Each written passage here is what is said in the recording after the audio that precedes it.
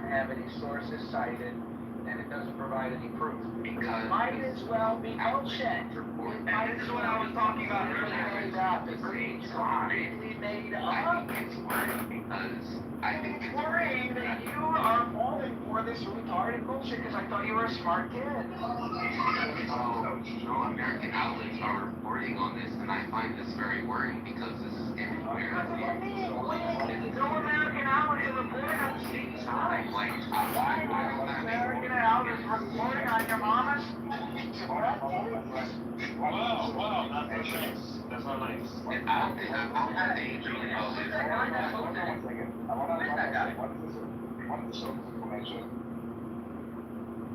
It's the PTR that it has right there, Daniel. It's the picture, it's a picture from Twitter, from this guy who posted on Twitter. Let's see, his name is Jasper Nathaniel. I don't even know who that is.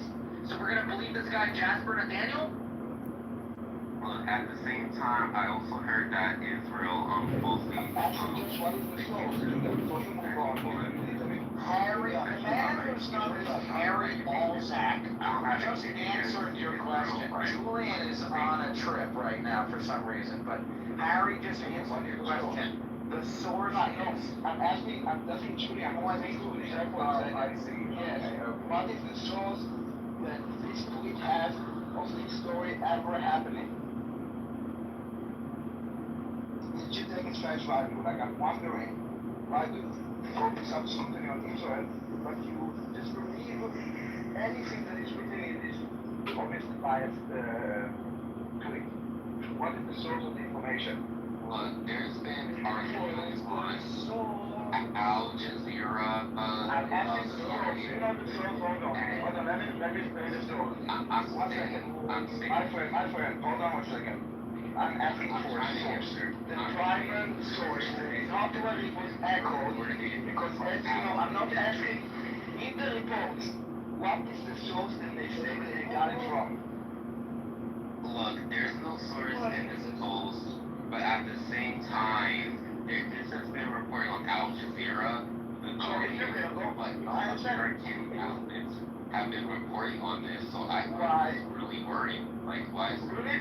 No, You're so close, Julian, you're so close. Julian, you're so close to figuring it out. Why just don't the Guardian and Al Jazeera are publishing this unverified, no evidence report based on God knows what, and the American or the Western one seem to not get, like, I don't know, screenwriters to write that thing. Like, do you understand evidence? Do you understand, like, the job of journalism? Like, whatever for yourself, in the evidence that you read, if you even read most of the tweet, what is the source? As said by who? Family members? Like, what? Well, like I said, this has been reported on. His source is Al Jazeera. I don't care what you reported. Oh my God. The Guardian. I'm trying to help you, man. I'm trying to help you. That you was going to take it aside. I will tell you, Julia, listen. Julia, no, repeating a lie doesn't make it more true. I'm asking. I think it's very disrespectful for it to say an American child being held in prison. Julian, you're missing the point in a really disturbing way. It's very disturbing. But I mean, I would say you're in that You're a symbol of what's wrong with the American public education system. prison and no Julian, there's something wrong right now. Julian, did you take the vaccine? You don't have to answer that question. Julian, did you take it? How many vaccines did you take, Julian? That's against HIPAA. You don't have to answer that question. Julian, you're missing the point in a major disturbing way. It is a meme online, okay? So I don't think it's a meme if it's been reported on the Guardian and Al Jazeera. well, put the link in the chat. Can you put the link in the chat? Put the link in the chat. Put the link in the chat. Wow, the link is in the chat. Okay, I put the link in the chat. Like, there's a child being held in prison and developing Says diseases. who? Says who? Based on what? What is the evidence that was presented? Who did they speak to? What did they see? Who was it? He did get his teeth knocked out.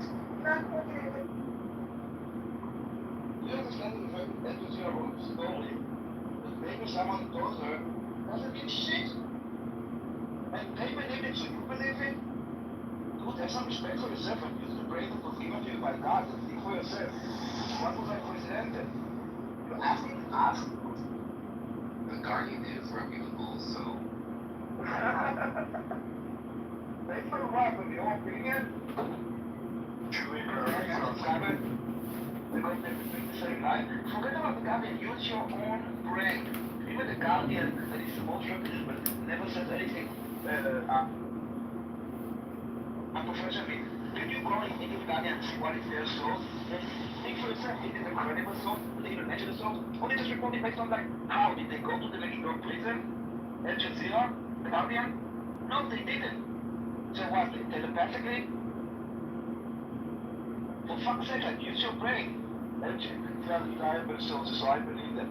Like God, this is how they brainwash you. Just believe whatever they told you. Because they stand with the Guardian of it. As if it's like the Ministry of Truth.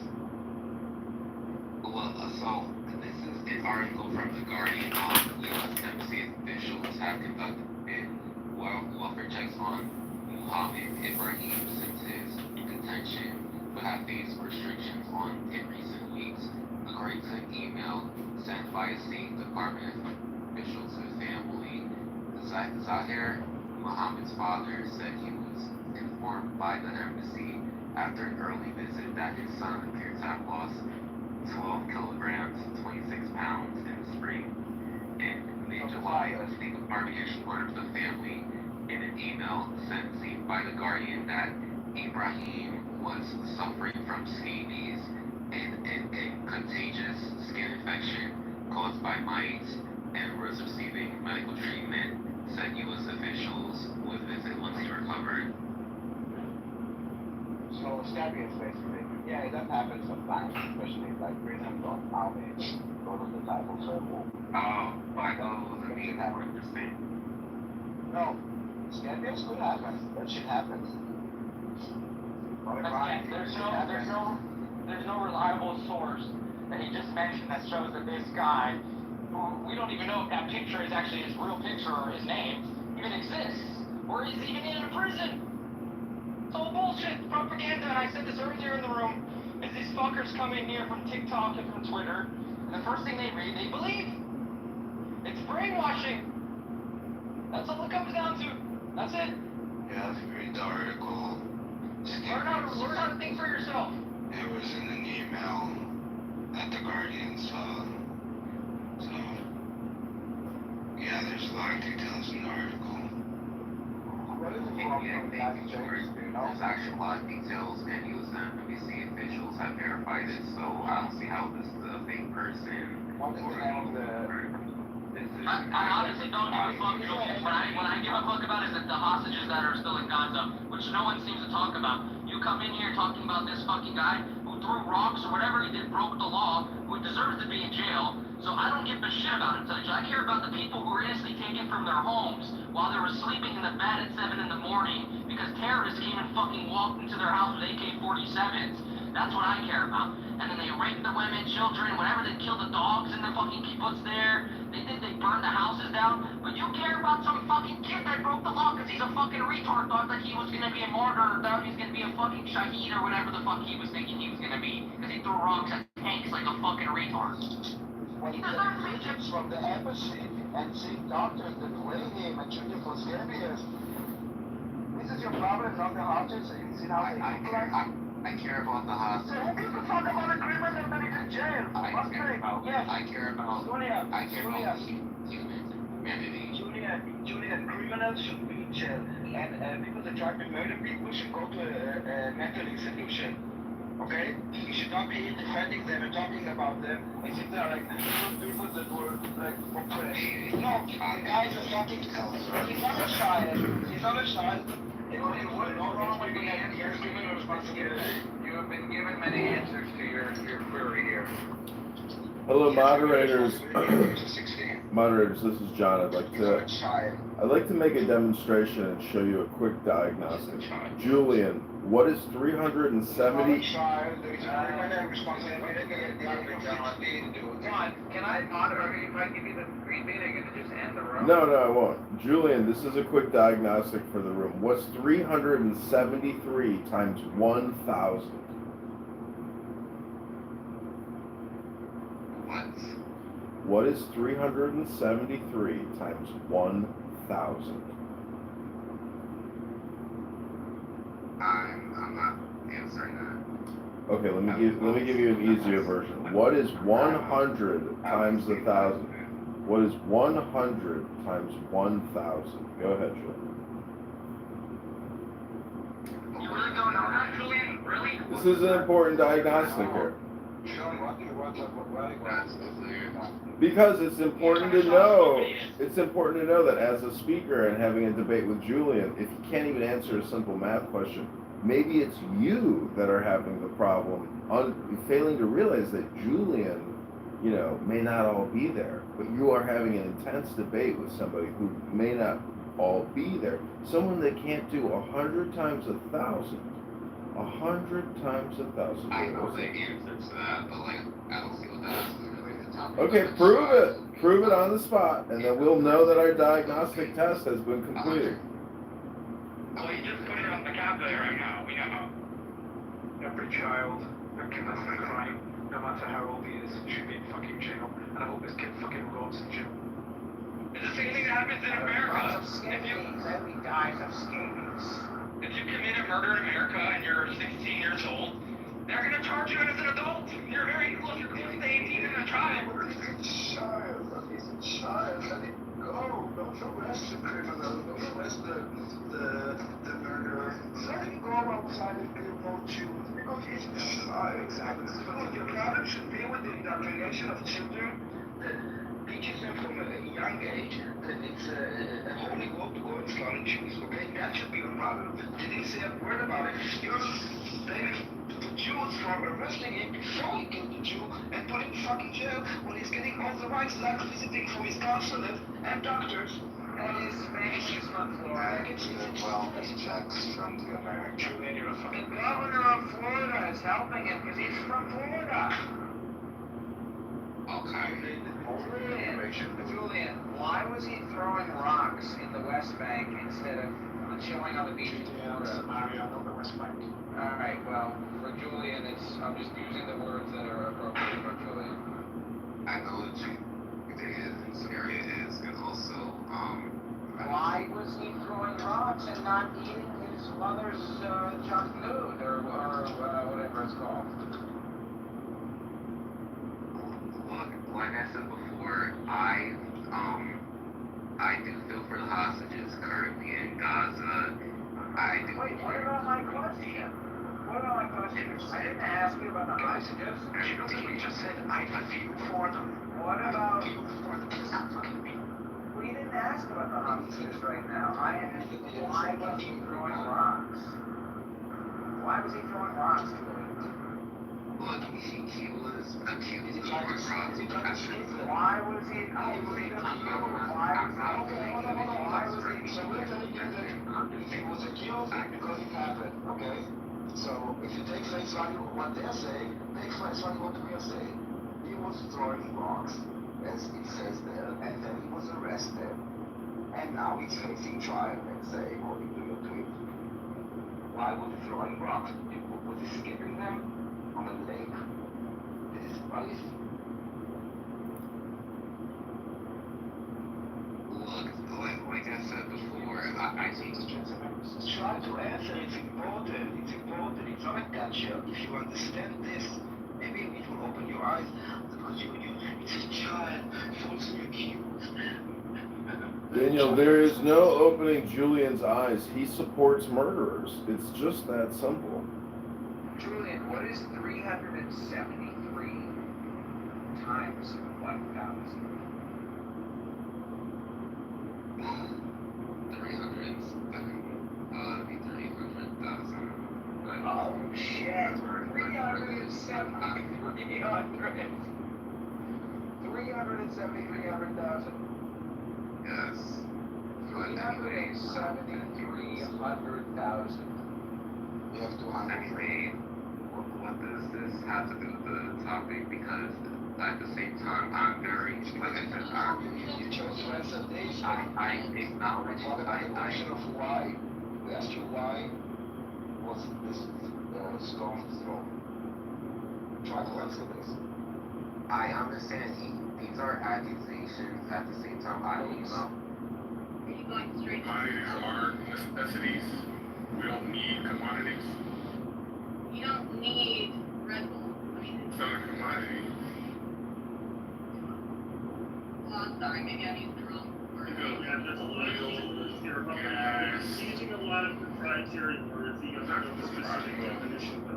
It's not Yeah, like Sorry, I it's thought I could colonial definitions, she's not gonna be familiar with the economic definitions of that. Oh my god, we just don't talk to people like they're idiots. Okay. There's no way to talk with you guys and spend this time with them, just I just leave them here and talking bullshit. okay. I really don't get your approach, please. It's audio. I think you're making yourself. Something I hate to admit is that Mel Gibson makes some of the best movies in the game. Like, it pains me as a Judas.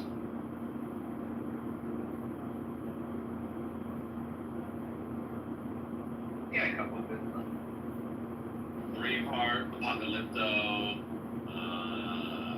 what else did he do that's really good? Patriot was fun, even though it's not a great movie, it's a fun movie.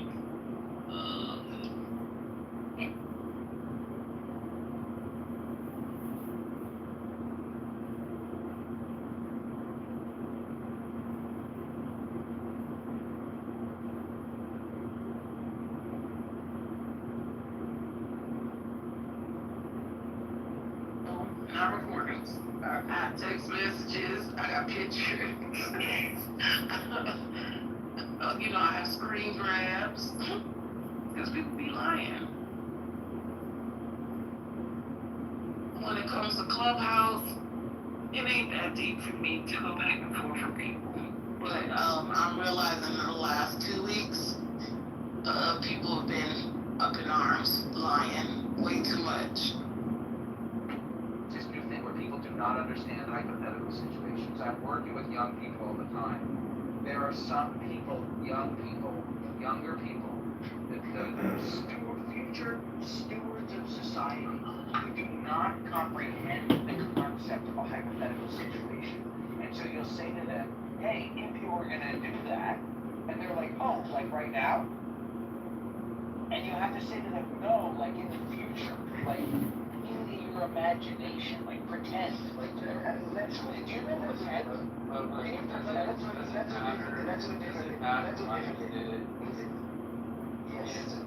No, it's felony assault. It's felony assault. If he said it didn't happen. He didn't say it. No, he didn't. Okay, but if it happened, it's felony assault. It doesn't matter why. No, of course it matters. It matters why, because it's not a criminal act. It's a criminal act. Yeah, it's assault. It's in your words. It is a terrorism. No. In your word, this is terrorism because it's the reason why it matters also in court. Okay. Well, why it's an additional charge. Terrorism, an additional charge of terrorism. Yes, sure. But I'm asking why it matters to me. Why? If it's the question is why, not what. No, but Jason, that would be the classification. Why did he get up the same day, got out, and decided to throw those rocks? Right. Not right. But that is the question. He goes in jail. But he's in jail for assault. But it doesn't matter. It doesn't matter. If it matters to run somebody. Oh my God, Jason. Well, it doesn't matter. Jason. No, for you, it's assault, okay? But it doesn't matter why. Because it happens a lot for the same reason. For the courts, it's assault. No, for the courts, it's terrorism. The justice system, it's assault. No, Jason, I'm saying it's no enough. Go and study the topic of the vaccine thing. Just, it was all like you would do if I went to the supermarket and have a fight. It's not. No, assault is when you put someone in fear of bodily harm. Okay, and battery is when you deliver on them. Battery is when you harm them. That's what those two things are. Intent is a critical part of any violent act. Yes, intending to, if you don't have the intent of self-defense, it's assault. Any violent I don't act. know why you guys are arguing about this right now. Because it is not I don't know why you guys are arguing about it is in jail. It is not a hostage. If it doesn't matter to you, let the conversation go because it does matter. And if you really answer it, you will understand why. Maybe if you look at saying, we heard what you said. We heard what you said 7 times. But the question that I had was not what the charge. I asked why I was fed up that morning. Why did he get up this morning and decided to solve wrong? That is the question that interests me. I think that if Julian would understand it, he would have a better understanding of the entire situation and not think that he's like a child that was arrested and accused. And got scared.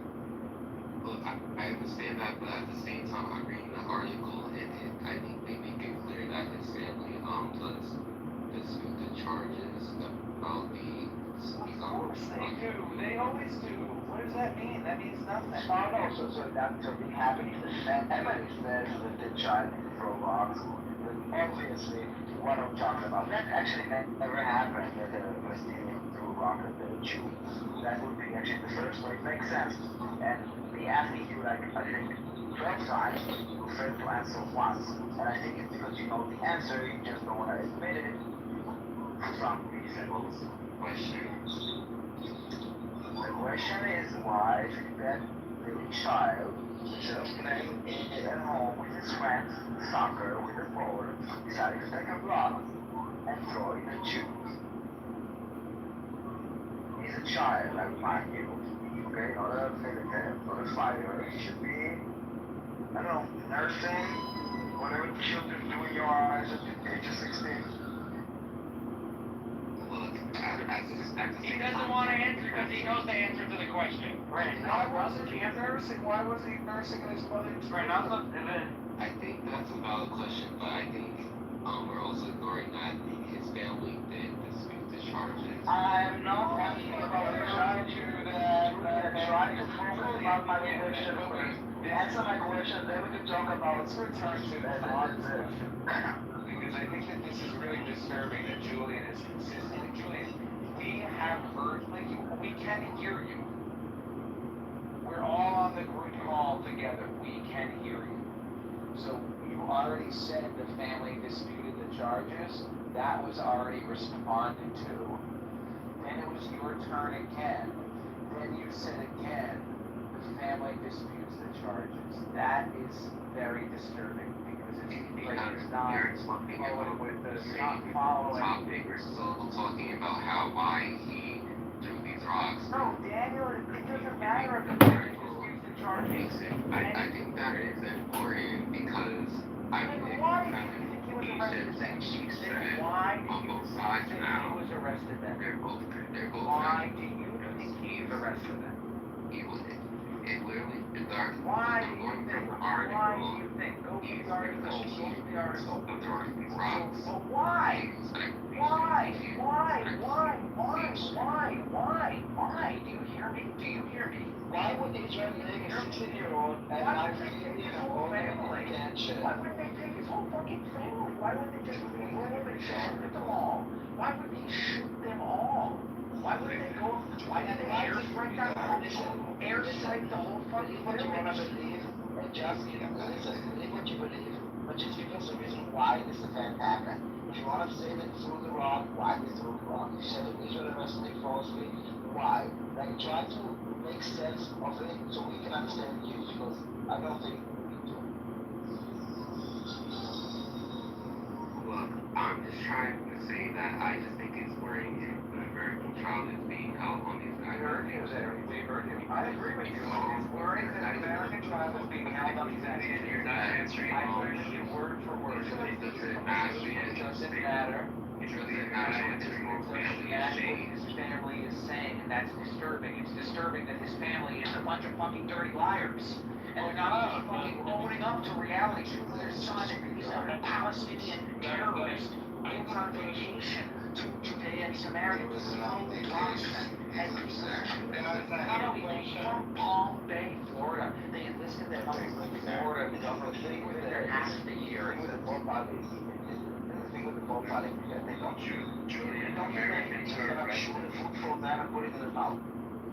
Americans are arrested all over the world all the time for crimes like this, and no, the U.S. is not busting out or whatever. People who commit crimes should be in fucking jail. Okay, and this kid probably is in that category, dude. That's not fucking concerning. That's the system working.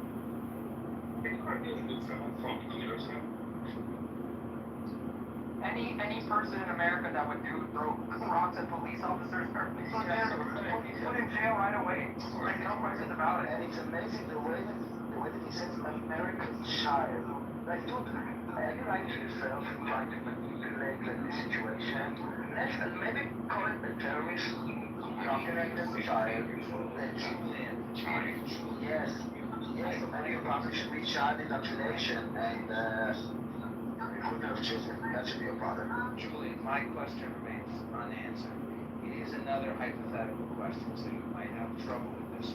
But if he wasn't arrested for throwing rocks, Julian, you agree it's possible that he did not throw rocks? You agree? It's possible he did not throw rocks. Is this true? Well, so Documentary. Throwing rocks. He's been accused of throwing rocks. It's like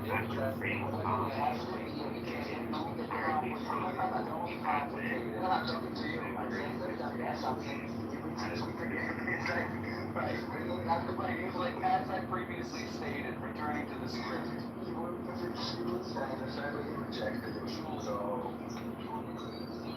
Julian, why do you believe that he was specifically targeted?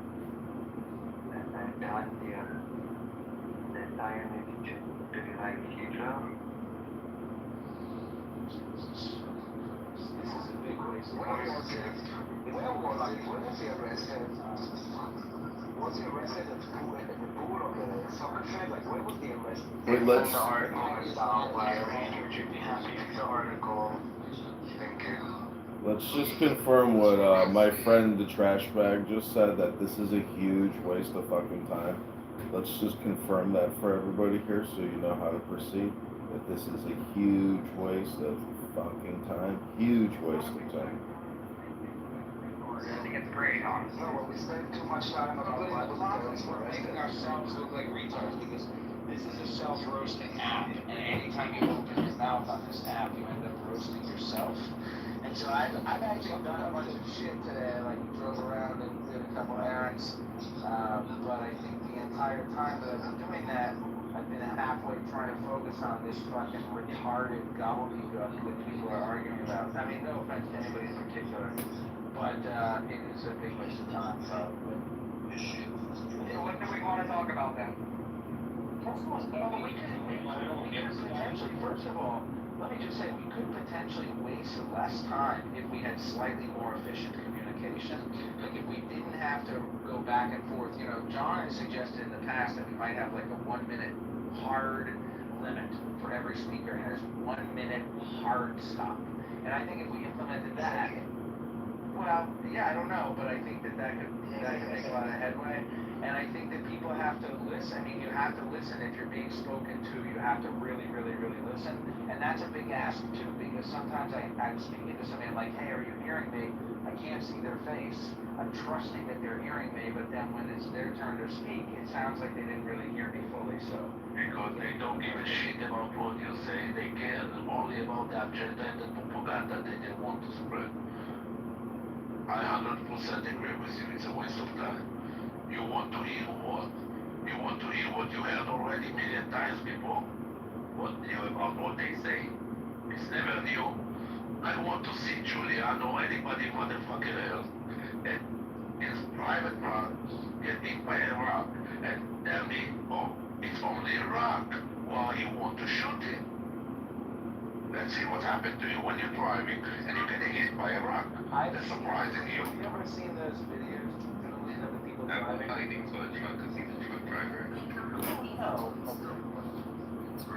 No, that's not why, because that's what these fucking kids do. They throw rocks at trucks, at cars, people, like innocent people, civilians driving to and from work. You know, they take guns, they shoot. Truck driver, do you understand this stupidity? It's the point that he's a child of his family said it didn't happen. It's not. Oh, okay. Yeah, we're missing all the points. We're always on the miss. Somehow, we're always on the miss. We never on the get it. And Julian is claiming that he's so much for Israel, and he cannot bring himself to say one good thing about Israel. Unbelievable. I love them. Go sit on the cactus, you fucking piece of shit! Sit on a what? I just said I love like something from Israel. There's one of my I think your beaches are Yes, cactus. Sit on a cactus. There's shawarma, really, Julian? There's shawarma?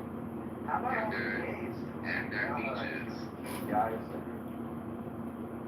How would you even know? You've never been, Julian. How would you know anything about the beaches or... I have Google on my Google. It's around the beaches. Oh my god, yes, no good. Hey, this is from like an hour ago. So I figured out the beach. Is that where you are now? Yeah, no, an hour ago. Now you're going home. At some point, but I'm not exactly where.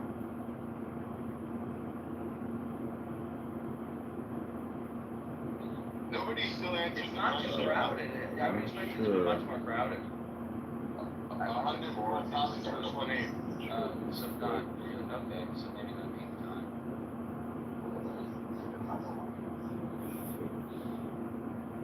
What was the question, Bibi?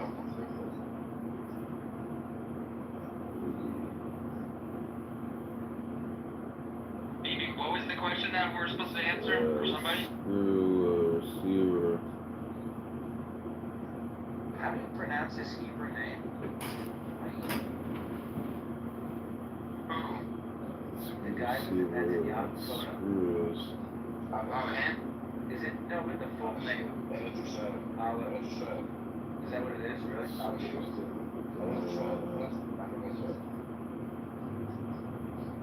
Or something else. So the coin that they always seem to say that it has the name Palestine on it, that's also written on the coin as well. What he has to say He's is saying that the Aleph can also signify the word for land.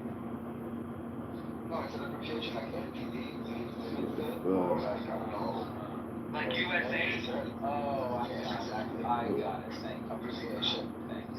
And basically the people, the British man, the name of the British man. Oh, what year did that friend pick up the wood? Yes. Germany in English, but in Germany it's English. Yes.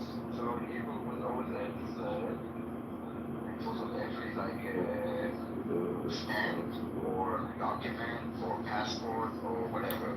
It's not a whole Like time. whenever they show those coins or documents, it's from Hebrew. So Number and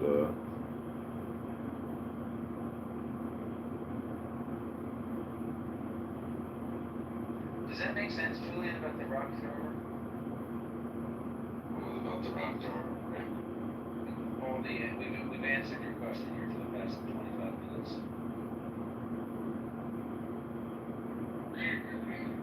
Okay. I mean, is my microphone working? Working out. No, your microphone is working. I think put you the just number had a on bit the too order so much we get into talent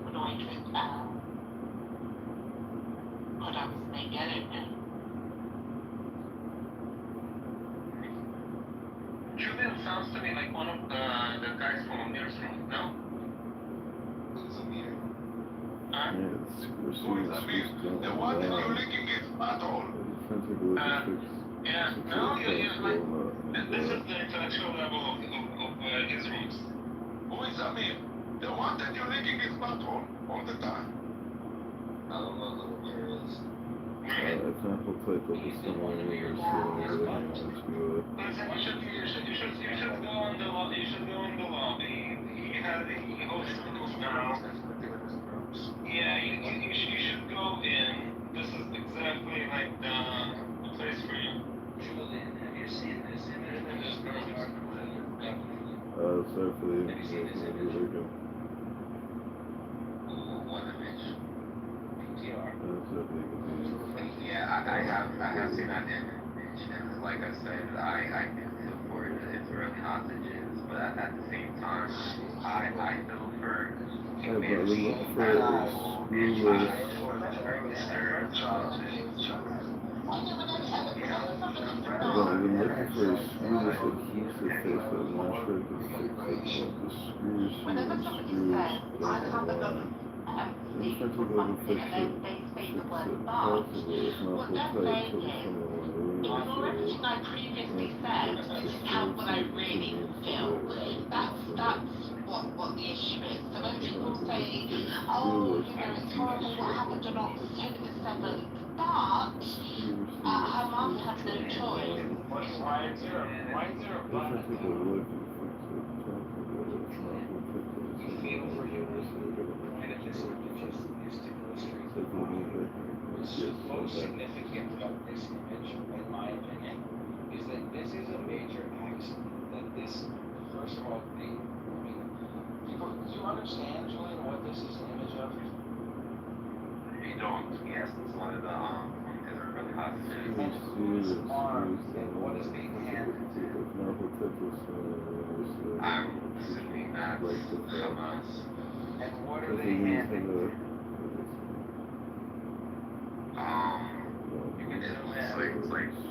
It looks like water or food. I don't know. A can of beans, basically, to me. Yeah. Okay, so but this is an axe. This is a major slip up. This is a goof because they should have got a much more starving Hamas person to hand him the fucking can of beans. Because as I illustrated in the meme, I am the creator of this meme, by the way, which I think is a very nice meme. You can clearly see that the one guy is starving and that the other guy is being treated very well. So what we're told all the time is that the hostages are being treated very well, and what we're told all the time is that the Palestinians are starving. We're told that all the time. No, they say that all the time. The hostages. I disagree. No, because like Beside the point. The point is, they goofed up and they showed that they're not actually starving. That the Hamas guys who are in the tunnel with the starving guy, the Hamas guys are not actually starving. And so the reason why I think this is relevant in response to your stopping Right. So the reason why this is a nice response to your image about the rock-throwing 16-year-old from Palm Bay, Florida, who went on vacation to Judea and Samaria and spent his time throwing rocks at passing cars for fun. The reason why this image is a nice response is because it illustrates how many lives there are in the Palestinian narrative. There are lives when they're talking about whether or not they're throwing rocks at cars. There are lives when they're talking about whether or not the hostages are being treated very well. There are lives when they're talking about whether or not the Palestinians themselves are starving. There are lies that you see being disproven every day when you watch the videos. There are lies about the aid trucks and the aid distribution. I saw a video the other day about one of the dropped aid packages that landed on a balcony. Did you see that one? Anybody? Or what is your question? Scaffolding. Not the scaffolding. Yeah, did you see this video? It like landed and then they were like swarming it like a fucking... Yeah. It fell down. Oh my goodness. So, Julian, they just lie all the time, and they probably were lying about this 16-year-old rock thrower as well. Oh, he's on So my friend. Amazing. Resistance is coming. Julian is a good guy. I mean, Resistance is a hateful piece of garbage. Julian is just young and dumb. Julian is no better than Resistance. Oh, Julian is much better than Resistance in I'm one gonna simple tell way. you why not. I'll just tell you. As a young guy,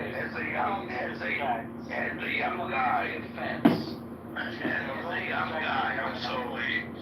As a young guy, All right, fine. as a young guy that actually studied in New York University, if you don't do your own research, shut the fuck up, bitch. If you don't do your own research to find out what is the action proof, then you are no better than Resistance.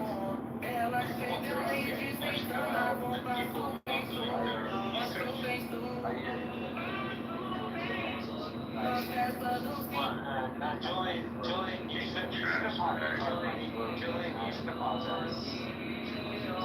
Don't you see that I convert Resistance to what my media I convert it? The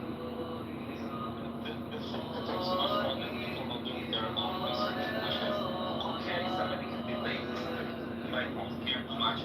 I'm not good excuses. What I fucking hate is people not making any fucking sense in the conversation. Like you give them the fact, you ask them a question, and they cannot fucking answer like a really dumb question that like a 5-year-old should answer. themselves. They should all they can't do that like pathetically. And that's exactly the reason why I'm telling you that Julian is no better than Resistance. Because he know that if he's gonna do the research, he will find out exactly what you're telling him. He's not that dumb. But he wants to be themselves. exactly. So they cannot do this.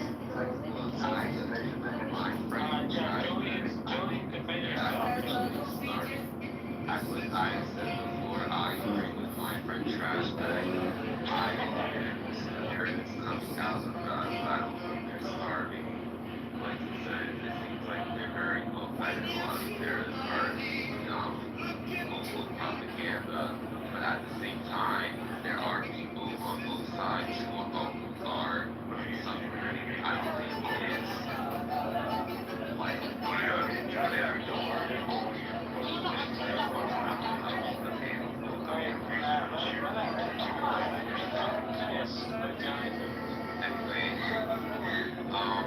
like I said before, there are people on both sides of this conflict who are suffering, and I'm just very concerned with this child and his situation going on now because Julian, I wish that you would have been that child. I wish that you would have been that child. And you would have seen how good it is. You worse than a child.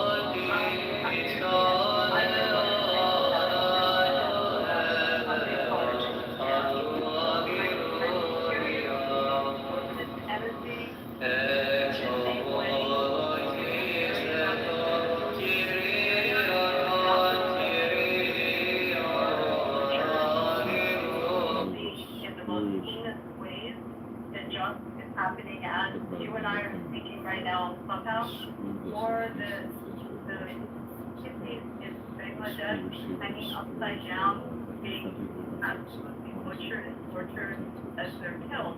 I mean, my heart goes out to the Druze in Syria, in the Sudan, the amount of people, as we're on Clubhouse now, that are being murdered.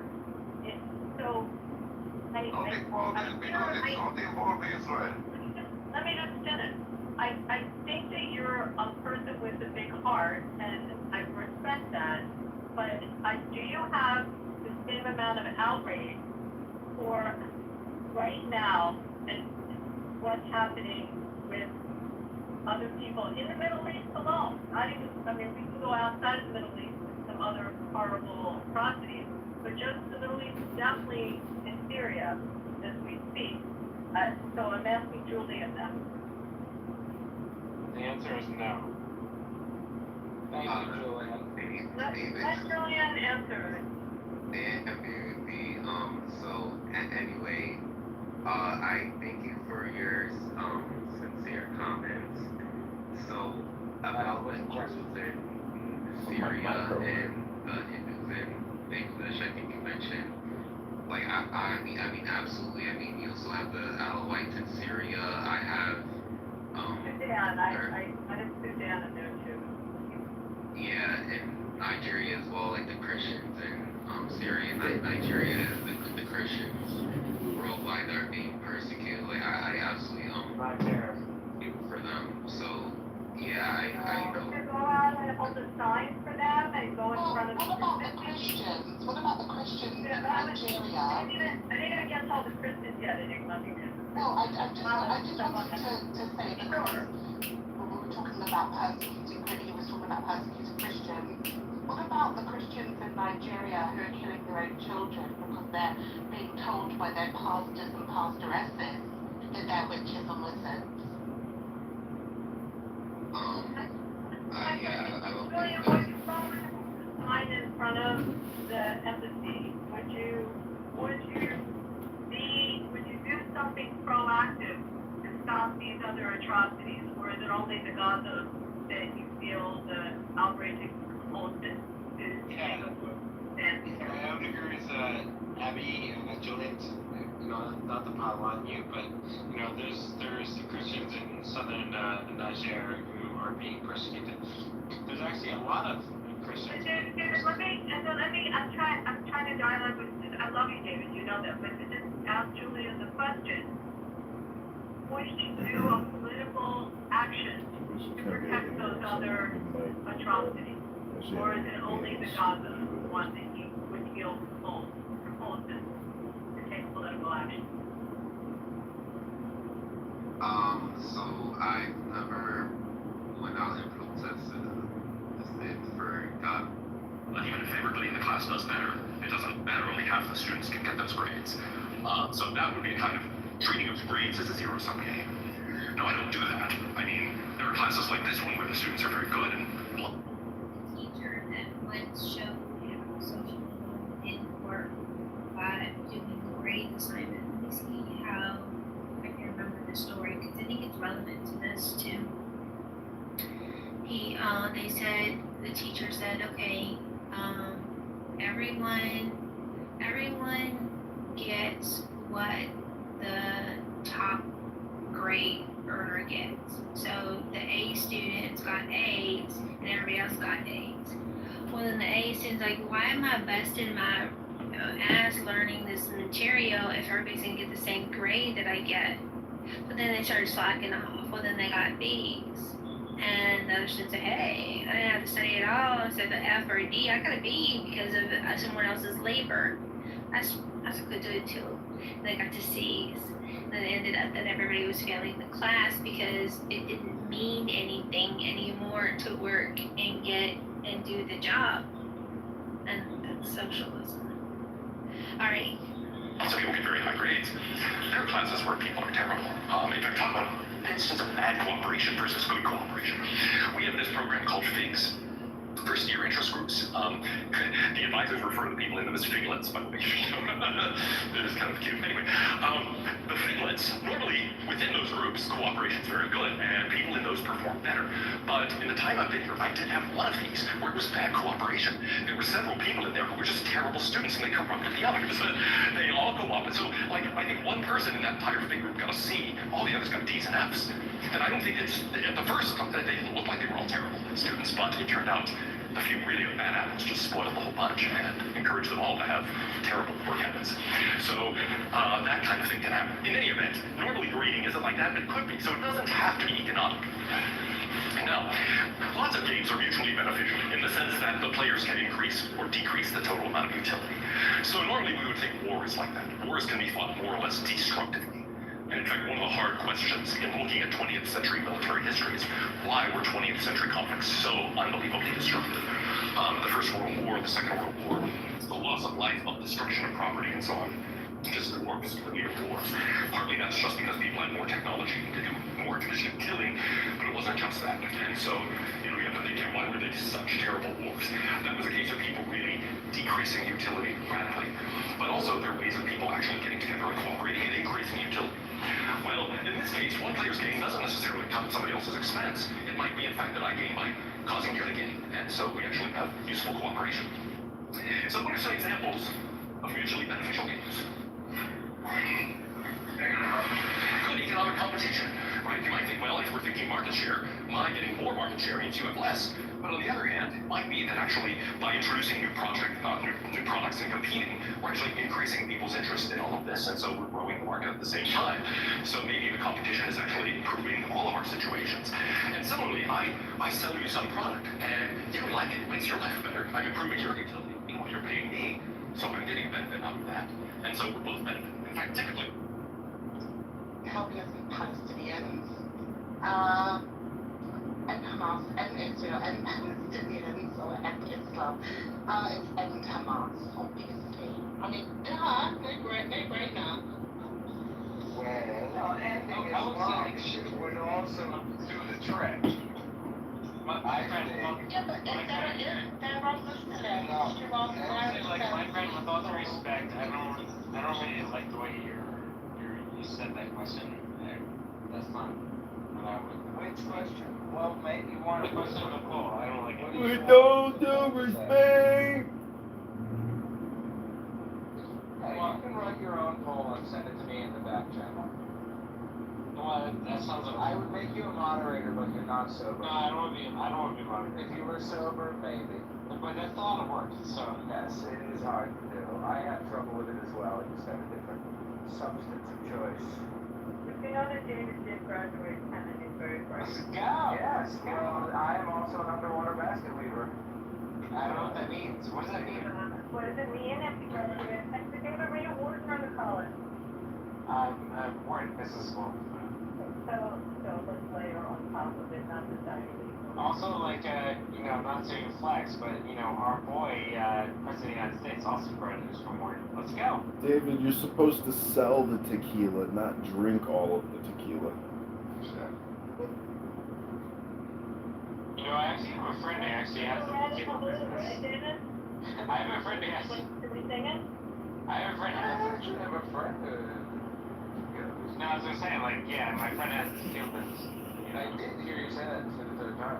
But not me. Not me.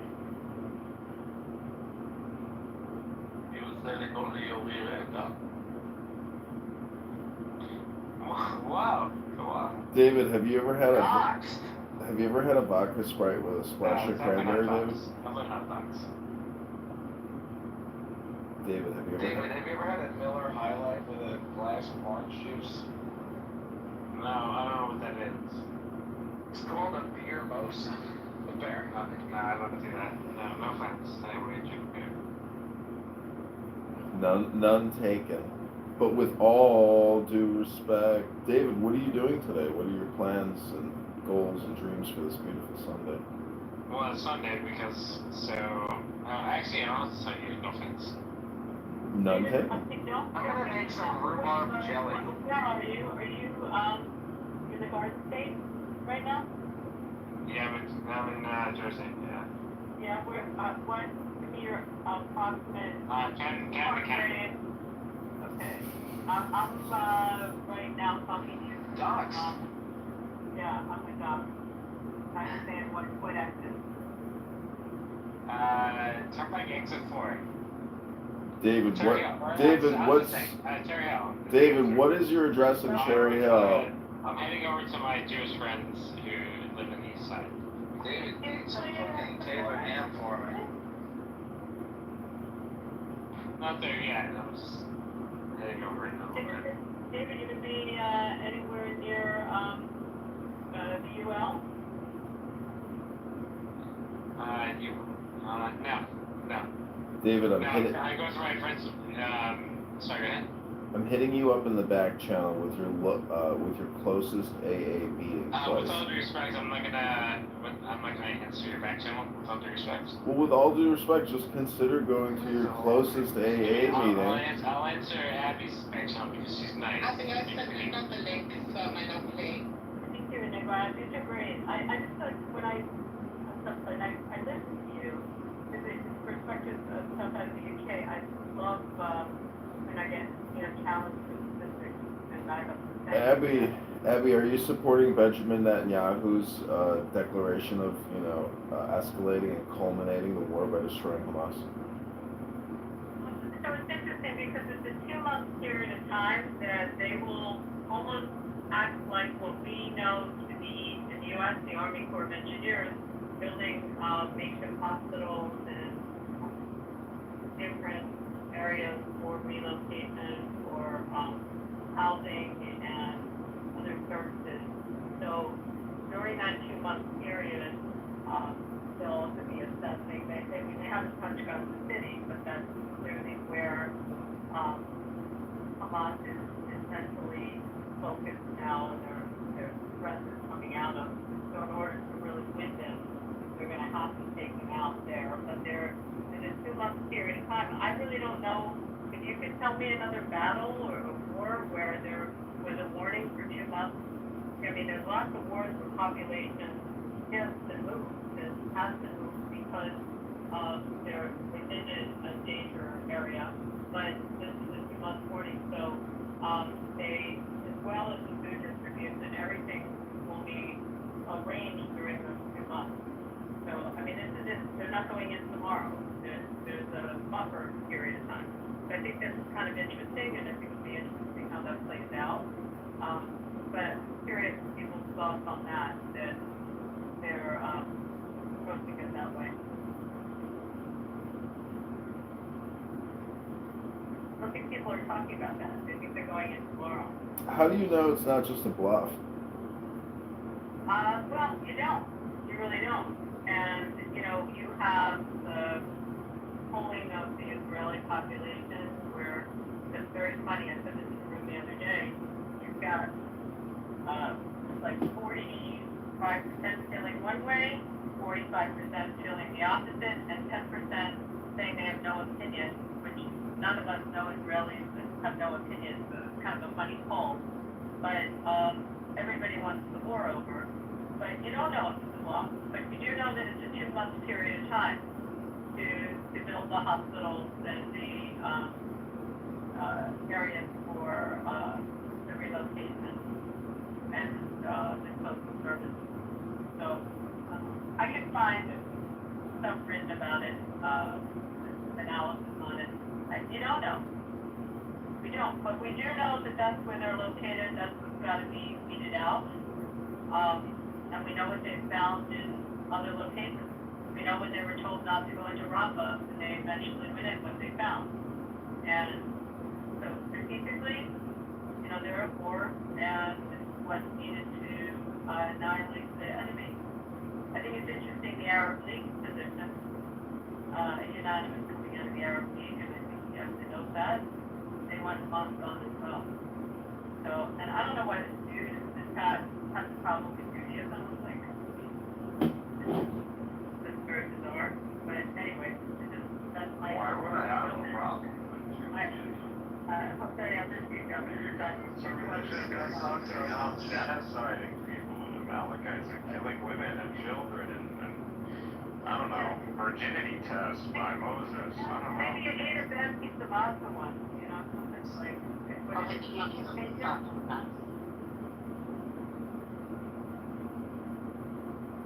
it funny that people, when they come into the room, when someone's talking, they just talk over them to troll because they want to put their propaganda and their narrative out there?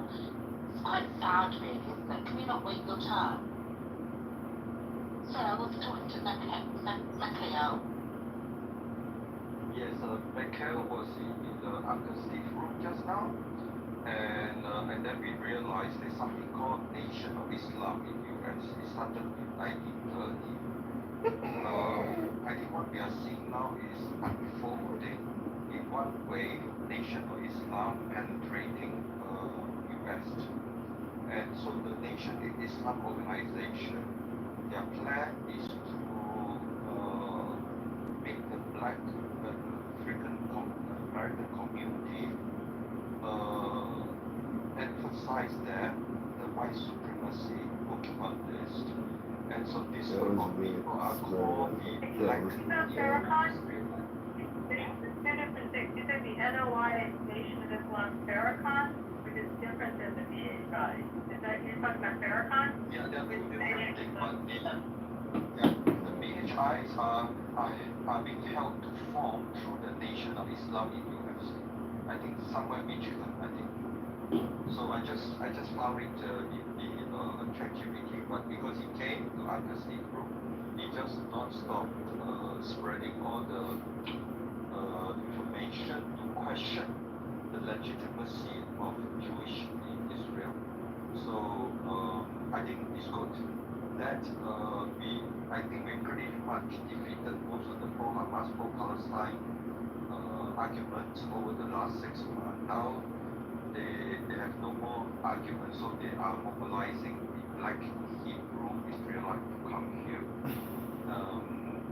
And that showed that in order to have unity for America, we have to help the black community to attract this group of people who only trying to cause more division among the American population, using Israelite as a justification.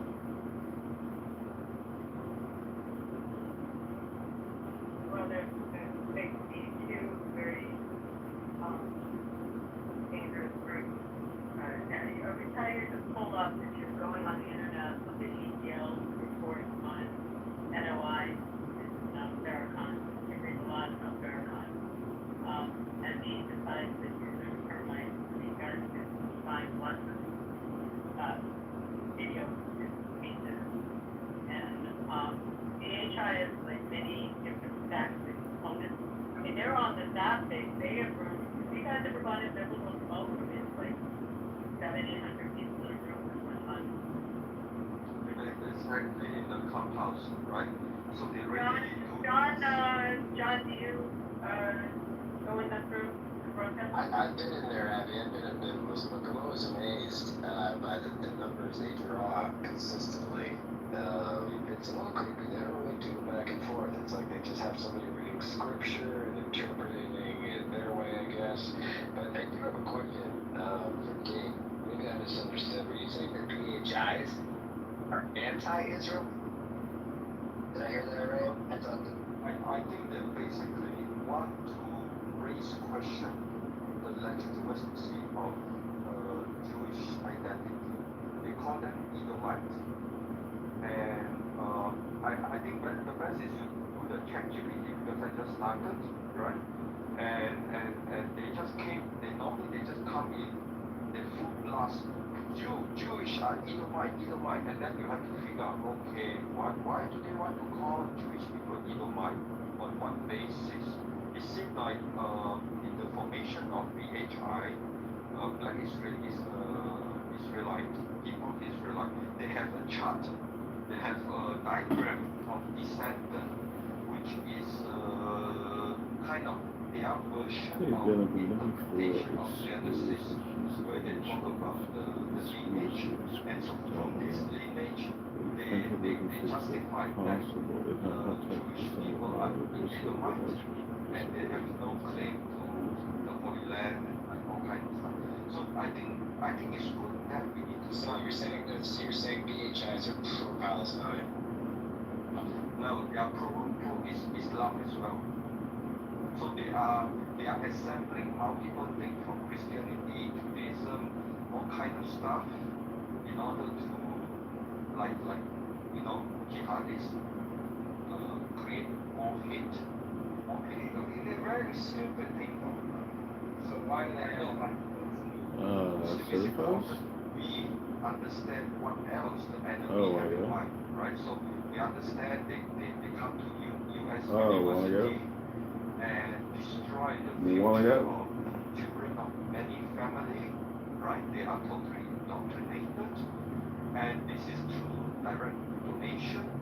And now I learned in 1930 they already started this thing. Yeah, it's called the Nation of Islam. I think maybe probably know more. But the question is, what else Nation of Islam are doing in the U.S.? If they are doing in the U.S., what else organization is doing in the UK, in Europe? You have to understand all these things. Then we know exactly how to deal with it. Yeah.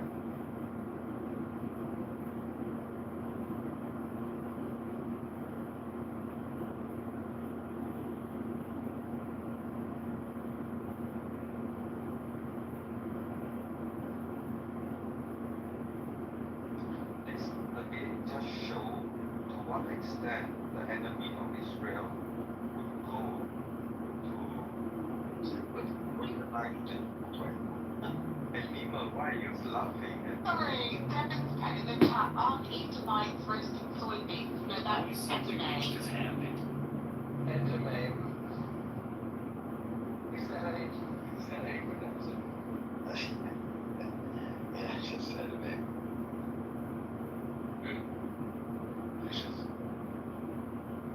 How do you say it then? I think it was edamame. Well, of course, you like to put your E's on the end, like Nike. We call it Nike. Oh, you just say Nike.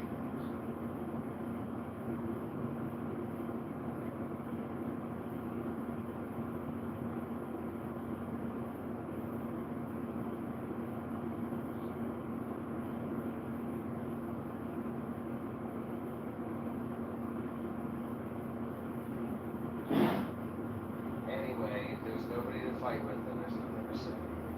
Yeah, I was gonna say, yeah, my friend, it's very quiet. Fight. Oh, Shapeshifter is here. Shapeshifter. On the poll. Shapeshifter. Oh, Shape voted. That was a nice. Shapeshifter is not that bad. He voted correctly in the poll. Shapeshifter. Do you think Benjamin Netanyahu's all bluff and bluster, or do you think he's really going to send in the hardcore IDF soldiers to go in there, blast out those terrorist cocksuckers, and liberate those hostages? Whoa. What do you think, Shapeshifter? I think there is a chance of bluff in there. Do you think? Are you still? Why would we be bluffed though? It's just strategic, David, so you can try to extract some type of negotiation. Hold on, I didn't ask you, I asked him. But he didn't ask you, he asked him. But I'm asking him. Okay, with all due respect, my friend, I'm asking him. But what if somebody else wants to answer? Are they not allowed to? Okay, well, we can do a poll. But David, if you're even dumber than Julian, what does that say about you? First of all, that's not funny. That's not funny. I feel insulted that you were laughing at me. No. David, what is 873 times 1,000? It's okay. David, I prefer coffee before 5 p.m. It's a good choice. It's a smart choice, David. Coffee before 5 p.m. Don't forget the numbers there, David. You don't start drinking alcohol until after 5 p.m. So I think it could be a bluff, and it would actually be really smart to bluff. Really good if he's bluffing. Okay, so like me and her, we're having a conversation. You guys. Sorry, me and her. Yeah, I know, right? Like we're having a conversation. And all these men, right? She and I. David, are you running? I put him in the audience real quickly. I want David to simmer just a minute because if you're gonna pre-announce that you're gonna take the whole Gaza Strip, and that means you're going to, engage and defeat guaranteed. So what I'm trying to say is by making all or nothing statements or creating clickbait titles, you create that in order to see how what the feedback is, what the response is, and so I think that saying you're going to wipe your ass versus actually wiping your ass are two different things. I think it could be a bluffer. It's a little bit like chess, you put a feeler out there to see how they respond, and because to sacrifice more soldiers to go liberate Gaza from Hamas versus getting some type of negotiation or settlement or meeting of the minds through this type of negotiation technique. But it could literally be him actually doing a neurolinguistic program and saying, hey, we're going to prep the world for this, that there's going to be some carnage. So, we told you 2 months ago, and now we're actually doing it, because that's most likely what's going to happen, where they're going to hope for the best, but plan for the worst. Nice. Moving the pawn on the road file. Somebody probably forgot that we're faithful. And you think that maybe now could advise everybody that is going to do something. Really? Wait, so what are you saying, Shirky? I think that it's completely blocked, but we will see. There is no way that it's not a block, from my opinion. Like, since when you're going to let your enemy know when you're planning to do something? Well, did he do that? Did he do that with Iran? Did he do it with Hezbollah? With who he did it? So now we decide to be the stupid to let the enemy know. Well, I mean, they're in kind of a cornered position, no? No, why is it cornered? Do you see Trump saying anything against it? Do you see Trump stopping him from anywhere? He is in the best time of his life. 30 years in the political industry, never had so much support.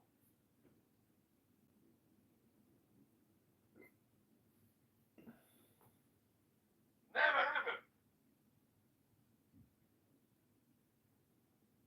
Well, in terms of how many enemy soldiers there are still, what's the actual number? Any idea? Is it 10,000, 20,000? Is it 5,000? The problem with that, you're killing one, and they grabbing another 14 years old kids, give them a weapon in their hands, and send them to either kill a soldier or get died by the soldier. So, for every one that's falling, they have another two that they recruit immediately. IDF estimates are 40,000 as of May.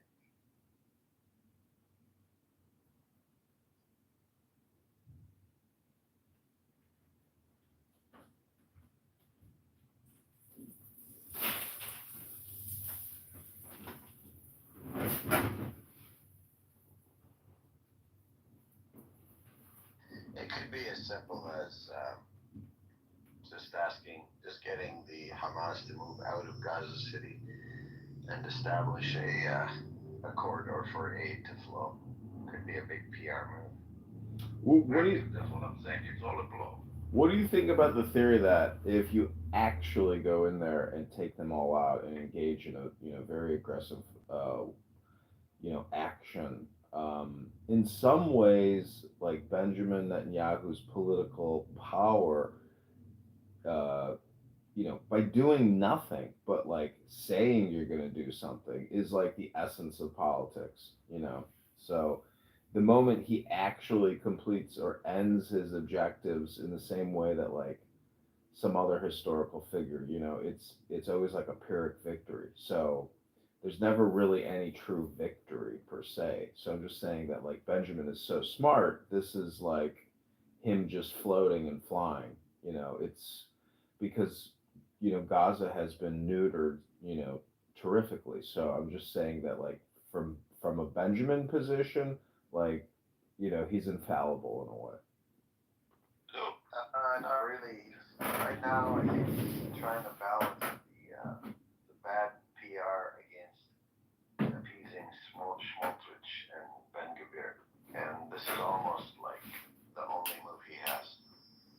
So he's got both sides kind of balanced off of each other. He's extending his shelf life, is what he's doing. He don't need to extend his shelf life, no matter what he's gonna have until the next election, because now they are in 3 months of vacation, whatever the government.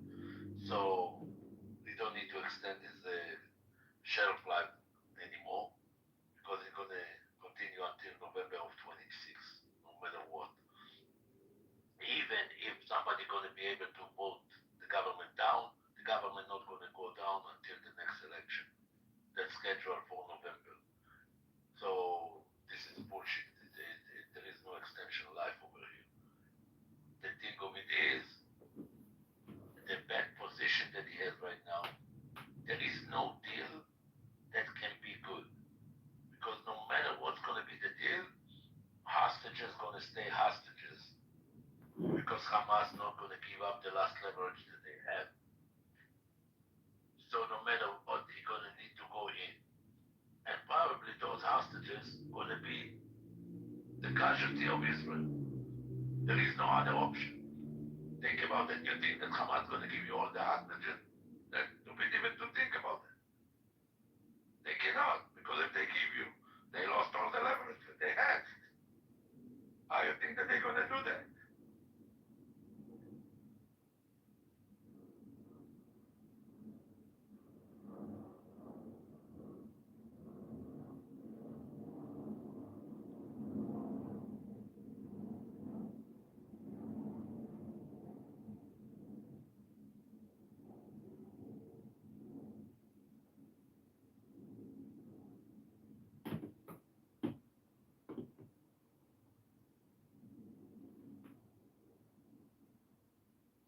Well, does anyone want me to play a clip of Benjamin Netanyahu discussing the Gaza operation?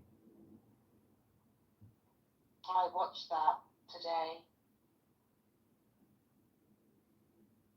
Yeah. Sure, go ahead. And you're going to include the reporters' questions and everything. We can. There's a couple clips. I mean, it's like a 28. Okay, let me just play some of it.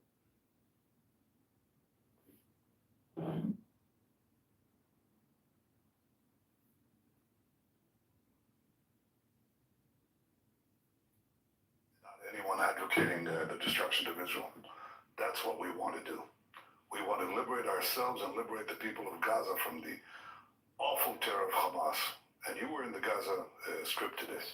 You met Palestinians who are fighting Hamas because finally they see that they have a future. They can rid themselves of this awful tyranny that not only holds our hostages, but holds 2 million Palestinians in Gaza hostage. That's got to end. Are you saying today that you will take control of the entire 26-mile Gaza Strip, as it was 20 years ago to this month in 2005? Well, we don't want to keep it. We want to have a security perimeter. We don't want to govern it. We don't want to be there as a governing body. We want to hand it over to Arab forces that will govern it properly without threatening us and giving Gazans a good life. That's not possible with Hamas. The only way that you're going to have a different future is to get rid of this neo-Nazi army. The Hamas are monsters. Look at what they're doing to our people. Look at what they're doing to the way they massacred, raped, beheaded our people, our men and women, burn our babies. And they are really cruel to their own people, because when we try to take them away from the combat zones, they shoot them. They want people to be civilian casualties. They want a starvation policy that they themselves are trying to put into being, and we're doing everything to reverse that. They have to go. I think President Trump has said it. You have to see two things in Gaza. You have to see Hamas eliminated, and you have to have the hostages released. And he's absolutely right. There are 20 hostages that the Israelis believe are still alive. And in recent events, the closer the IDF got to them, many of them were killed. Are you prepared for that? We're doing everything in our power to salvage the hostages. We've, in the beginning, the second day of the war, I think a senior command official in Israel said, you're going to have to get used to the idea that we're not going to see any of them alive. And I said, no, I don't agree with that. I think with a combination of the right military tactics and international pressure, we can get all of them, and certainly most of them, out. So far, we got out of 255, we got 205 released, 148 of them are alive. Nobody believed that. And I believe we can get the others, but we have to combine the right tactics, military tactics. Without military pressure, nothing works. Yesterday, I spoke with Laron Berman. He has two brothers. Yes. His family believes they are still alive. He said the following. My advice to you, speaking to the Prime Minister, by all means necessary, we need to bring them back for stability in the region for the future of Israel. It's a tough decision. But we will handle everything, meaning Israel. What do you say to the families of the hostages? That's exactly what we're trying to do. People say you can't both release the hostages and eliminate Hamas, and I disagree. I think so far we've shown that we can, and I intend to complete the job, but we have three missions. One, to eliminate the Hamas as a governing and military power in Gaza, otherwise there's no future for anyone. And we'll have many more kidnappings and many more hostages. Second, achieve the liberation of all our hostages. And third, make sure that Gaza doesn't pose a threat to Israel again. And we're well on our way to achieve all three. Now there are difficulties because there's so much vilification and misrepresentation in the press. There's an attempt to put blame on Israel for the interdiction of humanitarian supplies that Hamas is interdicting, and Israel is the international community is delivering the blame to Israel. They're doing everything to rob these food trucks. They're taking the food for themselves and then jacking up the price for the remaining supplies to their own population. That's monstrous. We have seen some of that. And you're right about that. And you're also right that we went into Gaza while we've been here this week. And we were in the southern town of Rafah, near the Sinai Desert in Egypt. And that town has been flattened. And you have been accused of genocide. How do you respond to that? Well, as Ambassador Huckabee said, if we're practicing genocide, we're surely doing a very bad job of it, because we could have, basically eliminated the entire population of Gaza, but we went the other direction. We did something that no army in history ever did. We're supplying humanitarian food to the enemy's population because we distinguish between combatants and non-combatants. We put in 2 million tons of food. I mean, if we wanted to commit genocide, we wouldn't give 2 million tons of food to the population.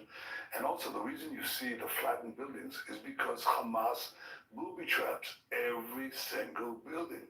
So when we come in, we first have the population moved, even though Hamas tries to keep them in the combat zones.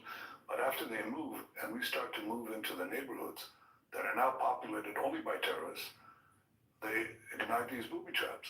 So what we do is we put in an APC, an armored personnel carrier, with a lot of explosives, detonate it.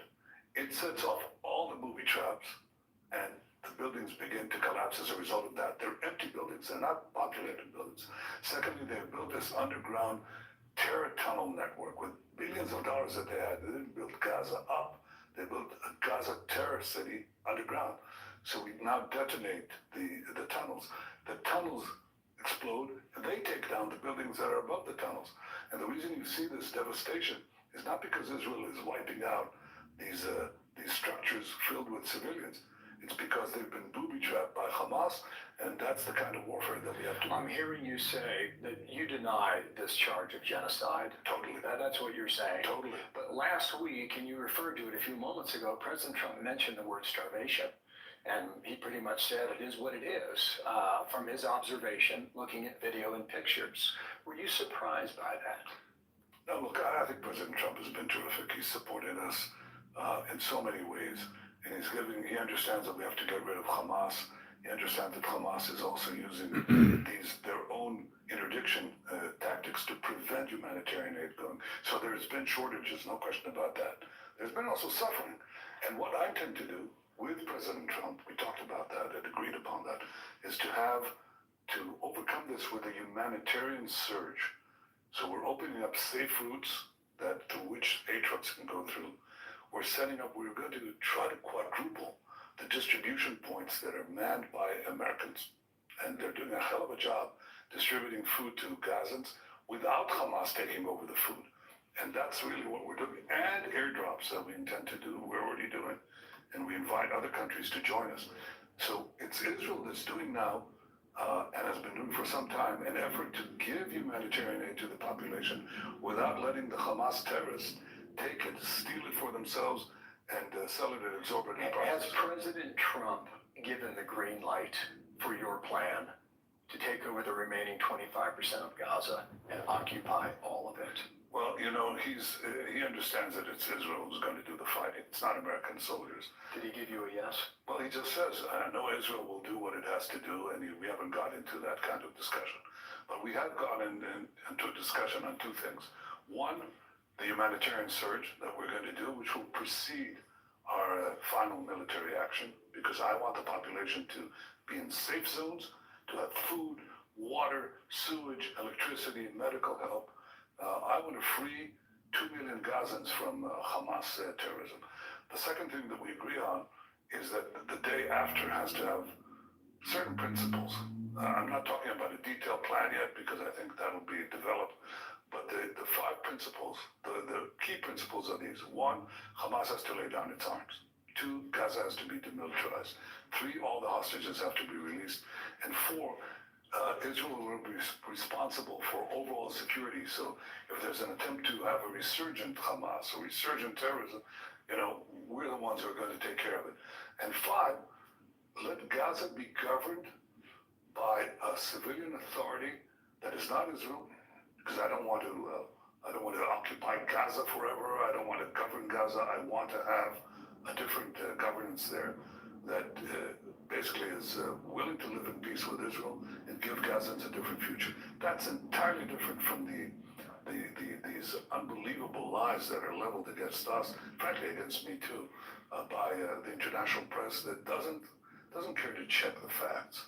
It just takes Hamas statistics, Hamas arguments, it just swallows them hook, line, and sinker, and delivers this vilification of the one democracy, the one Jewish state that is fighting people who massacred. It's the equivalent of the massacre of thousands and thousands of Americans, the rocketing of American cities. Nobody would stand for that. Come back to my experience inside Gaza this week.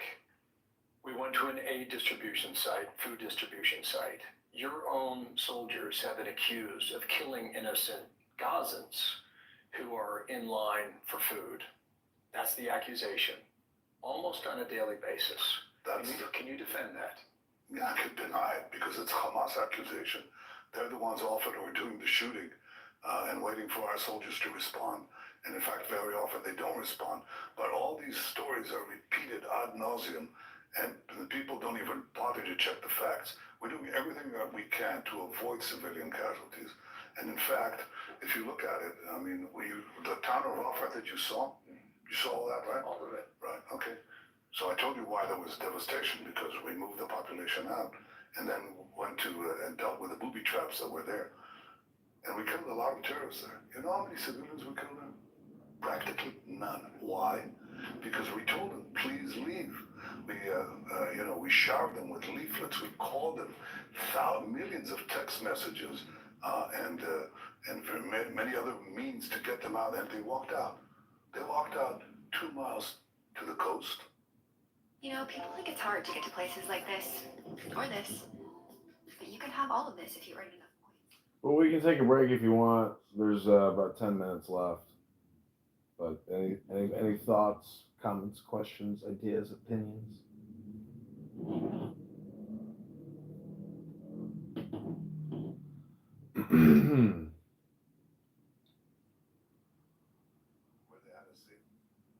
No, silence is acquiescence. Okay, here we go. This is the rest. Practically no civilians were killed. That nobody describes, that nobody talks about. Israel is doing things that no army in history has done.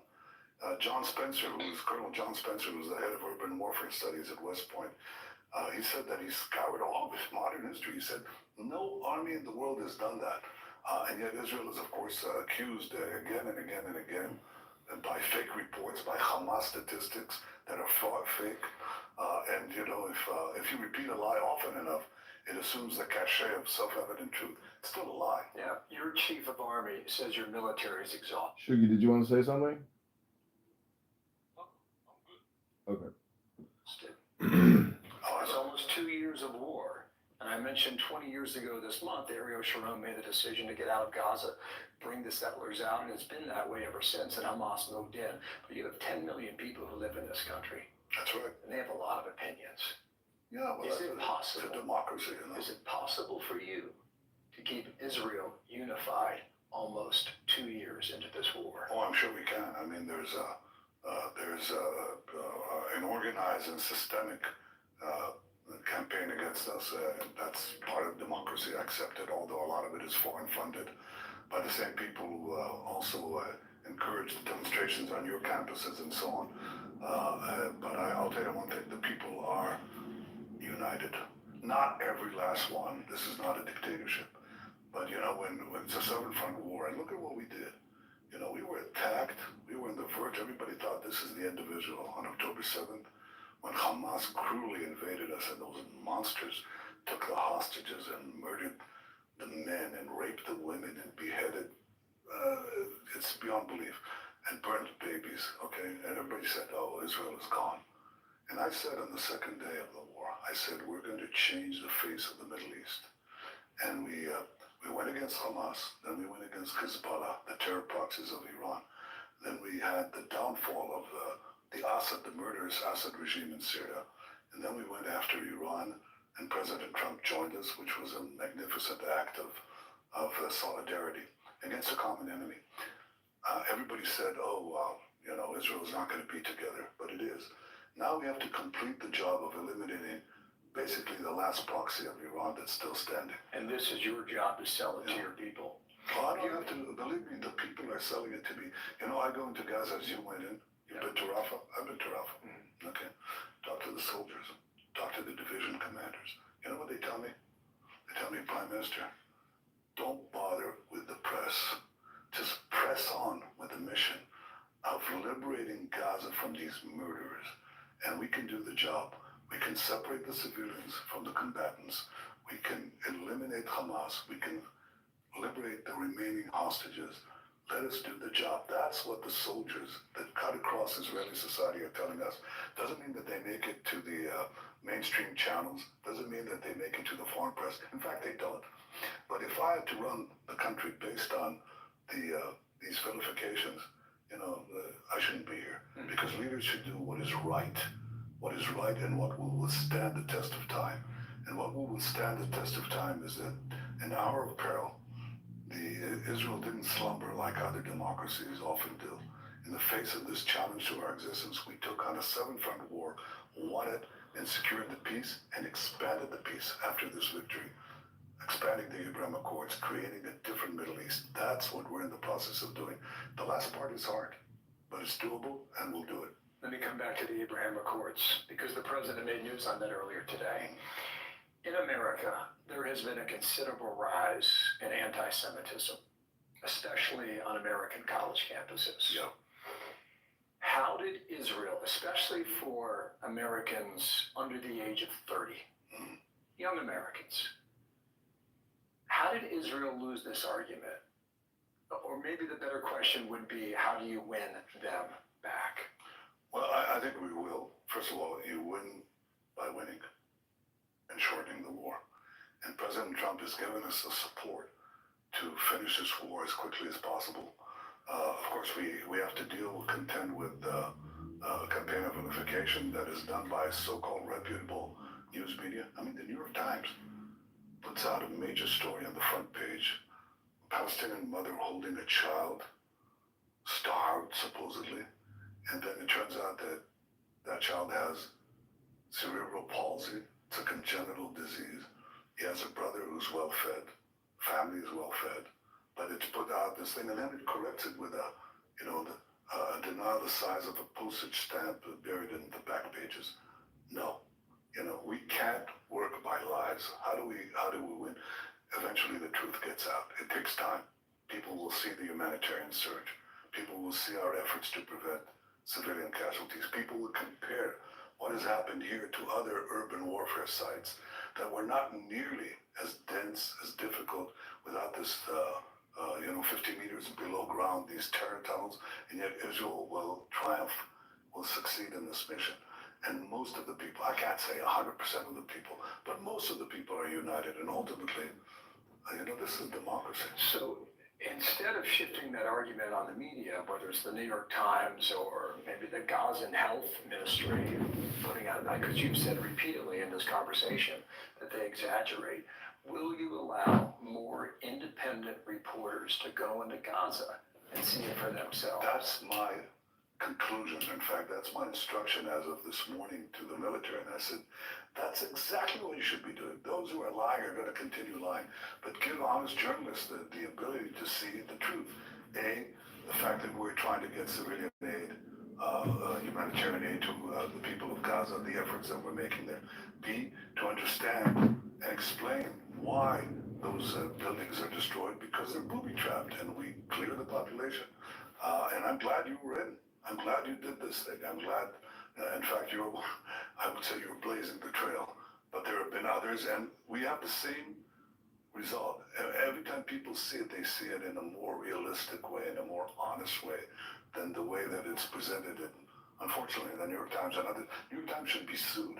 I'm actually looking at whether a country can sue the New York Times, and I'm looking into it right now, because I think it's such clear information. I mean, you put a picture of a child that's supposed to then represent all these supposedly starving children, yet they put in this picture of a child who has cerebral palsy, then they took another picture somewhere else in other media, a child who had cystic fibrosis, got nothing to do with starvation, or another child that we actually sent to Italy to be cured. And Israel is accused. But still, you can see there is suffering on behalf of people in Gaza. Yes, because Hamas is interdicting aid, exactly, and what we're doing is overcoming it. I don't deny that there's suffering. I want to end the suffering, and I want to end it by ending Hamas rule. Would you like to be governed by 20,000 armed monsters who shoot you in the back of the head if you try to leave a war zone? Who shoot you if you say, I want to have my freedom from Hamas? We now have Gazans fighting Hamas. They finally have the courage to do that because they see that Israel is progressing, and they think that we're going to win. So they're not afraid anymore to stand up for their own rights. And they have their separate schools. They have separate programs because they don't want to educate their children for endless fanatic warfare, which is what Hamas is teaching. Hamas is saying, death to Israel, death to America. They hate everything that a free society stands for. And ultimately, the people of Israel understand it. And I think ultimately, the free peoples of the world will understand. I have one more question, but I want to clarify something if I could. Sure. You've said a few times now that the buildings in Rafah that we saw have tunnels underneath them. Yeah. Watch what magnesium does to your bowels. If you have to wipe more than 4 times after you poop. Yeah.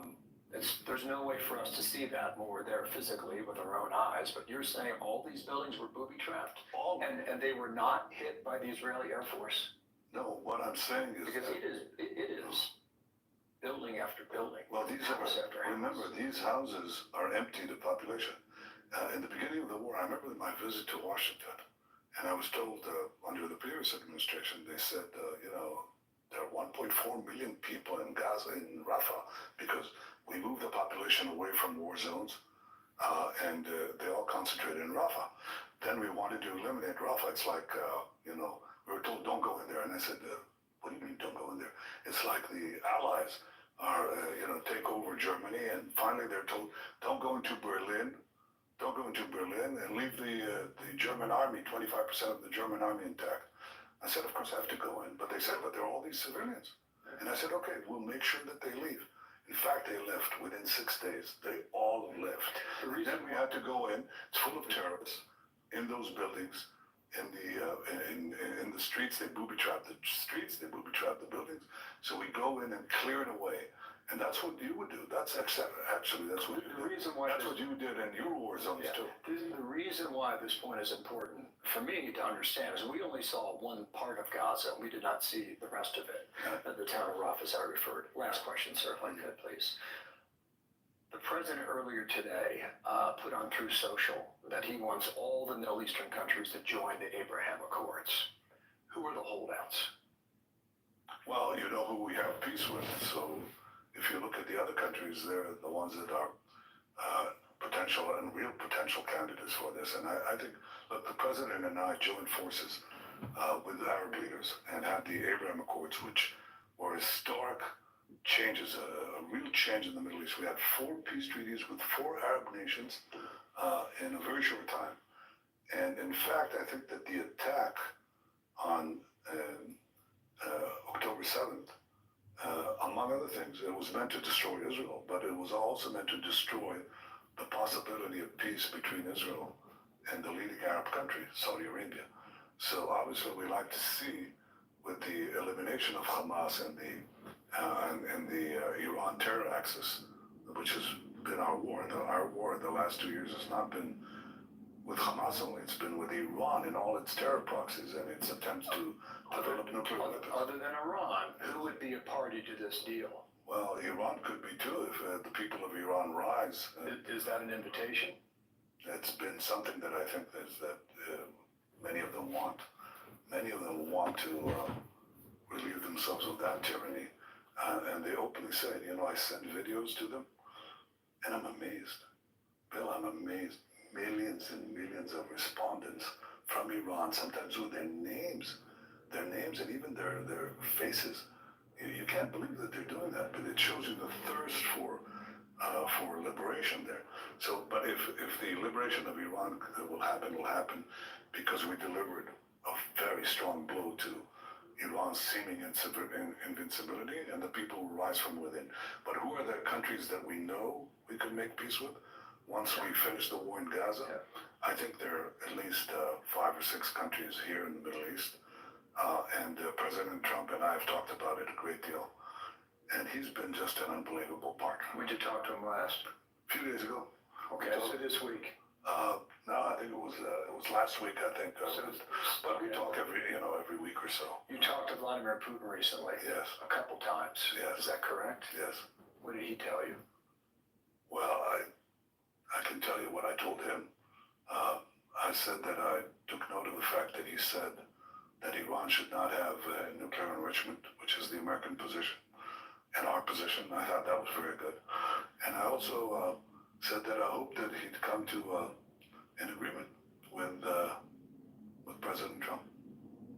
On Ukraine. Right. We'll see if we get that piece. Yeah. Mr. Prime Minister, thank you for your time.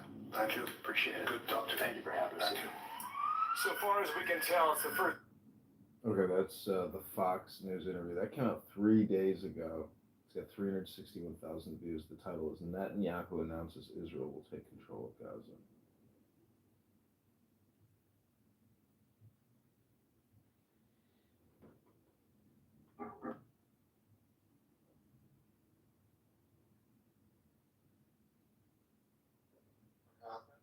Have watched Tucker Carlson. Tucker Carlson is not a religious figure for me. Right. You hate Jesus.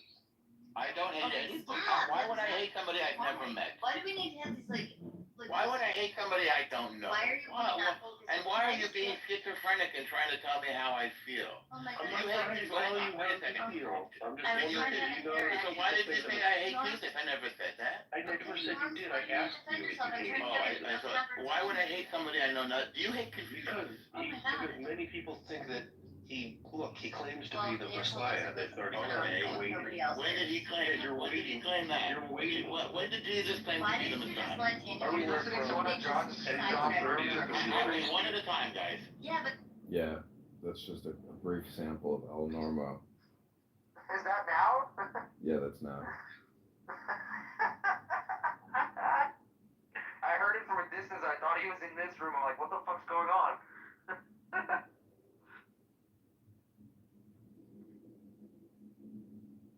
That's just hilarious, bro. Here's a little Keep more. playing it. I like listening to it. Go. The guys are talking over each other. For Norm. And go ahead. So for Norm, this Tucker interview. Yeah. Would be good for, this is a good listen, because Tucker, like he said, doesn't, like, it's not like a religious thing. The person that he's interviewing, it is, Okay. it's phenomenal. It's an hour and a half, but I promise you won't regret it. Who is he speaking to?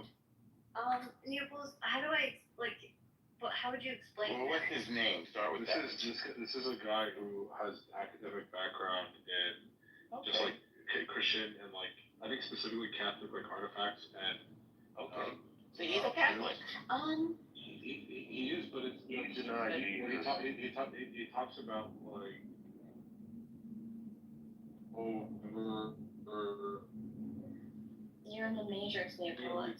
200 No, hold on. I don't have any smoke with the Pope. I don't. I love Catholics. I think they have a great faith. Can you hear me now? What's that? Naples was in the Matrix. Are you The there? Catholics have a great faith. Do you know what Yes, they've done to perfect. Wait, Jewish hold on. people? Can you let Naples restate what I don't dwell on the past. I'm living in the now. Oh look, here's okay. So anyways, just about this Tucker show. He interviews this like, yes, the guy's personally Catholic. Okay. But what's interesting is he brings like, he discusses like 200, academic sources. I think specifically on the shroud in which Jesus, peace be upon him, was buried. Very nice. And it's actually To you, Jesus is a prophet, not God, correct? No. Yep. What yes, to? he's a. Yes, that's true. But He's a prophet. He's not divine. He's the Messiah. Oh, I thought that the Muslims did not think he was Messiah.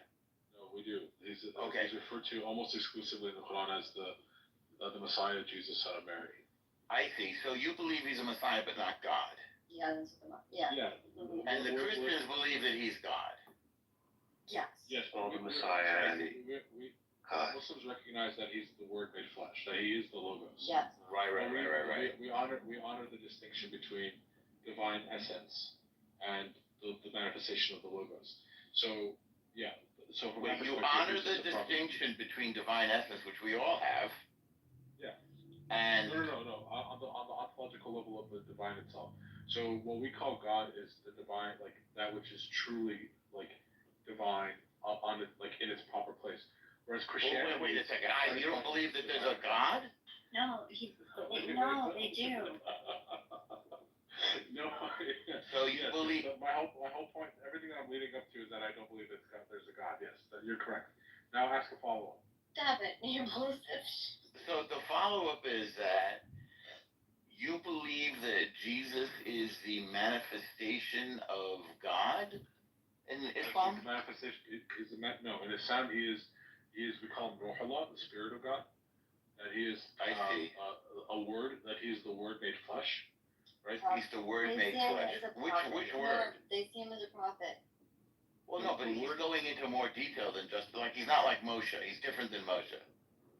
Yeah, he's different than Moshe. Moshe is not. Is he okay? Moshe hears the word and writes it down, right? Jesus is the word, right? Like every single thing that he uttered was like in perfect coordination and emanation from the divine. Yes. Don't you believe that of all the prophets? No. Oh no. Because that's what I heard that Muslims believe, that everything the prophets say is perfect and divine. Stop it. We believe that. I heard that. No. First of all, the only thing that's divine is what comes directly from God.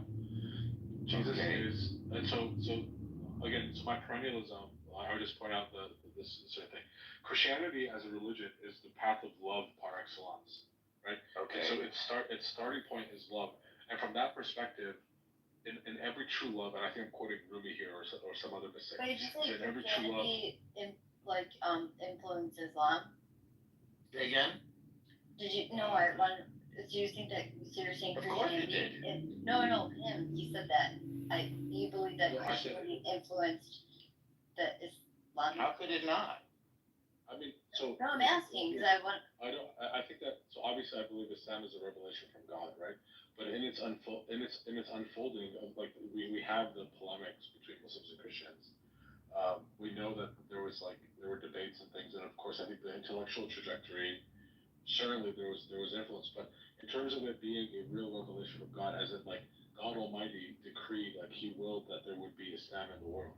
I believe that. Right? I'm obviously a Muslim, but I don't believe that Islam upends or supplants or is meant to replace Christianity. Quite the opposite. I think I have more thoughts. I have more thoughts on that, but. Would you say that anyways. majority of Muslims that are practicing believe what you do, or is this because this is a verse that this is interesting to me, and I appreciate listening to learning from you, but I just have never heard this. No, I first of all, I don't think that the typical believer, whether of any religion, I've been very blessed. Okay, I can't listen anymore to this. They use their. So this has been how can Palestinians win the war while also being genocided? Just doesn't make sense, right? Like if you're getting genocided, you can't win the war. So it's been an exciting room. I hope you have enjoyed listening to Benjamin Netanyahu talk to, I don't know, is his name Brett Baer? I can't remember. It's Fox News. My friend, Enigma, Daniel, Harry, I bid you all farewell and adieu. I am headed out into what's called a book.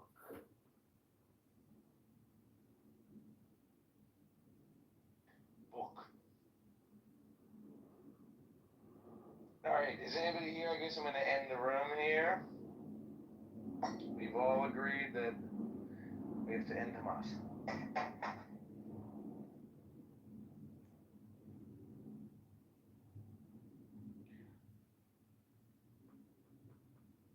End Hamas, end the room, end your thinking, and end your problems.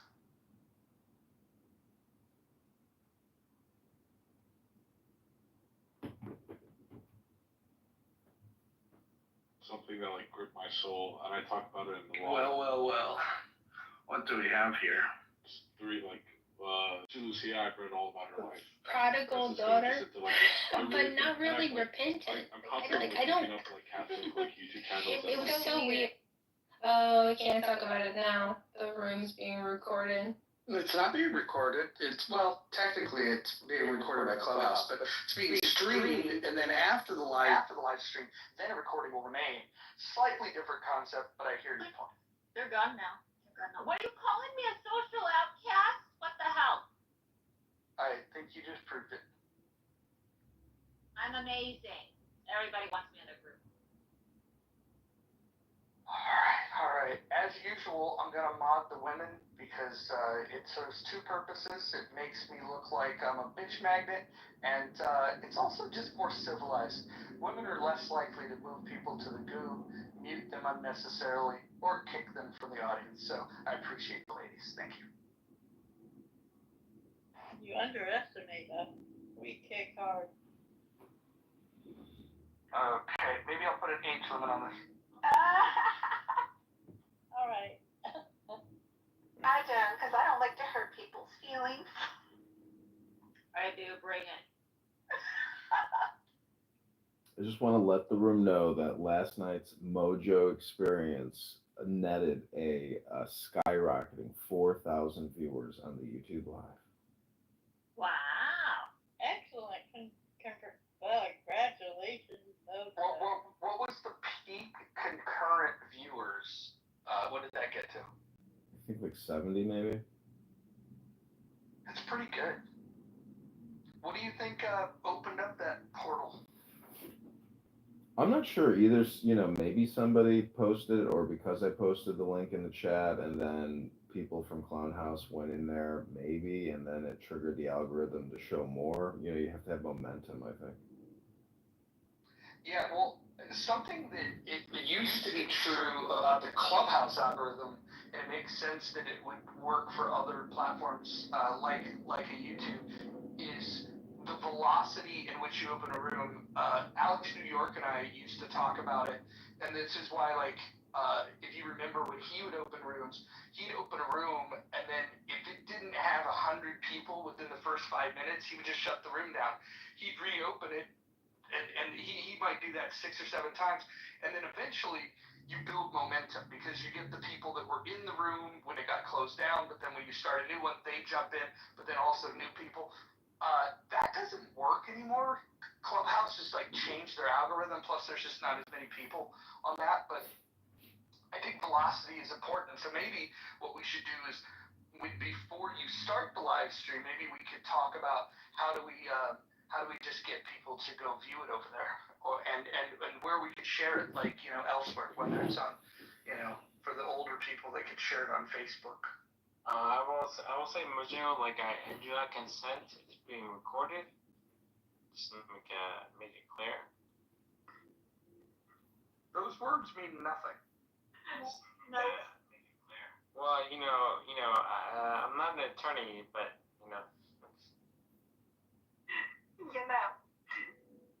So can I ask 2 questions? Cackles is an attorney. Cackles is my. David, isn't it too early to be drunk?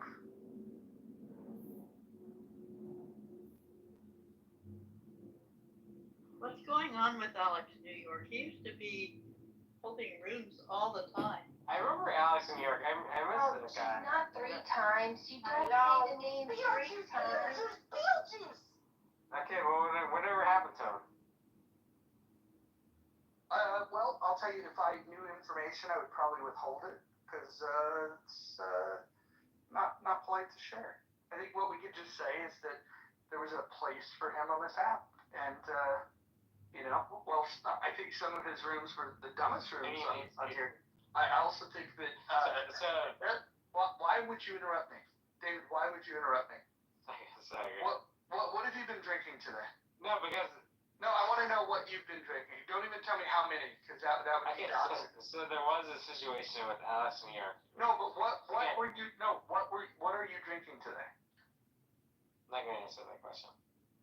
Okay, well then until you want to participate in the room, I'm gonna move you down to the audience. We'll move you back up when you're ready to tell us what you've been drinking. You don't have to say how many. That would be too personal, but go ahead and put it in the chat what you've been drinking. That'd be great. Can I ask Kitover a question? Yeah, go ahead. Do you guys formally know each other? Have you guys met? No. I'm going to Chicago when the next festival is, so I wanted to know what is the next up-and-coming festival. Why don't you meet him at the campaign headquarters? Oh, I can do that and give him a little contribution. You could go to the Air and Water show, or you could go to the Polish Fest, and then there's another big one in Chicago, downtown by Chicago Theater.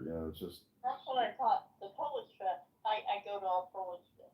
I'm not a Polak, though. Thank you. Hello? This is Cackles calling in.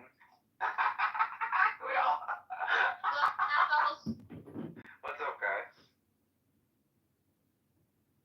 Long-time listener, first-time caller? That's about right. I got a bone to pick with you guys. What? I'm just kidding. What happened, Cackles? What did we do? And how? Nothing. It was a long-time listener, first-time caller joke. No, keep on going. I'm feeling froggy. Let's go. The next part of that sentence needs to be, Cackles, the next part of that sentence needs to be, am I the asshole with? Am I the asshole of? Yeah, that could be it. Ooh. Right. much relevant and timely. Hey, Liz. That's a great It's poll. definitely WWE women.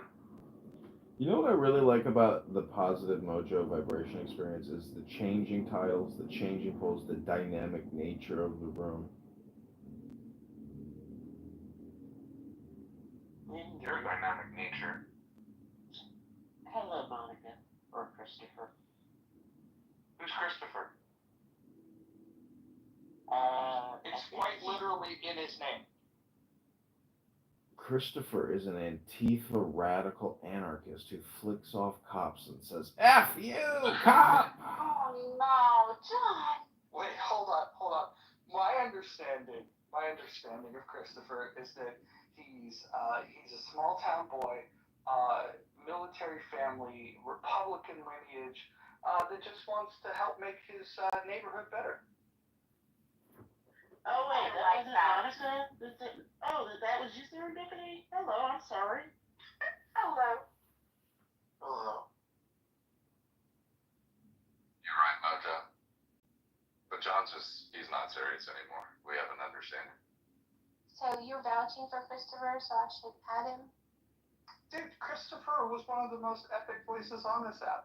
When everybody else was chasing, the big names that were off the app, he made a name for himself on this app. He literally made a house called Chris Sweat a Rant, and he would get on the stage by himself, rant for 15 to 20 minutes, and there'd be 100 people listening with no ability to interact with him whatsoever. They would just listen to him rant. It was probably the most interesting experience. I don't think it was necessarily the most engaging rooms. He would then bring people up after the rant, but it was fascinating to watch how he could captivate people. It was like a one-man Broadway show. Nice. Congratulations, Christopher. I guess no replays because this looks like a new-ish account, huh? Oh, this was years ago. That's funny. Thought it was Christian Lamar. I don't think Christian Lamar ever got 100 people in his rooms. True, Monica. Christopher, if there was one thing that you wish Clownhouse users knew or read in a book, what is it? Oh, I don't know. I honestly only come up here to fucking catch up with you guys once in a while. I don't think I've been on here for like 10 months or something, but this app sucks. Isn't that projection though? Because doesn't the app actually suck if you suck? But what if other people on the app don't suck? No, still people don't suck. The app sucks. Does the app bite? It's a conference call. It's just people. The app is, basically a non-existent thing. It's a fucking conference call. No, they ruined the app, and it sucks. Well, what is the app other than speakers having a conversation? It sucks now. So, my interpretation of the app is it's your own choose your own adventure game. So, if you're unhappy with the content, you have the freedom to create your own. Exactly. Hi, everyone. As is always the To case. add to the conversation, I just wanted to come up to the stage so I could be included. Thank you. Thanks, Dylan. Dylan, Well, welcome to the Dylan. Self-Adventure Club, Dylan. Congratulations on making your first step in your new self-adventure. But yeah, it's group calls, okay? That's all it is. Just a big old call. Yeah. You're a big old group call. With a picture. Whoa, what the violence, Jackals? Sorry, I'm feeling violent now. I don't think any of you are real. I think you're all just dots on a screen making noises. Hold on. Do we move him down for outing us, or what? Well, hold on.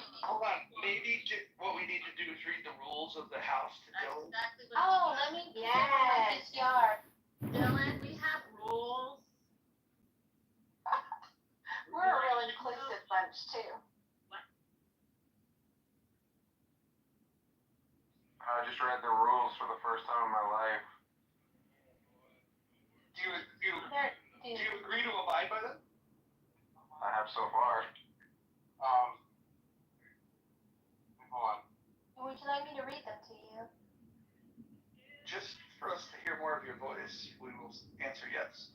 In the bus. Okay, In the no mouth? violence, no problem. No toxic, no problem. Stay on topic. I'm gonna try. Keep your shares brief, okay? Don't interrupt speakers. I'm pretty good at that. Okay, so we didn't say read them out loud. We said Monica's gonna read them out loud. Yeah, but don't forget the last few. Okay. In the Muff now has 1,029 members. This house, the rooms, and the chat are for entertainment purposes. So where did he stop? Number 5. Do not interrupt. Just start from the beginning. We want to hear as much Monica as we can. I'm so lost. Where are we starting? The rules? This is Number 1. No. Bye. No threats of violence. No doxing. Stay on topic. Keep your shares brief. Do not interrupt speakers, especially mods. Mods may interject when appropriate. The N-word is forbidden on stage and in chat. Don't spam the chat. Do not bring drama here from other rooms, and English only. PSA. Assume that all rooms are being streamed. Paul and the Clubhouse team have taken away the mod's ability to remove people that do this when they introduce the Anon features. So well written. Who left in a temper tantrum? Hey, Bren. I appreciate the English only. I mean, Do you know the spirit of why we have the English only rule? Can anyone guess? So that ICE will know who not to take?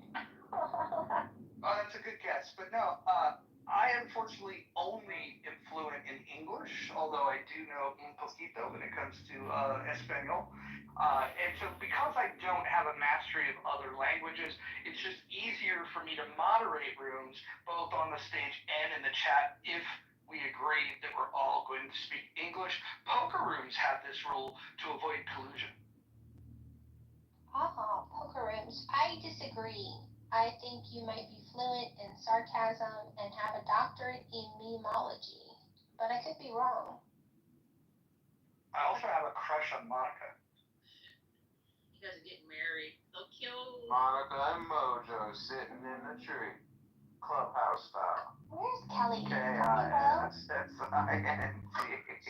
So uncomfortable. Monica, I hear you blushing. You guys, don't be ashamed of your love. Seriously, can we get Kelly in here too? Kelly is making sandwiches at this time and eating watermelon. She might show up later. I would like to join the Monica pylon and also just say that you are a beautiful woman with the greatest voice on Clown House. And when I saw the moon last night, that beautiful light, I thought of your beauty and your grace and your magnificence, magnificent Monica, aka Scarlet. He's trying to get me to leave, isn't he? No. Hello and welcome to Clown House. Fight with Mojo. John, we do not believe in duels. Settle down. Well, when I hear flattering compliments. Hold on. I just want to say that if we believe what the Bible says about love, it's okay because love is not jealous.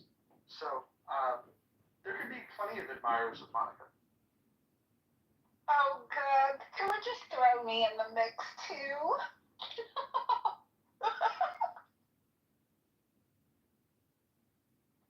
Everybody, serendipity is now in these flash. I'm used to dog piles, but not this kind.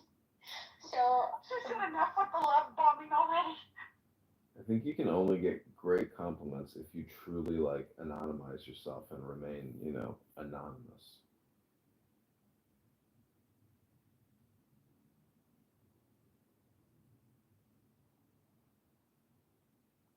I like this poll. This is a fun poll. Should we go around and each have our own pet peeve poll? Like, what's the worst? Yeah! Chewing off mute just kills me. There's a very few number of people who can do it that I don't get over, but the majority, man. Girl, you counted his ice cubes this morning. But serendipity was I wrong? I was rude. No, you not. I was rude, but I don't think I was wrong. You were absolutely not wrong. That's peeves surround noises. Noises trigger me. We're talking about pet peeves just on Clubhouse or in life? In life, it's everywhere. Yeah, repetitive noises bother me. Chewing, smacking, gurgling, gulping, anything you do with your mouth. Ugh. Okay, I was really offended that I was watching a YouTube video and a foreign language ad popped up. Not a ad about learning a new language or a new foreign language, but an ad in a foreign language. And I was like, this is America. What are you doing on my YouTube feed? Was not happy. I have so many pet peeves. I guess one of them, I cannot handle someone tapping on my chair with their foot, or like even my kids a lot, they'll kind of keep pushing on the back of the couch while I'm sitting there, and that I cannot handle that. Definitely a pet peeve of mine. Well, that's an invasion of personal space, so I think you're justified in that one. What about someone walking too close behind you, clipping your heel? I hate that. What about someone recording you and putting you on YouTube? I also cannot tolerate BO. I am very sensitive to smell. The BO is just, I just can't do it. Oh, I'm afraid you're right, Holly. You got me there too. The smell thing is a big thing for me. I remember being around someone who was very pungent, so pungent that they activated my gag reflex. And like, oh, I could not deal. Monica, what perfume do you wear?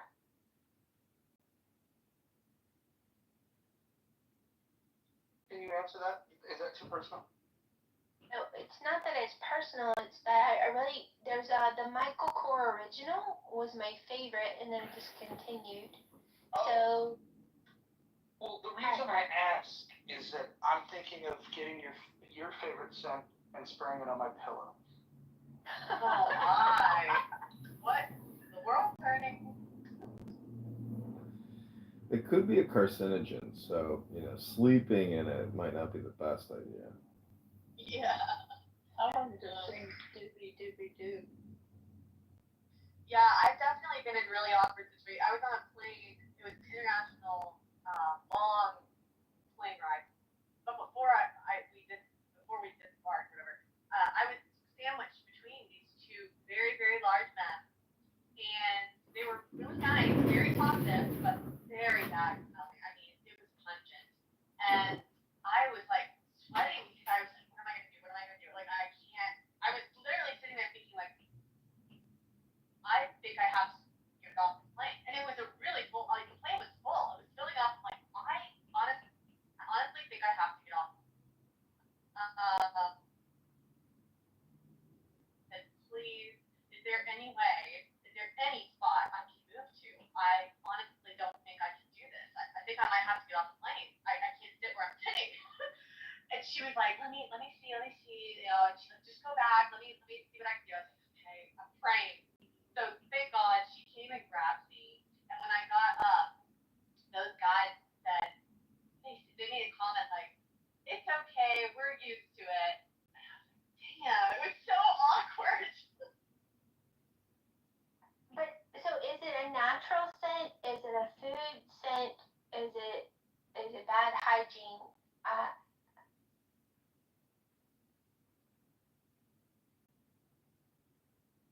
That's an open question. I have no idea. I'm not like the rumors of white people smelling like wet dog. It's not something that I was used to before Clubhouse, and I realized that the people that accuse white people of smelling like wet dog are around poor white people and not white people. And so they're actually outing themselves on their income level every time they insult white people. So I don't know. Holly, is it Wait, there's It's definitely the BO that bothers me the most, but I know there are other smells. I mean, So it's yeah, hygiene. older, Is it but poor hygiene, or they're not using deodorant because their I culture? think there's, well, let's be real, yeah. So Indians, obviously, deodorant is not, I guess, a thing. But for the other people, it's, I guess, it's hygiene. Yeah, I mean, there's But is different there? smells. Like if you're really fat, there's definitely that like sweaty, kind of sweet, gross smell. So So that's kind you of different from do, the DO. Scarlett, you do believe that there is a direct correlation there, therefore, between income and personal hygiene and odor, correct? Because that's, you said that income is, it is a correlate, right, Scarlett? Oh, I don't think it's an absolute, but if you have to pick between eating and soap, many people will pick food. Well, let me ask you something, Scarlett, since you're talking about personal hygiene. Axed away. Let me ask you, do you use a water pick to brush your teeth with? And do you also use baby wipes to wipe your ass? Too personal. I'm just asking about your Yeah, that's personal too hygiene much. because it would, the correlation would be your income.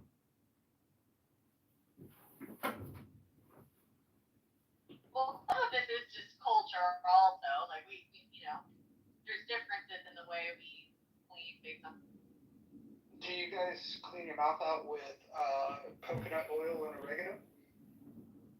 That's a No. thing? I use safflower oil. Is that what do you mean? Why do we want to do that? Oil pulling? Because if you use the over-the-counter mouthwashes, they actually kill the bacteria in your mouth that's actually good for you. It actually makes you less healthy. So I highly recommend a combination of oregano with coconut oil. I have oregano oil and coconut oil. Do I mix those together? And what do? You just put it in your mouth and then rinse it out? Listen, you gotta. You gargle it the same. You gargle it the same way you would semen. You got it backwards, Mojo. my You're gosh. supposed. You're Hold supposed. on. I need to know about Mojo's gargling techniques. Oh no. What did I just walk into?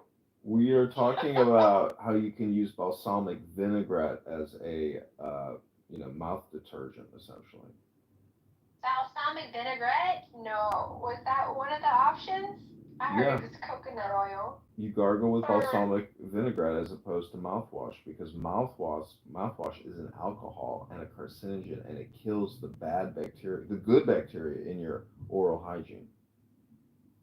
And for oil pulling to really be effective, you should swish for about 20 minutes. 20 minutes? You've got time for that? You should swish for 20 minutes. I'm out. Anybody in California get that Amber Alert? Well, I met an Amber last night at the bar, or 2 nights ago, and she's marrying her second cousin. Do you think it's weird, that she would say, hey, my fiance's You shouldn't be here? going to the bar while you're running for Congress. Why? I've got to listen to what the young people are talking about, not what the old farts are talking about on Clown House. So you're going to the bar to do political outreach? 100%.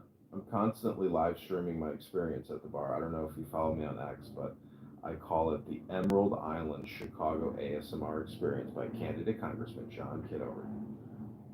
Yeah, that's a horrible strategy, bro.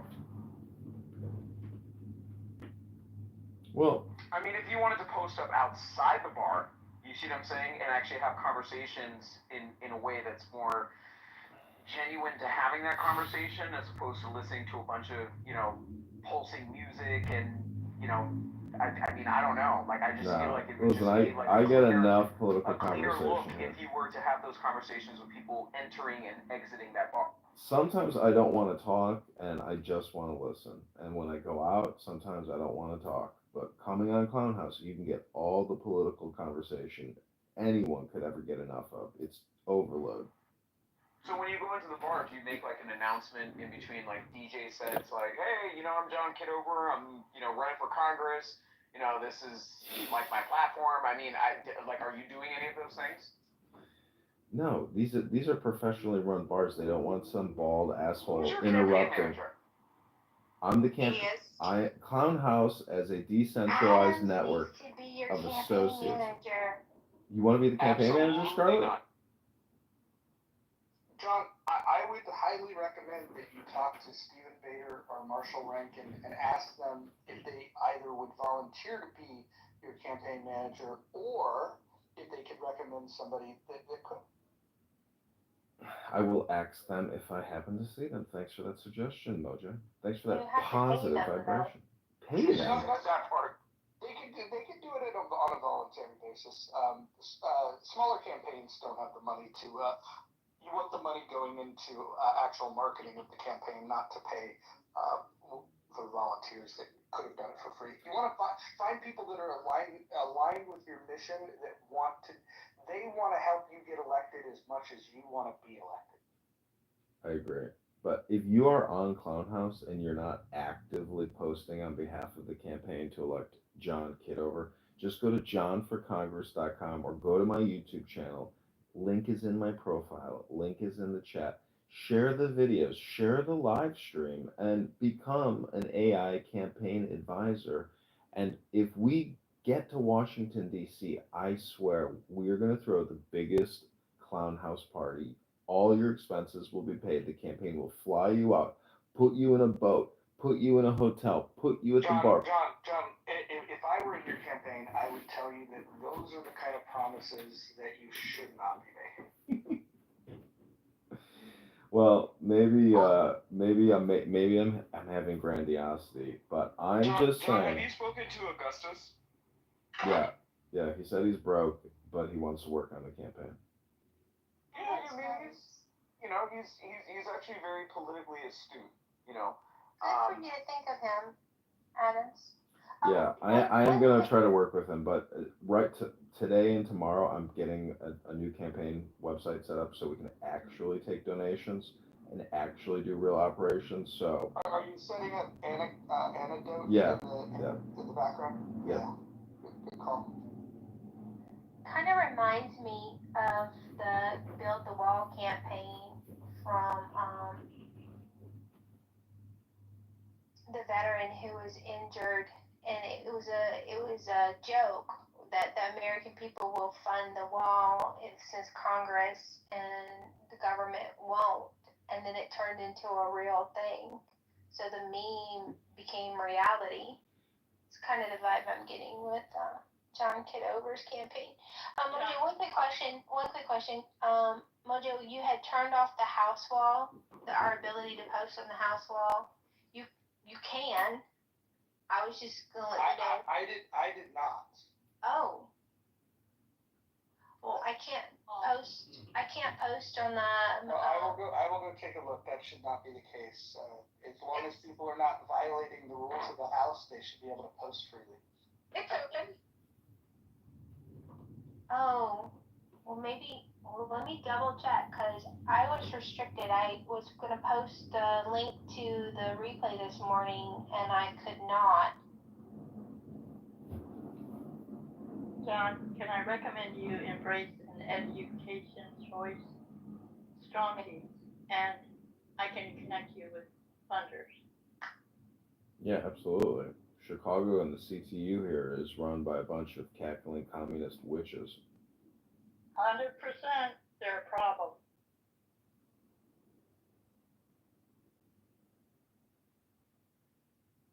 So the guy's name is Paul DiPerna, DIPERNA. Dockle him and tell him I sent you if you embrace an ed choice agenda.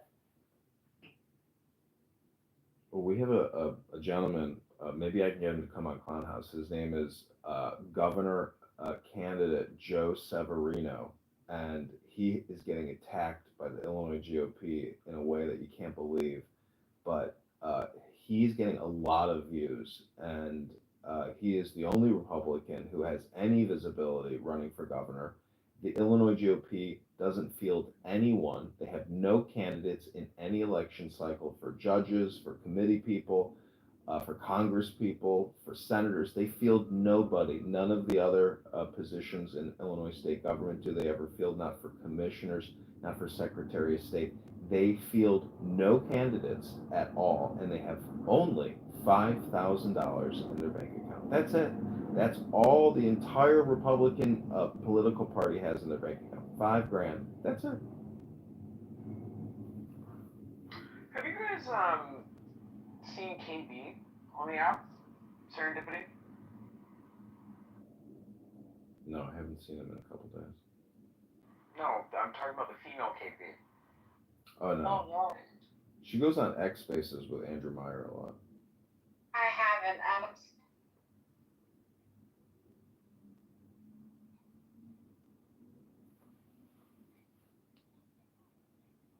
What the hell is going on? Sean, what are you listening to? Hey Sean, mute your mic or drop to the goo. Hey, Sean, you have a hot mic. Is he watching more COVID?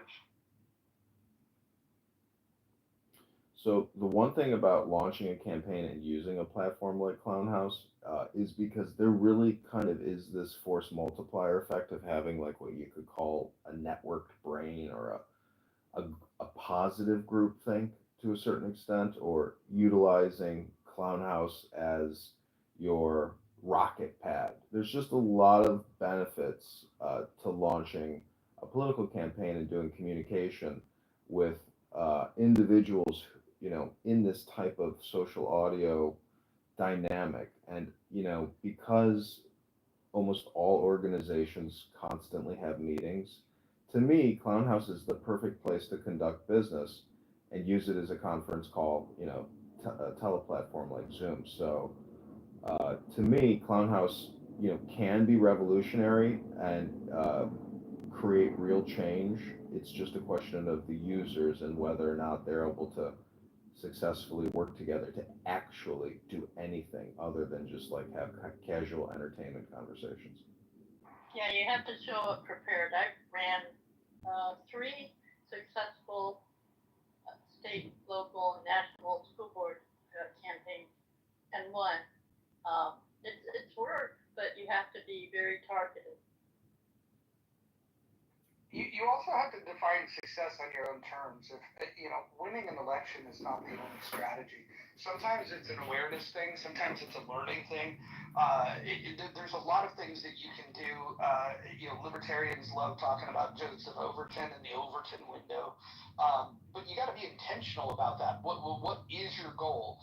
And if you have exit criteria of like, man, if I do this, that will be, I can hang my head, very well. Those are the things you should think about, because winning is for the people that are going to throw a lot of money into it, right? But you can also define success in your campaign without winning in the election. If you were to cause doubt or at least introduce into the conversation an issue that you care about, like if you think about Ron Paul's biggest contribution, he certainly didn't win the presidency. And when he was in Congress, most people didn't even know who the fuck he was. But once he ran for president and it was on the debate stage, he started talking about things that said, I wonder why the rest of them don't care about these things. And so what you need is more people like Ron Paul. And I think that when you do it on a local level, you can have a lot more impact. Yeah, I mean, even putting out videos about property taxes in the top towns in the district, income taxes in the top town, like the current congressman, probably if I were to do a quick Grok search about how many times and give me the content where he has talked about lowering your property taxes, income taxes, gas, plastic garbage bag taxes at the grocery store, everything. I mean, there's ways to create content which cause doubt and bring up relevant topics that are priorities. I would like to have more people like Ross Perot. I can't remember the lady from Texas, but just more people who had a different political and economic viewpoint. I think what America suffers from is being agreed with me because I say so crowd. I think we got to have several different conversations. Of course, people I kind of wish we had was more long-form debate structure. I don't like the way that the debates are structured now. They're like too short. That's because the parties themselves have formed a committee to choose the rules, and those rules, the first big rule that they make is how to exclude third parties from those debates. And so the good news is the debate commission has fallen apart, so there's at least an opportunity for something new to emerge. But John, I wanted to throw a name at you. You should look up the Free to Choose Network and look up the chairman, Chris Roofer. He's the guy that he founded the Morning Star Company. He's the wealthiest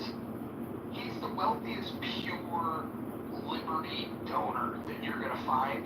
And if you were to message him, and all you have to do is go to the website freetochnetwork.org, send a message, put in the title of your message, principle of human, oh God, how does he word it? Hold on, I want to make sure I don't bastardize what he says. Hold on. I want to make sure I get this exact. Hold on. Bear with me, I apologize. I just don't want to fuck it up because this is important. These are his words, so if you put them in his words, it'll go a long way. This is somebody that was by far the biggest donor to the Libertarian Party and a lot of libertarian campaigns, but I will tell you. Hold on, let me find the email from him.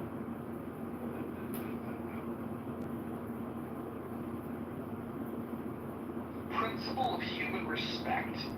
If you can send him an email telling him that your campaign is all built around the principle of human respect, you get his attention and you might get a donation. So people say that, parties need to have a different structure. Culture's correct. A lot of us ones that we see are structured a certain way, but you do have the opportunity as regular Americans to bond with some people who may be having a similar conversation with people who are not part of the structure. I think the sad thing is that when people who are not aligned with how the Democrats want to go, everything, Green Party, Color Party, Forward Party, the people who want a different structure are not paying those things attention as you should. Give those things your eyeballs so that over the next 4 years they become at least number 16 or number 10 on the debate tour. And you can have those conversations and force those moderators to ask the questions that you want. With all due respect, that doesn't work. The third largest political party in the country has been at this for over 50 years, and the system is designed to keep independents and third parties out of the system. And the idea that you're going to lend your support and give them their eyeballs, I don't think it works that way. I think a better idea is you take your ideas, you organize, and then you look at the way that the game is set up. You have to play within the rules. If you break the rules, they'll kick you out. So what you do, if you have to bow down to the fact that there are two parties, and then you have to push your idea into one of the two major parties. No, I think that's a different premise. I don't disagree with that premise. But I think that what they were talking about is hearing conversations. What you're talking about is not. Well, what I'm saying is I want to see that on the national stage. I get what you're saying, but I'm just saying if I could paint the perfect cycle, election cycle, I would change the style of each schedule for me. Yeah, but you gotta understand, they don't want that because they want to frame the conversation for the American people the way that they want to frame it. And if you have an outsider that's on the stage that might change the conversation, what if the American people got excited about that new idea? They do not want that. Yeah, that's why I know it's probably a pipe dream. That's just I wish that. when Ron Paul, would scream out, "The government is broke. America is broke. We are kicking the can down the road and borrowing and spending ourselves into an inflationary state." That perks people's ears up. But unfortunately, he just didn't have that bravado and strength. But the whole point is Ron Paul's Liberty Institute, and even though his co-host may not be that great, the point is it's his messaging, it's his communication outreach, which will have the lasting effect on Americans and people who are part of that communication network, and how essentially they know that they're getting not a square deal and it's not a fair bargain. So part of my campaign is really educating myself and educating hopefully the constituents in the district, because if Congress people and senators were educators and sharing actual information as opposed to propaganda or redistributing their lobbyists' messaging, I think their constituents would be better off. And because education is hundreds of billions of dollars a year federally and locally, with all your property taxes going to education, I don't think we're getting the education that we're paying for.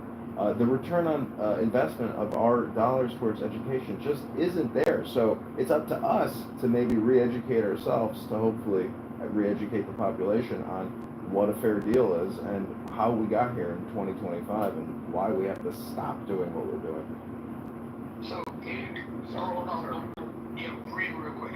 So, the problem that Ron Paul ran into is that the party itself does not allow these ideas to be able to see the light of day. So when people started liking what Ron Paul was saying, there were states in which he had delegates in 2012, Maine, Minnesota, Iowa, Louisiana. Bryce, And what happened sorry, was, I'm taken. I'm married. When I'm they getting got to the engaged. convention, they actually challenged the credentials of Ron Paul delegates. They unseated them and they replaced them with other delegates. These were people that met all the qualifications, but they changed the rules in order to unseat his delegates. And then when they did that, they voted when they were voting for the speaker slots for the convention. They didn't select Ron Paul to even speak at the convention. When that happened, all of the Ron Paul people just left, and so they forced that voice out of the party by saying, no, we don't care if you qualify or not. We're going to change our own rules to exclude you. Go ahead, Al. I mean, doesn't the Constitution almost doesn't say you can do that in the party, but I mean, doesn't the Constitution give them the right to even do that? So, Roger, I wanted to ask you, what are your thoughts on Donald Trump pulling over $500 million from UCLA? I think federal funding should never go to education, period. I think the people that are asking for it are asking for trouble. And now some people might like the idea of why he pulled it. Some people might think that it was the reason that he pulled it was a bad idea. I don't even care what the reason was. I want federal funds pulled from K through 12 as well as the universities. I would agree with you, but I also want to introduce the context that the student population at UCLA is 2/3 foreign students.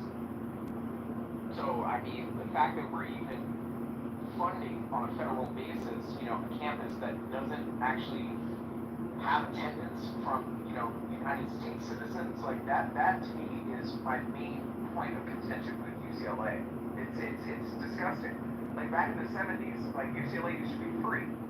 Like, I think, Roger, what people have to go through, to get their kids into schools in Southern California is disgusting. Like, I'm all for Becky from Full House. Like, I think that every parent that does have those means and their kids are able to academically qualify, I definitely think that they should be utilizing that pathway.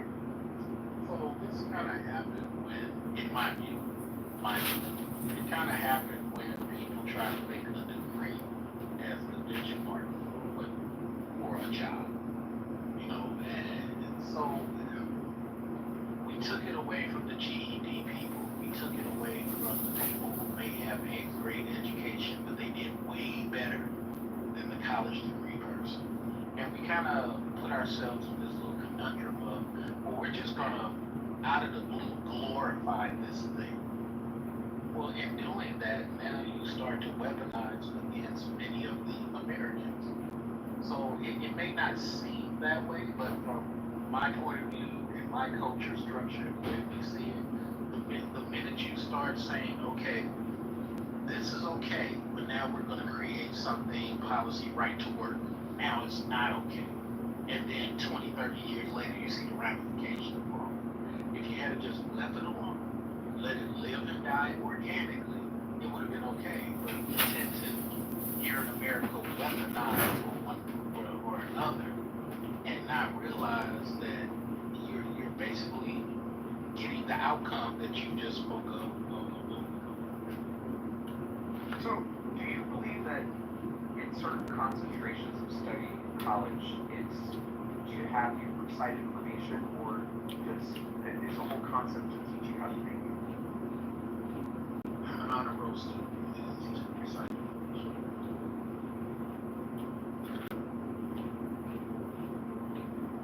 Hello, I tried. My teacher uses a lot of critical thinking. Right.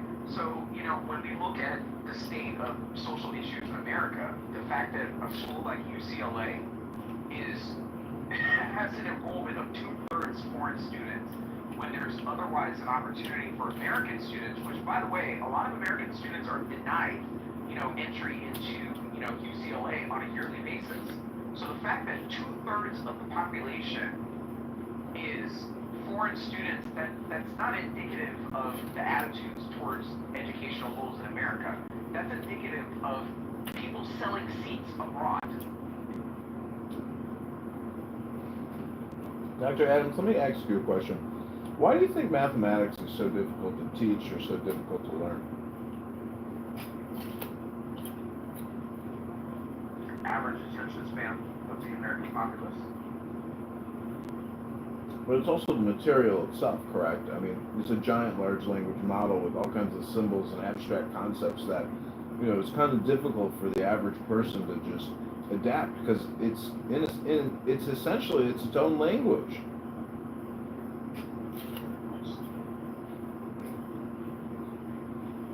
There's a reason why they don't allow you to have programmable scientific calculators when you take your SATs.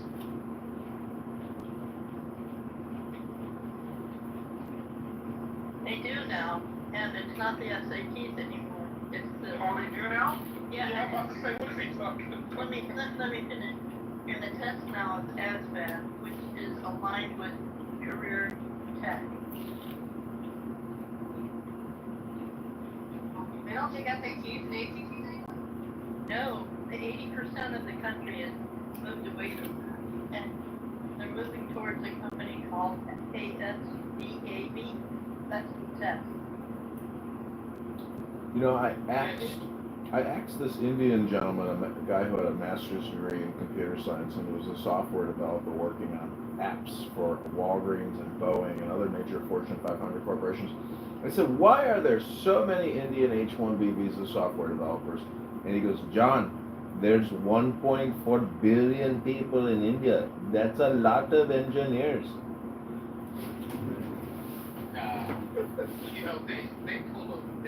They pulled a nice scam during the automobile situation where they weaponized that. It was actually genius on their part. They weaponized that, and they had these little call centers in certain parts of the country. Pakistan did it too, where they would teach people how to pass interviews.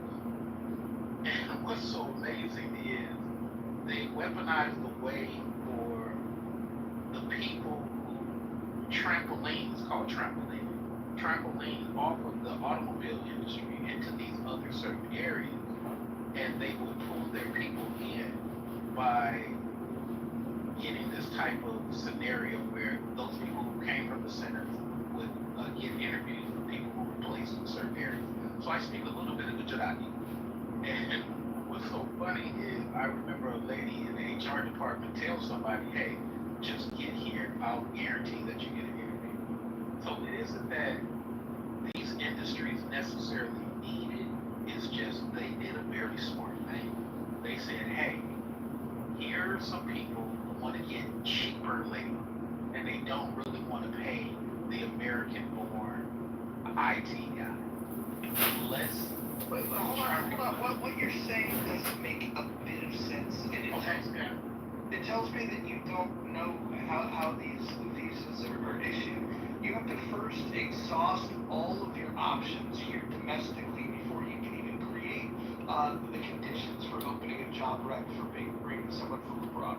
I mean, like, this is an example of the clubhouse where people just say words and they don't know what they're talking about. Okay, you interrupted me, so let me ask you a question. What happens here in Silicon Valley? Well, considering I worked in Silicon Valley for 30 years, what exactly do you want to know about it? It sounds like there's a lot of things that you don't understand about it. I just asked you a question. I don't understand your question because what you said was gibberish, but go ahead. You interrupted me, which is your right. Then I asked you a question about how does it work. You asked me or asked me? Oh, well, let's use the Oxford Dictionary. Os is the correct pronunciation, but we all got different dialects here in America. So you can play that game if you want to. The correct pronunciation is os. Even you're not pronouncing it correctly. So I would pronounce it axe. Again, you have a very. I'm going to start asking questions. I'm not going to get you upset. And now here comes somebody trying to help you. Wait, Celia, are you sure that the Oxford Dictionary says os? Trying to help you. I'm talking to the one guy who interrupted me. So can you answer my question for a third time? How does the process work here in Silicon Valley? Which process are you referring to? You're talking about the one you interrupted on. Okay, so you want to explain to how pieces work. It's perfect, thank you.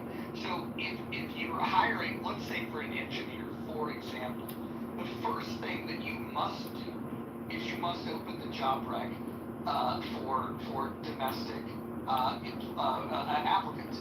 You cannot open the applicant pool to foreign workers.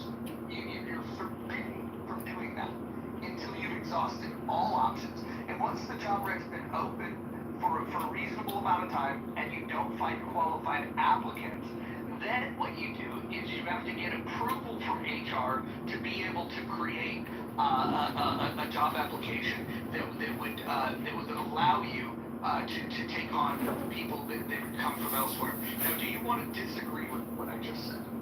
Yes, and allow me 60 seconds and you can have one. You can have 90 seconds because I prefer to give more time for you to interrupt. I know you're going to interrupt me. No, I won't. I'm going to give you 90 uninterrupted. So I have been in software since the days of this American Megatrends, Earthlink, or Mindstream before Earthlink. I've been around for quite a while.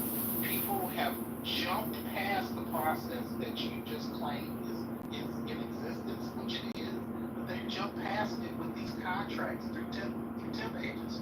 So you're saying they have truth, and that's why when you interrupted to try to be obtuse, you actually failed.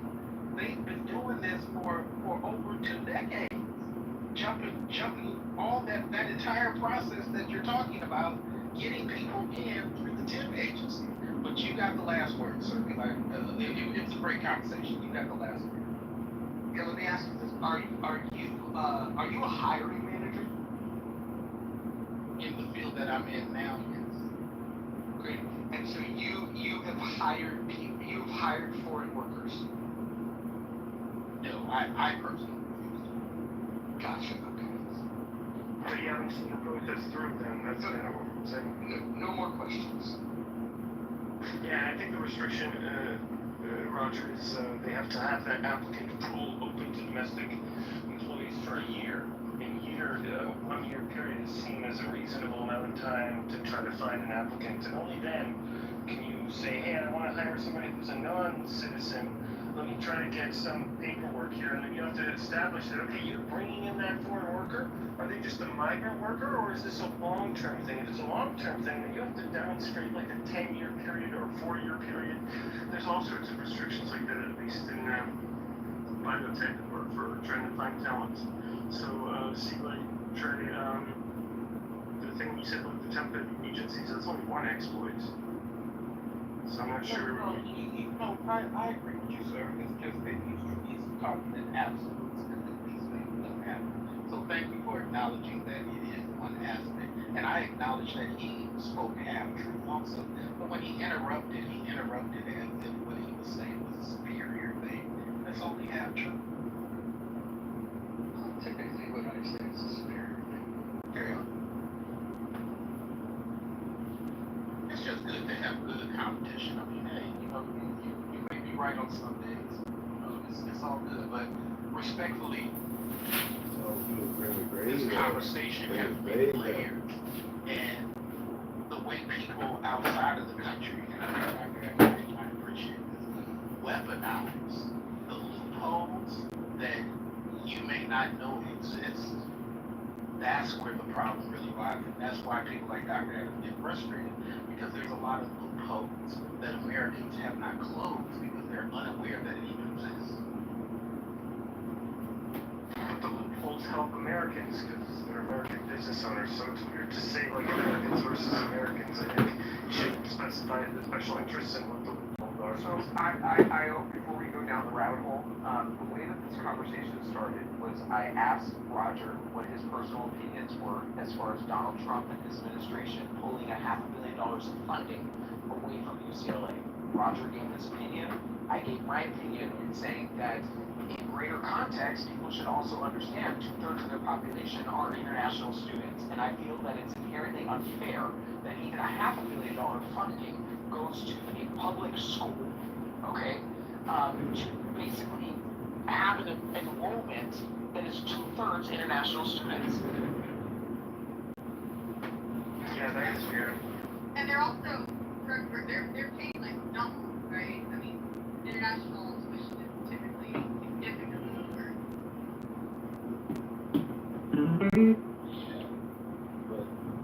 What I think Dr. Adams is talking about that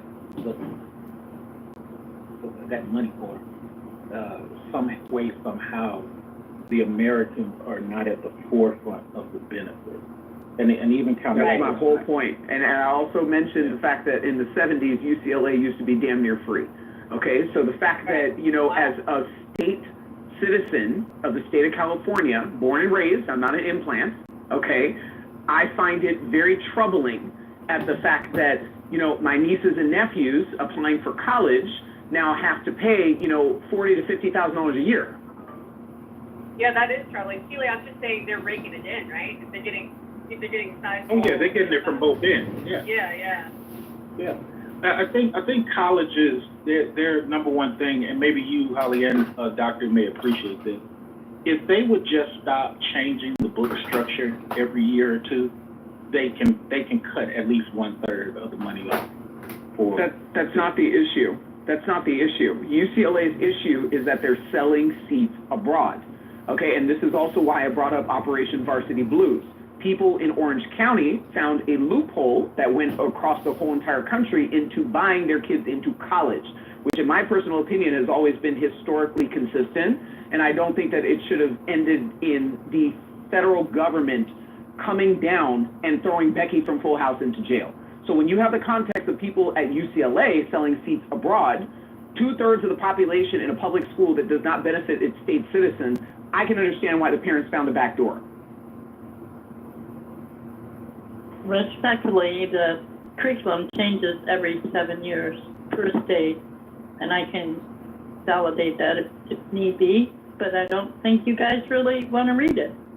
So, Joe B., that's one part of it, but the main linchpin of where this becomes an issue is the enrollment outreach.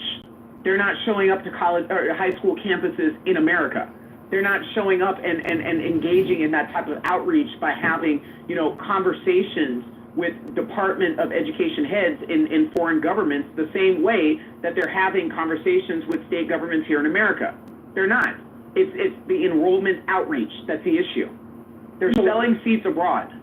And you're not even... Career Tech is growing, and so it's going beyond college bound. But let's expand Dr. Adams' point in on another part of the spider web. It used to be, and I'm going to speak up for the GED class, it used to be where we used to have shop and we used to have all these things for those children who maybe were not college ready to be part of a lot of these unions or workforces or industries or what have you. So to his credit, what he's bringing up now, if we use this as an example where we're weaponizing the college, which for many people is a prereq for entry level to an interview, then where do all these other American people go? Because they're already separated from no college degree already. The shop steward and half of that stuff is gone, except in certain little counties here and there. So what is really the outcome if we were to stretch his theory all the way out? Well, that means that a lot of Americans are going to go without, and people on the outside of America who can financially pay for people to exist in these colleges will be the supreme people in 2040. But it's not individual people that are sponsoring those F1 visas from kids outside the country. It's foreign governments. Let's be very clear. Yeah, that's what I meant. The donors put up like a token quota, right? So they're like, hey, we need this many or whatever. It's interesting because I think this is coupled in with the problem of like low birth rate and competition. Something like India has more children in honor roll, like meaning they do well in school or higher than we have people. And so I think there's something to be said about abandoning the children of America in the face of scouting for talent elsewhere. So maybe it makes sense at a like national level, but at a local level, it's very vicious and unfair.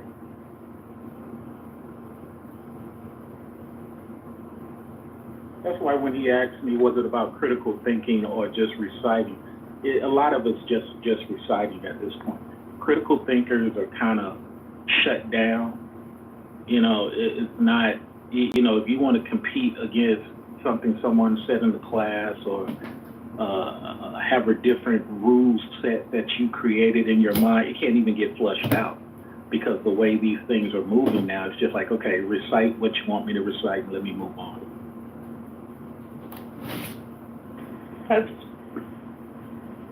That's split in half nationally now. Literally, career tech taking 50% and college bound the other 50%. And what's happening is it's choking colleges, some need to be choked, and building career focus.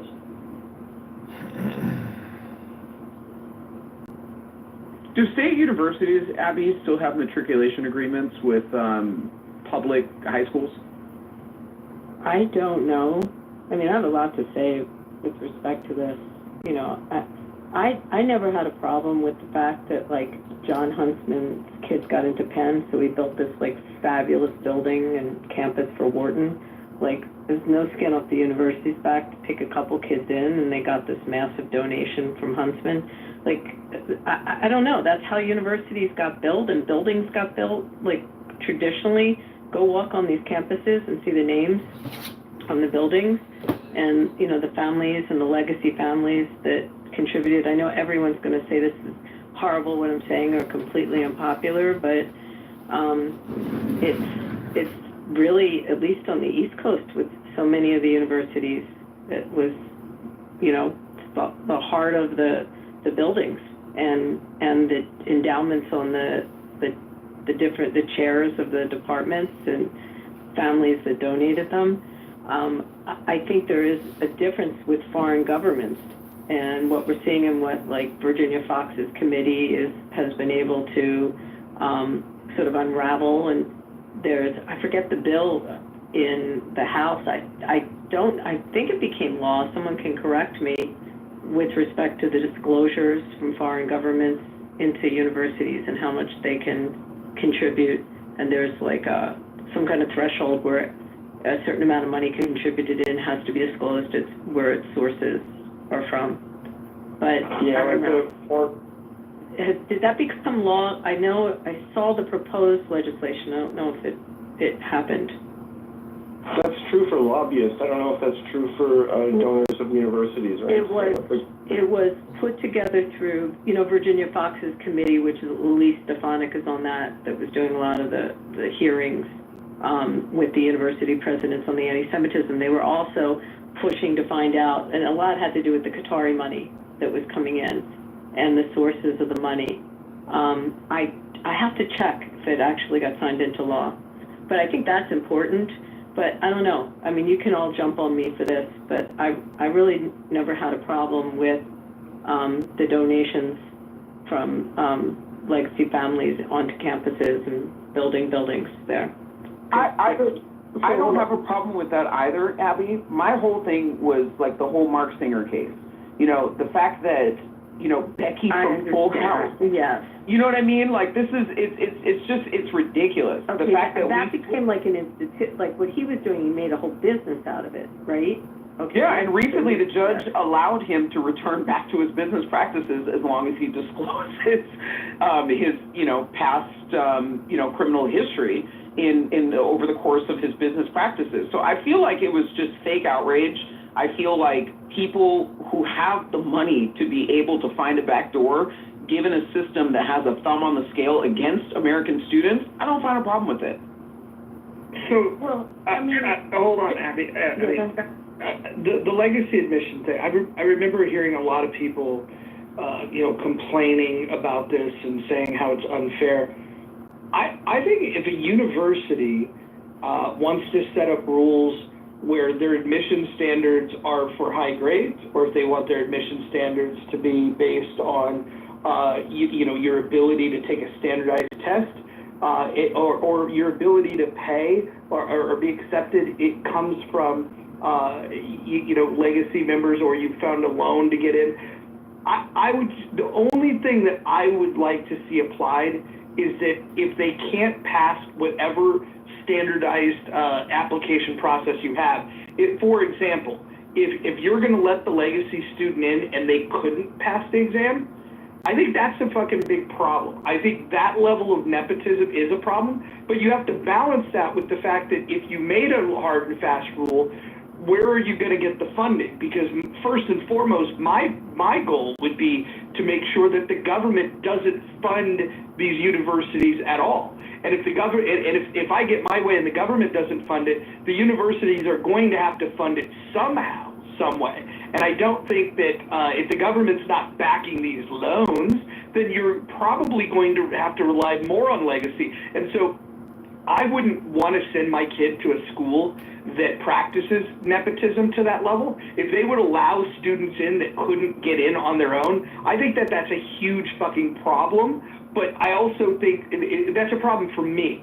But I don't think that they should be disallowed from setting their own rules. I 100% agree with you. So I know with legacy, they still have, definitely with the Ivies, they still have to reach a very high minimum on their SAT scores and their cumulative averages.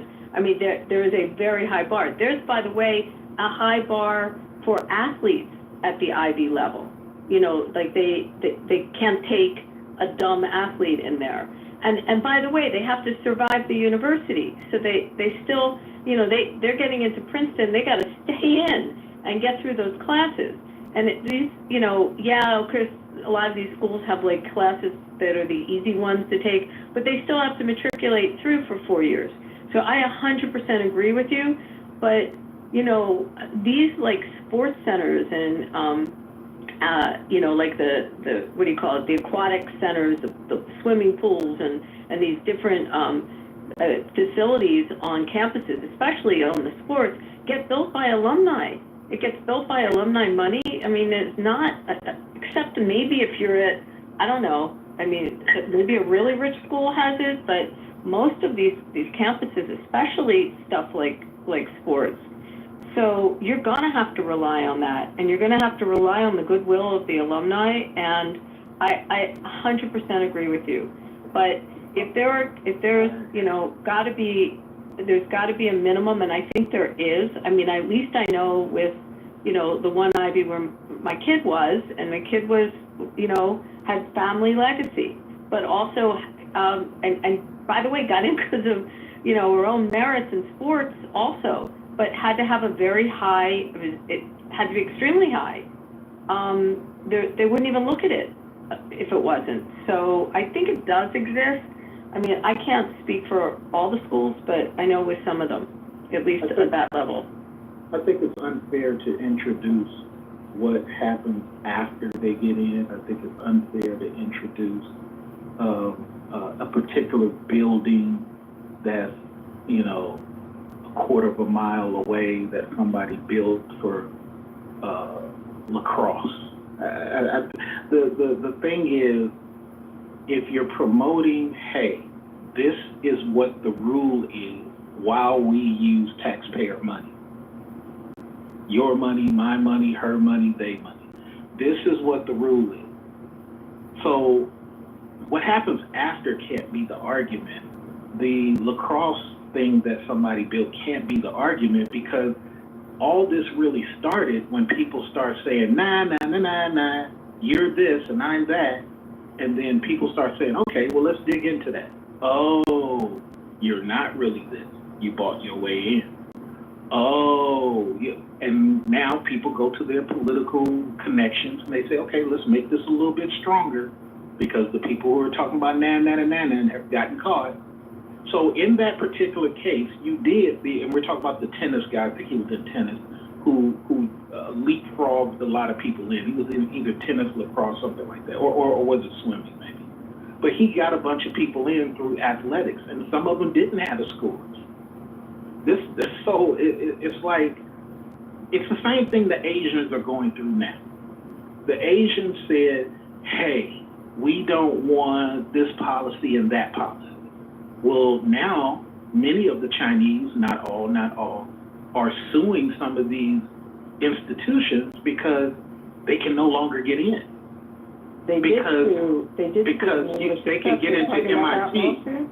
Let me just finish the MIT point. They can get into MIT, but some of these other ones, they have lawsuits against them because it's more than just your scores, and they weren't thinking about that. Wait, but I'm confused. Are you talking about the lawsuit that they won? Because they sued Harvard in North Carolina, a Supreme Court case, and they won it.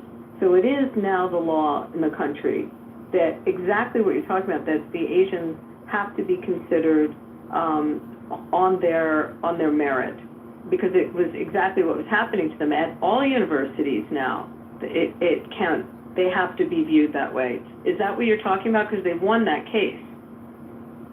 So, enlighten me. They won the case that states you only get to be considered for your academics only. The Asian someone help me with the name of the plaintiff. It was the Asian something association, sued Harvard and University of North Carolina against the affirmative action program, claiming that there was discrimination and they were not getting accepted into those schools, even though their test scores and their cumulative averages and their academic credentials were greater than those that were getting in.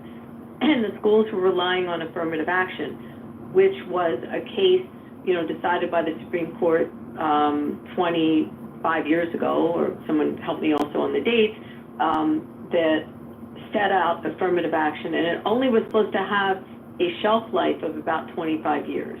That was Justice O'Connor's opinion when they passed when they ruled on affirmative action way back. So the Asians sued, and they were successful. And now the law across the country is you cannot discriminate in admissions, that the admissions have to look at merit. That affirmative action is not going to be the guideline for admissions. So let me try to find I'll put the case. I'm going to look at it also, but I think we're talking about two different things. So what happened with a lot of the Asian students, they have to get judged for other things like volunteering. They have to get judged for things they did during the summer. They didn't calculate all that. They were only going off of scores.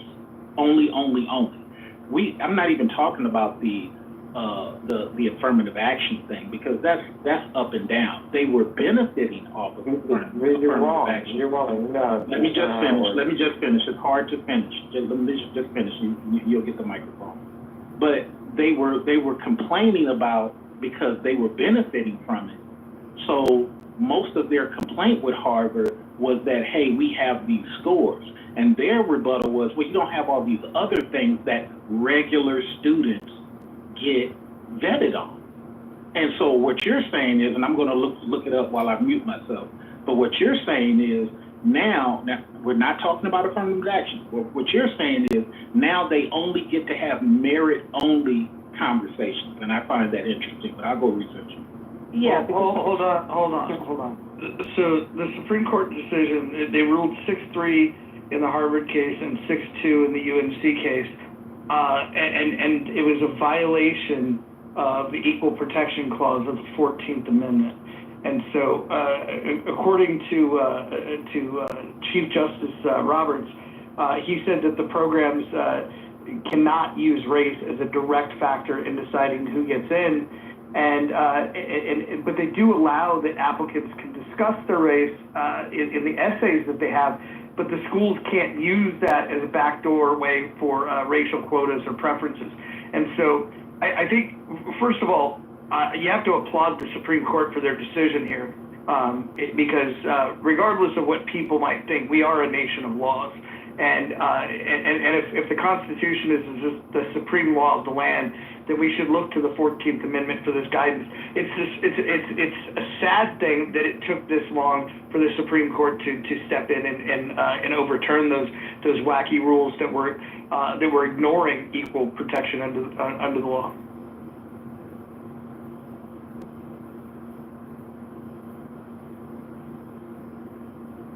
And on Clubhouse, the only people that were complaining about it were white progressives and black racial essentialists that thought that it was unfair. I didn't even hear Asian people weigh in on it, other than the few Asian people that I did hear from said, yeah, of course race should not be considered.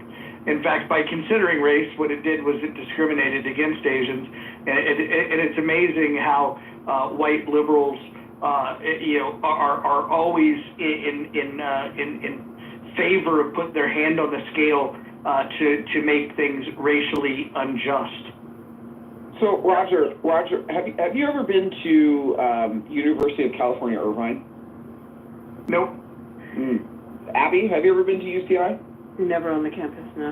Oh, okay. We still went there. I've been there. I've been there many a time. Spent a lot of time there. If you go onto campus, Roger, I'm telling you, it looks like Hong Kong. Okay, there's very little American representation that exists on that campus. Like, there's very little. So when we talk about the discriminatory practices that exist in the collegiate system in America, yeah, I believe that there is a discriminatory practice that's taking place. It's putting Americans last. Putting Americans absolutely last, and it's really, really, really disgusting, to grow up in California in the 90s in Orange County. I played many soccer tournaments over at UCI. One of my favorite restaurants is over at UCI Village, right next to the In-N-Out headquarters. My whole point and my grievance, it is slowly turned into an ecosystem that is just un-American. It's simply just un-American. Look at the housing situation there. Like, it's crazy. Like, nobody actually talks about the whole UCI situation, which, again, Katie Porter actually was bred by UCI. And, Abby, to your point about, the benefactors of universities in ecosystems that give representation, Donald Bren. Donald Bren is the biggest benefactor to UCI. Donald Bren's kids did not go there. Donald Bren did not go there. It's a game. It's a game. He continues to donate money to UCI to benefit the real estate development that's taking place in southern Orange County and in central Orange County. If you go up to some of the developments in the Irvine Ranch, it's all Chinese decor in $5-6 million homes, in model homes, all Chinese decor. They're making people comfortable to replace Americans. I may sound crazy, but this is just my personal opinion. Can I go back to something Elon said just a minute ago? I'm confused why the Asians that you described whether they were Chinese or Japanese, I don't know, but that they were troubled that they had focused all on the academics and not on the extracurriculars or volunteering, et cetera, and so forth. I mean, when I was growing up, it was no secret that extracurriculars, volunteer work, all helped you not only in getting scholarship money, but also just to get accepted, as well as the academics. So I'm a little confused why didn't they know that? So I think in my world it's a little bit different because we as Americans don't talk enough to experience each other's world. So from the Black perspective, what we saw a lot was people would weaponize appearances, weaponize things that may have happened with civil rights or affirmative action to get their particular situation, right? You even had Indian guys. One guy wrote a book about it, how he couldn't get into school to get his schooling paid for what he wanted to do in medical. So he pretended to be a Black man so he can get access to the Negro College Fund. That's a real thing. So I'm answering your question in a linear way. I think what happened is many of our Asian population, whether they're Japanese, Laos, whatever, Vietnamese, I think they were getting benefits from a lot of these things and were unknowingly thinking, oh, well, we're only really getting it off of these scores. Well, no, many of the people in administration, not all, have been letting you in because your predecessor or previous predecessors fought to bring up the point that there's not a lot of Laotian representation at this particular college, or not a lot of Vietnamese representation, and then you cattail that off of some affirmative action thing. Well, they're like oblivious to it. So when a lot of this went away, and I just looked up the thing that Abby was talking about, there's still no change in the policy, which is my point. You're still getting vetted off these extracurriculars. So I don't even know what you won, because it states in the opinion that they would have to prove individual damages, which they opted not to do any money thing. They just wanted a symbolic win. Okay, you got a symbolic win, but you still got to go through the vetting process the way everybody else does. So that's what we see it in my culture. Sheila, one of the arguments in the Harvard case, because I think we were actually in clubhouse rooms listening to the oral arguments. I think, Roger, I don't know if you remember that, but one of the arguments was that they were painting the Asians as the character of the Asian applicant as having no personality and no extracurricular. So it's interesting what Holly was asking.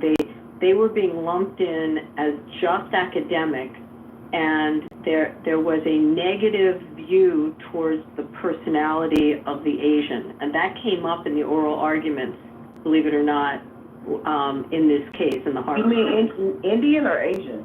Asian. Oh, Asian.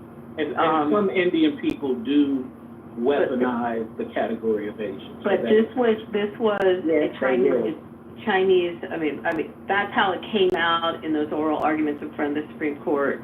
That when they started to investigate Harvard's admission process, that they were openly discriminating against the Asian students for not having, and it was.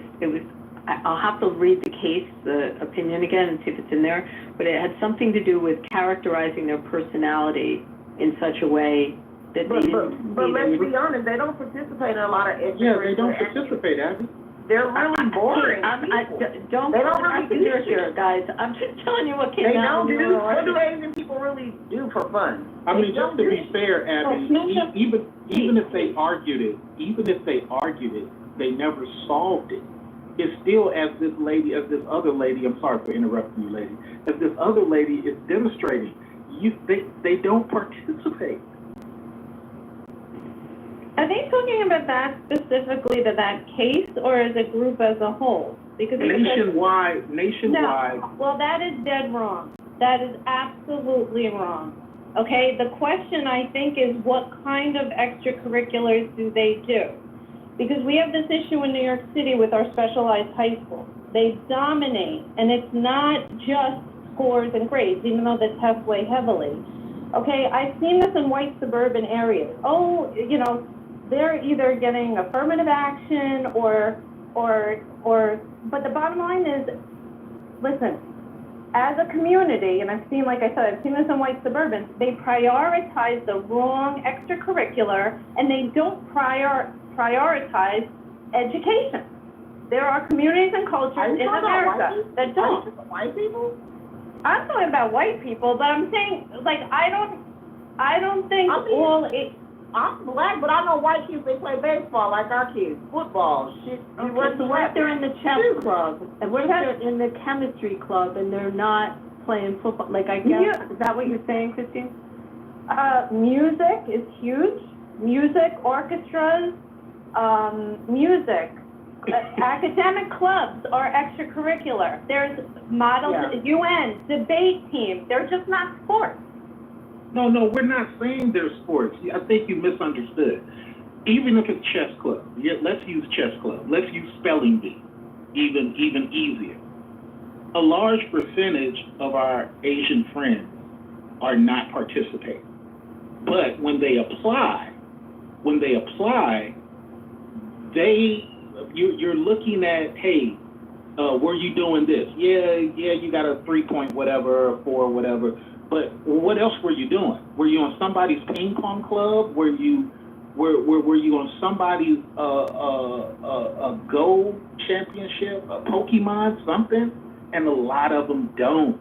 So when people were getting in, which is my argument, many of them, not all, they were getting in based strictly on, hey, it's not many of you Thailand people here. Your grades are outstanding. Come on in. Well, and I'm using Dr. Adams' talking point, just weaponizing his talking point. To people who are really Americanized, well, we got that plus a 3.2. Isn't that superior to this guy? I got 4 points of administrative checkoff compared to this one guy who only got one checkoff, and that's his grade. That's what we're arguing. And because some of the public funding is taxed to that, it has to be fair for everybody. It just can't be, hey, I'm an honor roll student, therefore I should get in over this person. No, this person is doing way more stuff than I am. Yeah, but my question is was that discussed in the case, and where is the data supporting what you're saying? If it's an overall or within that case at that time? I put it in the chat, Christine, what was argued.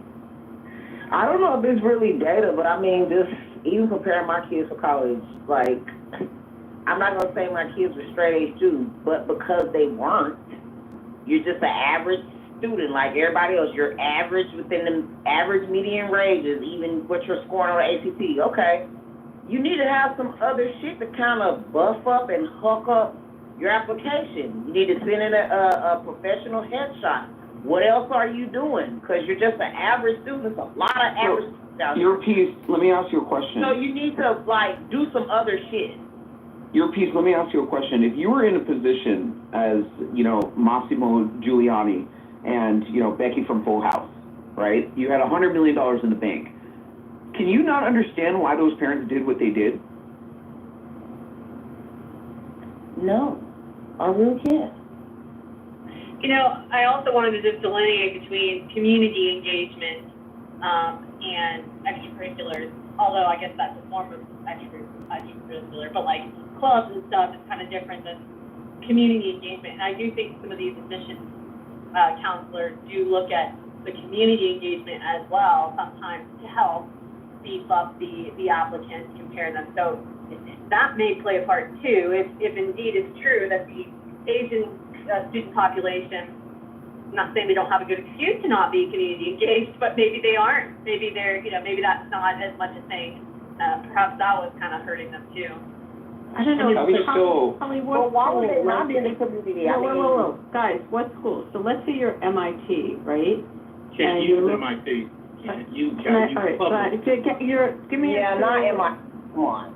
Guys, just hold on. Let's say you're a school that has a lot of research and an emphasis on research and an emphasis more on technology, and it's not, it's not reaching out for these great personality traits that you're talking about. I mean, that's what came out in this case, that the Asian community personality traits were being judged generally and lumped into one area. But some schools maybe want to graduate research nerds. Maybe that's more of an emphasis at that school. Like, all right, I will not use MIT. Find another tech type school, that has that emphasis. But I think, you're right. It didn't get fully resolved as a result of the Harvard case. Whether they can't use race as a basis now for admissions. Affirmative action's expired. It was, again, according to O'Connor's ruling when it first came into place, it was not in perpetuity. It was to expire. And she guesstimated at the time of her ruling 25 years to correct society. However, this personality issue is interesting that you all bring up because it's totally subjective. So imagine all of you are sitting on an admissions committee for a university, and one of you is sitting on admissions at a school that's like a big sports school and a big social school, and the other is sitting on admissions at a school that is more research and tech-based. So, where do you go with that? I mean, it's subjective, right? So it's not so much tech-based. I mean, tech. I apologize for using that No. word, Even engineering. Let's just. Drexel. Okay, you're a Drexel. I mean, I don't know. Find an engineering school or something. Anything that's taking public dollars has to be fair. So if you're MIT and you're getting a lot of your funding from military, if you're MIT and you're getting a lot of your funding from some secondary science department that's connected to government, then yeah, you get to do what you want to do. If you're super private and you're taking no public funding, no tax dollars whatsoever, you get to do what you want to. St. Mary's of Graces of on the Hill, whatever. You get to do what you want to. But the minute you start taking funding, public dollars from all of us, then there needs to be a different conversation about that particular school. And we don't mind, I'm speaking for my community, because many people give us black people hell. We don't mind things being merit only, okay? But we've always been merit-based. Yeah, I'm about to say. But when it's like that, and C-Lay shows up with 3.8, don't all of a sudden change the rules and say your favorite friend from Russia, who has way less than me, gets to do X, Y, Z based on his optics or based on his daddy or uncle's money. Hold on. Let me make a point before you get angry. Hold on. I'm going to interject. Never mind. He's angry. That's fine. Listen, read the House rules. If you don't like them, you can piss off. Moderators will interject when appropriate, and it's appropriate here. The idea that you think that a grade point average entitles you to a spot over someone else, to me, that's the funniest thing that I've ever heard. Because what is a grade point average actually telling you about innate talent? Absolutely fucking nothing. And so while I do agree that we should be on a search for finding people with innate talent, and we should look high and low for it, the idea that people think that a grade point average is a good measure of it are just, you're fucking insane. That's what they just said. This merit thing where they said, hold on, we're going back to merit-based. The whole D&I thing, there was a crock of shit. Some black people did benefit, but a lot of us, we've always had to jump higher, run faster, harder, and everything. Any job I've ever had has not been because someone knew me and I was black, they let me in. No, it's because of what the fuck I can produce, my merit, my performance. Never ever got anything from fucking D&I. Never. And hold on. What is D&I? I think. I'm asking your piece. What is D&I? DE&I. You know what I meant. DE&I. Okay, got it. Okay. So the other people introduced merit. I think you didn't realize the other people were suggesting let's not use all these other measurements, let's only use merit. So you're disagreeing with them. I'm not. I want it to be judged on innate talent, and we need to find systems to be able to measure that. We could have been doing that, but many people. But if we did that, somebody like yourself with the 3.8 might not get in. Exactly, because of optics. No, you're absolutely right, because of optics. So I got the 3.8. Go ahead. Sorry, do you keep bringing up merit and using it interchangeably, I feel like, with academic? No, he brought it up. I did. Okay, I just want to throw out there, merit is only academic, unless I'm wrong. He's the one that brought it up. Maybe he can answer. Actually, you're the one that brought up the 3.8 grade point average should qualify you over some person that is connected to a wealthy family that lives in, your point was just weird. You're all over the map, but this is typical for you. I don't think you were paying attention to what Abby and I were talking about. I think I listened more carefully than anybody. I was responding to Abby, and you jumped in to solidify my point as if you were against my point. Well, you mentioned the grade point average, and if anybody on this stage thinks that the grade point average is a good measurement of who would be a good student, I would just say that you're wrong. There you go, Abby. He proves my point. That's why we can't do just merit only. He proves my point. Well, hold on. But now you're saying that you're using the word merit. I'm talking about grade point averages. I want to measure innate talent. And I would say that merit based on innate talent is what we should be looking for. And we need to develop the best tools possible to uncover that. And when I talk about innate talent, we're talking about a potential to learn, a hunger to learn, and people that just have a capacity to do bigger things. If we're going to let people into a university, we should be thinking, who are the people on the other end of this? If we look at this group of students that are applying, which ones are we going to bet are going to have the biggest impact when they get out of this institution? And I think that means we need to throw away the traditional models. I think test scores are a good measure, to be honest, because test scores are testing at least the ability to take a test. But I think what a grade point average does is it really just measures who was present for the class, which is not nothing, but it also says who was conforming the best to the way that a teacher was teaching. That's not innate talent, and it's not the ability to actually learn. It's simply grading those that conform the best, which I don't think are the people that are going to change the world for the. How do you measure academic skills and academic success, the ability Great question. How do you measure that? What you're saying? What do you mean by your question? Are you saying like merit scholarship, being able to scores on your tests? What are you asking? I have a background in vocational evaluation, and I'm asking you because all of you all are so smart. How do you measure? I just put in the chat. If you look at some of the ways they were measuring them, they were looking at scores at national merit scholarship programs. They were looking at Intel Science Talent Search, various national awards that they give for high school students. I mean, in my profession, you'd be looking at people that won mock trial, debate, awards. I mean, you're going to look at people that have assumed high levels nationally, and definitely in scoring. I also put in the chat something that came out of the Harvard case.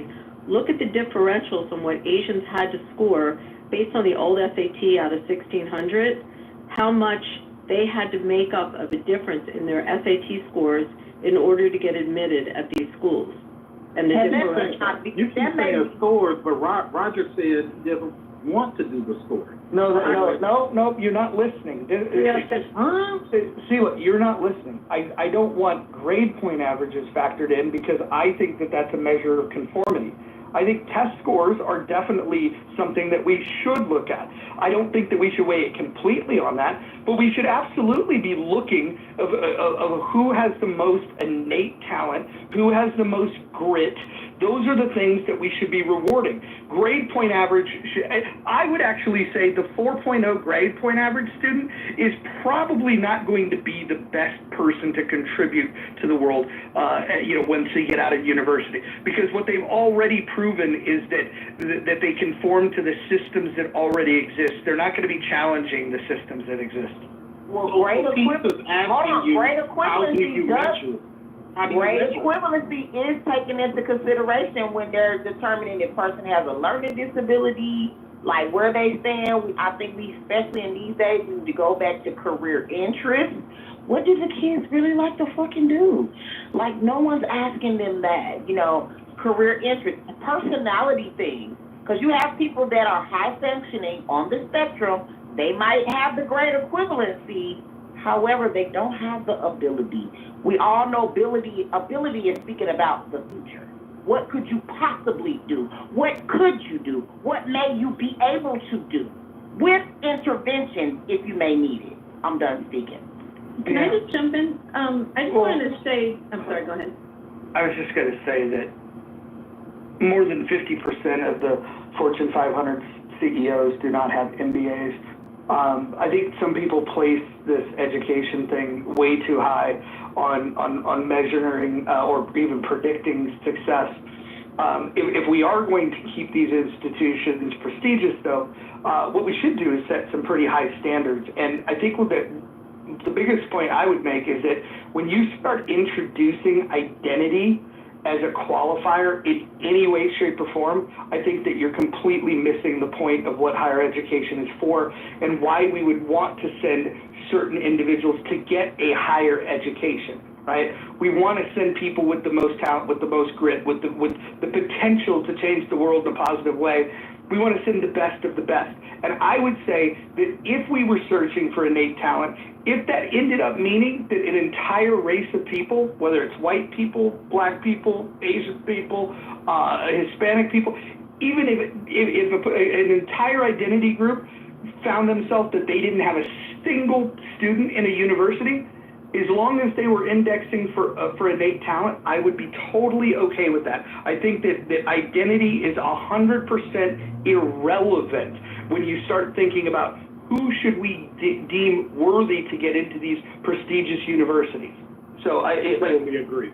That's all my community was asking for. I totally agree. Can I just jump in? Please. So I just want to say one thing. Number one, for those people that know me, my background, I can honestly say, unless your high school can kick anybody out and not worry about funding, the grades are inflated massively. Everybody just wants to hold their job. So I don't hold any GPA coming out of high school, even if it's over 100, as a marker, which is why these colleges went back to, whether it's a perfect system or not, SATs or an ACT, because they see what happened. I don't know, I never looked at Ivy League, I'm in the arts. I do say one good admission to kind of hit on a couple of points people made. If you look at, and it's hard to get access to this, if you look at Cooper Union, which is in New York City, that used to be free, and is still one of the most difficult architecture and arts programs to get into. If you look at their admission... With all due respect, this is Pat. Go ahead. Sorry. Keep going, Christine. My point is colleges can set up a test that is extremely difficult, extremely creative. I don't know if anybody mentioned this already. And if you look at their exam, and it's gotten progressively harder over the decades, it really challenges knowledge, skill, and ingenuity. And that's like, so all this conversation is if you're not for a standardized test, if you're not for GPA, I'm very project-based, or if I do agree with awards and competitions and things like that, because it's extremely competitive. And to get into elite colleges, whether it's arts or science, if you look at their tests, it is And you will work for it. I'm because you all, we as adults. Hold on, no, you did cut her off. Don't cut her off. Just let her Sorry, it's competitive out here. No, hold on, your piece, finish. hold on, your piece. If you interrupt again, I'm not just gonna mute you or move you down, I'm going to remove you from the room, I'm gonna block you, and I'm going to tell every person on this app to do the same, so you can never interrupt ever again in your fucking life. Christine, go ahead. Yeah, I mean, I'm just saying, there are examples out there that really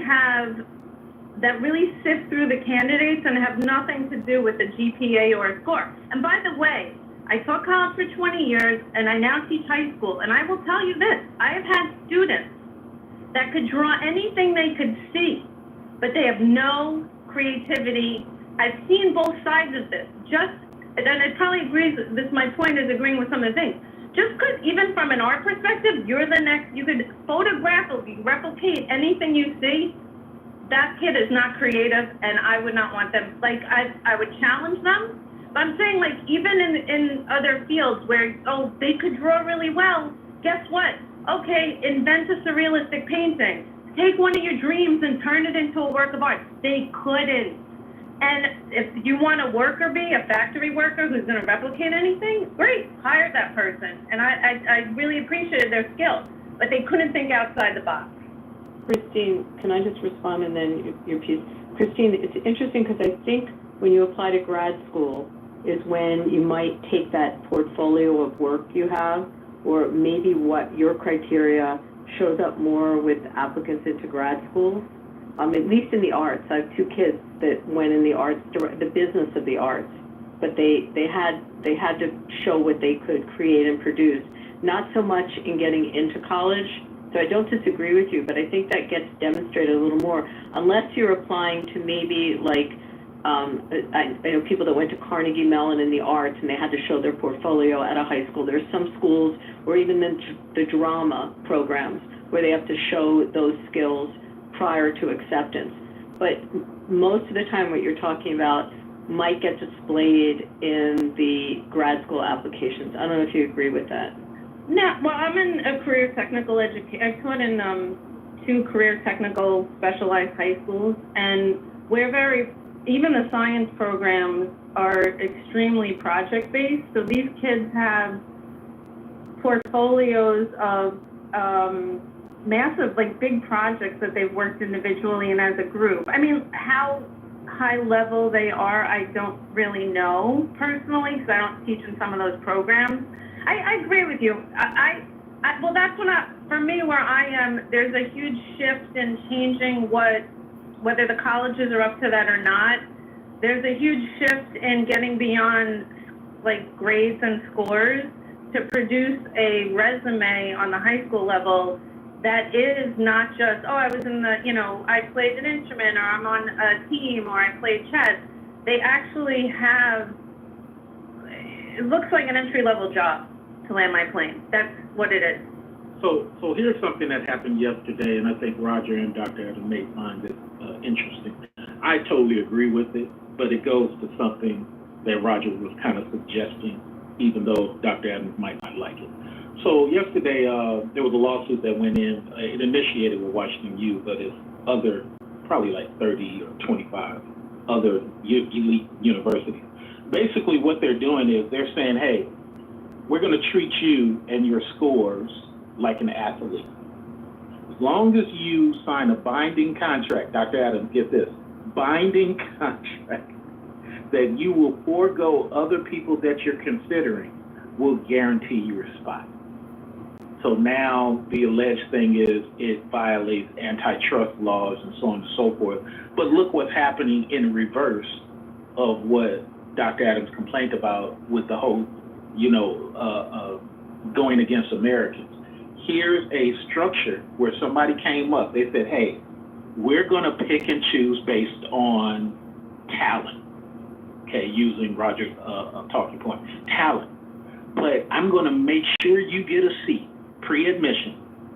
And as long as you sign a contract, then you're good. And this flies in the face of what somebody else brought up about they still have to do the work. They're under contract at this point. So they're almost guaranteed at least half a darn degree.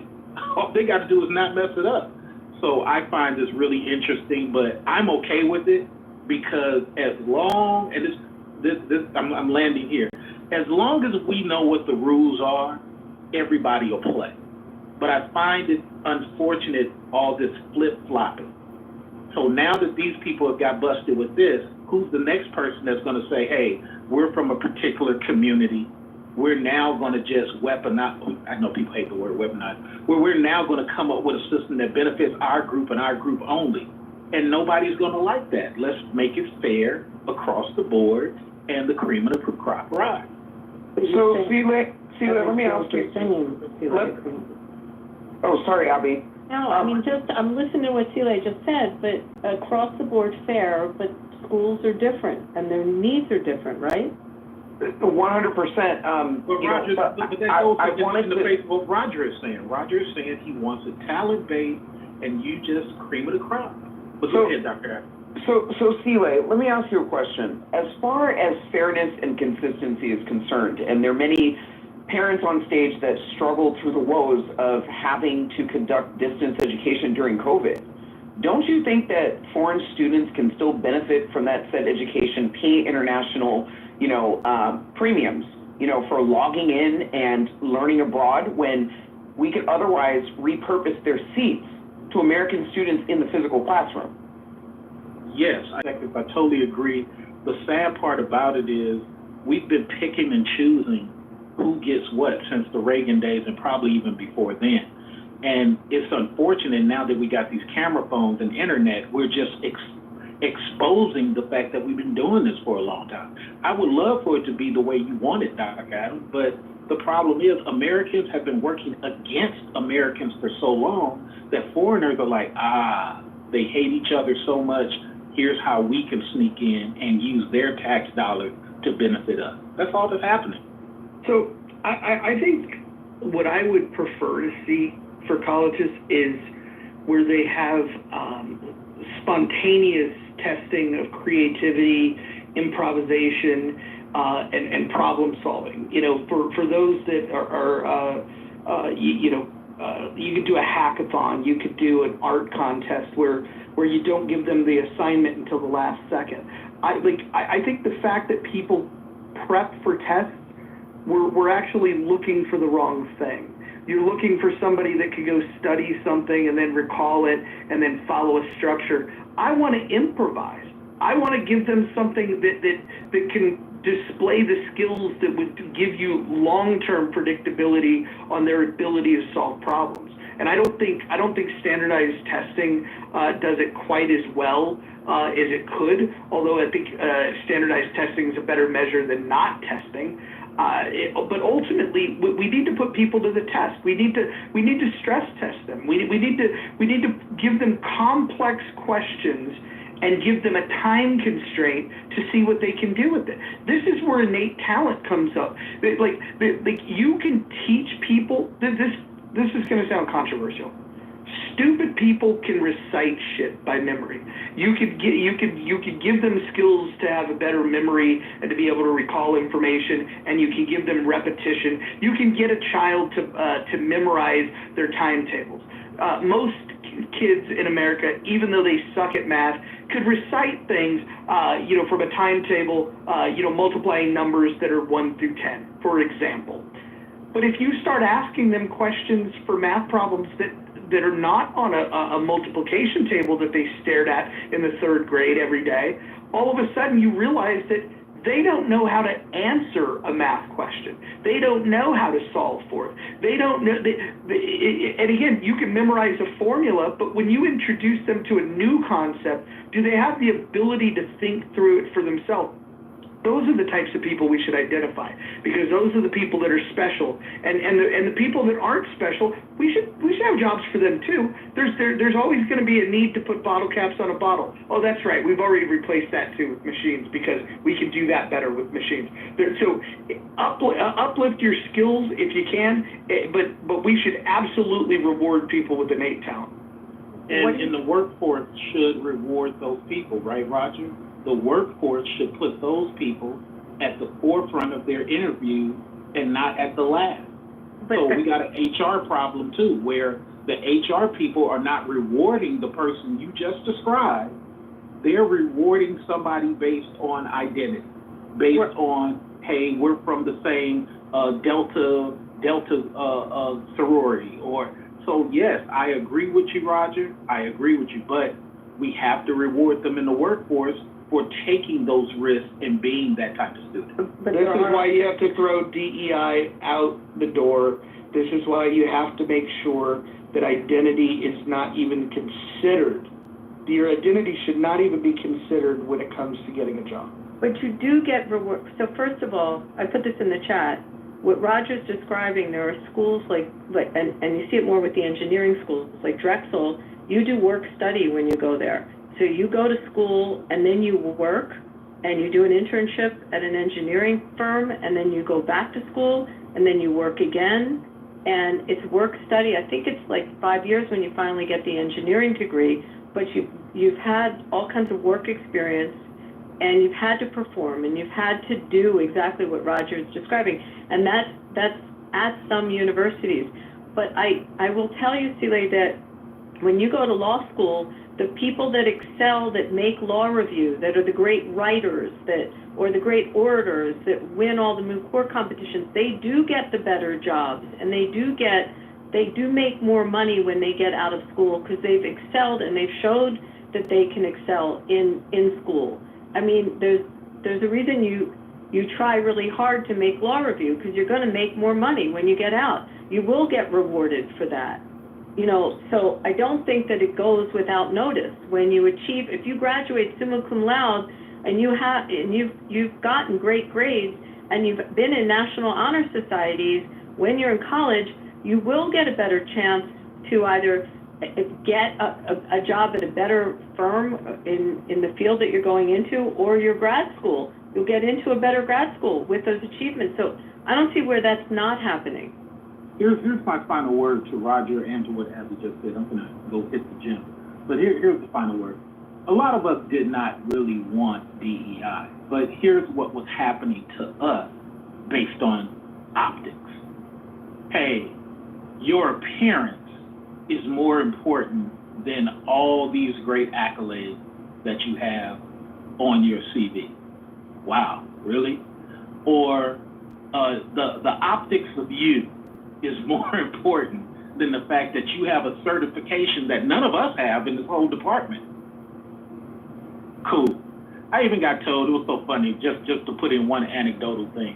I got told one time, because I've had a lot of discrimination because I'm dark-skinned, and no matter what I had, because I had certifications that a lot of people didn't have, right? And what was so funny is one person told me, and this was an HR person, right? You're too dark-skinned to be in the front. Literally, okay? And I didn't respond to it because I'm so used to hearing it at that point in time, from 18 up until that period, that I think DEI came around because there was a subset of people going through stuff that many other people had no clue that they were going through. There was a lady, great lady, she happened to be a Caucasian lady, great lady, she wanted me to be in her department, we interviewed, everything was great. Well, the HR representative falsely told her that I didn't want the job. And I'm up here waiting and everything like that. And finally go to the lady and I'm like, what happened? Well, she told me you didn't want it. So see, stuff like that happened prior to DEI. And I just want you to understand, Roger, that it would have been great for us to be a little bit like England, to where it's not so much about optics, a little bit like France, not so much. But here, it's been about optics for quite a long time. So DEI only came about because so many of us was experiencing this nonsense, and all we really want is a fair shake. So if we want to go back to just, hey, things are merit only, Sile got 5 certifications, great. He should be at the top of the interview list. Doesn't mean he get it, but at least be at top of the interview list. And that's all we want many a time as Black Americans. But go ahead, I'm gonna fall back and listen as I go to the gym.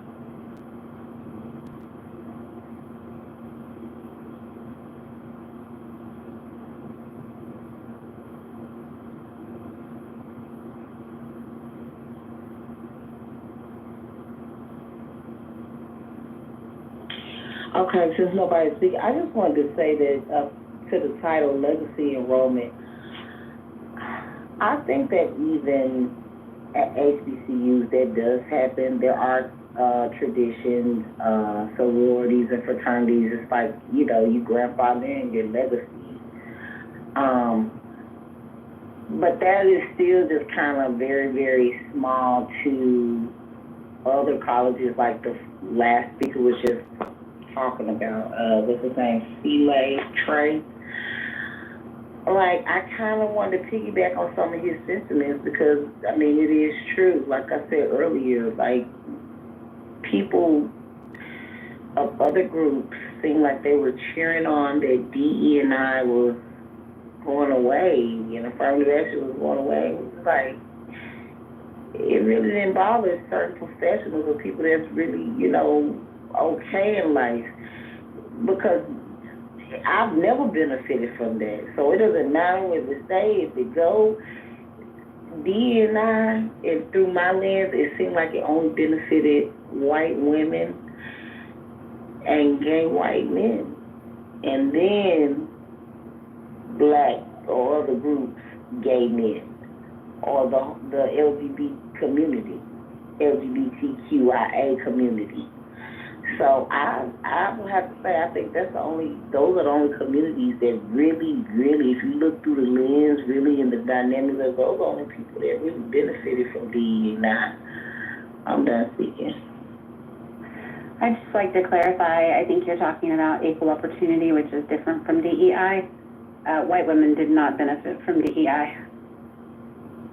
I would have to beg to differ, because you can beg to differ, but DEI is diversity. It's diversity, equity, and inclusion. White women absolutely benefit most from equal opportunity, for sure, and it was not established for white women. You're not wrong in that respect, but DEI was for diversity, equity, and inclusion. That did not impact white women. But white women still say that they need to be diversified. And I was having a conversation with Roger a couple weeks ago as far as even talking about feminism. I mean, I'm not trying to go here with race, but black women only really got turned on about feminism from white women. Like, white women share with us what feminism was. Oh, you're being oppressed and you shouldn't have to do this. These are things that they was telling us. When we was like, oh, she might be right. She might be fucking right. Your piece, hold on. I graduated law school. There were 20% women in my class. What we're talking about with equal opportunity was the change that women started getting jobs and we started getting accepted into professional schools. But that wasn't DEI. That was something completely different. And it was bringing women into the workplace generally. I was benefiting all women that were coming in. And the percentages now, I think law schools have more women than they have men. I don't know what the medical school breakdown is, someone could tell me. But she's right, it was equal opportunity, it was completely different. Well, I guess I think through my lens, because I am a black woman, it still has always just been like the hierarchy as far as things was been beneficial. Even when I talk to my brothers that's in the gay community or the LGBTQIA community, it's still a hierarchy, you know. White gay men being black gay men, you know, even with equal opportunity still. White women being, you know, black women. It's just still always like that, even in the workplace in 2025. So do you think, so your piece question, do you believe that the workforce is looking at, let's say, an identity such as gender or race, let's say black women in this case, and they classify you and they label you based on your identity? You believe that happens? Not in my workplace, because majority of the people in my workplace look like me. Okay, where do you work? A nail salon? No, I don't. You've heard me have conversations. I'm not gonna dox myself. No, that's fine, but here's the I work with, here's the I work point with that I'm making. disabled youth, and I assist them becoming, here's the point. rehabilitated vocationally. Wow. Your ability to listen is crazy. So the point is that you have society is going to make their own labels and try to put people into buckets. This does happen. Typically, it happens for simplification of things and to just better understand, okay, these are men, these are women, we divide up sports that way, at least we traditionally did till the wacky white progressives decided that men can be women and vice versa. But the point is that I would make to you is if society has made a mistake in over-indexing the importance of race and gender, why do we then repeat that same mistake and self-identify and over-index the importance of these things?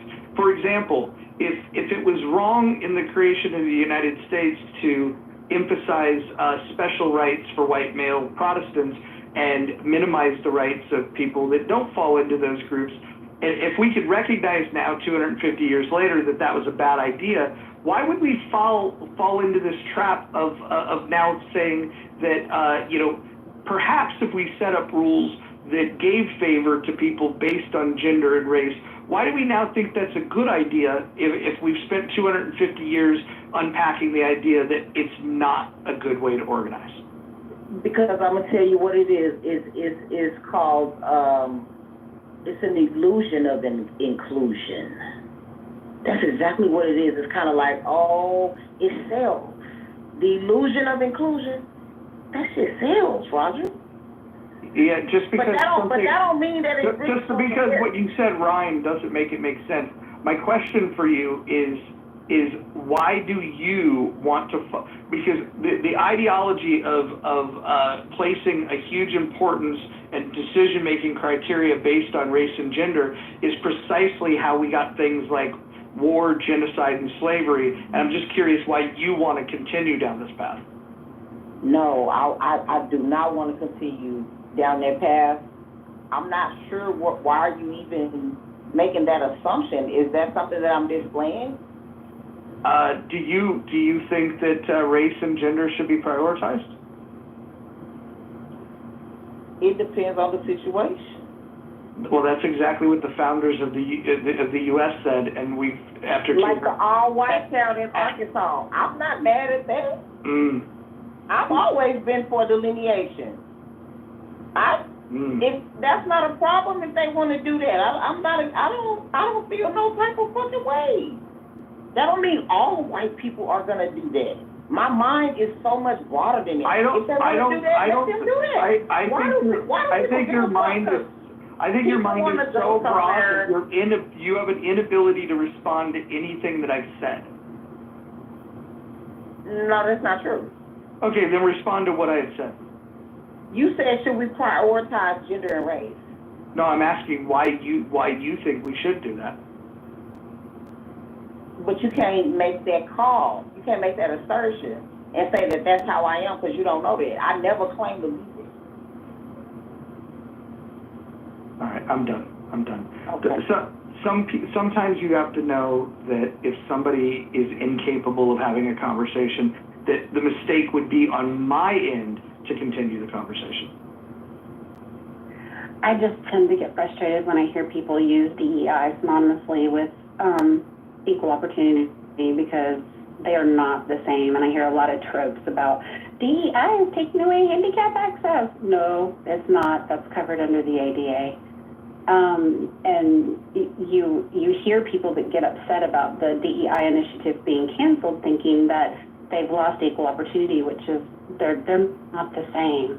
DEI was essentially about employers that wanted to make it fair and give men and women the exact same pay for the exact same position. So instead of increasing women's pay, they lowered men's pay. DEI was about, you can't get your little merit-based raise every year because you haven't attended our diversity, inclusion, and equity programs. It was a bogus program to begin with. It never should have been there, but it is not equal opportunity. And that's a big misconception. I Do like you the- think this? Hold on, no, your should have- piece, hold on. I had a question.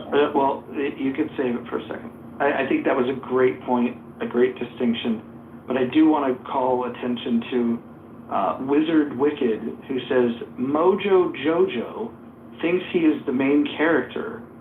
Smiley face, you're a fool, Mojo.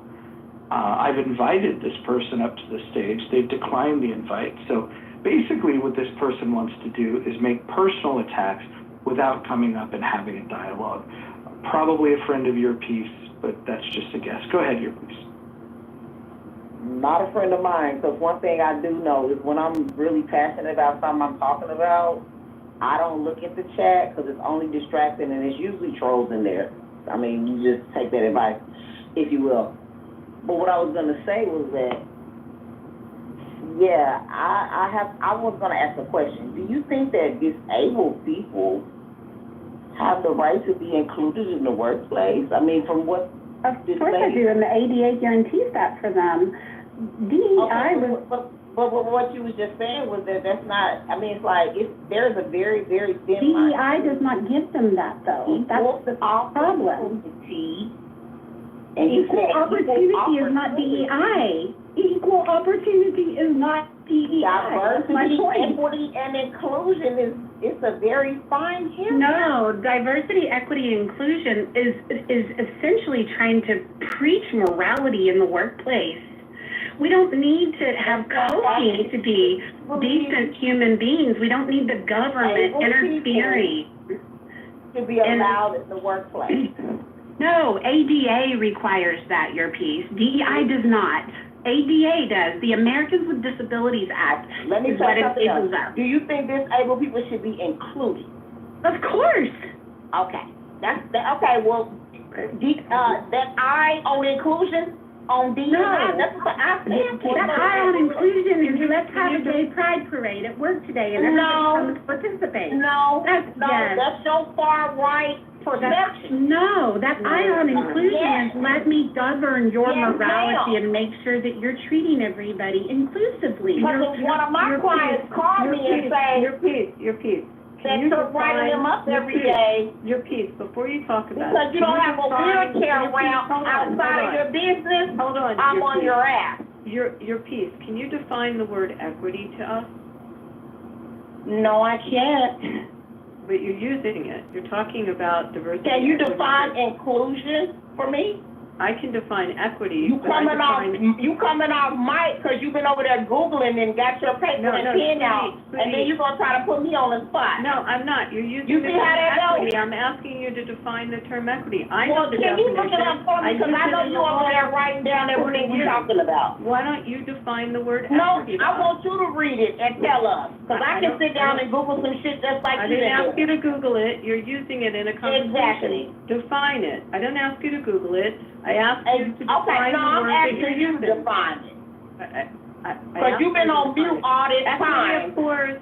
So I don't have a moment to give you the exact, precise fucking definition. Well, but you're using it, right? So give me, What it are don't the matter. maxims? What are the maxims? Give me a of moment, equity? I'll look it up, the definition for you, because these are the type of fucking games y'all play. What are the maxims? Wait, of hold on, equity? everyone mute for a second, It's that time again, I have to do this, I apologize. But for the sake of the 1,089 members of the House, I'm gonna read the rules, and we'll emphasize a couple of them. Rule number 1, no threats of violence. We've done very well there. Nobody's threatened any violence today. No doxing, we haven't done that today, that's good. Staying on topic, we're doing better than average of doing that. Keeping your shares brief, I actually think we're doing okay there, but here's one where I'm having a bit of a problem. Do not interrupt speakers, especially the mods. And then just a reminder, mods may interject when appropriate. Number 7 is the N-word is forbidden on stage and in the chat. Actually, I'm gonna update this right now. The N and K-word, K-words are forbidden. I'm updating it as we speak, as we discuss this another time. Bear with me. Boom, boom, boom, are forbidden in the stage in the chat. Okay, rule number 8, don't spam the chat. Rule number 9, do not bring drama here from other rooms. And number 10, English only. Those are the rules. So the interrupting thing needs to stop. Thank you very much. Hey, I'm driving and I want to get educated. Serendipity, what do you believe DEI was supposed to achieve? Because I hear you talking around it, but I just want to get a direct, what do you believe it was supposed to achieve? The purpose of DEI was to encourage employees to combine together to celebrate all various types of lifestyles, whether it's LGBTQ, different marginalized communities, to just encourage an inclusion of community within the work. Hold on. I hate to interrupt, especially in the middle of that bar that you were spitting there. But I want everybody to look at the chat before I remove this person. But Shodu is talking about some very hateful things. We're going to all go ahead and click on that profile. We're going to click the 3 buttons. We're going to hit the word report, and then we're going to report this person, and we're going to get this person kicked off the app. So everyone do that now. Oh, who removed him? Who removed him? Not me. Not me. Which one of them? I might have. I was trying to report. Damn it. I just done it. I'm sorry. Okay, listen. In the future, I did report him. Good. In the future, when we have people that are saying things like that, it's not enough to just delete the comments or remove them. We have to report them so we can get them kicked out. I did. I think I accidentally hit the remove report option. I'm sorry. Okay.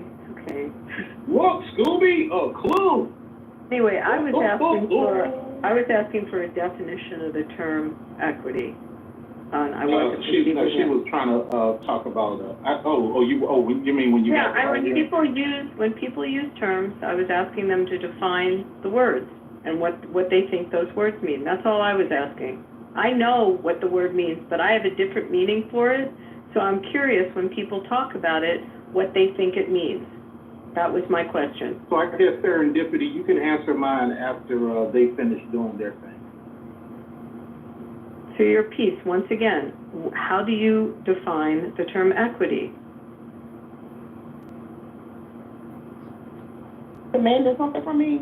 I don't demand anything. Because I already told you I'm not answering that question. Yeah, and I have had time to look it up. I have had time to look it up, so that should let you know I don't give a fuck about what you're asking me. Good. I don't owe you shit, Abby. We come into equity with clean hands. I will tell you that. So you can go ahead and tell the people what the fuck you mean, because I know what the fuck I'm talking about. Equity is a term that's been in our world, in our legal world. I work with employers every day who don't give disabled people a chance. Able-bodied people just because they're on the fucking spectrum. Leave me alone. Okay, with all Is that due enough respect, interruption? you're saying way too many F words. I mean, for mine. Just saying. Thank you, David. That might have been the best contribution you've ever done on Clubhouse. Yeah, but Mojo, like she's saying a lot of F words. Like, come on. No, you're right. That's why I'm thankful. What is the positive? That's why I don't know why Abby even asked her or even went back to her. Equity. No, it has nothing to do with Abby. I was talking about the other person that Abby was talking to. Why do we have multiple people speaking at the same time? I apologize. I was just saying one of the maxims of equity is it regards substance over form. I'm just stating equity as maxims. They're old legal maxims. You can look them up. Everyone, since we're all into Googling, you can read what equity is. But when people use it, I'm curious because it's taken on a whole new meaning under DEI than what the term equity is or how we've treated equity in our system for centuries and also prior to us being a nation based on old common law. So that's what I was curious how she was using it.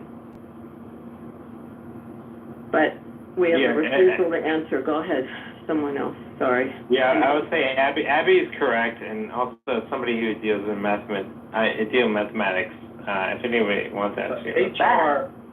Hold on, real quick.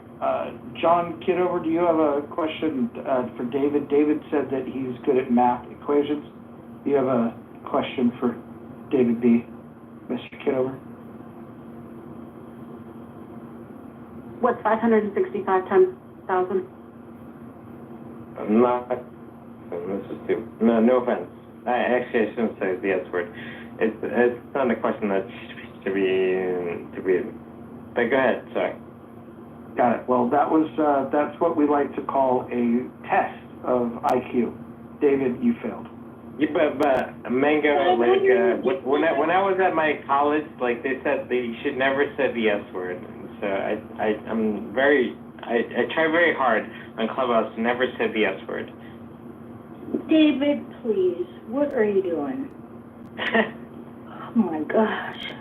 David, My I always wonder. No, but my professor said, like, don't, whatever happens, don't ever. Can somebody please, anyone that knows David, give him a list of local AA meetups so he can get the help that he needs? Thank you.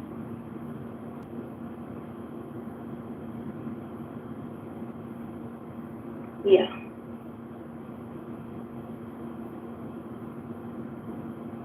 Earpiece, do you think employers should be forced to hire people that are neurodivergent?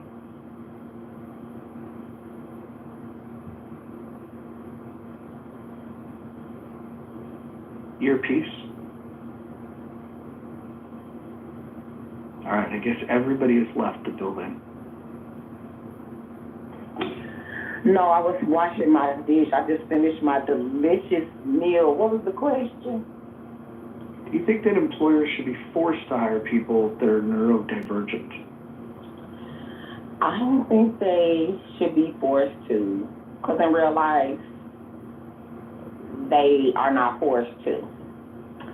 But one thing I do notice about some of these big wigs, these big employees that I come in contact with, these business relationship representatives that they send before me, you know.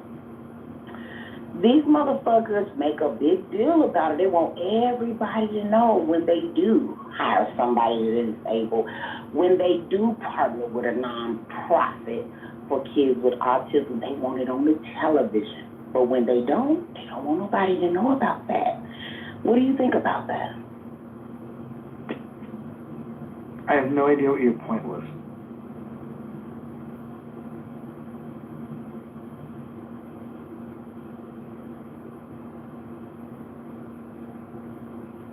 I thought earlier Abby was asking you piece what definition of equity is. Are we still on the point? You can go in. I'm putting the maxims in the chat, but go on. I'm just curious when people use it in the DEI fashion, they I don't want to say hijack the word equity, but they've reinvented the word equity. So I'm always so curious how they define it and what they think it means, because we've lived and worked in our system with the word equity in such a different way. So I'm just curious. I was asking the question when people use it, what they think it means. That was it. Do you want to answer, Hanson? I would like, with respect to Abby, like, I have my reasoning in who I picked, but I don't know, what does everyone else think?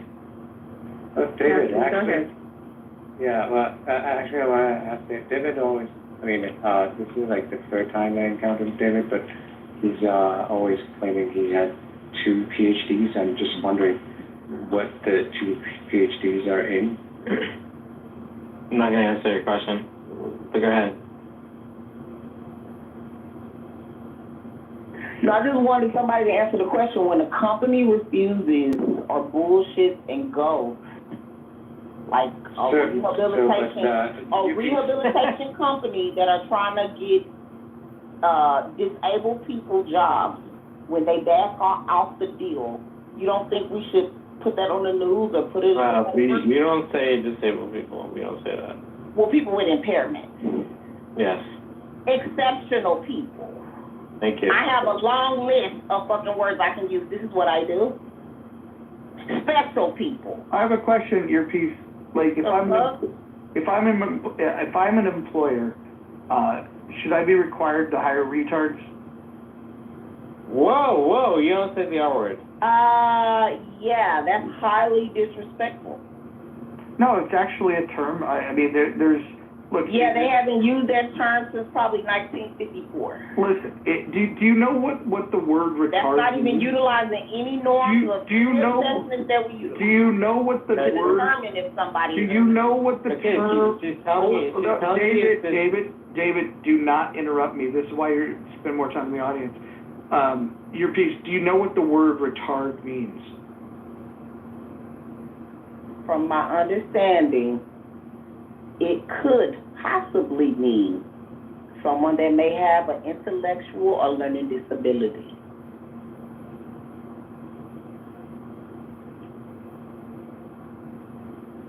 But it's subjective. I can't say because that word is not a word that I use. Yeah, so this is why I think the language police are so dangerous. So the word retard means to slow down or to delay. And so I think that if you have someone that's mentally retarded, if their mental development has slowed down or been delayed, impaired in some way, we could say that they're mentally retarded. Now, you could say that you find that term offensive. You could say you don't want to use that term. Textbooks can choose different words, but I think it's very descriptive. And the question really stands, even if you want to replace it with a different word. Do you think I should be required to hire people that are mentally retarded? No, but I think that the community that you serve, any community, any business that you, I just think that they should know that you know you're not willing to do business or even you know, do any type of volunteer, or maybe it might just be you might just want them to come in and just do a view of your establishment, do a tour. You have some of these businesses that's very shady when it comes to people who are disabled, and that's why I said it's a fine hair with equity, inclusion, and what have you. So hold on. Your piece. Do you want disabled people there or not? Your piece. Well, can the guy in the wheelchair get in the picture or not? Hold on. And a lot of times the answer is no. Hey, shut your fucking mouth while I'm speaking. How about that? Did you understand those words? Sometimes when I talk about mentally retarded people, I'm referring to people like you. I shouldn't have to hire somebody that doesn't know when to shut their fucking mouth. You can't even obey the simple rules of conversation. Why would I hire you to speak to customers for me? Absolutely not. You don't know when to shut the fuck up. So here's my answer to this. If I have somebody that's mentally retarded versus somebody that's not mentally retarded and they're applying for a job, you just give me a job at random, I would just ask you, what job could a mentally retarded person do better than somebody that's not mentally retarded? And I think you're uniquely qualified to answer this, considering you're on one side of that spectrum. Go ahead. Well, the abilities. That's the biggest thing. I think a lot of people automatically assume that if a person is deemed mentally retarded, that they don't know anything and that they don't have the ability. Remember, ability is futuristic, not futuristic like what you're thinking, but the ability. What could you possibly do? And a lot of times we can possibly do a lot of shit with a job coach, with training, someone taking out the time to show us how to do the fucking shit. The ability is very high. So, a lot of people's time is money, and employers don't want to slow down for that.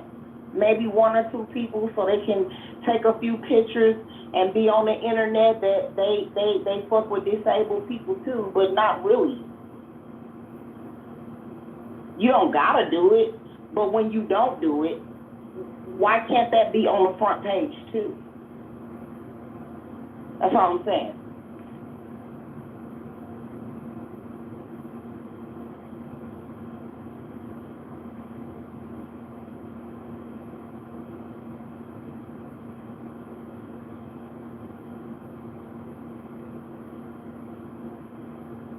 We got a topic change for the room, and I think we'll get a poll going here in a moment. Hanson, what do you think? Do you think I should be forced to hire retarded people? Of course not. You should be able to, should be allowed to hire whoever you want, whether retarded or genius or whoever, the midgets, the cripples or deaf and whatever pleases you. Yeah, I would agree. Vintage, you said you wanted to say something real quick. Go ahead. Yeah, I'm enjoying the room, by the way. I've been cutting my lawn here and just kind of laughing and enjoying you guys' conversations, so I'm new to your space. But this is an interesting topic because I guess I'm not old you guys are. I'm assuming you guys are probably in 30s, 40s. I'm guessing. I'm just back here a while, I guess. But I'm probably on the older side of most people here. I'm 51. I just shocked myself on that part of it. But I came about when DEI was kind of in its infancy, in a sense, being rolled out through corporate America. I remember one of the earlier DEI initiatives. So I used to be an engineer, a chemical engineer. And I will say in the beginning, it wasn't how it's been politically positioned in today's time. Like I listened to this one young lady, I'm going to the attorney, who was talking about the classes and the mandatory. That wasn't what it was about in the beginning. And I agree with you. I think forcing a culture shift in a company is something that I totally don't agree with. I think that's what your mom and dad is for. That's what our parental structure is for, our grandmothers, our whole community. But in the beginning, and I'll say this and I can land my plane. So I was a case where, I'm African American. I was an engineer, like I mentioned before, and I'm in the medical side.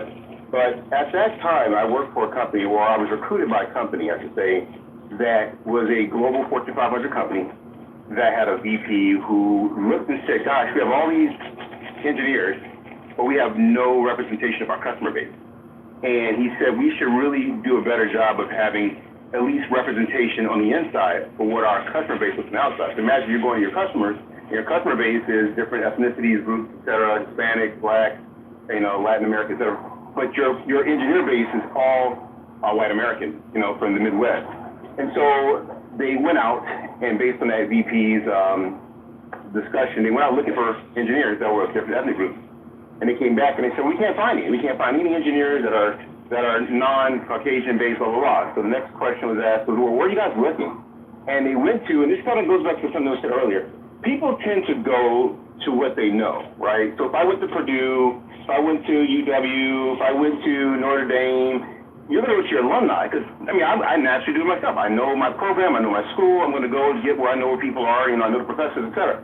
And that's what was happening. So they challenged that group to say, hey, you got to go outside of your norm, and they did that. So that's how I was recruited with that Fortune 500 company in '98, and I literally was one of the first 80 Black engineers they brought in, with the purpose of diversifying. It was a successful program.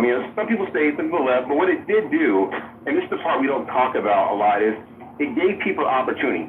It gave me an opportunity because I wouldn't have been recruited by that organization. No telling what would have happened, but at that time in '98, it was about opportunity. And the thing that people leave out is equal opportunity. I was just as qualified, and I ended up going, just so you know, I got my master's from PWI. I'm another doctor, but I got from a PWI, the northeastern part of the country. And again, with the undergrad engineering, chemical master's, it still took something like that just to give me a chance to get my stuff looked at. And from there, my efforts and all my merit kind of spoke for itself. So I just will say that in the beginning, just summing up, it wasn't about what it became, and unfortunately I agree with what the one lady said, but in the beginning it really was trying to take people who were truly qualified, but who just didn't get a chance because they were not at those institutions where normal people were going back to recruit. Was I in the matrix the whole time, or? No, we got that. No, we heard you. Oh, I'm sorry. Sometimes the silence after you speak is a good thing. All right, was I in the matrix? I'm like, damn, I'm wasting my whole conversation. No. But that's all I wanted to say. I'll mute up. I just wanted to share that story, that's all. So Marcus, what do you think is the biggest myth surrounding DEI on either side? I think it's the same thing that would happen to affirmative action. They started calling it quota, and unfortunately, that in itself, I'm not for quotas, but that in itself, from what and again, I have as a one end of one, case study. I think that's the unfortunate part, is that we started labeling it and we started putting general categories on it where you lost the true effort of people who were qualified. And that's true even for affirmative action. My dad's good friends, he was an attorney from Duke University, and his wife was a doctor from Duke University. They both lived in Scarsdale at the time, and they were benefactors of affirmative action. And they were proponents of affirmative action in the late 70s, early 80s. And literally what happened to them, unfortunately, was a shame because they were benefactors, but a program like that wasn't about quotas. So I think, to answer your question, I think quotas, that whole nomenclature, maybe some people did do it for quotas. I think the other thing too, and I meet up, the federal government mandate, I think that kind of hurt as well because now it became a numbers game. And I actually saw for myself in a managerial level where they were trying to meet numbers. We have KPIs. You guys know what KPIs in the corporate America. The KPIs are measuring the number of women in colored bodies, and I think that's unfortunate because you diluted the benefit for something that was designed to just give people a fair shake. So I think that's where my sense of that means where it went astray. One of the myths that I hear is that not explaining, well, actually, I use DEI and I use critical race theory together, and I really shouldn't, because they are different. No, they're totally different, yes. But one of the biggest things I hear about critical race theory, I hear it's not taught in schools, and that we are denying people access to history by not teaching it in schools. Like either they're denying it or that we're not doing enough of it. Right. That's a great point. I'm from the South. And for me, in the school system, I never was taught my history in school. That was part of it. But I think, how can I say? I do understand some people's argument with it. We should put certain things in the programs because we are taught Christopher Columbus, we are taught Abraham Lincoln, etc. But for me, in my standpoint, I was always taught at my home. My father had a whole encyclopedia of things from our culture, so he made sure that we understood. And I have no different from friends of mine who are Indian. They know their culture, and my other friends who are Hispanic, they know their culture, and that's taught at a family home level. But the unfortunate part is everybody doesn't have that benefit of having a stable home where that can be taught. So I see both sides of that argument, honestly, but I don't know. I'm not too stuck on it. So, Mojo, I would answer the poll, but I'm a little conflicted. I almost need a fourth choice to say I don't like that word when used to discuss intellectual disabilities. I have no problem calling stupid people hear that word. Just pick the choice that best suits your response to this. All right. Well, let me.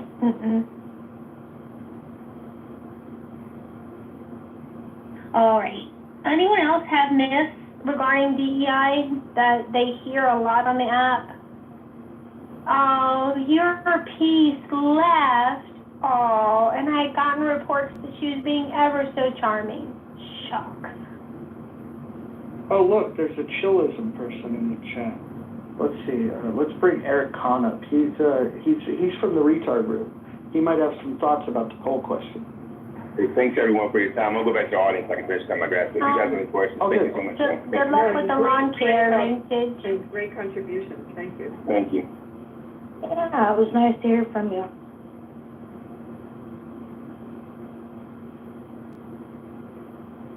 I guess the retard Eric Kahn does not want to come up and speak to the title of the room or the poll that we have.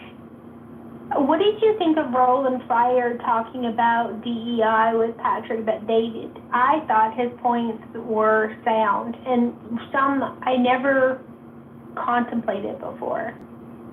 Do you need me to remind you what he said? No, I'm very familiar with the arguments. His thought is that if you're going to use DEI as a way to gift jobs to unqualified people based on their identity, that it's a terrible idea.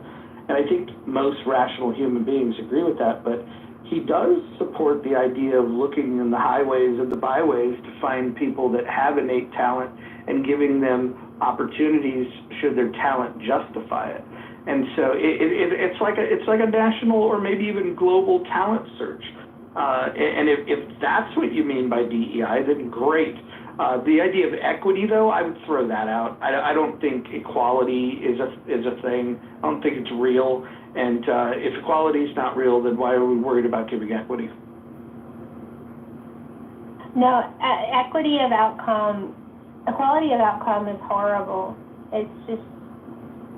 I think equality of opportunity is horrible too. Equal protection under the law is what we should be striving for. That's the only thing that we should be looking at. So can we dig into that a little bit? Because if there's limited resources in a community, there's little chance that the people in that community will rise above. There's generational wealth, but it is far outpaced by generational poverty. And if we don't provide extra resources or access to resources or even information regarding resources, it's like road to Wigan Pier. Monica, but I think the problem is the flip side of it, people taking advantage. When you do provide resources, people will game the system on those resources.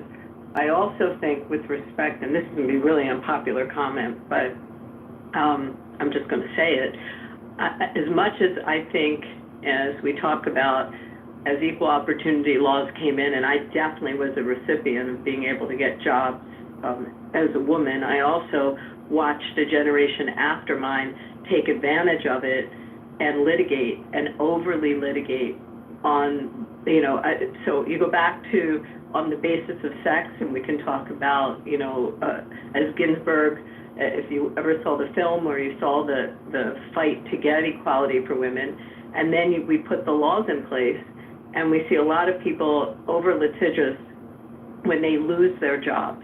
And that's a big issue. And Dolly made a funny comment in the chat, but I was laughing at it because the problem isn't hiring of the women, it's the firing when someone doesn't perform their job. And some people just don't work well, and they shouldn't have the job because they fail at the job. And when you go to terminate them, you end up with a lot of these issues that have nothing to do with anything but job performance. And it's become a roadblock for employers. And I think, I don't know, you guys can totally disagree with me, but if you're an employer and you're looking at a situation, are you looking down the road, if the person doesn't work out, will they sue you for some type of discrimination?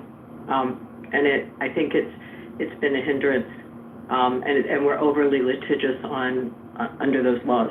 So that's just my opinion, and I'm sure it's unpopular. No, actually, Dave Ramsey talks about this. He said the solution is don't hire them in the first place. So when you go to apply for Dave Ramsey's thing, it is a long, involved onboarding process. And I think they have six months or maybe even a year of probation and like high expectations of all of their staff. So they cut that off in the beginning. And they're like, you're just not a fit for the culture of the company. Well, and that's brilliant. What's different now is the advent of the internet and what you can do with respect to researching a prospective employee. And if you see of hostile work environment in their last 6 jobs, you're going to take pause as to whether, that would be a good fit for you if the person doesn't work out what your risk factor is with litigation. And you wouldn't have known that necessarily before, but now it's a pretty easy search. And that knowledge, that's an interesting factor of how that knowledge plays in the hiring process, kind of what you're saying. Well, that's the thing. I mean, these litigation, the laws should not be placed in the first place, and then the employer should, the at-will employment is the key. But Hanson, we needed them.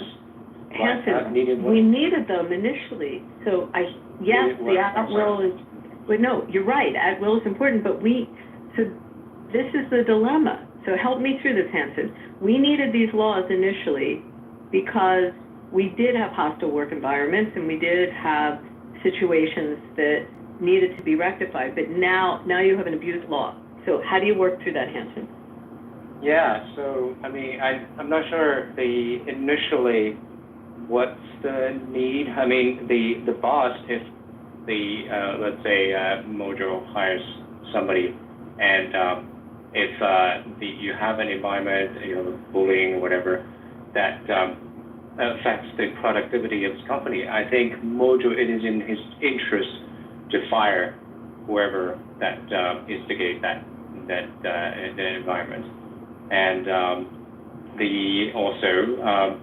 if you don't like the environment, you should be able to quit anytime. I mean, there's always the market provides just supply and demand.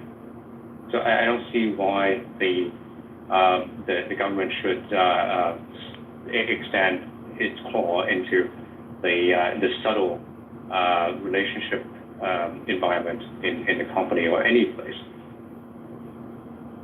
Do you know how easy it is to, I'm going to say easy, I take back that word, the ability to create in a litigation posture a hostile work environment is an environment that I would tell you 30 years ago was a very normal work environment for a lot of people. And things that you may have in your work environment that seem perfectly acceptable and perfectly acceptable social behavior could be couched as a hostile work environment. So I guess my point is, how do you keep the laws there to protect those who really need them without having them so so taken advantage of? I don't. It's a problem. Yeah, no, I understand. But what I'm saying is, I'm not convinced that the laws is needed in the first place. I'm not convinced that the quote unquote hostile environment. I mean, what kind of hostile environment would it be, and so that the free market cannot take care of it. I mean, I'm saying that just like in many cases, the regulation was the culprit in the first place. That I can look into this. The hostile environment, working environment. This example, but the many examples I've looked into, it is usually the legislation, the regulation, the government regulation that's the culprit that initiated this whatever hostile things, whether it's work environment or some other things. It's the government regulation that initiated that, and then people blame the free market for it. But once the regulation is lifted and let the free market actually come into work, the thing would have, I mean, the troubles would have vanished in the first place.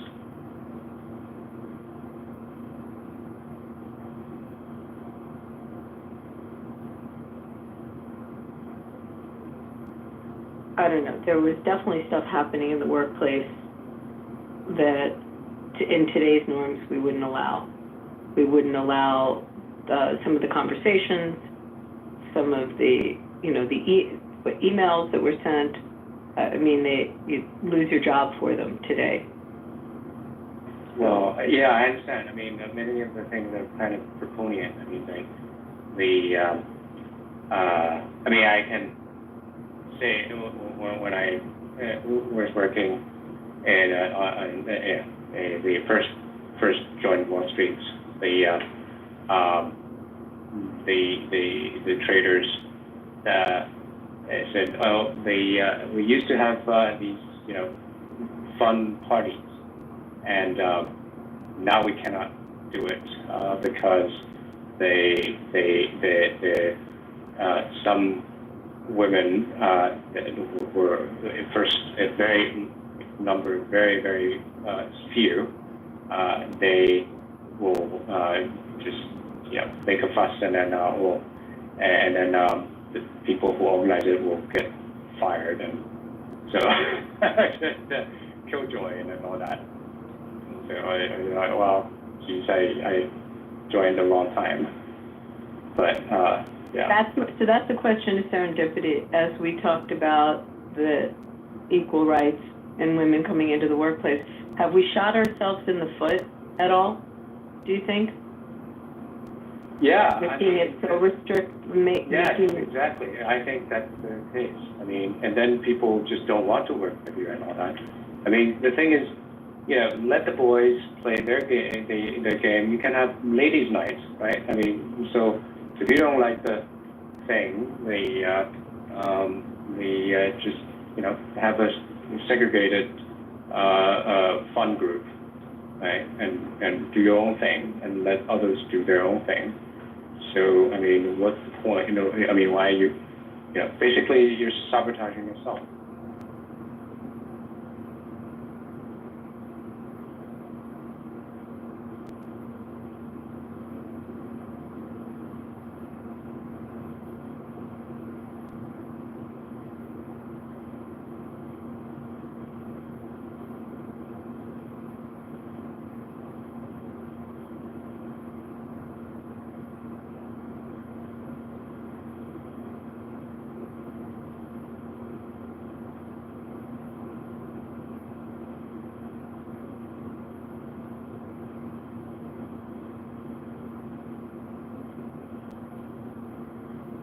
I mean, that's the whole point of free market, right? I mean, you find people who want to trade with you, who want to be associated with you, and then you exclude other people who don't want you, who you don't want, and others don't want you, and you go on your separate merry ways. That's the whole point of free market capitalism.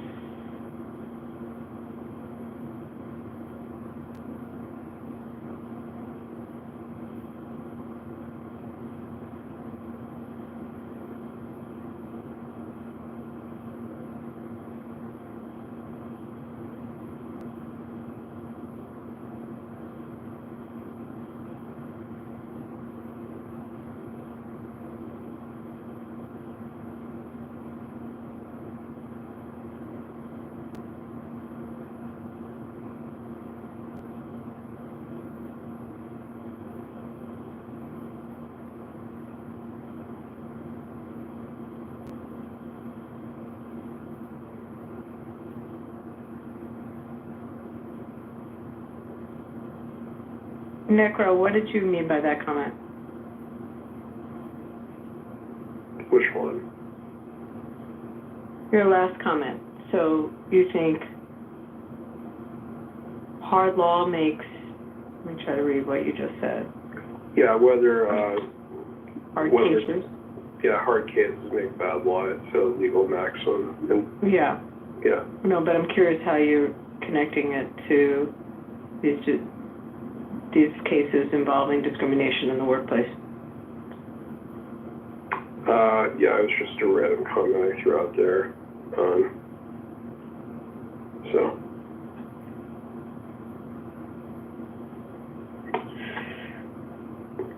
I would like to know what your thoughts are on the ADA mojo.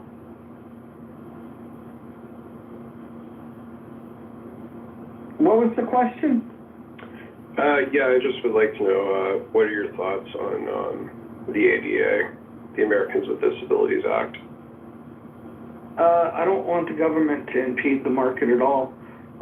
If I have a job where somebody with a disability can do it well, I should be free to hire them. And they should be free to make their case of why they would be a valuable contributor. But the idea that I need to bow down and accommodate people, I think that's just fucking weird. I should be looking for the best and the brightest and the most capable. not giving jobs out of pity for people that are physically or mentally handicapped.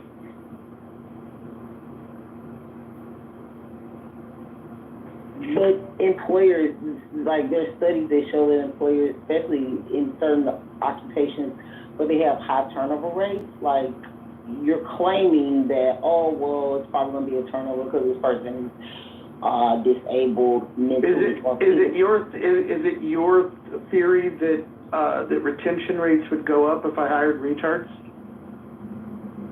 I don't know. What's the definition of a retard, first of all? Because I don't even know. I don't go by that.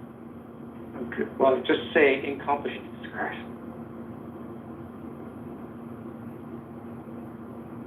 Let me ask you this here, Peace. If you had somebody that was highly intelligent, highly capable, displayed the ability to do a job at a very high level, validated through past experience, and perhaps you have some sort of means test that you put them through the recruitment process, giving them, hey, display what you can do for me, so then I can have an indication. If somebody performs better at that and somebody performs worse at that, you wouldn't want me to hire the person that's worse at that task, would you? No, but you should all. I will put that, and speaking to employers, consider this person because this person can definitely do the job with some support. Well, that's up to the employer. That's all I'm saying. It's ability, again, is speaking in the future, and they might even get better at it. Have you all ever seen Rain Man? Rain Man, some artistic people are way more high functioning. Just give them a fucking chance.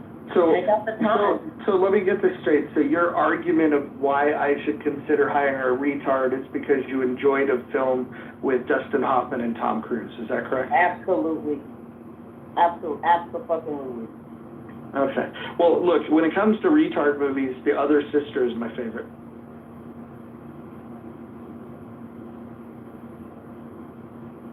I don't respond to stuff with retard. Like you need to grow up, Roger, and you shouldn't be using retard.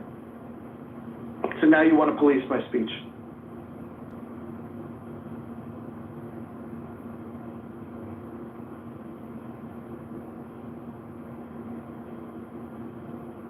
Why does the word retard offend you?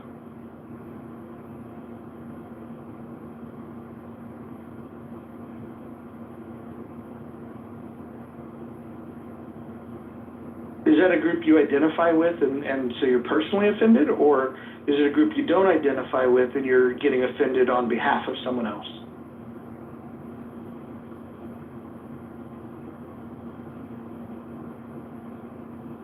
All right, back to Necro. Necro, you were saying. I just was wanting thoughts about, I feel like you pretty much answered on, I guess really on the only thing I would ask is do you think employers should be allowed to fire people if they become disabled? Well, let me qualify this.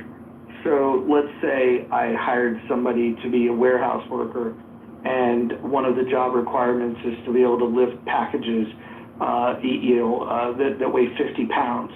If that was a job requirement to lift 50 pounds, and let's say the disability that they now suffer from doesn't allow them to lift 50 pounds, how would you, how are they going to do the job if they can't meet the requirements? You keep them employed by accommodating them. You bring in a vocational engineer or an evaluator and accommodate. Sounds expensive. It probably may be, but do you want to keep the person or not? They might have to go to light work. No. That job might have been heavy work. Now they're on light duty.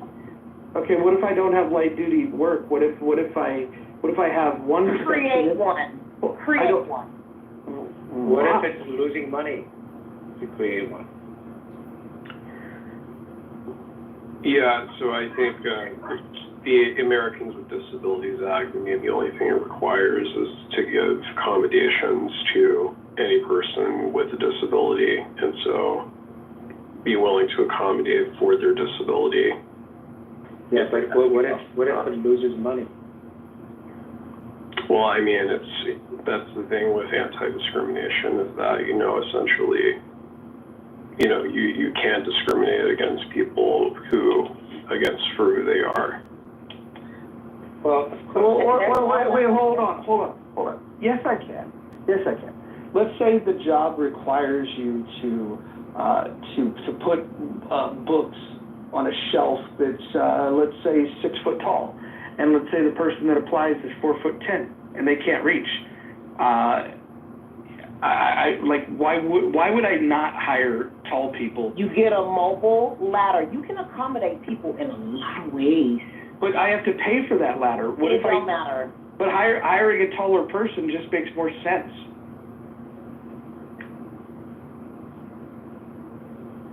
Yeah, I don't think necessarily hiring someone is necessarily the same as anti-discrimination. I put in the chat about. You're talking about firing them, like when someone gets pregnant and they're in a job that's problematic for someone who's pregnant. Are we calling pregnancy a disability now? It's a condition. Is it a disability? I wouldn't call it a disability. It is a condition, though.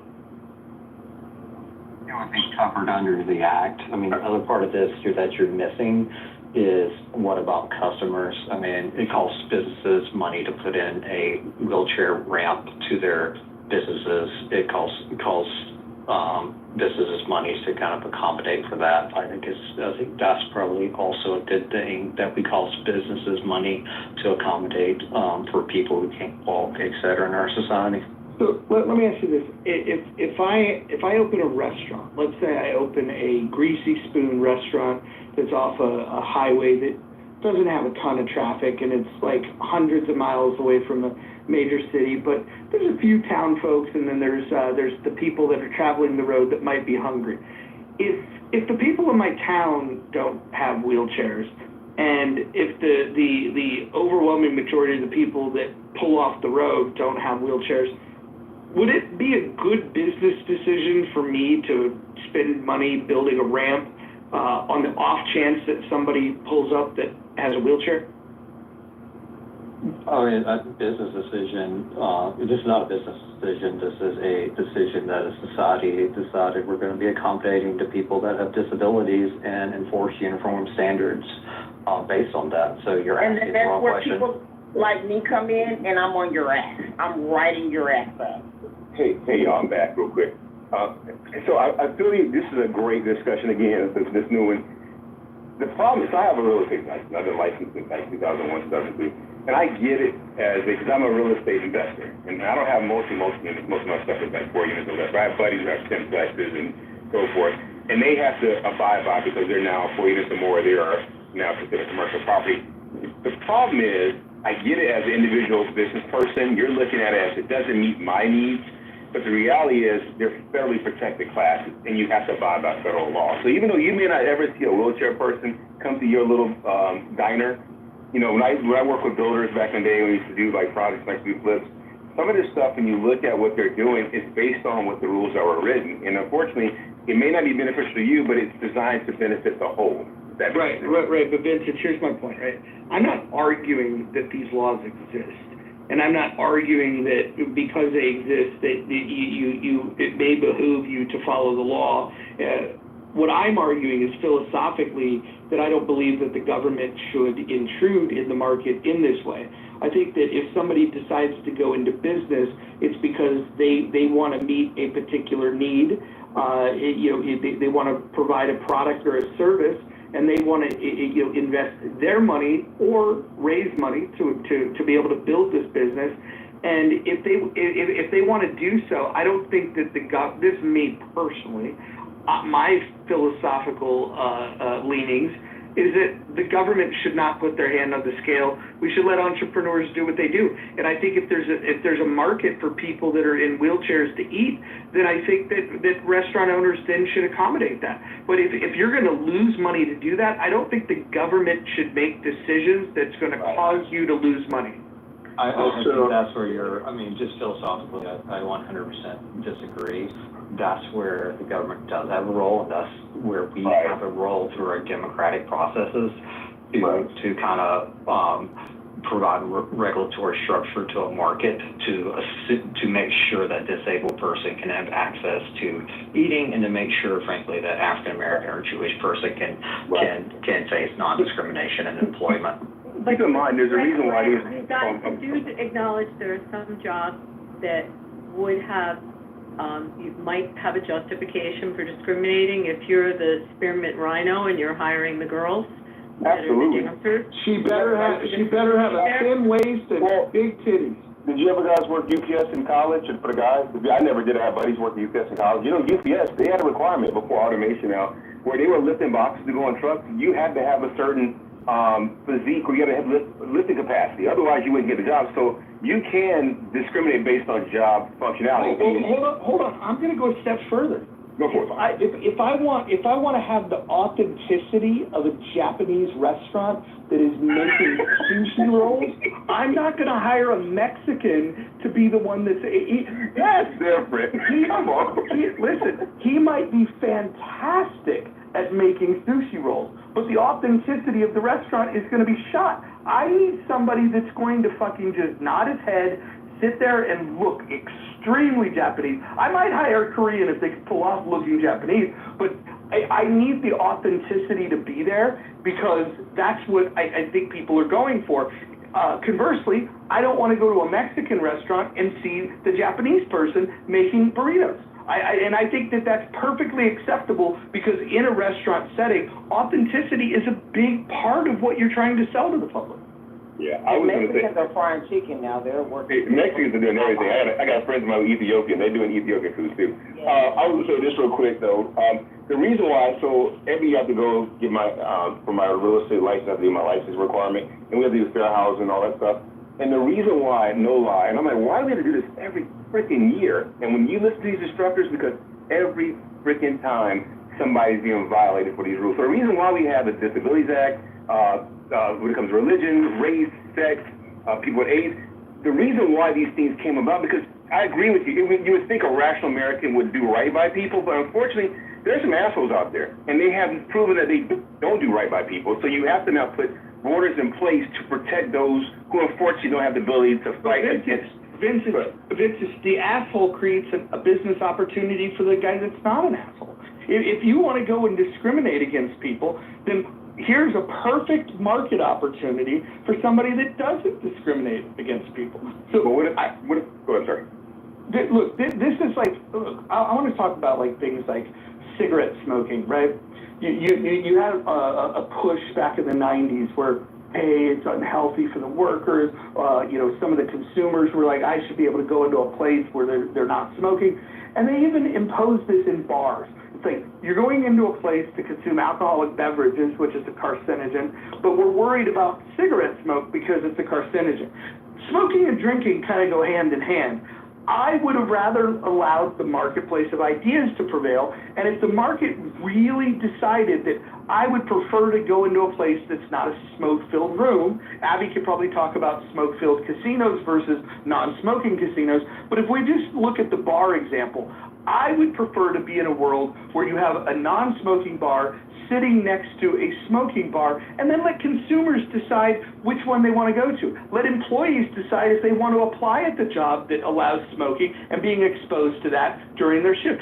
I think that we should allow choices, and people like Brent are anti-choice. They want the government to put their hand on the scale. They don't believe in individual freedom, period. You believe, though, fundamentally that there's an equal balance market, and we know that markets aren't equally balanced, right? So if I'm the guy who has the best, let's say, restaurant in town of fried chicken, or makes, let's say, the best Sammy, and I like people who are, non-wheelchair, we got steps, too bad, but I'm the only guy, even though you have, quote-unquote, say, an opportunity, if I'm the guy who's cornered the market, this is why we have monopolies and all these other opolies.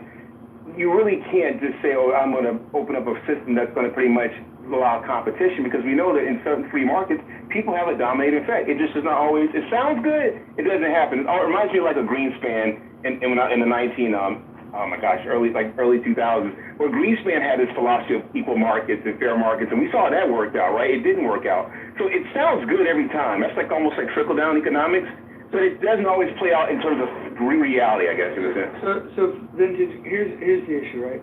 Let's say I want to open a restaurant, and let's say I don't want to invest in putting a wheelchair ramp, right? The specifications, the grade of it, how long it has to be. I mean, you're talking about a lot of time and material that it takes to build this ramp. And it's an expense that I should, as a business owner, be able to calculate, is this going to be a net loss or is it going to be a net gain? And what we're saying is that the government should come along, and even if a business is going to suffer a loss, we're going to do it because it might help one person.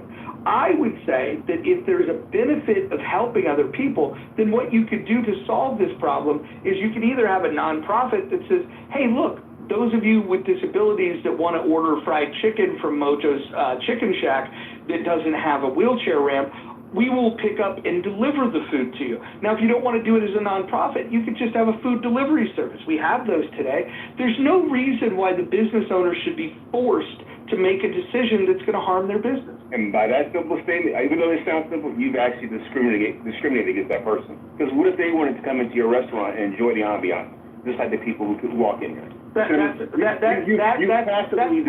I discriminate against them. You know what I mean? You know what might be cheaper? That's exactly what it is, discrimination. Well, I don't care. I think as a people business discriminate all the time. Yeah, listen, I think as a business owner, I should have the right to discriminate.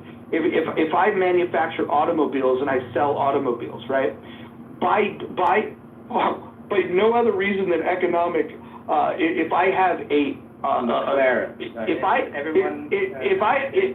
Anson, I can make this point. Let's say you go to a Nissan dealership, right?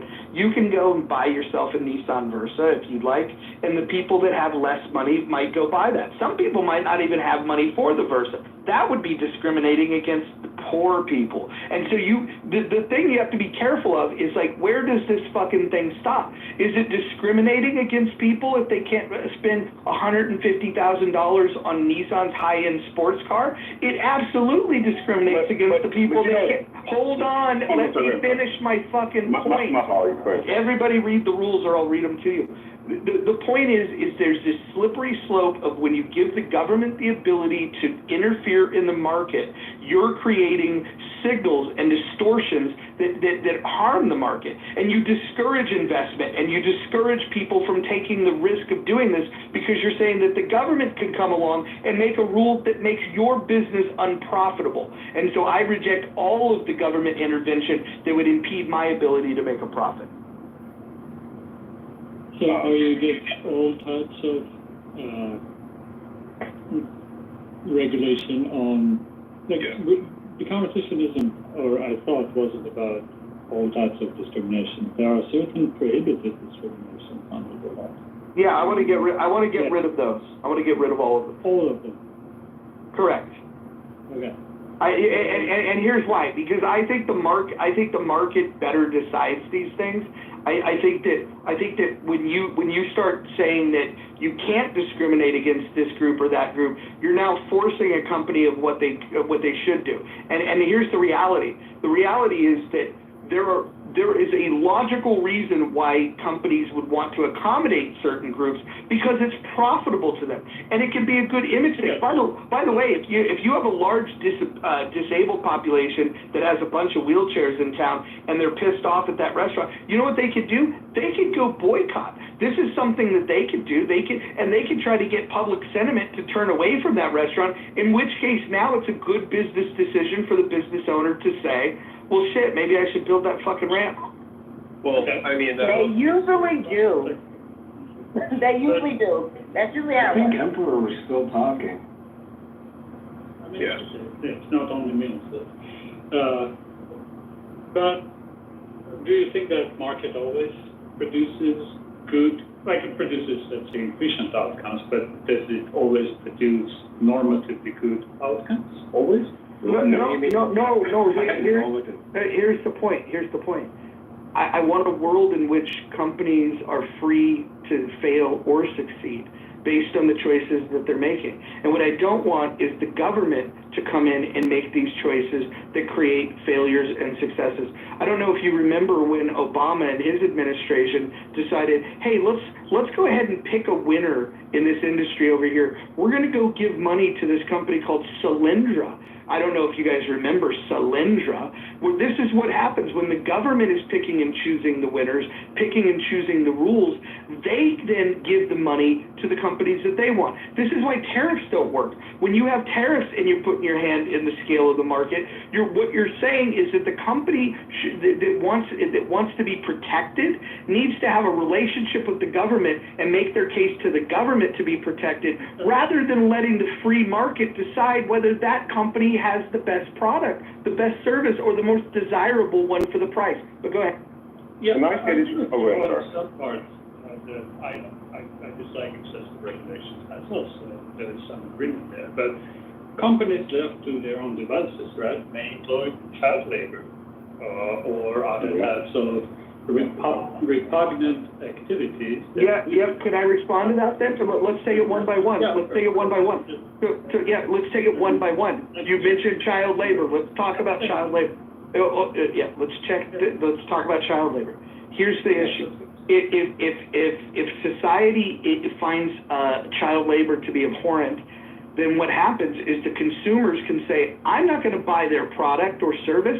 They employ child labor.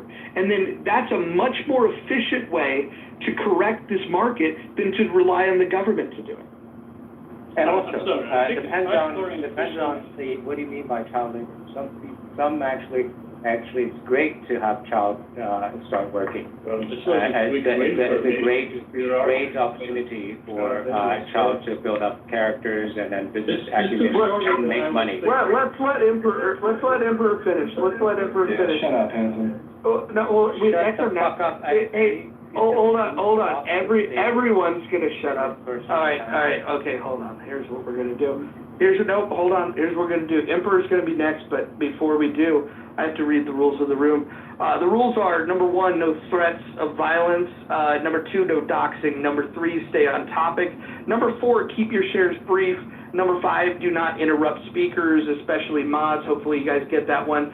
Number 6, mods may interject when appropriate. Number 7, the N and K words are forbidden on stage and in chat. Number 8, do not spam the chat. Number 9, do not bring drama here from other rooms. And number 10, English only. If we could abide by that, this room is going to be a smashing success. So we're going to go to Emperor. He's going to finish his point. I'm going to remain on mute. Everyone else will remain on mute, and we'll have what's called a conversation. Go ahead, Emperor. Thank you. Yeah, I'm going to make a standard Carl Poliani argument that people are not only market participants, but they're also social beings. And social beings have also morality, right? And certain things are beyond morality. And those things are much more efficiently regulated through systems like representative democracy rather than consumer choices, right? And in their own countries, they should be free to make those changes through those vehicles. The market is not really good at eliminating things like child labor, forced labor, and other repugnant activities that are not even sometimes accounted in the market. We call those things externalities sometimes, right? And yeah, that's why we need government. And I'm not arguing for like very big, enormous regulatory framework. That's not necessary, right? But again, Carl Poliani argument, representative democracy exists to fix the market. Okay, let me respond briefly to that, and I'll go to Hanson, who I know wants to weigh in. It's just a quick question, Emperor. If I am a Japanese American and I want to open a sushi restaurant, should I be required to hire a Mexican sushi chef if I don't want to? Is it a protected category? No, I have no idea. Is it protected category? So here would be the reason why, here's the reason why I would want to hire a Japanese sushi chef is because I would believe that it would add to the authenticity and the feel of the restaurant, and it would give credibility. And it's my belief if you can have that authenticity, then not only people that participate fully in that culture, that identify with that culture, are going to enjoy it, but you're also going to have people that want to have a genuine experience in another culture can do that. And I would want the Mexican restaurant next door to have the same, to have the freedom to have the same standard, to be able to have Mexican chefs. Okay, let me rephrase my answer. Are they legal though? Are they even legal? I'll be quick. I think that type of thing is better put in terms of, at least to my palate, it's better things to put in terms of experience. I see no reason why if you're opening a Japanese restaurant, you wouldn't hire a Mexican who has studied under a Japanese master for 30 years and knows the insa and lived in Japan for about 40 years and would be a great addition to your business as a chef, whatever, right? So I think the important thing there is experience. Yeah, and I said, just real quick, because I've been kind of waiting, Mojo, not I'll let you be in your room, but if you're going to do the way you're doing it, I would say that, and I know this might be popular with the attorneys, but you need to change our legal system in America. It's a very litigious system, and this is why we got, at least I can speak on the housing side, why there's so many things that the government has got behind, because there's been so many lawsuits that come to the Supreme Court, and they had to make a decision. So I would say is if you want to do these type of things you're talking about, free market and free, you need to take our legal system and just gut it. Because right now, you can get sued for any little thing, and this is why they end up being, years later, laws that are put in place to either protect or remove or hinder people from doing certain things. I just want to land with that. No, I think you're hitting on an important thing. So I'll make I'll put my cards on the table. Something that very few people on this app like to do. My desired goal would be to have philosophical conversations, starting with what's metaphysically true. Then we would have a philosophical conversation, when it comes to epistemology. Then we would get into ethics. And where we get into ethics, that would be where a conversation around what are the rights of man. And I think it's important to have those philosophical discussions. Unfortunately, we go the other direction. But after ethics, we then figure out, well, what political system would best uphold the standard of the ethics that we've just agreed upon. And then once you have that political system, then you would want to have a philosophical conversation about economics. And so I would argue, if we work our way through this, I would be in support of the idea that people should be free to do what they want to do, provided that they don't harm other people, right? The John Stuart Mill interpretation of the harm principle, I think, is a good one here. And you could work with that, and there's going to be some debate about what equates to harm, but that's fine. But then I would say a representative government that upholds the standard of that individual rights reign supreme, that people and markets should be free, which is where, in the economic sense, if people should be free, then markets should be free. And so a representative democracy like we have that leans into laissez-faire capitalism is the only thing that would be consistent in the ethics of people and markets being free. And so with that system, what I would like to see is the federal government being responsible for enforcement of contracts and having a military to protect against domestic or foreign threats, and a police force that protects against domestic threats. That is the full extent at which I want the federal government to operate. I think all of the extra asks that people have are the things that get us in trouble, because everything that you're layering on top becomes a direct infringement on individual and economic freedom. So you would agree with me then, basically? Because I agree with you on that. Those are the two founding principles of our government society: protect us from ourselves and from foreign aggressors. It was basically what you're saying. I agree with that. But I'm just saying, those other pieces that we're talking about, we have a legal system right now in place where, unfortunately, you do wrong, you have a right to sue. And this is what leads to these different things, leads to different laws. Well, some of those are due. that's wrong. I completely agree with you. Jason, you can go ahead and I'll follow. Yeah, some of those are due to torts, right, where or various other kinds of things that violate contracts effectively or violate norms of commerce. You know, you buy something and it isn't the thing, and you get it and it's not the thing you were sold, right? You agree to a certain deal with someone, I don't know, they're gonna fix your car and they destroy your car, right? Those are all injuries that most legal systems recognize. But we have magnified the extent and scope of wrongs by passing laws to the effect that, like, well, you know, if you maybe could have got this thing and somebody else got it, and we have some, you know, statistical model implying some kind of bias, then you're wrong and we get you for it, right?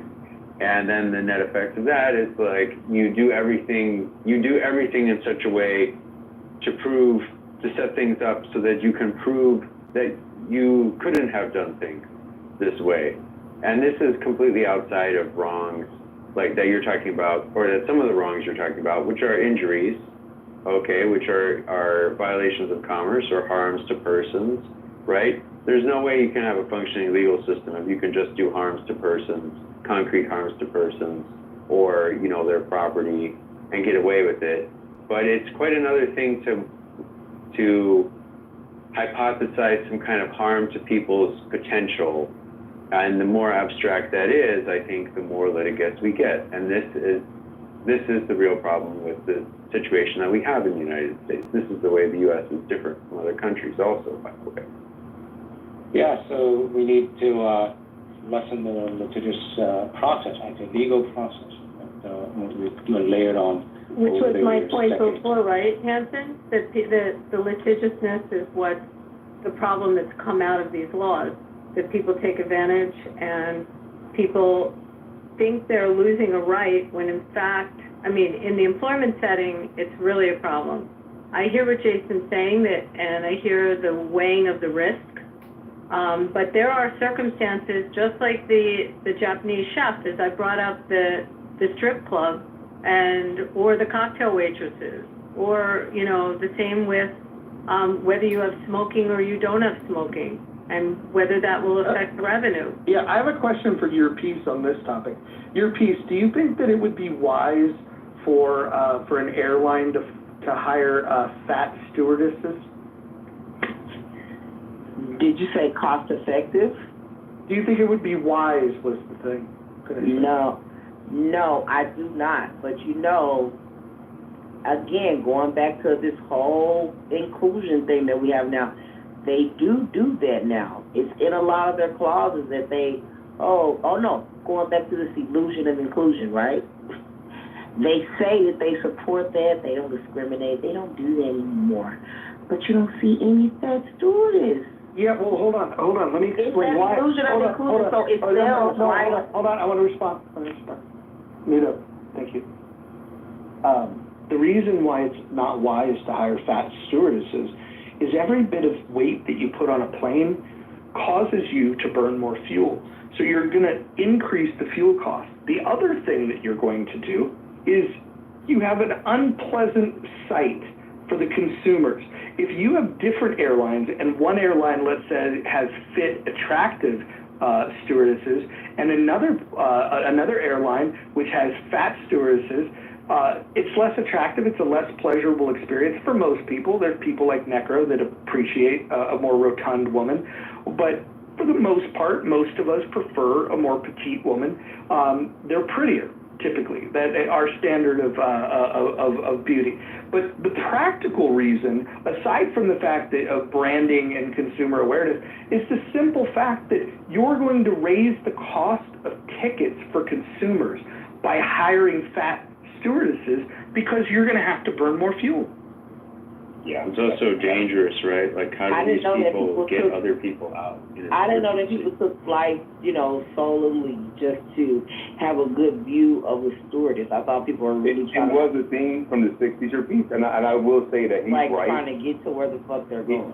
So historically, stewardesses and airlines, if you go back to the Kitover era, they looked at beauty. You had to be that Twiggy-based model, and it's changed a little bit. But that was a thing that was born out of, because remember, airlines were for the wealthy. It was for the privileged. It wasn't for the everyday consumer. You know, people took Greyhounds and Trailways, but that's where that had to get weighed in. Right, that part has changed, but the way. It's still like that. You get an emergency. It's relaxed a little bit. It's not as bad as it. Yeah, but you get an emergency on an airplane, that person better be fit to help. Yeah, that's another factor, right? Yeah, and also, exactly. I mean, the thing is that it's because of the regulation that you have to hire fat, ugly, old stewardesses. And also, to answer, continue the conversation I had with Abby, the legitimacy is also, it's taken advantage of the law that's regulation that's put in place. I mean, not just because if you have no laws to hang your hat on, there's nothing to hang on, and there will be no lawsuit. And so it's too bad that Emperor has disappeared. And so, but anyway, I can answer his question. He was talking about the morality, and morality is a subtle thing. There's no better tools to adjust and then tune the morality than the markets, because you have your skin in the game, you have your dollars and senses to execute your morality, and you speak with your dollars. There's no better weapons to speak for your morality than dollars, rather than the legislative or so-called democratic process, which is a very blunt tool. And usually it's at best is the 51% imposing their morality on the 49%. And worse, usually it is the 30% that's most interested that the vote laws into place to serve their interests and their so-called morality, and at the expense of all others, rather than using, actually worse is using your dollar to impose their morality. That is the worst thing that you can extend your morality or express your morality rather. And then we can talk about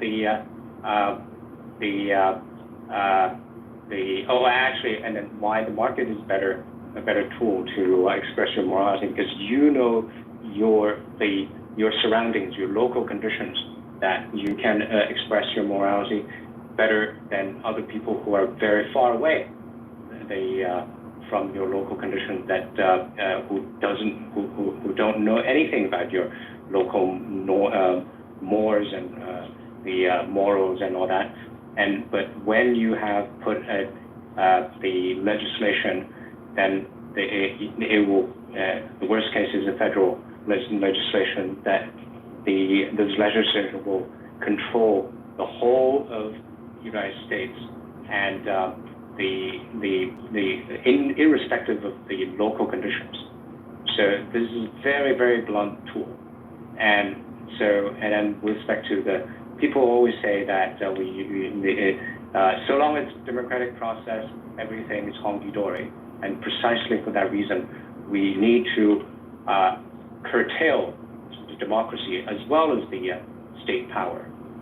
They should all be put into the cage. And so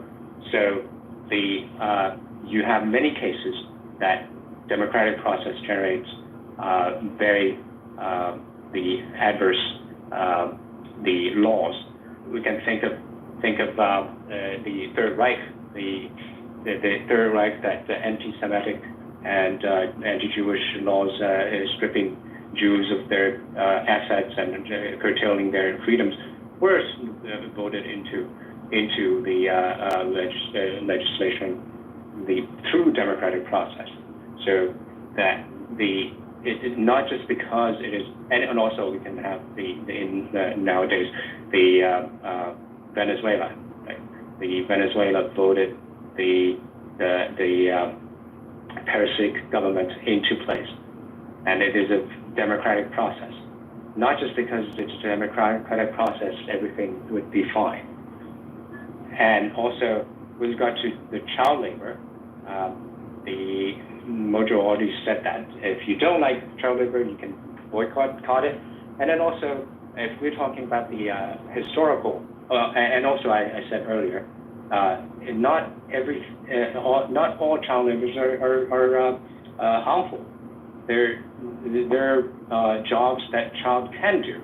Actually, I have always been advocating that children can start working, should start working at an early age, rather than go to useless public schools. And a lot of the jobs nowadays with AIs and computer technologies, a lot of childs are doing better jobs actually than the adults who are illiterate of computers and AIs, and they can earn money, great money. We can see that actually a lot of Doge employees are just teenagers, and they're computer geniuses. And also in the historical context, the child labor is a better outcome for the parents and the children than working in factory is a better work environment than in their farm, on their farms and toiling away at the farms. So just saying that it's child labor, it's a misconception. Okay, I'm done speaking. Can I just point to the poll here that not everybody's responded to yet, but the poll is, should companies be forced to hire mentally retarded people? And option one is must hire retards. Number two is no requirement to hire retards. And number three is I don't like that word. I want to point out that 37%, over a third of the people that responded, were led by their feelings on this rather than taking a stand on the question about whether you should be required to hire a retard or not. And so the virtue signalers that chose the purple option, the I don't like that word, I see you. The only people that have a problem with that could arguably be said to be retards for that reason. I will say this though. Hold on one second. I want to just emphasize that I think we should look to define the terms. Like, what is a retard? Some people would say that those that are neurodivergent are retarded. I would say that depending on what they do with their neurodivergency, it could retard them and it could be a superpower for them. There are some people that take neurodivergence and they weaponize it in such a positive way that they have unfair advantages over other people because they see the world and they navigate in the world in a much different way. And so you need to be able to optimize the skill set that you have. And I would say that the people that I know that are on the spectrum, they either they start with, oh, poor me, I'm a victim, or they say, oh, wow, I'm unique. Let me see how I can take advantage of that. And I think that's the key difference. Could I go quickly, Mojo? Yes, I prefer quick shares. Go ahead. Okay, cool. So my thought about the original question of should companies be forced to hire certain people and the poll and everything, if you look at for example, one sort of thing like meritocracy, you want meritocracy to a certain point, right? If you get rid of meritocracy, all of it gets thrown out. But if you kind of balance meritocracy, maybe a bit of representation of the people that live in the country. Because imagine a country where it's hardcore meritocracy, it's extreme meritocracy. So everybody has to do blind CVs and, it's not the worst idea, but I feel like it could go bad at some point. And then Ewan, can I just share my observation that the people that tend to have objections to meritocracy tend to be the people that that don't get quite as much pussy as the rest. So like if you, let's say if you're charming, let's say if you're handsome, let's say if you're fit, you really appreciate the idea of meritocracy because women are awarding the fact that, you know, that you're blessed with these certain attributes by throwing you the cookie, right? And then the people that are not blessed in those areas and don't have those attributes, they're always looking for a distortion of the marketplace of sexual, proclivity. And the reason they want to do that is because they know that if there wasn't some other story to tell, if we didn't have the social norm of monogamy, you would have like 1% of the people fucking all the women. Like, that's the way it used to work. And I think the whole creation and the enforcement of monogamy, which, by the way, I'm a monogamous, and because it's self-discipline for me, I believe in monogamy, but usually the arguments that I hear around this anti-meritocracy is because there's an inferiority complex somewhere baked into it. And so I'm just curious, where does your inferiority complex come from with your criticism of meritocracy? I actually don't have, I actually think meritocracy is the best way to deal with it. I wanted to hash my whole point out, which is like, I think that you could very, very loosely base sort of, you know, a healthy maybe equalization of all of it together, where you have like in one circle meritocracy, so the best of the best, and then you also have relative representation of the country, but then at the same time you have like another section that is focused on the market and what people want in the market when it comes to, I don't know, representation in jobs or like within. So if you looked at like all three and then you made like, you know, 3 circles and you tried to like find the best in the middle, I feel like that would actually be almost a better way, and it's not forcing. So what you just advocated for, Ewan, is you said, okay, we should find the most efficient way to do things, the least efficient way, and some middle ground, and then rather than, we'll ignore doing it the most efficient way, what we'll do is, because of odd definition of fairness, we want to have a blend of these three things, despite knowing that doing that is making the choice to be less efficient.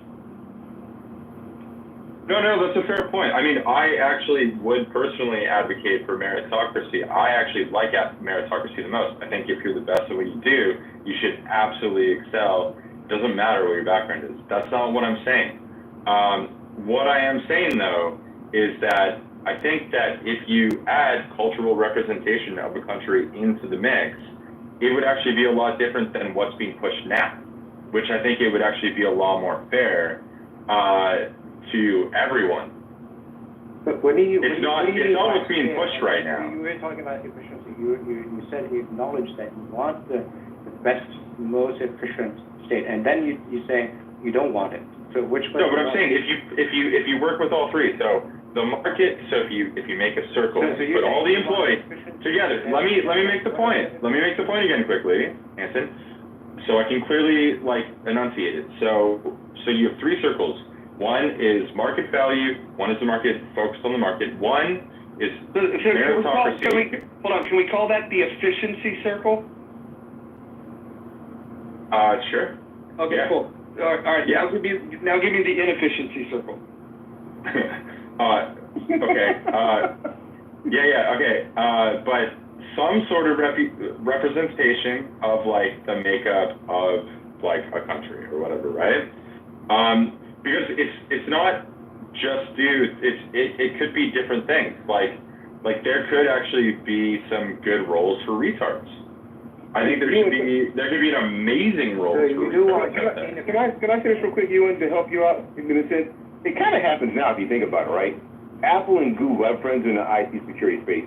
They look for the best of the best. If you guys are keeping up, the AI engineers, they're paying almost $1 million for anybody with AI capability.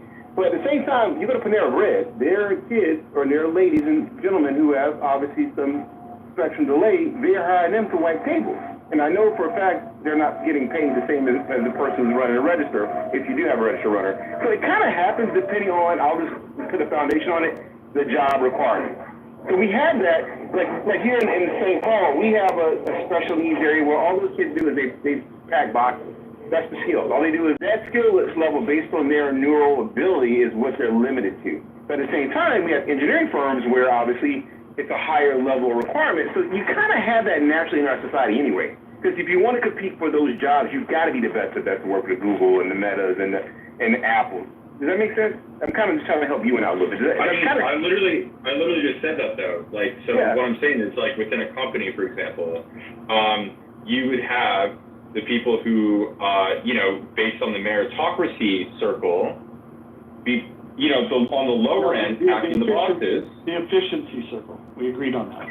Right, the efficiency circle. Yeah, you're 100% right. So in the efficiency circle, yes, on the lower rung of things, because of their experience or what they can actually do, they might be packing boxes. They might be doing lower level jobs. But then at the same time, you're still representing the country, and at the same time, you're still focusing on market value. So you're putting all three in one. So you're balancing out all three. That's what I'm saying. You still have the inefficiency circles. I mean, But there's still. Those are actually called inefficiency squares, Hanson, okay? Get it right. Let me ask this question. Yeah, but I'm also trying to get rid of, just say, unemployment. Hold on, let me ask you a question. So let's just say there's a downturn in the market and the company's going to do a reduction in force. Let's say they're going to get rid of 5% of the work staff. If I have these three circles, the efficiency circle, the inefficiency circle, and the hybrid the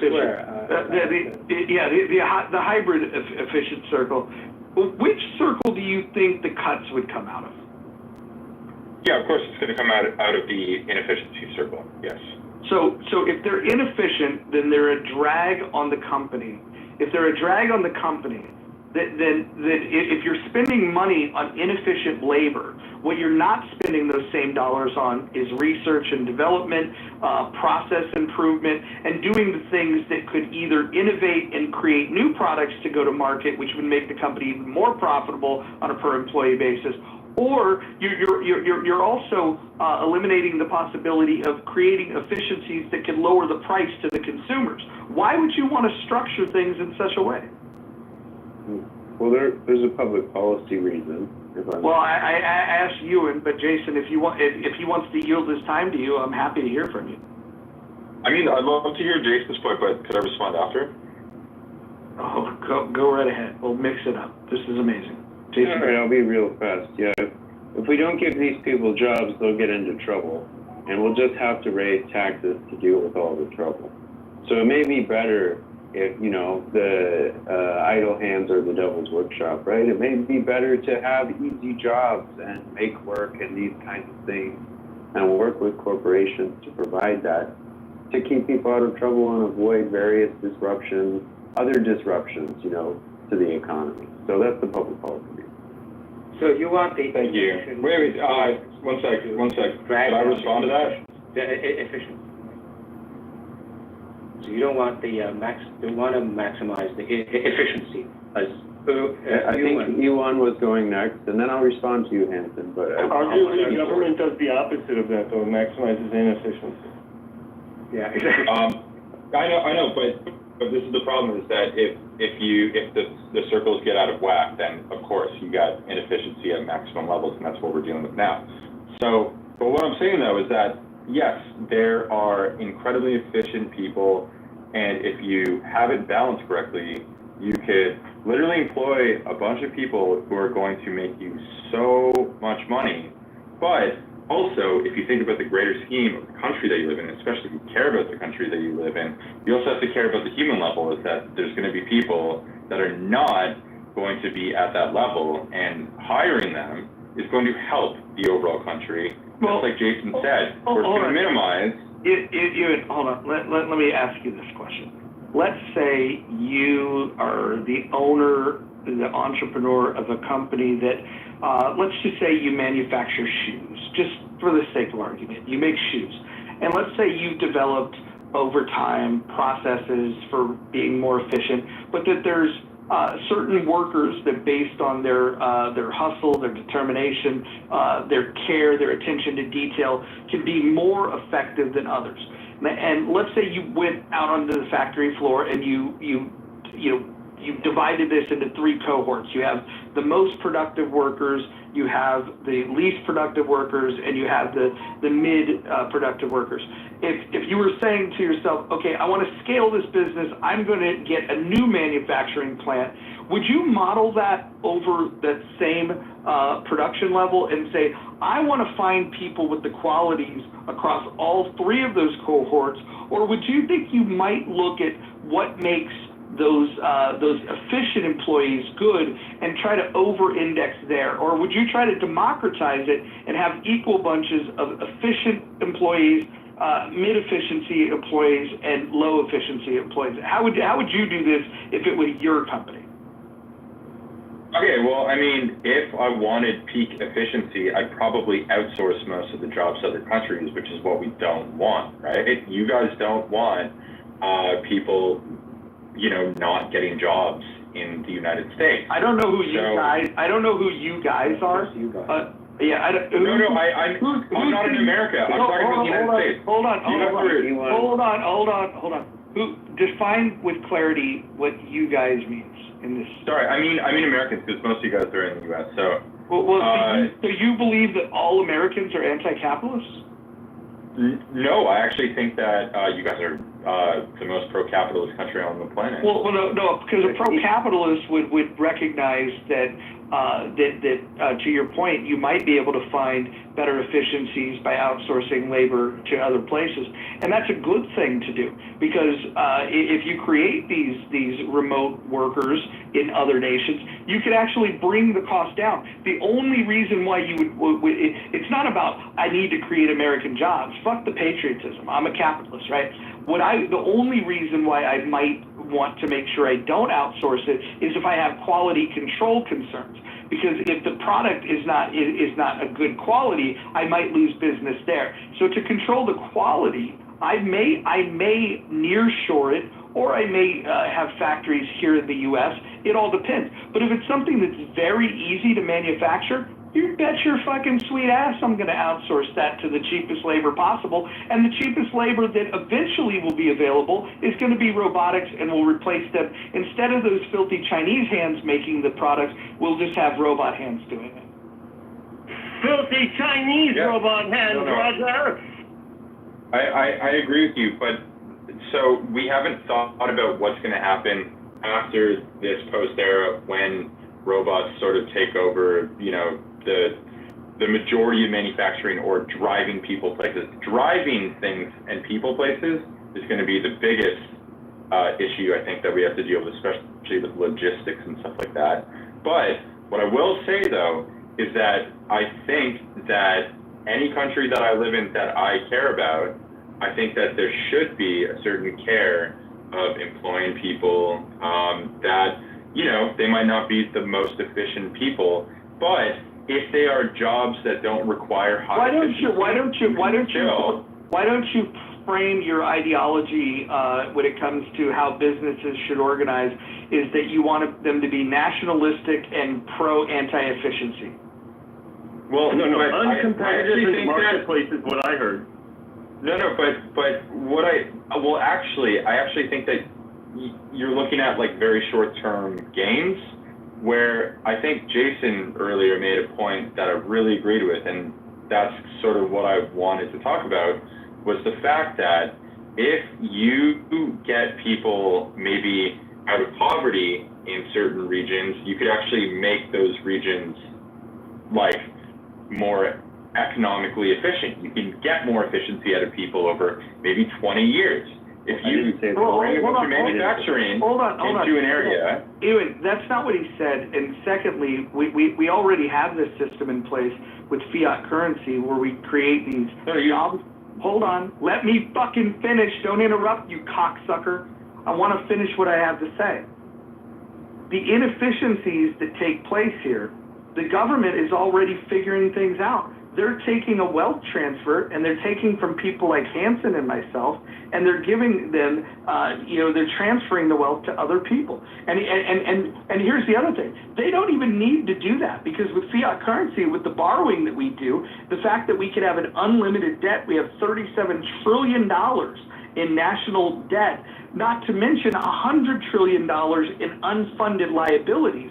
What we're doing is we're putting money in people's hands. We're subsidizing the consumer economy because we don't have a real economy, because people like you and every other form of anti-capitalist have destroyed what the market could be if you allowed it to operate on its own device. Well, I think we could do something slightly different there. We don't have to put money in people's hands through taxation. We could have. Can you acknowledge that that's what we do? We could have jobs. Can you acknowledge yes, that that's exactly what we do. Okay, good. Hold on. I just want to emphasize the point that, because sometimes because you're going to disagree with part of what I said, but I want everyone to hear that you're acknowledging that the way I outlined the way it works today is 100% correct. Yes. Go ahead. Acknowledging that, yes. Go ahead. And carry on. I apologize. It would be better to give those people jobs, even that are not particularly productive, and keep them out of trouble. And I think actually Asian countries do this, and because if you look at how some of their jobs work, it's like, wow, you spend a lot of time on this spreadsheet or moving your hands a certain way or whatever. We can get into that. And it keeps people out of trouble and helps them feel engaged with the society if they have something useful to do. And that's better than giving them even slightly useful. And it's better than giving them money outright, which is what we've chosen, and it's a big mistake.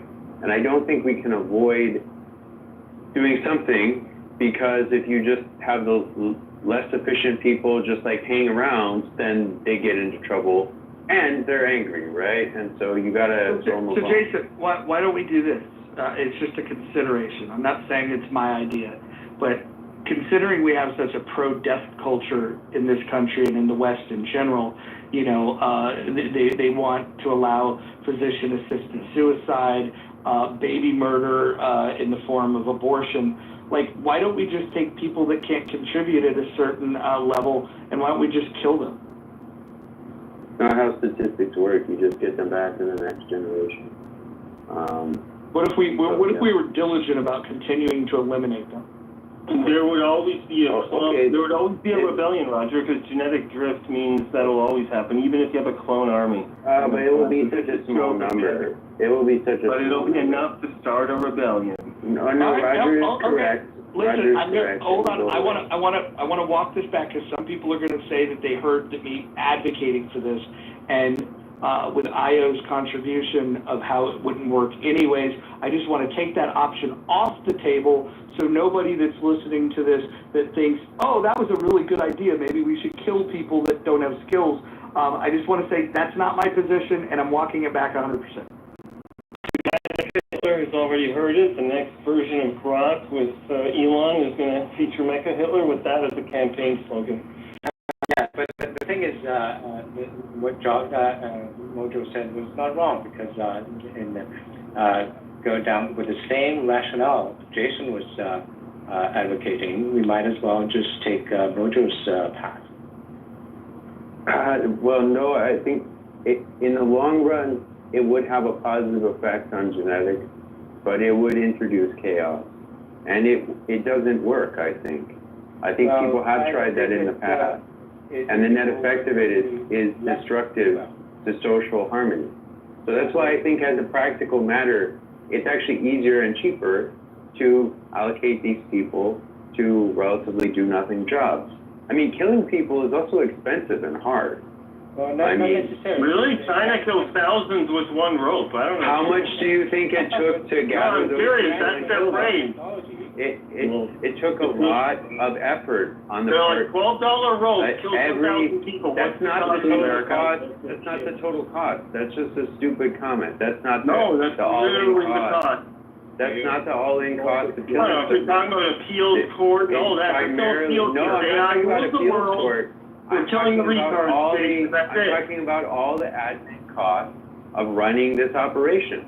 It's going to be a big operation. They're not just going to come to you. No, but they're retarded. They're not going to be that good at hiding. What do you mean? This is like shooting retarded fish in a barrel. Unproductive people are not necessarily retarded. I got a question though. Well, oh, that's a different metric. Hold on, sir. How dare you? I was talking about unproductive people. How I was talking about unproductive people. Yeah, so if We're talking about retarded people. Exactly. Look, so all I wanted. Really smart, and then we should get them into work. I mean, you just defeated your arguments. Look, Hanson, and look, Jason and Mojo, all I thought was that it would make sense to put a characteristic like that together because, I mean, the U.S. is sort of culturally a Christian nation, so including those people into it would probably also help, push that culture forward. These retards are already among you. Yeah, let me deal with you, Ewan. In fact, you could be one. Look, hold on a minute. Let me finish. Ewan, that you at the very first advocated for the maximal efficiency, right? And then you proceeded to say that you have an efficiency circle and an inefficiency square.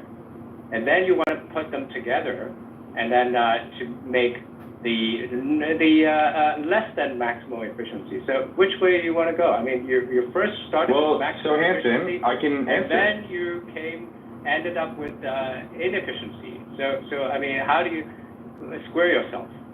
Yeah, okay, well, it's three circles, so there's no squares involved. So one square. I think you're talking about. I'm gonna be nice and play by the rules. So one circle is an efficiency circle. The other one is an inefficiency circle, and the third one is market value and focusing on markets.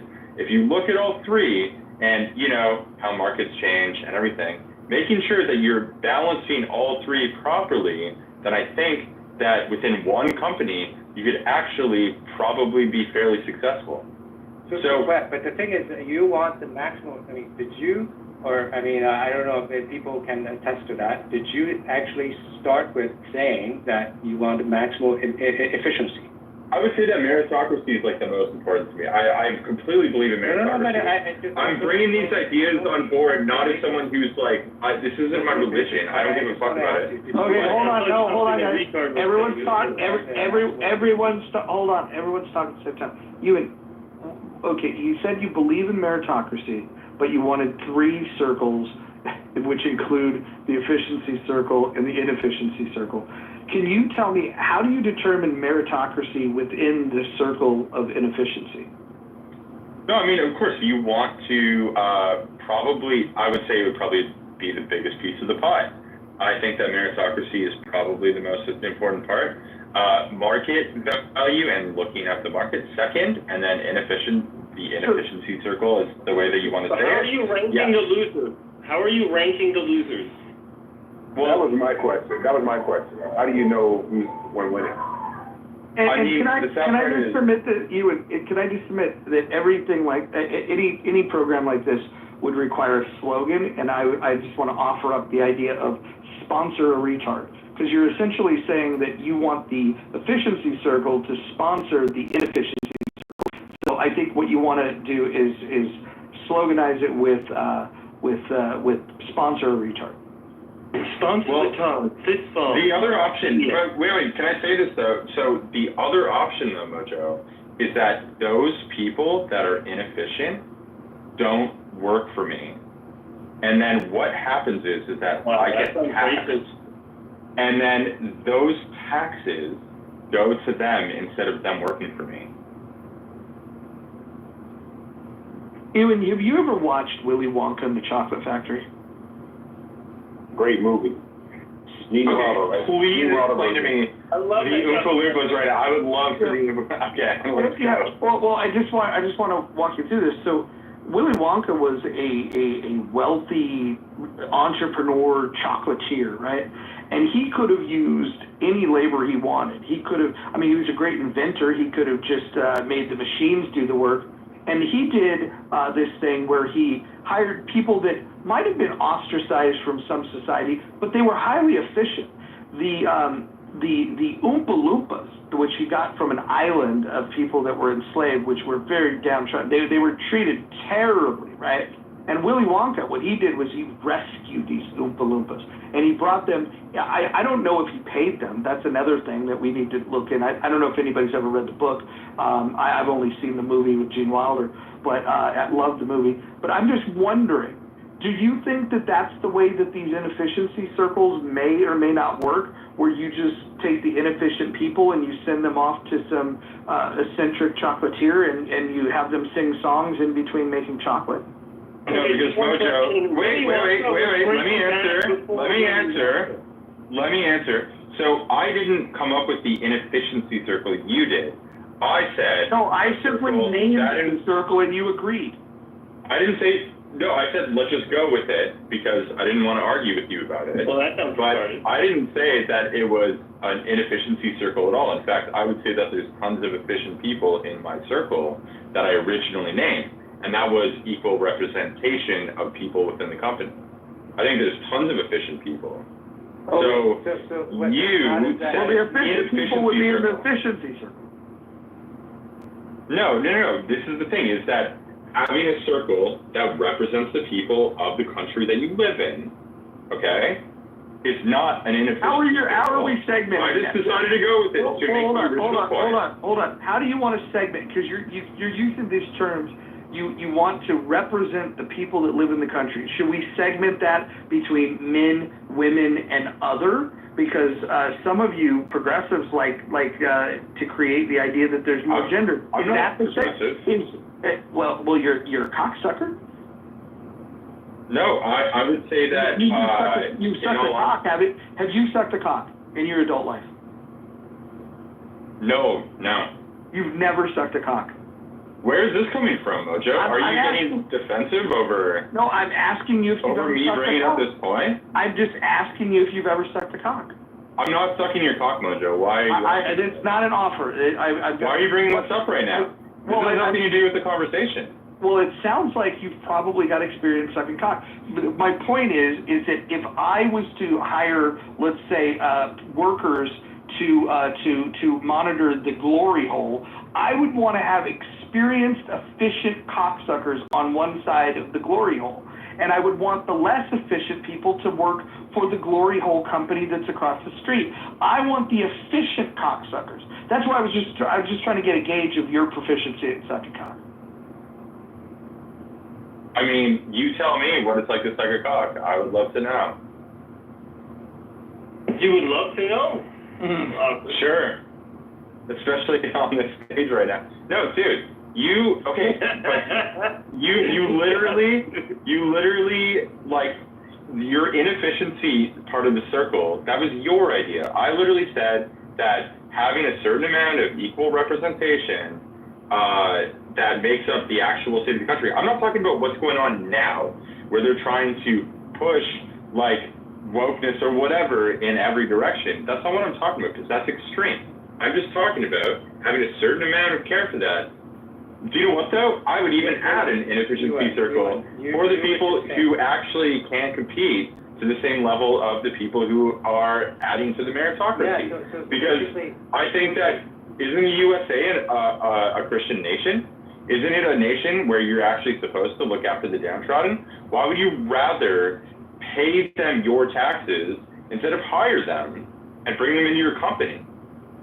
I don't want to do it. And make them employees. So I don't get it. I don't want to do any of that. And if you're worried about this group of people that have low skills that are inefficient, why don't you start a nonprofit and then you get like-minded people to fund it, and then you could do a skills-based uplift for people that then could become efficient, and then they could get good-paying jobs.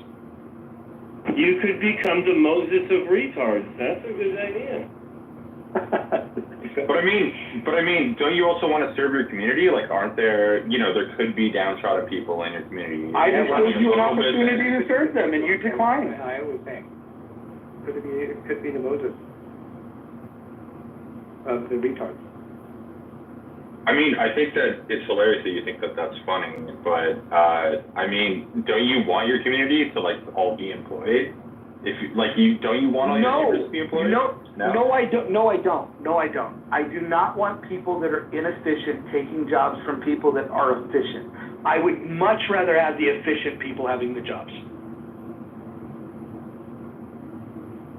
I think the point doesn't miss is jobs have all types of people.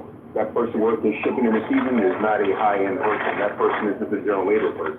You have all types of inefficient, efficient in a corporate job.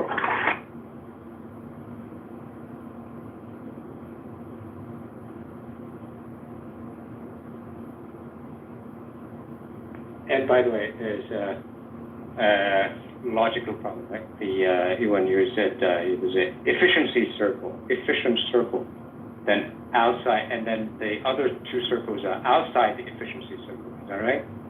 Well, I said meritocracy, and then I said, like, roughly representation. So meritocracy has efficiency and inefficiency? Is that what you're saying? Hanson, I think I see what... No, you didn't even listen to what I said. No, meritocracy, okay? Representation of the actual country, and then market value. Focusing on the market. Those were the three circles. Let's do a logic. You said that the efficiency circle, right? And the other two circles. I never said that there was an efficiency circle. That's what Roger wanted to call it. Oh, really? Did everyone else hear him saying efficiency circle? I said meritocracy. He agreed to it because Mojo wanted it. He kind of yielded to it, but he did not call it. No. It was meritocracy, not representation, and market value. No. I said, yeah. It was the three circles. Those are the three circles. Yeah. Did you say efficiency circle? One of them. No, I just agreed with it for the conversation. That's fine. Yeah. I'm asking you. You had three circles, right? Did you have three circles or not?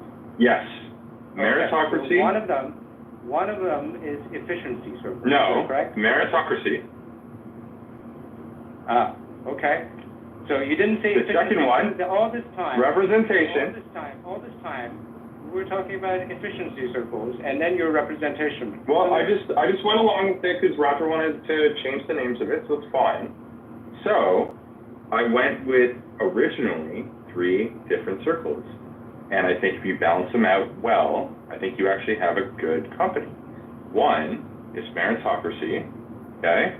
Two is representation, and three is the market. Those are the three that I thought would be a good three circles to talk about when it comes to the modern market and how it works in the United States. And so those were the three that I wanted to focus on at the beginning of this conversation. Okay, fine. The meritocracy circle. So all the two other circles are outside the meritocracy circle. Is that correct? I mean, yeah, they're literally all different circles. So these two other circles are dis-meritocracy circles.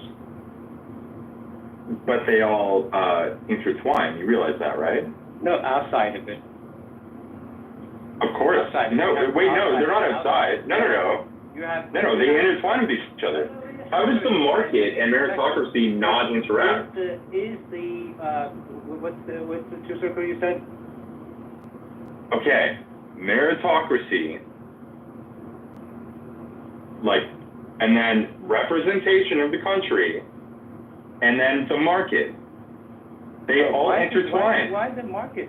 Why is the market outside the meritocracy circle? They're not outside. They all intertwine. It's a subset of the meritocracy circle. What are you doing, Hanson? This makes no sense. You're insane. It's a simple question, right? Can you look at three circles and have them intertwine in your head? Your algebra, and your diagram is not Venn appropriate. You have been dismissed.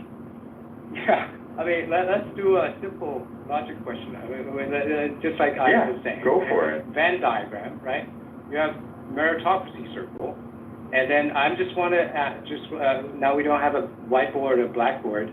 So where does the market circle situate? Is it a subset of the meritocracy? No, I would say put them equally and then figure out what matters the most within all three. No, I'm asking you. And adjust all three. Okay, so fine. You have three circles, and then they have the meritocracy circle and the representation circle, you said, have a non-empty intersection, right? Right? Did you So say all that? three interact equally. No, I'm There's a asking middle one ground. thing at a time. They all One thing at a interact. time. One thing at a time. Yeah. So the meritocracy circle and the representation circle, you said they had a non-empty intersection, right? They all intersect equally. Yes. Okay. Fine. I just said yes, right? They all intersect equally. Yeah, there's three circles that intersect equally. Wait a second. The meritocracy circle and the representation circle have a non-empty intersection. Yes or no? Yeah. Cool. And then, so the representation circle minus the meritocracy circle is also non-empty, right? Do you realize that Hanson, it's not just when it comes to, for example, I could bring up a great point that you might agree with me with, I don't know, but maybe the meritocracy circle and the representation circle could be someone who is incredibly intelligent coming from an incredibly working class background, right? And they've gotten a very high GPA. They graduated from a very high. I'm talking about people within these intersections. I'm not talking about quality. That's fine. I mean, you don't have to. You said yes, right? Okay. So my question is are there things that is in the representation circle that is not in the meritocracy circle? That's a good point. I mean, so what I'm talking about is the actual makeup, cultural makeup of an entire country. No, just answer now, my question. entire countries are different. I'm asking you. No. Are there things in the representation circle that is not in the meritocracy circle? Like what? I'm asking you. Well, the market, because that is another circle. No, I understand. I'm asking you just the two things. The meritocracy circle. You're asking me what's not in the circle, though. So I can name a million things that would be in that circle. It'd probably be a good idea to grab a piece of paper and a pen and just make sure these circles make sense, is what I think Hanson is suggesting. Do you not see that that's like, this isn't that difficult, what's going on? Exactly. Three circles that interact. Answer the question. Why don't you answer? Because you're asking me what doesn't interact with those two circles. What do you mean interact? I'm saying that are there things that in the representation circle inefficiency. that is not there you go. In the inefficiency. Huh? That's what you want the answer to be? Is that okay? So you're bringing in inefficiency and efficiency now? No, because I could say inefficiency is actually one that doesn't interact with those two circles 100%. Well, what do you mean inefficiency? I thought you excluded efficiency and. Hold on, can I interrupt? I want to give people a visual. So, Ewan and I were talking earlier about how many dicks he had sucked, and so if I had opened up a facility with a peep show, I would be hiring people that could efficiently get people off, because the more dicks that Ewan can suck per hour, the more profitable the business would be. So if you had people that were inefficient at sucking dick, in mid-level efficiency or high efficiency, I would say for a thriving business, for a peep show, for a glory hole, you would definitely want to hire the most efficient cocksuckers you could find. Well, so I would respond to that, Roger, with what I would say is that I'm actually much more highly efficient with marrying. I don't know if you want to make an argument about efficiency here. You can't take that long pause. I'm just saying that, my man. What I would say is that my baby daughter and my wife, who I met on this app, who's still on this app, would probably say that I'm much more efficient at making babies than doing anything like that. And on top of it, what I would say is that I've also been successful like business-wise, like I've done well with my business. So I think that you know, taking people in who don't necessarily, you know, come across as the most, you know, perfect person on the planet, and also being successful in business is maybe not the worst thing in the world. And not only that, but I think it's really funny that you're bringing this stuff up when I think that you're just like realizing that I'm correct about this. And also you're living in a country that is culturally Christian, where you're supposed to actually look after your downtrodden and bring people into the fray. And I know that you're a pure capitalist. That's fine. That's fair if you want to do that. But I think giving back to your communities is also an important part of running a business. Well, and hold on. So I think that you're making a mistake by doing this, dude. Hold on. The way that I give back to the community is by running efficient businesses that could provide the best quality product at the lowest possible price. This is how the consumers benefit. And so I don't want to hire retards. Now, if you have a business model where you can take inefficient people that are mentally retarded and create a jobs program for them, go ahead and do it. I know that the government has already done it for you, so you could just join them. Go work for the post office. But okay, so that's fair, but have you hired any of those people? I would never hire a retard, no. No, I'm talking about the people in the community, like what you were saying earlier. Like you for the people in your community, have a business that you give them a service, but like that's your community. Would you bring them in? Like that's the whole point of building a community. So you feel that I owe people a job? No, it just helps. It just helps like the community that you care about. That's all. The community. I don't think you owe it to them. Well, hold on. If I'm an entrepreneur and I start a company, the company is like a baby, and I have to feed it, and I have to take care of it, I have to nurture it. I'm responsible for its livelihood. And the best way that I could keep that baby alive is by having efficient workers.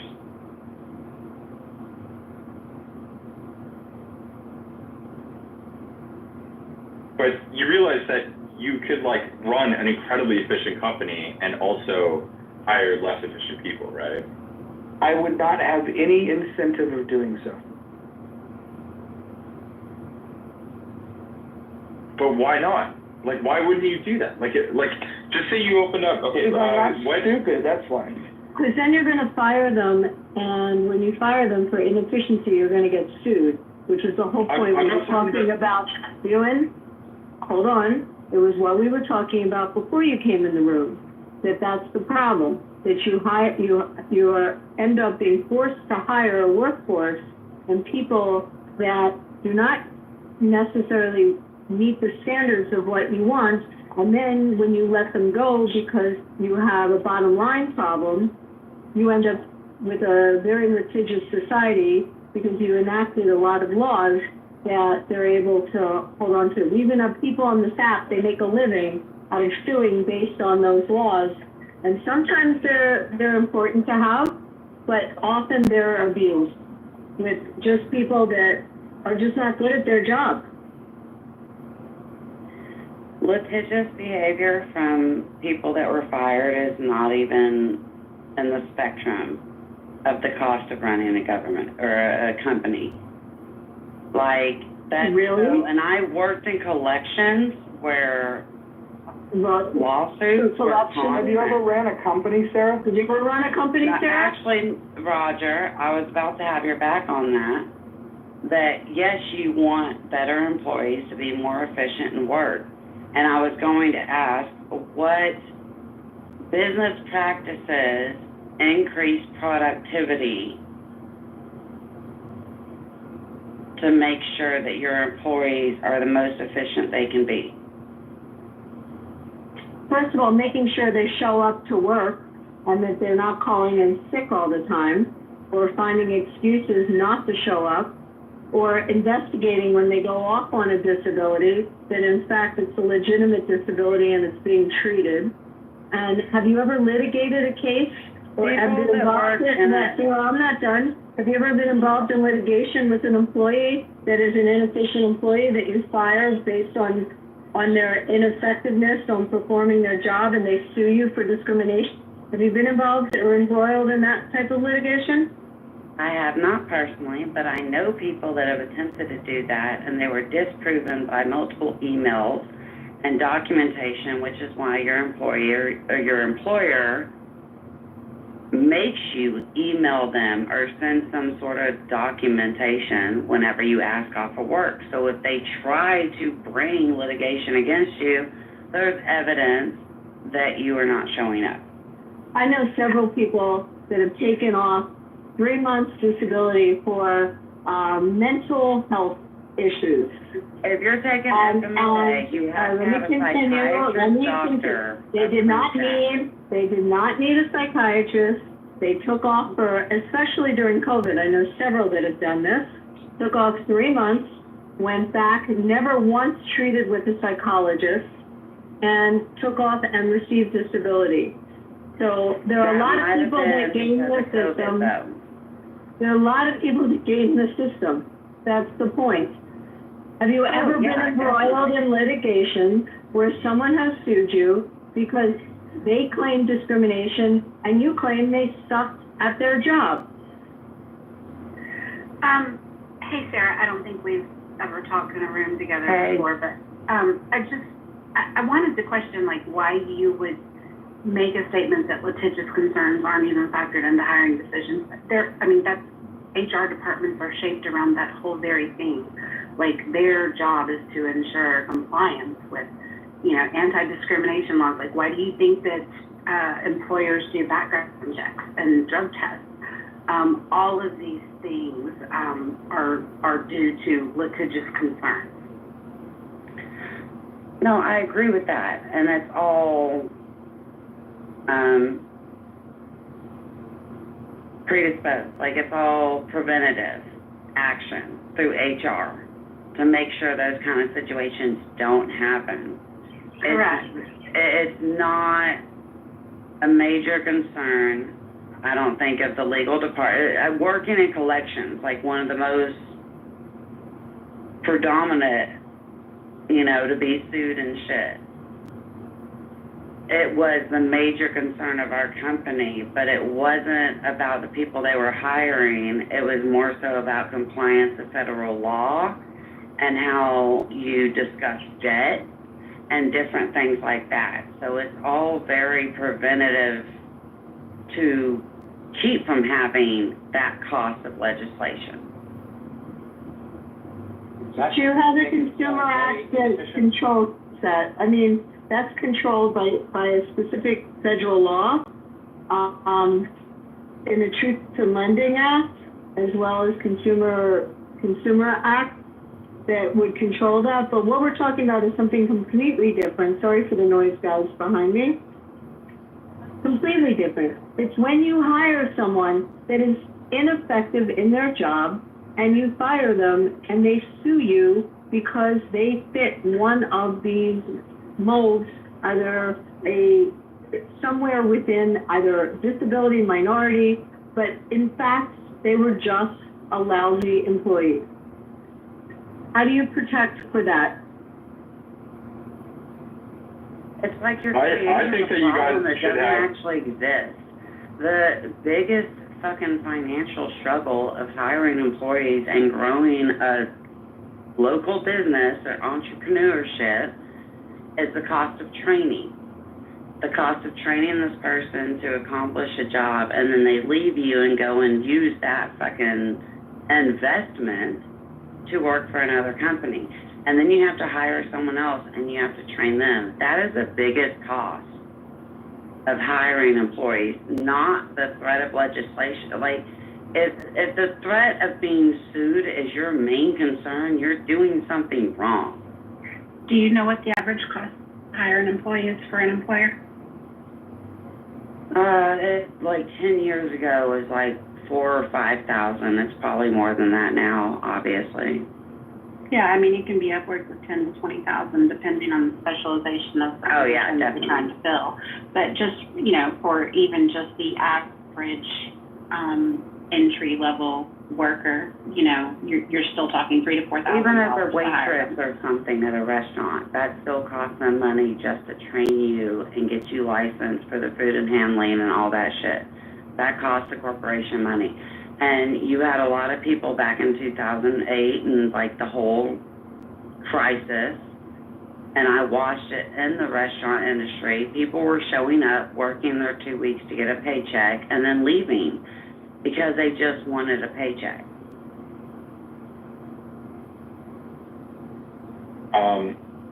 So, Abby, I kind of brought up this point earlier that I was talking about 3 circles that Hanson hated. And one was meritocracy, and one was, again, representation of the people that live in the country. And then the third one was the market. And making the 3 balance correctly is, to me, sort of like a really good framework to look at this. And I think that investing in, I actually think that, for example, representing everybody, that might not work all the time, but you also have to make money. You have to work with the market, you have to work with meritocracy, you have to get the best people into your roles, like throughout your entire company, right? But with that being said, I think that I like actually paying attention to hiring and not hiring people on Indeed is probably the best bet. No, I agree with you, Ewan, but my industry is unique. Hold on, guys. Hanson, hold on. Hanson, hold on. Hanson, hold on. I have a unique industry. So in my industry, we hire dealers. There are people that don't want Asian dealers. There are people that only want Asian dealers. There are people that want sexy cocktail waitresses. There are people that don't want to get drinks from big, pregnant cocktail waitresses. I mean, we have a very specific industry, and we cater to our players. And what is efficient and what makes us money, and you can have a good player walk away and not stay at your property or not be at your property because you decided to hire, in your hiring practices, a bunch of dealers that are not what they're comfortable with. So, I mean, my industry is very, very specific, and it's customer driven, if that makes any sense. So, I'm coming from, maybe it's a bit unique. I don't know if it's unique, but it is, we can lose really large amounts of business by making bad judgments on hiring. I hope that makes sense, what I'm saying. Yeah, optics are hugely important in a casino environment, specifically against those that are spending the most. The high rollers have high demands when it comes to what their gaming experience is going to be like. And then for the people that are not high rollers, there's a lot of science that points to things that they can do that will make people have a better experience. The hospitality that you receive in a casino is really second to none. And they have to. You have to think about what the business is. They have to make you feel... May we cup your balls, sir? They have to make you feel so good about losing your money that you're going to want to come back again and again and again. Think about it. They have a business model where they have a house edge where you're going to lose your money, and they're going to make you feel so good about losing your money. And if they don't, imagine if you had a bad experience and you lost your money. That would be a terrible, terrible experience. The hospitality industry is very, very specific with this, but if you get into the casino industry, you have to make people feel great. And not only that, it's the weakest link, the least trained, maybe the lowest person on the lowest rung on the Don't do that. Don't go there. No, David knows, Sarah, you don't understand. David really knows this. No, Sarah, let David finish.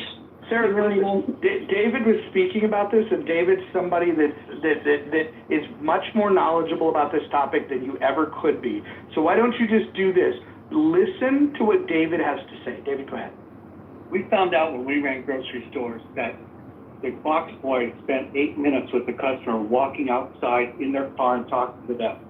This was the youngest person, and if he wasn't on board with what we were doing and happy, the customer believes him much more than anybody else on the food chain, okay? I'm just saying that everyone in the organization has to buy into that experience and make sure, because if someone brings a drink in the hospitality area and it's not right or they don't fix it, it's just as much of a problem as if they can't get comps from their manager. So it's the concept. David, don't you think they walk? They walk, I have right? a valid question. It's the concept that this person is lower on the food chain. No, that that's not what he they said. need to serve you. No, they That's need to not be what on he said, board with Sarah. what the company wants to portray. I'm not talking about anybody serving But I get any more that, than but it's anyone else. hospitality. I'm not being like.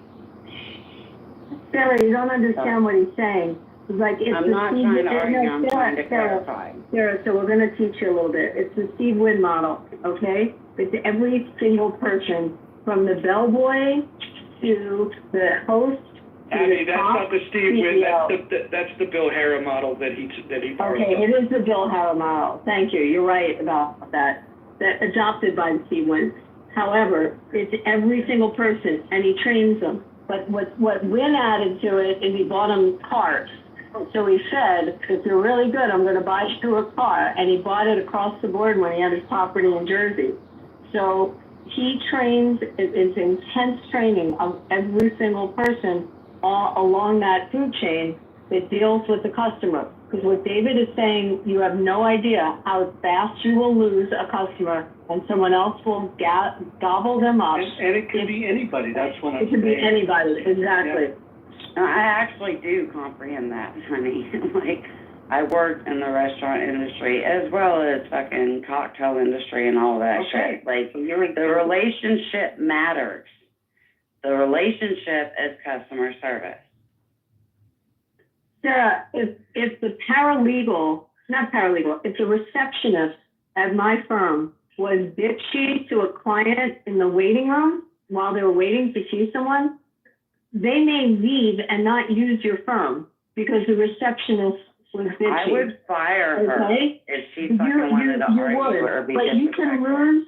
There's a Customer reason. service is always number one. So there's a reason people spend a fortune to decorate their offices, and they spend a fortune to train their staff so that the customer and the client walking in has an experience that is positive. And that's an investment. Like I said earlier, the biggest cost of running a business is training and hiring. Right, but So it's that's even an before investment. they have the professional experience. It's when you go to your dentist, how the person at the front desk is to you before you even sit in the chair and have your teeth looked at. They can lose a patient. You can lose a client if your front office You got a is girl on bad. their phone not giving a shit. That's what David is trying to say.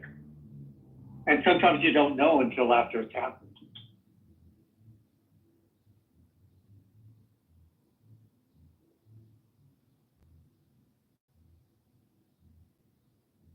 It sounds like we're all kind of agreeing with each other. I think so. But then go to fire them and watch what happens. I need a link to statistics to prove that that's actually like a major issue. Because I've never seen that in 30 years in the workforce plus. If you have a union, it's different. Unions are fucking different. That's a whole other story. Like, part of Vegas is using a unionized, I believe. We're right. Well, I'm in Texas. It's a culinary. I just came up to tell Abby, listen, I could tell by the way you're talking, you had a bad experience, so sorry for that. No bad experience. I'm in the industry. No bad experience. I love the industry. I think it's great. But I have had bad support staff. So yes, I definitely have had bad support staff that have not dealt properly with clients and have turned clients off. And I've watched people walk away from professionals that are good professionals because the front office has screwed up. I've also seen major customers leave casinos and go to the competitor down the street because the valet guy screwed up their car. I mean, for silly reasons. And yet, you could spend millions of dollars, literally millions of dollars, on the hotel room that they stay in, on the restaurant that they eat at, on their whole customer experience. And you have someone that screws up their car, and they're like, see you later, I'm going to the next property. That's also Vegas. That's a completely No, different it's not market just than the Vegas. rest of the world. No, it is not just Vegas. It's Atlantic City. The market. No. It's not That's just a high-end fucking market. That's not the same across the globe. It is across the United States. Yes, it is. You can have an Indian property, you're going to have the same experience. Roger, do you have the same in Seattle? Absolutely. I'm going to say this, Roger, all of our largest casinos are native owned. Correct. The only thing that's not native owned are small poker rooms that are highly inefficient. And you see that. Someone can screw up on a simple thing and they're going to walk the customer. Yeah, especially because the native, sometimes they go under different rules. They take care of their own. They keep an employee for, family reasons rather than professional reasons. So we see it more at native casinos. It's in hospitality. I mean, I'm using my example, but just look at generally in hospitality. It happens. It happened to my dentist. It happened to me as a lawyer. So that's not even hospitality. It happens when you have someone at the front desk that screws up. You can lose business.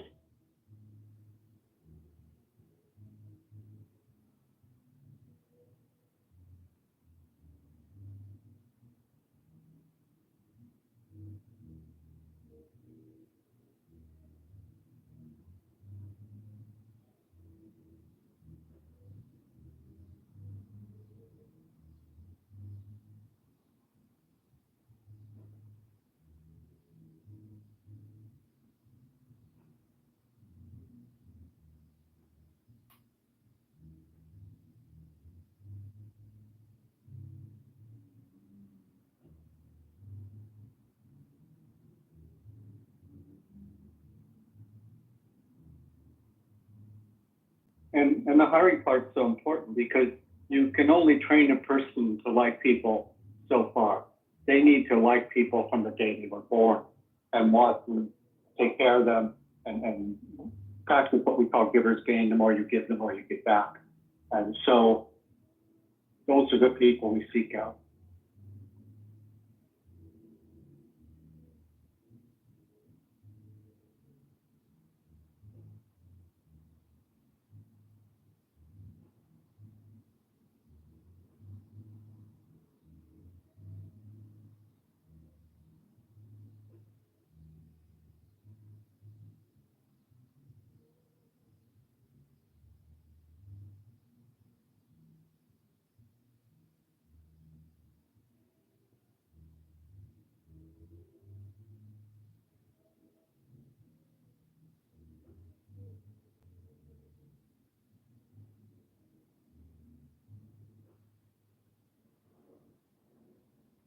I like the results of the poll. That's the first one of its kind, ain't it? 100%. Yeah, well, usually it adds up to 102%, but that's a clubhouse glitch. Also with mail-in voting. Just kidding. So in other words, most people are pro-free enterprise. I would say increasingly not across the country. You have anti-capitalist MAGA Republicans that have, even though they say they oppose the policies of the progressives, they definitely want to interfere with the market. So we've got a lot of problems. I completely agree with you, Roger. You know that. However, the way people view capitalism and how they define capitalism is more so corporatism and the amount of money that is funding the controlled production as we see in the current administration. So if we actually think about free enterprise, which means zero tariffs, and let people produce how they can produce and people buy what they want to buy and have an informed choice, then the free market would work. And as a Texan, that comes down to, let's say, the electrical or whatever supply, energy supply, when we had freezes. And instead of allowing us to know what companies chose not to weather their products so that they couldn't actually provide that electricity or energy, they chose to use legislation to further control them when they weren't even following the regulations that were I wish in we could place. speed this up. You know, when you listen to an audiobook, you can put it at like 1.5 speed. When you're That would be asking, that's asking for legislation. It's thinking that legislation is going to speed anything up or make it work. Legislation was already in place. We should not have been shut down like we were in 2021 because of the freeze. That was stupid.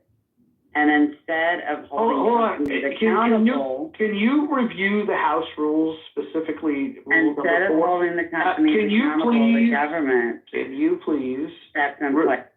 Please review the House rules, specifically rule number 4. Thank you, Sarah. I just want to add real quick, you know, there were tariffs in place prior to this administration. I mean, in Japan, you can't just import someone else's car, but there's a 75% tariff. They don't want rice imported.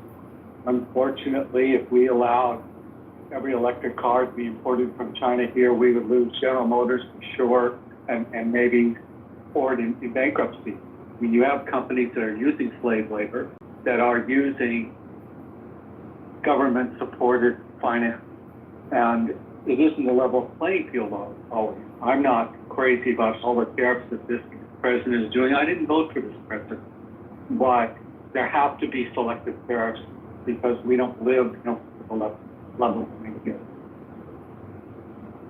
Yeah, but just because the rest of the world has abandoned capitalism doesn't mean that we should. Somebody's got to step up and say, you know, we're not going to do this. We're not going to play that game. And if you want peace and if you want prosperity, tariffs is not the way to get there. It's actually a recipe for disaster. What tariffs do is they leave some industries unprotected while protecting others, and it creates these distortions that make the protected industries no longer have to compete for customers. All they have to do is be pleasing to the powers that be that can provide those protections. I hear you. I don't know if we're ready for the carnage of just free, open everything would be. And I just guide you to, you know, we have a person once an hour in many of our spaces that asks, what are we going to do about the national debt? Well, when we try and work on it, what it looks like in reality is people lose jobs, and it's painful. And so the reality is a lot of people don't like it when it happens in real terms. Then we have a big bill that actually adds to the national debt. So I think that we talk about it, but I don't think we really are ready for what it looks like. Yeah, I mean, when we live in a free market, we prosper. Mute yourself. I need to reply to David. So we have $37 trillion worth of debt, $100 trillion of unfunded liabilities. At some point, the system's going to break. At what point is that going to be? Should we wait until the national debt is 150 trillion and the unfunded liabilities are $250 billion? Like, at what point are we supposed to say, hey, this doesn't make any fucking sense? I hear you. When the U.S. was actually living in a somewhat free market, capitalist society, that was the... Hold on, pause this here. Are you under the impression that the term free market and capitalism are the same thing?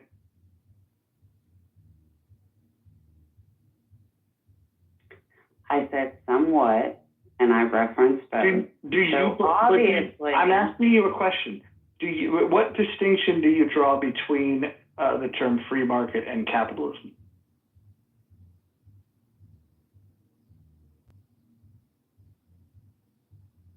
Capitalism is more perceptive. Sorry, I'm trying to find the right words. It's okay to say you don't know. It's okay to say you don't know. It's okay to say more susceptible, let me speak, to manipulation. It's okay to say you don't know. It's more susceptible to manipulation, which is what we've ended up in. I asked you if you know the difference. I'm asking you to tell me what I'm answering your question. No. Shut the fuck up, Roger, and let me finish a... That's not going to work. I don't know why you thought that was going to work. Jesus Christ. She had enough of your shit, Roger. Hey, she really did. She really told me. Oh, man. So does anybody know the difference between free market and the term free market and capitalism? Because I think those terms get used interchangeably, and there is a difference, and it's an important distinction. Does anybody know? Free market is prices are determined by supply and demand and minimal government. And capitalism, you go ahead. Thank you. I'm boosting myself. So capitalism is the means of wealth production, right? And free market is the means of wealth transfer. So capitalism is where you make the distinction that the means of production will be owned privately, which is an important distinction from the alternatives where it can be owned publicly. And if you understand those distinctions, then I probably don't need to elaborate. But a free market allows you to take that means of production that's owned privately, and then you can exchange it on a free market.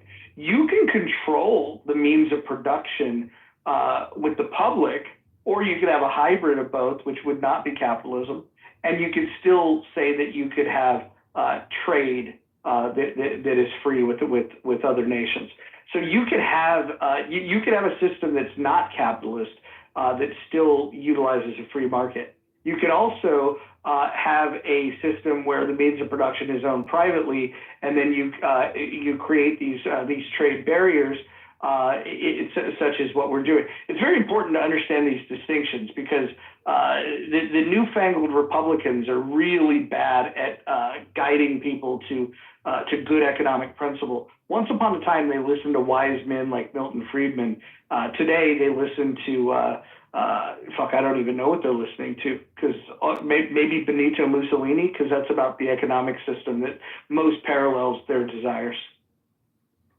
Mussolini was mad that Italians ate pasta, and he tried to get he didn't want to import flour. He tried to get Italians to stop eating pasta. I love that. Seriously, I never heard that. Wow. That's wild. Could you give an example of a free market that existed in a non-capitalist system, either a hypothetical or a real example? Yeah, it would be like if you had if you have a country, let's say you have a country that's really authoritarian, like North Korea, right? And then you have slightly less authoritarian regime.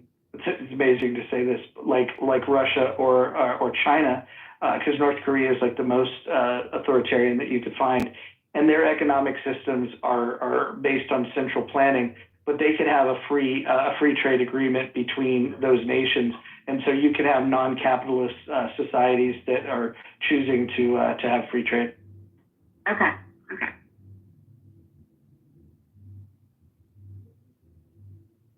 By the way, it doesn't work very well because the inefficiencies in their programs will. That's why they're always looking to expand their trading partners. Welcome back, Kristen. If anybody else wants to go, we could continue down this route. We could change the subject. I'm open for anything. I know Sarah's got her hand raised, but Jesus. Sarah never really learned the clubhouse etiquette of not talking over people.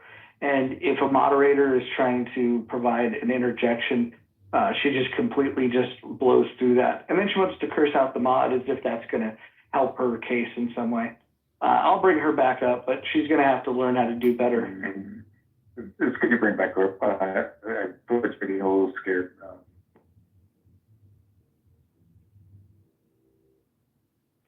Time out. There was a user-generated poster that I saw where it was the Tri-Valley tournament in Reseda, where Daniel LaRusso was defending his title, and against, yeah, I know the one.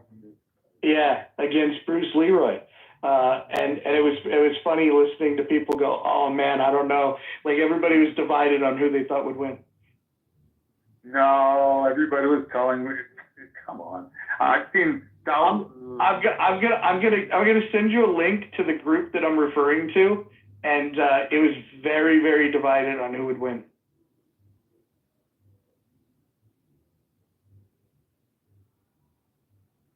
Oh, someone thinks you're in the Matrix, my brother.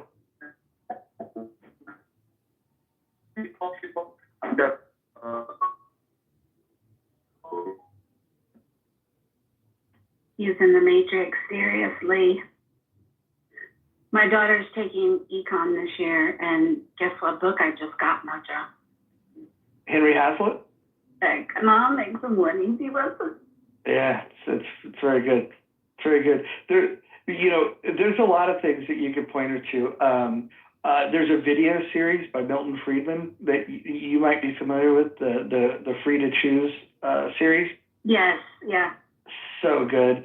I think if I put on Wi-Fi, is this better? Much better. Go ahead. Sorry. I'll get back to you. Huh? We're going to start. Go ahead, Tom. I put my Wi-Fi on instead of just the phone signal. Is this better or no? Yes, we can hear you. Cheap plug. I got a film I did when I was a teenager that's re-releasing called The Last Dragon. Nationwide AMC theaters, October 19th. Go have fun. That's the plug.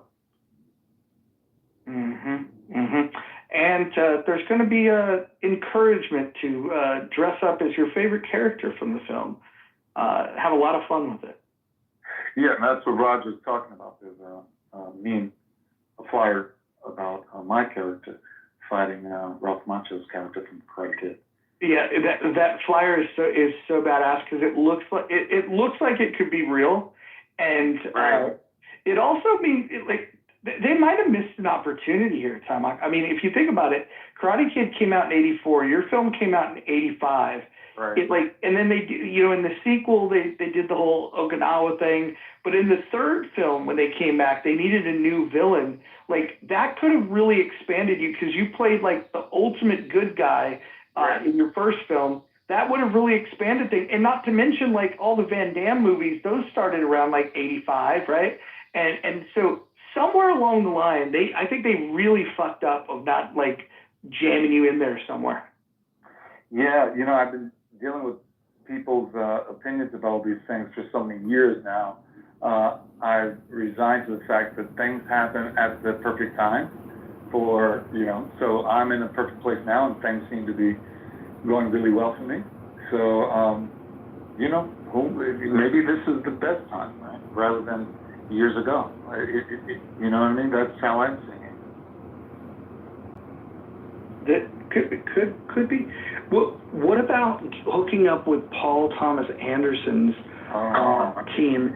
They've got that series that they're going to do, which is, I think it's a series, maybe it's a movie, but they're partnering with Netflix to bring a sequel to Once Upon a Time in Hollywood, where they're going to follow Cliff Booth, the Brad Pitt character from that film. Yeah.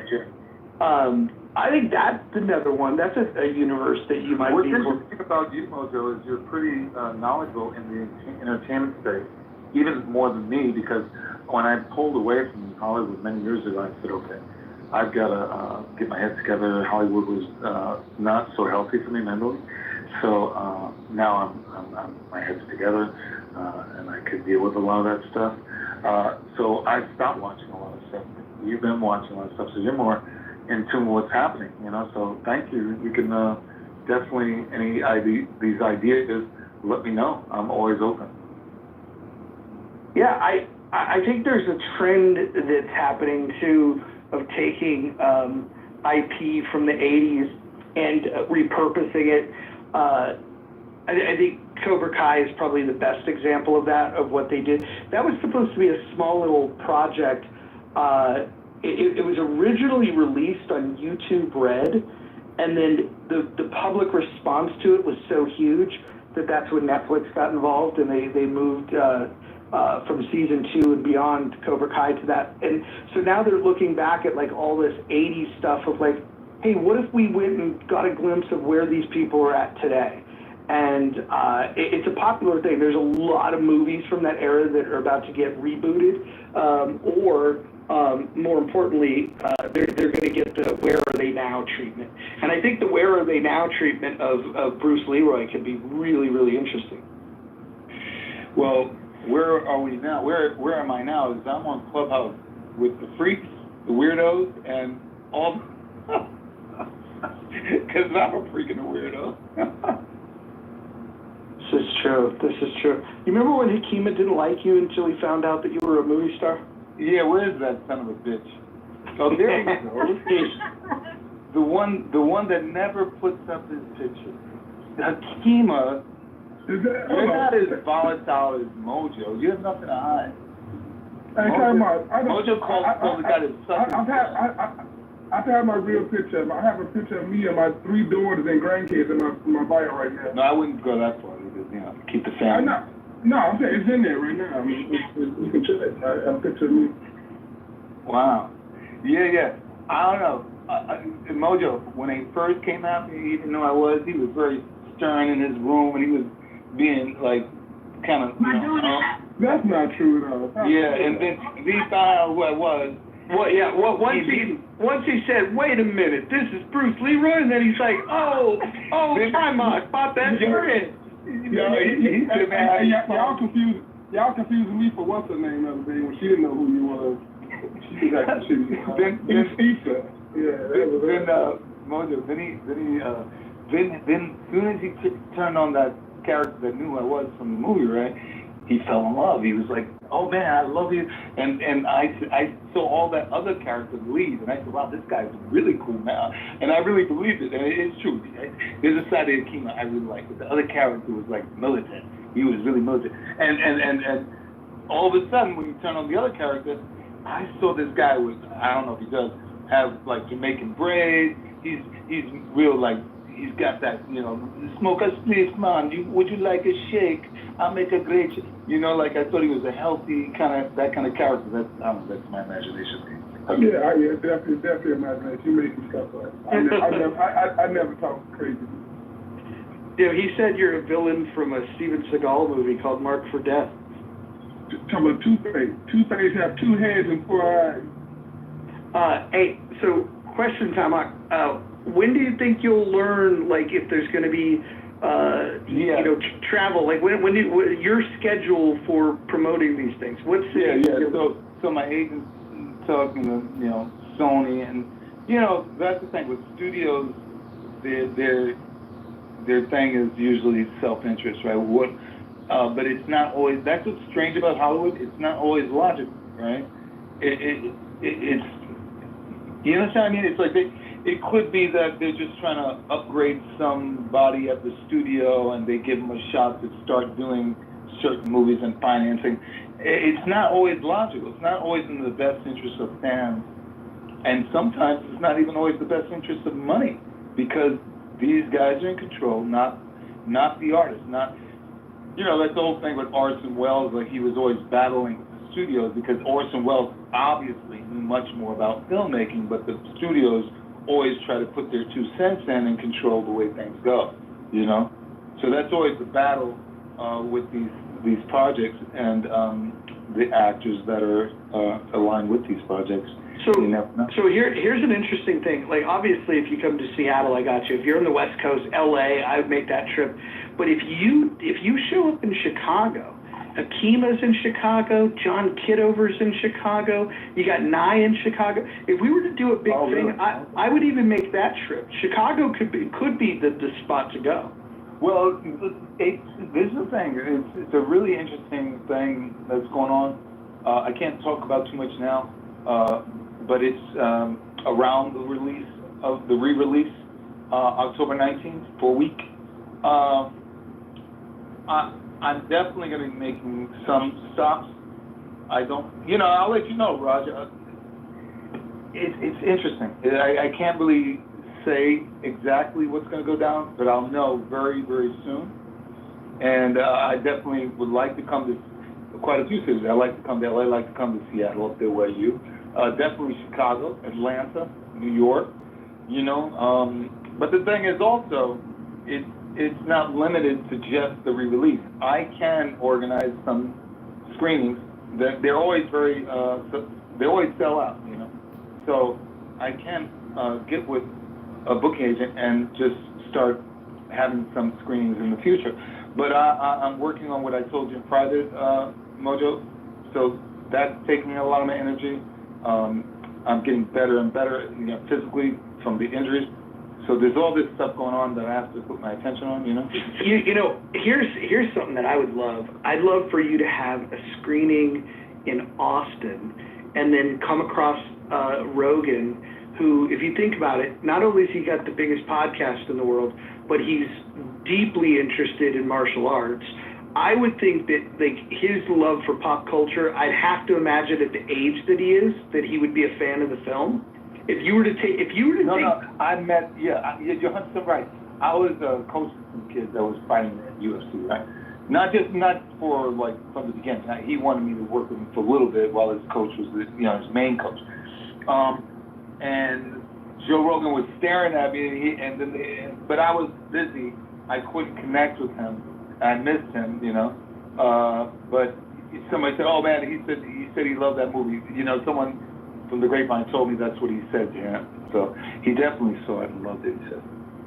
That's really cool. The one thing that you can't do with Rogan is when people pitch, hey, this guy should be on the show, it's almost a turnoff to him because he wants to, curate it himself. But if somehow it could become his idea, I think you guys would have a good conversation because I'm sure he would want to know a lot about your experience as a young actor, your experience as a martial artist, and then the shit that you're doing now, and in the rise and fall, and just have the treatment of how success and all that stuff works, and I think he would be really fascinating to talk to, and it would hit such a huge audience that I would imagine that instantly you would see the people watching it on Amazon Prime would go up dramatically just from an appearance on his show.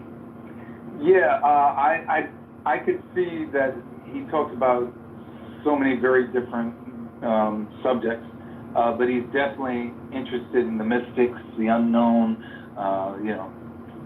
for everything from ayahuasca, meditation, the Himalayan mountain monks, and he's all into that stuff, and then he's into politics. So there's all these things. I don't know anything about politics. I'm here, and I'm learning some from you, like tariffs, all these kind of things. So you could definitely be on the show talk about politics. But me, I'll be talking to Joe Rogan, and I'll be like, look, that's not my world, So I don't know. We'll see. It would be a pleasure to do it, and it would definitely help my career. So I'm open. I'm open. Yeah, I think that would be awesome. Last thing is I'm committed to having young people have a different direction rather than the same old thing from the past. A fresh new look on life, all races, all cultures. I actually can see a time when there are no more wars. I'm not saying it's utopia. I'm not saying we're in heaven, but I could see that. I could feel that. I can see the path to that. And that's where a lot of my energy is going to go as well. So any project that I'm involved with, I would like to have some way of that project, if it's acting especially, impact young people. It doesn't have to be a children's film. It could be. It doesn't have to be a children's TV series. It could be. But it could be a cartoon. It could be a TV show. Like, they've got Cobra Kai, But the main point I'm trying to say is that there are ways of thinking and feeling and approaching life that is a world different than the way people go about life now. And people that are religious, that's fine. This way is also inclusive to people that are religious. The religious people that have an open mind, not Rich that came in the other day. Mm-hmm. The more I think about like the endless nature of the possibilities, I mean, Last Dragon, if you could get that the rights to that name, like imagine Last Dragon dojos that were dedicated to teaching young kids martial arts. Like if you popped one of those up in every big city, that would be fucking amazing. Yeah. I mean, I wouldn't physically be teaching, I have to think about what I also like to do, Right. Well, I'm more thinking of the namesake of it, like right. the imagery that it would conjure up. I think people that haven't seen the film they probably don't get like the just the positive vibe of it and yeah. the way that it sticks with people because of that. Because even though it's silly as shit, there's such a positive message there that that it sinks in whether you want it to or not. Yeah, there could be a format that is universal to martial arts schools around the country. It's just that, I mean, let's say John has a school right now and everything's going well, and he's turned on by this format, the way of dealing with the approach, this specific approach of dealing with the mind, the subconscious mind, the conscious mind, past thoughts, how to be present, all these kind of things, right? These are the things that, in fact, the CIA knows these things, right? However, it's not something that's, like, everybody knows how to lose weight. That the fitness phase change happened in the 80s with Jane Fonda and aerobics, and then you had aerobic studios opening up all over the place, and fitness. It became a big thing in the 80s. Now, what I'm talking about is a certain way to think and how to deal with the brain, and it's also incorporates science and data. I think it's good to go by data. Some young people that are doing really bad in school, as far as whether it be math and science, or also behavior and all these things, and then you implement a different way of approach that has data to show young people's improvement. Then they incorporate that, and they see that these young people are thinking better, healthier, more harmonious with each other, more excited about what they're doing in their lives. This is the kind of approach that I'd like to have in school systems around the country, where parents still have the freedom to have their religion or whatever else they're practicing, but this is data and science that shows success.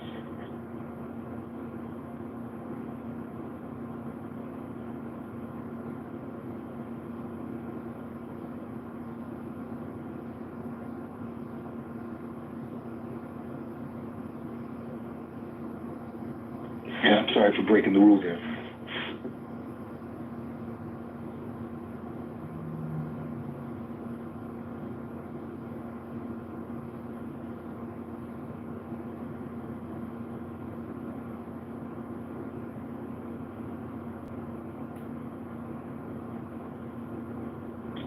Hakima, I like a ginger and pineapple, and throw in some Kool-Aid, What do you think, Akima? Oh, we can't do the Kool-Aid, man. You're okay with the ginger and pineapple, no Kool-Aid.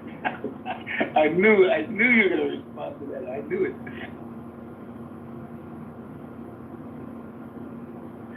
That's what they mean when it's too sensitive. You easily see it's predictable. With Akima, you got to slow it. No, that's not stupid. I just, you kind of touched on what something I'm passionate about, which is nutrition, health, and eating. I was okay with this. I just pointed out the Kool-Aid. I threw in a little bullshit just to see if you respond. You did exactly that. I know, I was going to respond regardless. You mentioned my name, I was going to respond regardless. Oh, okay. Yeah, it's all good. Chicago. Yeah. You know, Hakima was much more emotionally regulated before the election last year.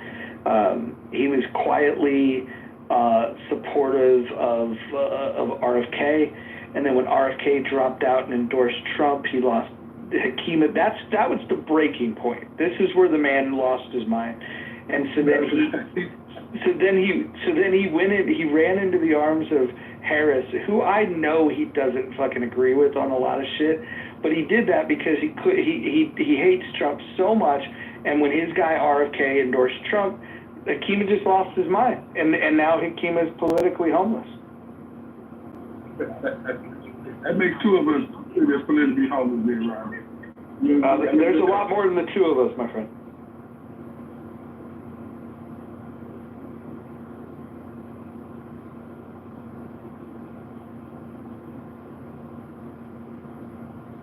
Hanson was doing battle today. Him and Io were destroying Ewan. That was pretty fun. I haven't started yet. I mean, I just gave up because he didn't know the logic. I mean, he didn't even know the Venn diagram.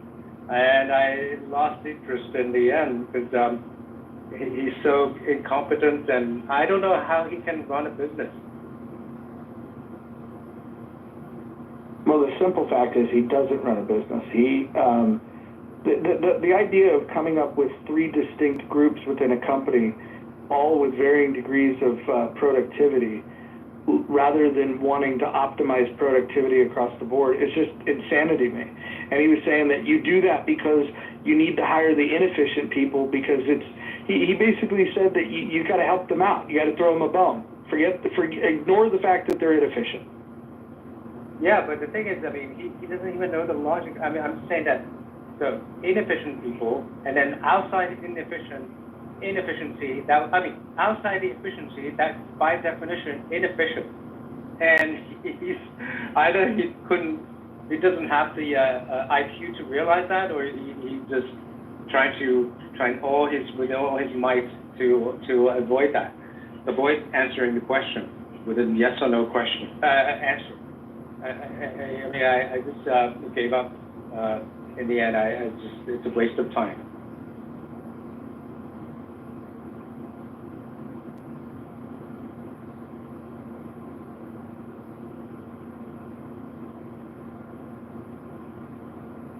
I mean, I couldn't understand. I mean, how can anyone with, any kind of IQ 100 could have or even lower, could have not realized that by definition, if it is not inefficient or meritocratic, that would be inefficient and by definition dismeritocratic. So Hanson, what should we do with the people that are not skilled, not motivated, do not produce value? What should we do with those people? Well, we have church organizations. Right? I mean, one thing is earlier, the reason why Jason was saying because we have to take care of them because what are they doing? They're gonna be to do damage. Well, then and then eventually I opponent him into saying that they're not all stupid. Okay, I said, well, you just defeated your argument because they're not stupid, they're smart because they're gaming the system, they're exploiting the system. Then we as a society, we give them the incentive to work, and then if we don't, then these smart people are going to exploit and game the system, and then that's what we want to avoid. And then he's basically saying that we're going to give the bones to those smart and gamers, the exploiters, the bones, and instead of giving the bones, we have given them the incentive. The carrots now should come the sticks. We should put them in either in jail or let them rot. That's the way, because they are the smart people and gaming the system. Yeah. So I mean, I didn't pursue Jason on that point. I just said, well, that you just proved my point. But there are many different types of people with mental health issues. They're not on one big category, right? There's some people with mental issues that are highly efficient in certain things, and that are not dangerous to society, that should be doing those things. So to Jason's point, hold on one second. Jason's point is they are a danger to the society, that because they're a danger to the society, then we should just, back down and throw them a bone, right? I mean, that's his point. I don't think that's what he was saying. If he's saying that, am I wrong? He said that because they're going to be, rebel. Well, yeah. Well, the argument that Jason made was that idle hands, are going to create problems, and so if you find people in society that are not productive, he was saying that some sort of subsidy for them, or at least something that keeps them busy, which those can be two different things. You can keep them busy without subsidizing them, I suppose, but that was his concern, was you don't want to have a larger portion of the population that is completely unemployed and broke, because he's worried about the crimes that they might commit, which I don't think that's an illegitimate concern. I just think that his solution to that was not well thought out. Yeah, exactly. So Hampton, hold on a second. Okay, let me just. So you cut me off in this. Clarify. Hold on. Yeah, because hold on. you were asking me my question. I mean, I want to clarify what I was saying. Yeah. Shut the fuck up. Hare Krishna. Hare Krishna. Fuck you. Oh yeah. Yeah. Yeah. You win, Hansa. You did. You asked. You Hansa. Shut me up.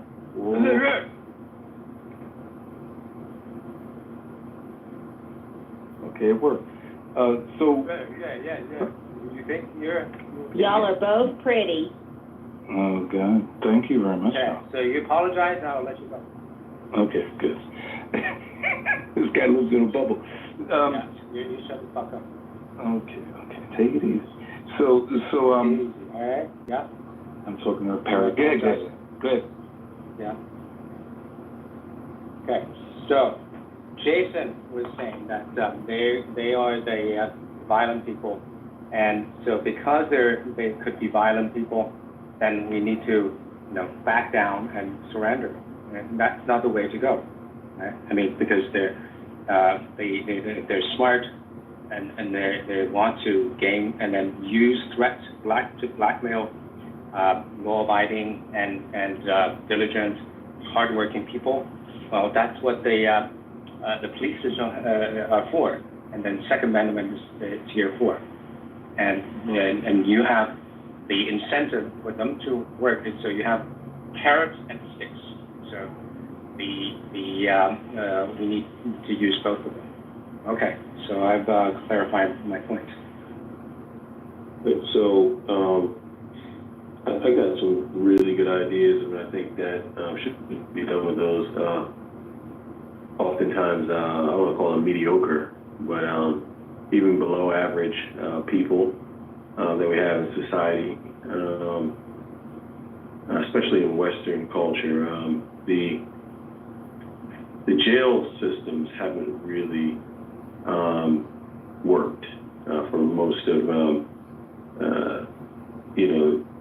the time that they've been used. It seems that these jail systems seem to be like this kind of cycle, right, where it's like you do away with, you put these people over here, and this so-called rehabilitation place that they're supposed to rehabilitate, it really doesn't happen often. This creates more trauma. I think the solution with dealing with people who have clearly, and not all of which, if you look at the majority of crimes that are committed, they are mostly financial and drugs. And so that kind of is a telltale sign as to what is happening with society in this capitalistic environment which we live in. So I think that if we were to, let's say, for instance, invest more into, let's say, groups that don't necessarily have the same level of access, because we try to create this kind of illusion, in especially in Western culture, that everybody has the same level of access to resources when we know that's not true. But if people were, we were to invest into these fellow human beings, which is what they are, they're human just like you and I, then we could reduce that number of those poor outcomes. Unfortunately, due to ideological belief systems, it's not happening. We haven't been able to escape our own internalized biases and all types of other issues, that psychological issues, malignant narcissism, all types of issues that large groups of people have, that is to why we're not investing in our fellow human beings. This is quite strange, and to have this conversation seems to happen over and over and over again. Strange. It seems like a very simple solution, but it just doesn't, it never happens. Because some people seem to just feel better with this ideology of, I'm up on the top of the hill and you're down there. And that sense of feeling of importance that they get from that is more important than having a productive society. So you were mentioning about drugs. I, for one, would advocate legalized drugs. So that would take a huge chunk of your reasoning out. I don't think that's, no, I don't think legal. You said legalized? Let's be clear on that. Legalized drugs? Yes, legalized drugs. Yeah, no. Why not? Yeah, no. Why not? So drugs are highly addictive and can be highly disruptive to society. The solution would be, we tend to not pay much attention to early childhood development. I don't know, the DARE I haven't touched a drug in my life. The DARE program was really effective on me. I think that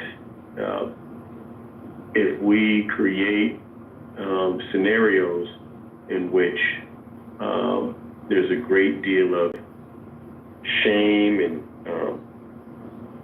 you're ostracized and we got to create the same kind of propaganda that's anti-drug in children. Early childhood developmental stages are truly influential to human beings, and it's very impactful, very helpful. The earlier, the better. We can indoctrinate children to see drug use as this sort of weak kind of behavior, this sort of very bad behavior, this something that is just, whatever you want to call it, discourage it. Propaganda could be used for many things. People are easily influenced by propaganda, as you can see. All you got to do is sit back and listen to people for a while and insert this and insert that, and you can kind of tell what their scroll, what their feed looks like. But that's something that you can't really escape, man. If you really look at, looking at early childhood development, you can really impact the life of a human being the more that you put into them early on. I don't know if you have kids. But why he said legalizing drugs. you're not really making a case for, in other words, can you debate with him a little bit about why you think it shouldn't be legalized? I mean, that's how you feel. I just went around it. I'm just curious if you're willing. I mean, I could bring up, you know, what, you know, past historical events. I mean, look what opiates did to China. You know, there's drugs, can, you know, and I'm talking about certain types of recreational drugs. I'm not saying all drugs. I'm just saying there's certain types of recreational drugs that can cause disruptions in society, and then disruptions in productivity. It can cause disruptions in effectiveness and efficiency, right? So I don't think the proper solution would be to go towards legalizing it. Well, you have some control of it. Right now, there's no control of it. You know what I'm saying? So we know that drugs are, you know, especially some are much worse than others, but there's no control over them. You know, that's why some people think legalizing it is much more effective than the Wild Wild West. It's interesting. It seems like China doesn't really have this problem. You deal drugs, you die. Very interesting. Well, there's different, hold on. There's different approaches to this, and so when you start looking at it, Singapore has the best authoritarian answer to it, which is you know, very, very strict rules. Specifically in China, you say that you know, if you do it, you die. There's populations, hundreds of thousands of people that are, you know, go to opium dens and get high all day long. So, like, China has a drug problem.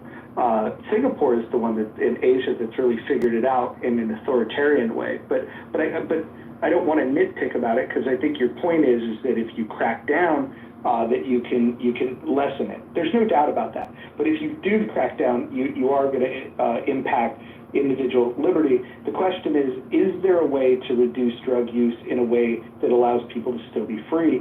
There's another example in Portugal where they did legalize everything and they destigmatized it. And what they're finding after a long time of doing these policies is that long-term drug use has gone down dramatically. And That's what I just said that earlier. I don't know if anybody was listening, but I said that early childhood development. I think people don't hear me when I say that. When you stigmatize, I didn't use the word stigmatize, but I said you created, I said the DARE program worked on me. I said that. I said that literally, you know, if you impact early childhood development, you make it something that's looked down upon, which is essentially stigmatizing. That's what I mean. That's what I'm talking about. The only time I eventually went to the extreme measure was when the gentleman who can't keep his finger off the mute button, Tamak, was looking for an argument. He was looking to see me debate somebody and get in. That's kind of weird. You didn't listen to the full spectrum. I'd like to go after timeout, please. You are. You're looking for drama. You started earlier. We can go with the other gentleman. I've been paying. Oh, boy. This is what I was talking about Clubhouse. So Joe made the comment in chat that I thought was kind of interesting, and I thought I saw data on it, but I don't have it. Joe, would you be able to get a link or a source for us that the DARE program actually increased drug use in America? Sorry, I can't. I don't have the data, and I didn't look it up. I just remember reading the data, and that was I heard that somewhere too. Yeah. Let me actually, Monica. It's not just yeah. So the expectation was that people that are exposed to just the idea of it was actually one of the impetus, is kind of that curiosity thing.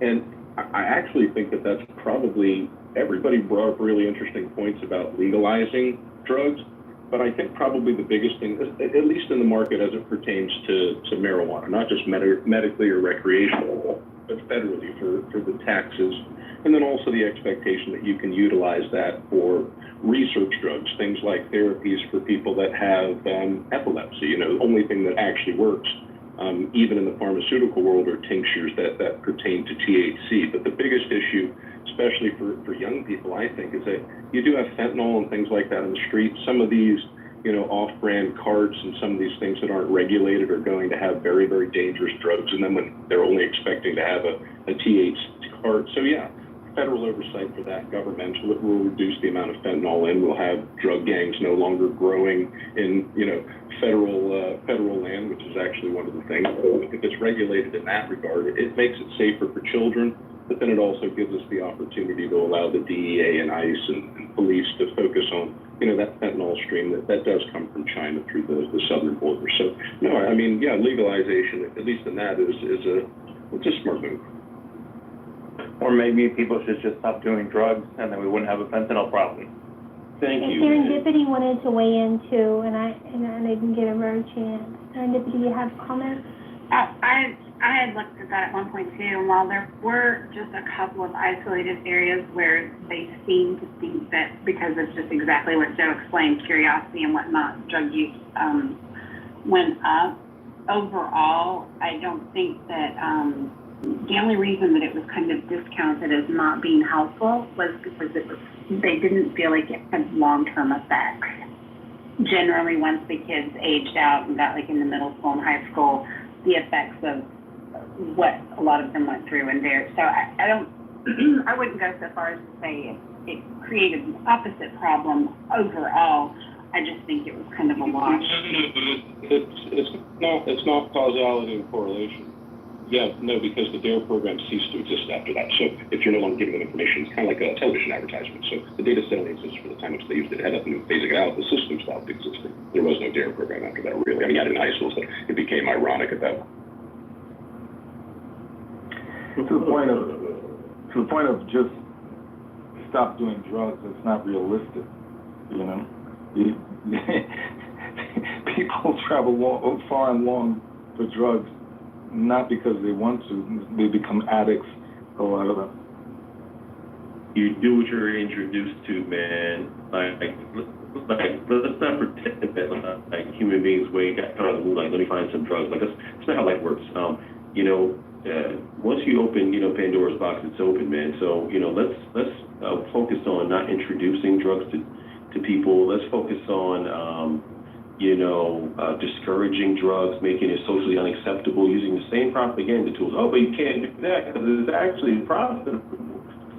Yeah, countries are making money off of this on the back end. So can't let drugs go just yet. That's the real problem that's going on because somebody's getting rich off of this. So at the end of the day, it's nothing to me. I see what's going on here. People still want to make money from this thing, and a lot of this looking participants because of the way we talk about it.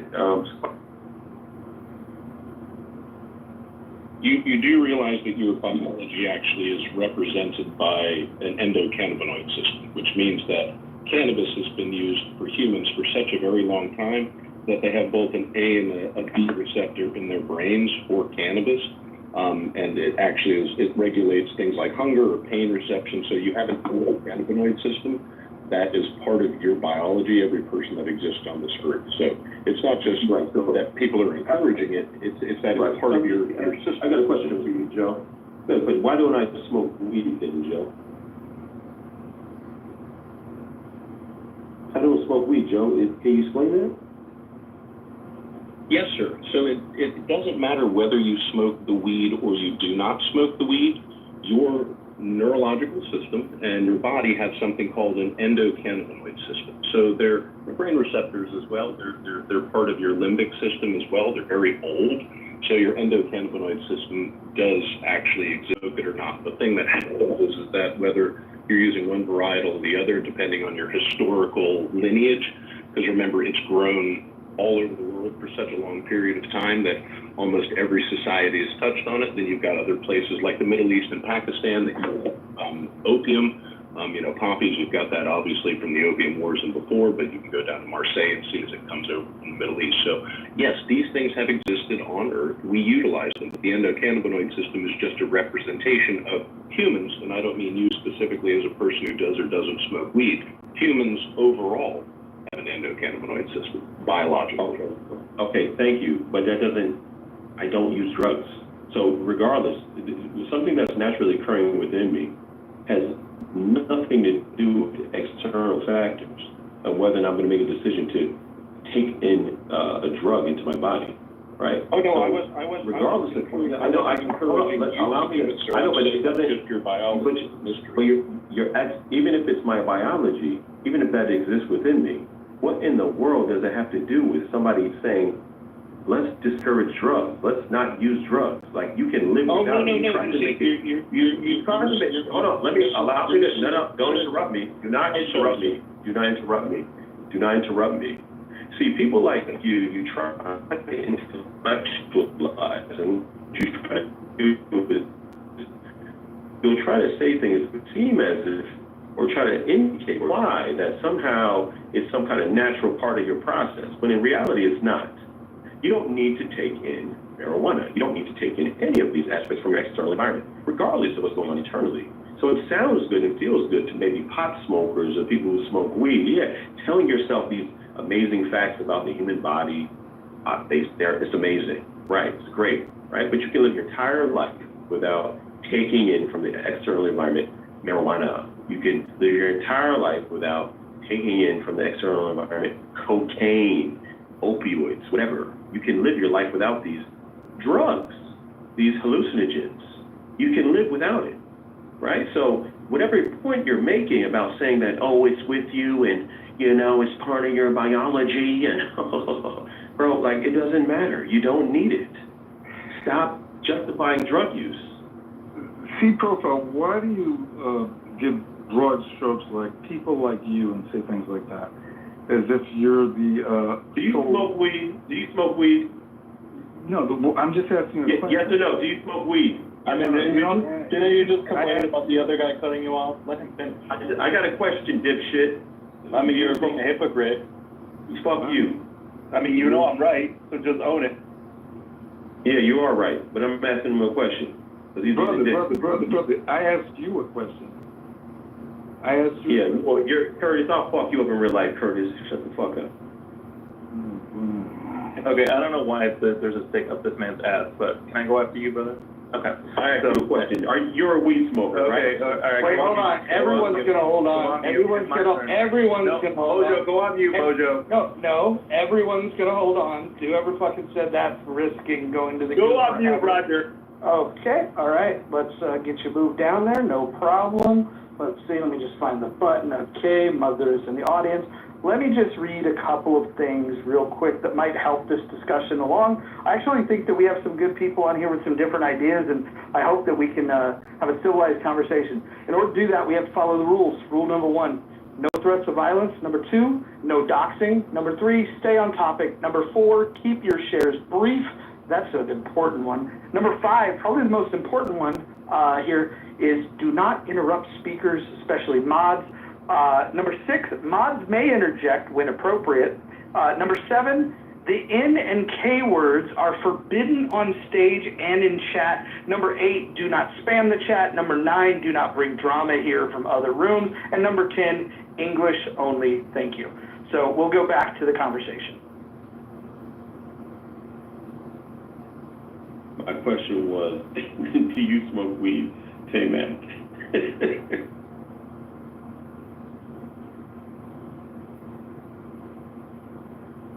Time out. Do you smoke weed? No, I asked him a question. I'm not going to answer his question until he answers my question. I'll insert myself in this. I am completely drug-free unless you want to count caffeine. I'm a huge caffeine enthusiast, but everything else I am drug-free. Thank you, sir. What about sugar? The caffeine and sugar are both drugs. Sugar's not a drug, dude. Sugar is surely a drug. It's the most deadly. It's getting there. It's getting there. It kills more people than anybody. It kills more people than anything on the planet. All right, so I use sugar. Okay.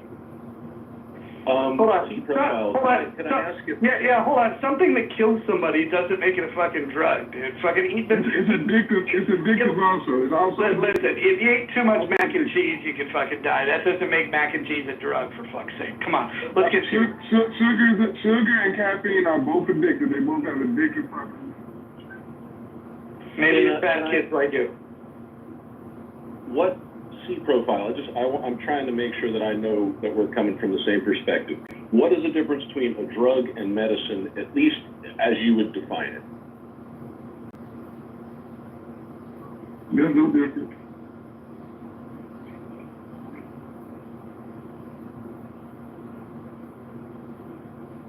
Because I guess that's going to be the question. While you yourself wouldn't maybe chew on a willow tree because you had a headache, you might take an aspirin. That's a drug, but you call it medicine.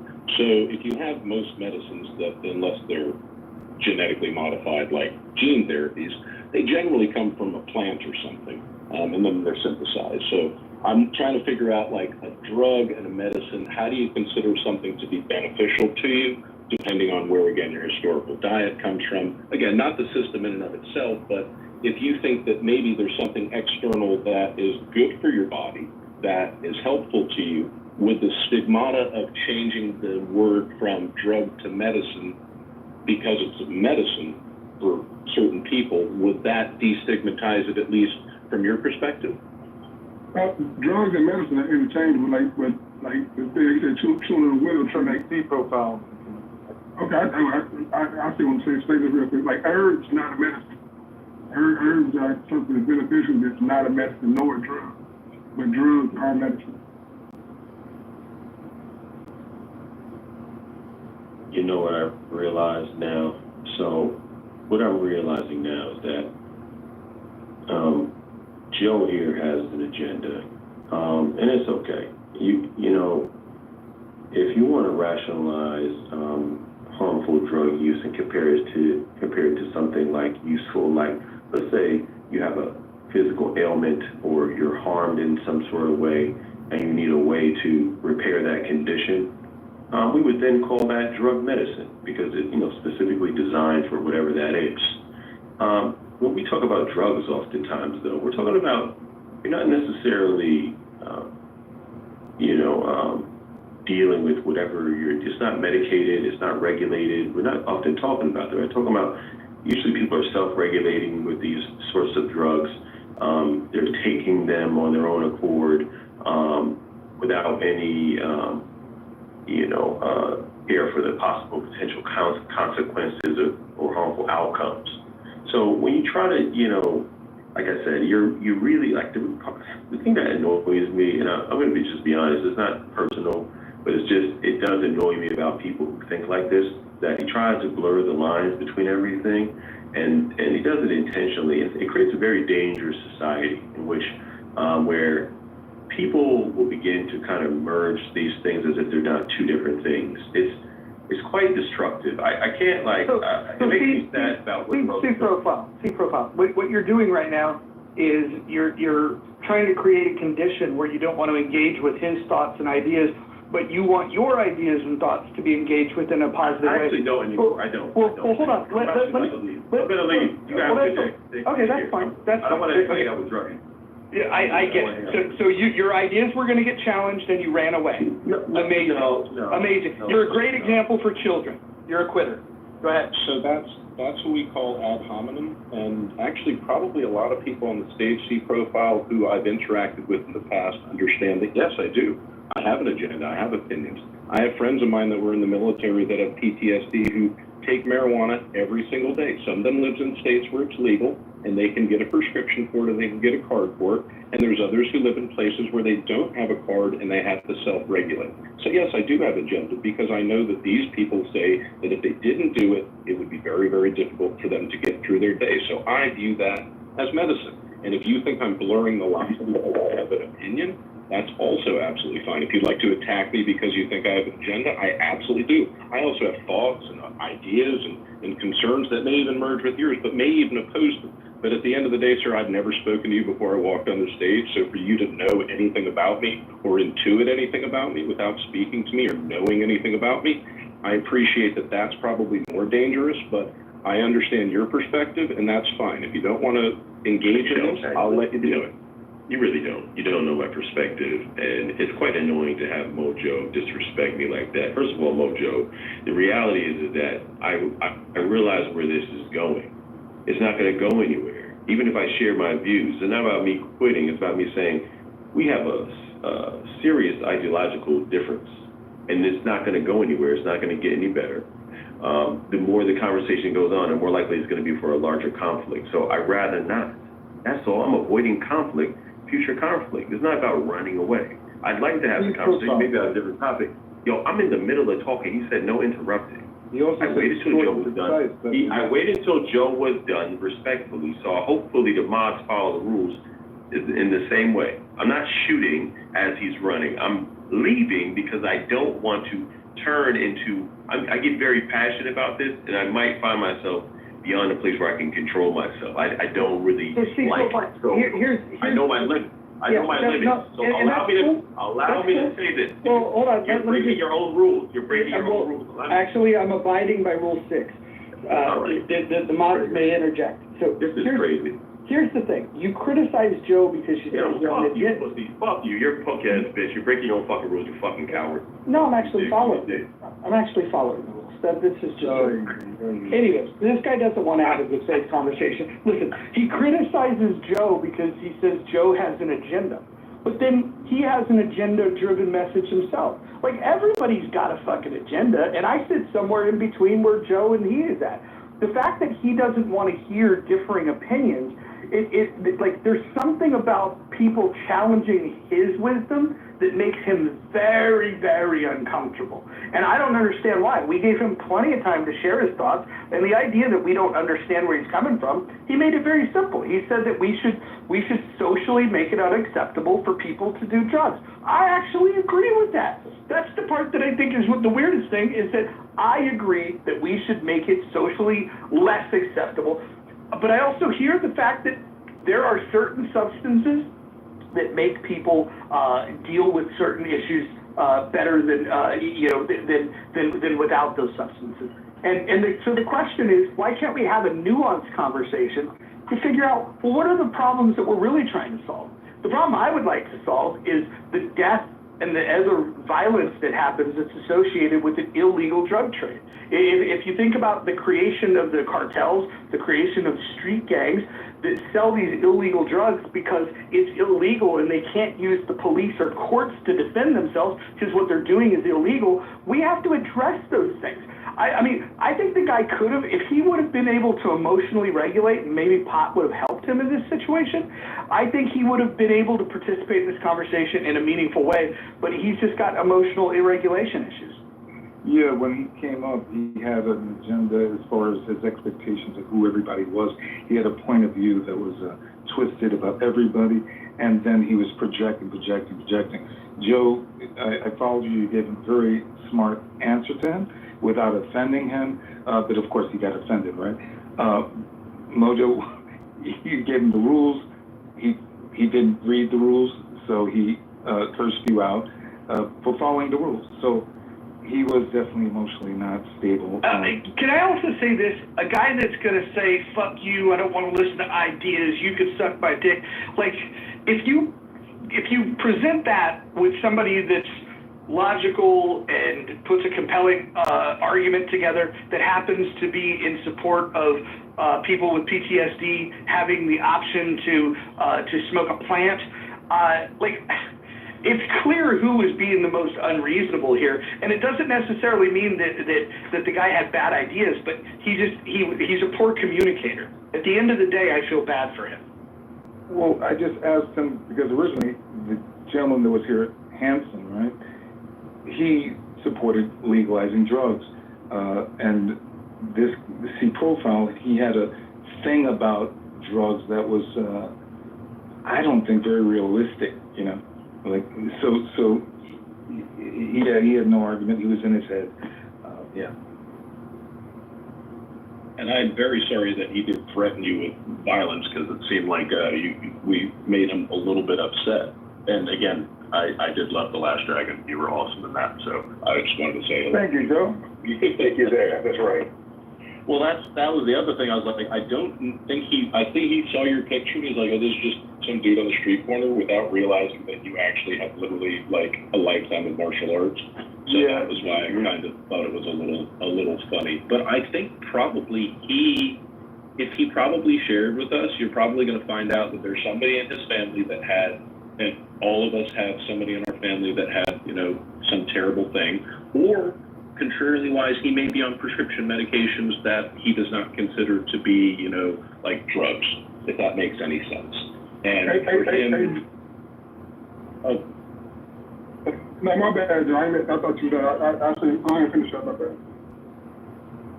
and again, I don't mean to disparage, I'm speaking from my own perspective that I know people who vilify certain drugs and take other ones because, it's prescribed. So from my opinion, yes. The thing that happened in Oregon is obviously shows us that we can't just wholesale legalize drugs in America. It's wanton disregard, and it just has negative consequences for everybody in that society. But I think a wholesale reevaluation of at least marijuana and the fact that you could utilize it for so many helpful medications that are aligned with things like not being addictive and like selective serotonin reuptake inhibitors that change the brain's chemistry. Again, I'm speaking from friends of mine that literally the answer is, well, if I don't smoke this today and I have to go out and deal with the world, it's going to be a problem. Because these are people who, like Timac, are trained, to deal with things consequentially with violence.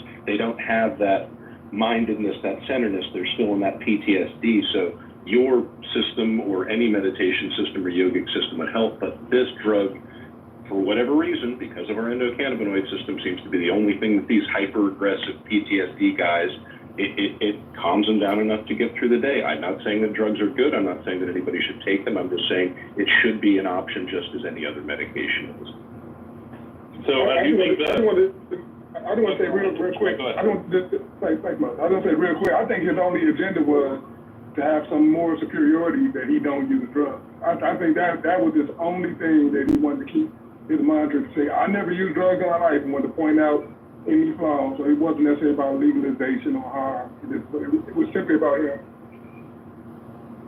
So I was going to say, I do think that the Oregon example is obviously a way of not doing things correctly, but that doesn't mean that the idea entirely is flawed, right? Like you look at the results of what they got in Portugal, right? They do have decreased use of drugs among their population since they basically legalized everything. They do see drops in HIV transmission via needles because they have those sites open.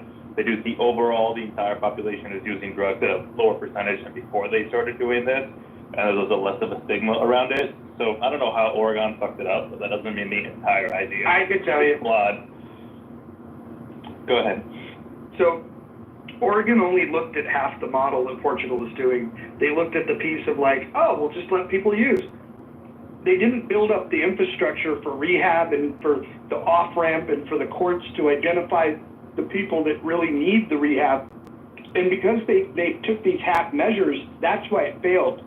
Which is why, even though I support legalization of drugs, I think the Portland example should not be ignored. I also think that the Portugal example should not be ignored. What I would like to see is an intentional design. Maybe we take Barstow, California, and we put rehab centers all around the outskirts of town, and then we put a big fence up. And then that can be the part in the Western United States that if you want to use drugs, you do that. And then zero tolerance outside of that. I also think that we should make a distinction about which drugs we're referring to. I think marijuana is a clear example of something that, if you look at crime rates, nobody's getting in a disproportionate amount of trouble once they've smoked pot. The one thing that they might do is get a little fat because they get the munchies and they eat a little bit.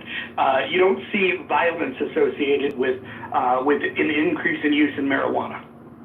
Yeah, I think at a certain point everyone kind of agrees that the government is lagging behind. Like, who the fuck cares about marijuana at this point? Like, the fact that the cartel is still making money off of it is ridiculous. Like, it's just everywhere, right? People in my high school were growing it at home. Like, it's really not something the U.S. government can or has been able to control, so they might as well make a profit out of it and use it for whatever, So I think marijuana is just, also cocaine. Like, what's the hype with cocaine? I've tried it. It's really not that big of a deal. What else have I done? Yeah, I would say we need to keep LSD illegal. That shit fucked me up when I tried that. Hey, why only two people on the stage voted in the public? The head mod didn't vote. Oh, I don't want this in my profile for life. That's why I don't vote on some polls when I vote on others.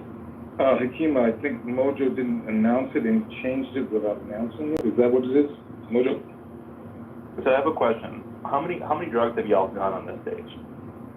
0. 3. All of them. Sugar, marijuana, alcohol. I'm a crackhead, but I've done every fucking drug known to man. I've done cocaine, LSD, shrooms, ketamine, marijuana, and now I don't do any, but that was like when I was dumb and young, but I haven't done any drugs in like 5 years. Well, I tried shrooms, but it had 0 effect, so I didn't count. Oh my, dude, shrooms, I didn't really like because I kind of, like, I just don't like how I felt. And then LSD got me fucked up. LSD had me like raving the night away. I was like, I mean, it wasn't good, but it was kind of scary. I felt like I had taken like 17 shots of espresso. Cocaine, I think, is highly overrated. So with the different examples of like Oregon and Portugal and stuff like that, so like what do we do? Like it's one of those things where it's like if you cross the border, like they'll allow a certain amount of medication, you know, this and that, but if you have over the amount, they'll bust you or whatever. So do we go to that type of system where if you have a little bit of it, okay, no big deal, but if you're over a certain amount, you know, hey, you know, you're in jail for 20 years or whatever, you know.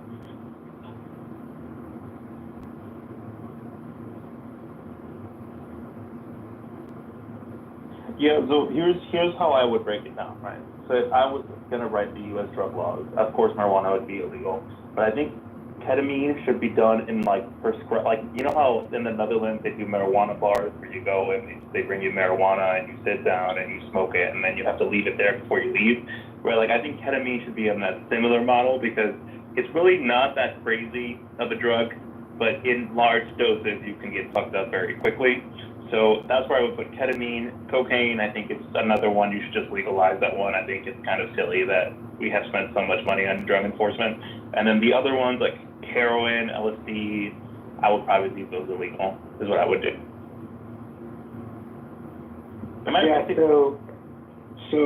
Cocaine's my drug, but I tried heroin once and I just,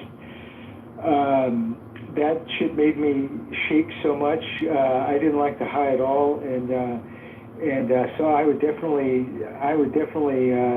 put that on the illegal list big time. Yes, yeah, I've heard people get hold on. So you would make something illegal because you had a bad experience with it? Exactly. Well, no, it's not just me, but I mean, obviously, if it makes me shake and everything else, what about the other guy? You know what I mean? I mean, what is it going to do to the other guy? It's going to make him shake and hallucinate and everything else, just like these people on the street. You know, it does the same shit. You know. Oh, crystal meth. That's one I forgot. I did crystal meth one time. That was not fun. I was wild when I was young, guys. Can you tell? All the gays tried meth. Yeah, crystal meth was not a fun time. That was not enjoyable. I couldn't sleep for like 2 days. Mother, what you doing trying crystal meth? Come on, you gotta be better. So I got it handed to me like at a party. I thought it was like a pipe, like a weed pipe. And then they're like, oh, just, you know, do it. And I was like, oh, it's probably just like weed or whatever. And then it ended up being crystal meth. And I was like, why does this taste weird? So that was the first time something was off. And then I was just drunk and dumb. I didn't go out and buy it. Someone handed it to me.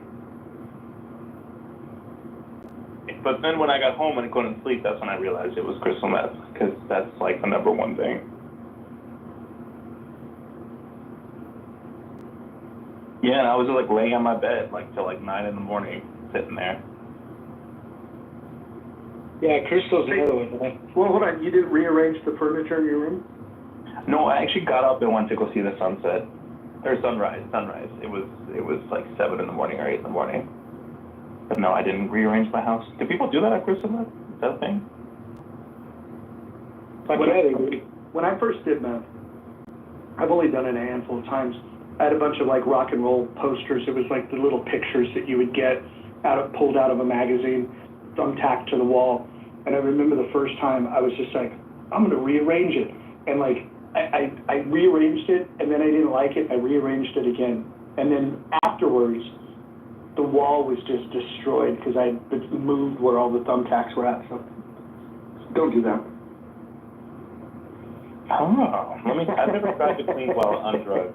Maybe I'll do like an edible and start cleaning the house. That's a true tweaker there, buddy. But also, here's another thing. I'm not a huge fan of marijuana. It puts me to sleep every time. I know people are like, oh, try different strains. My body just reacts by knocking me out every time I do any type of marijuana, regardless if it's sativa or the other one or whatever. I smoked some weed before I went to the bars, and I fell asleep in the middle of the bar at a table because it just knocked me out for some reason. This is how my body responds. Well, me too, by the way, Mother. The last time I smoked pot, it was in a fantasy football league draft, and they were passing around. They know that I don't smoke, and so they were passing it around me, and I was like, why are you doing that? And they're like, well, you don't smoke. So then I just like ignorantly grabbed it and took a hit off of it. When it got passed around, I did it again. So I took 2 hits. I fell asleep before the draft started. I woke up as the draft was ending. They picked me a decent team, though.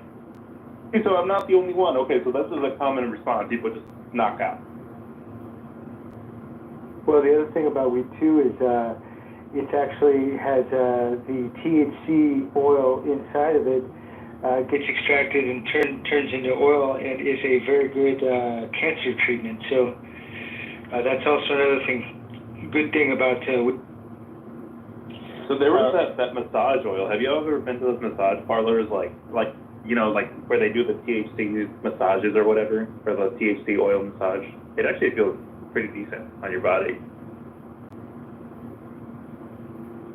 Is that the CBD or the? Oh, CBD. Yes, sorry. Yeah. It's a CBD massage or whatever. I don't know if your body ingest. Probably not. Like, you're not really. How does that work? Like, why does that relax your muscles? Well, all you need to do is just put it on your skin, and you're high than shit. So. Yeah. It goes into the body through the pores. The pores, your skin is an organ, right? So certain oils like castor oil will easily through the skin. Most more than many oils, maybe all of those. Castor oil goes directly in. You gotta remember, your skin is your largest and most important organ. I had an instructor. He was a former Marine when I was a very young martial artist, and he had a way about sparring that was very kind of bizarre. And being young, going in through that, took me years to recognize that I was in a very toxic environment, So we would all smoke weed because he was addicted to weed. He smoked it all the time because he had that, come out of Vietnam, and he had this severe PTSD. And so he would, before we all sparred, he would turn on classical music, and we'd all be stoned, beating the shit out of each other. It was bizarre. That is actually the best short film in black and white that you could ever think of. Could you imagine people beating the shit out of each other to classical music? I think that's actually epic.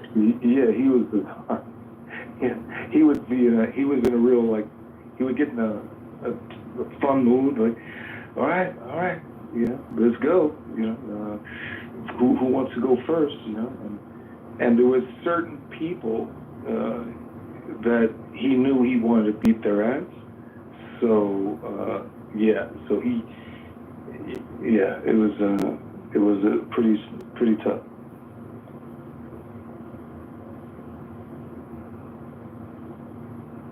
Now my question is this: was he any good as a teacher? It sounds like he had some anger issues, but was he a proficient martial arts teacher?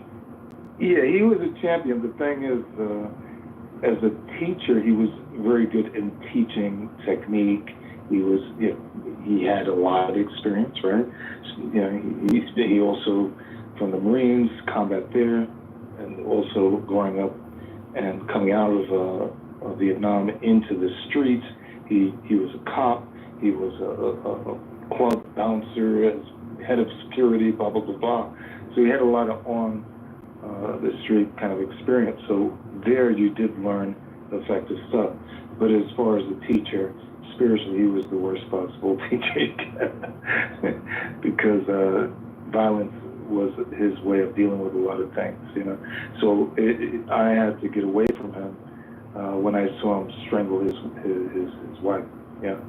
Hey, what did you study, by the way? Were you like what the Filipino arts?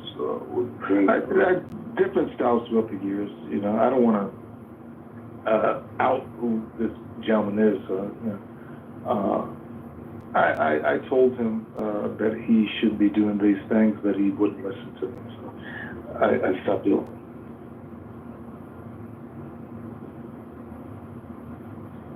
So he was your best spiritual teacher was the fact that he described to you a life and a lifestyle that you didn't want to live. So he was your spiritual shown-up.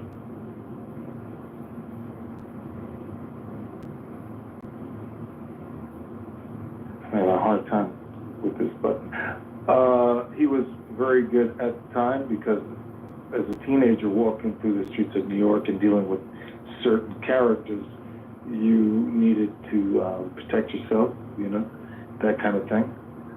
You had to, you know, and also young guy going around meeting girls and stuff. And there's certain ways you had to be in tougher areas with certain guys, because they'll try you, you know.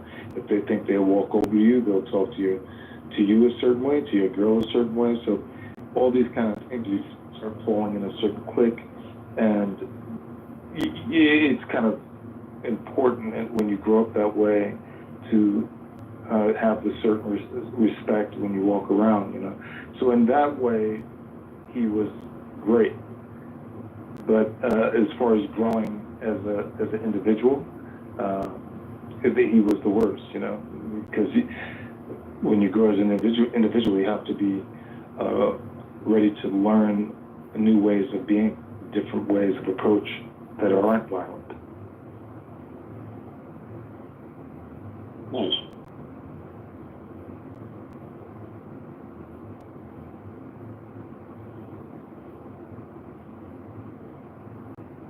So do you think that, at least from a philosophical point of view, and this is one of the things that I was a teacher for a lot of years and always liked to have sports and stuff in school, and always noticed, you know, even if somebody wasn't good in a particular sport, at least it gave them an opportunity to maybe find something that they would like, that they would carry on, you know, kind of keep them healthy, or kind of, you know, enjoy it for the rest of their life. I'm trying to think of mutually assured destruction type of idea, at least from a perspective of self-defense. Do you think if every kid that went to a public school was taught hand-to-hand combat and meditation, and if everybody knew that everybody knew it, would that be a beneficial program for schools in America? Do you think that that would actually reduce violence, or do you think it would increase violence? Yeah, I think there should be martial arts training in school, and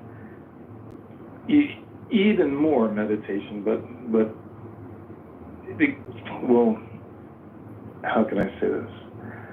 Meditation is a great way for an individual to become aware of themselves and aware of their, and also how to elevate themselves beyond their reptilian self, the self that is, like the gentleman that came in the room and was reptilian?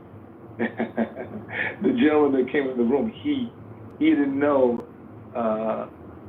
maybe he does, I don't know, but it didn't appear like he knew his behavior, right? And part of the training and meditation is to become aware of your thoughts, right? So if you know how you're thinking, you know the things that are in your mind, you know that it affects your behavior. So you start shifting those thoughts to something much more healthy.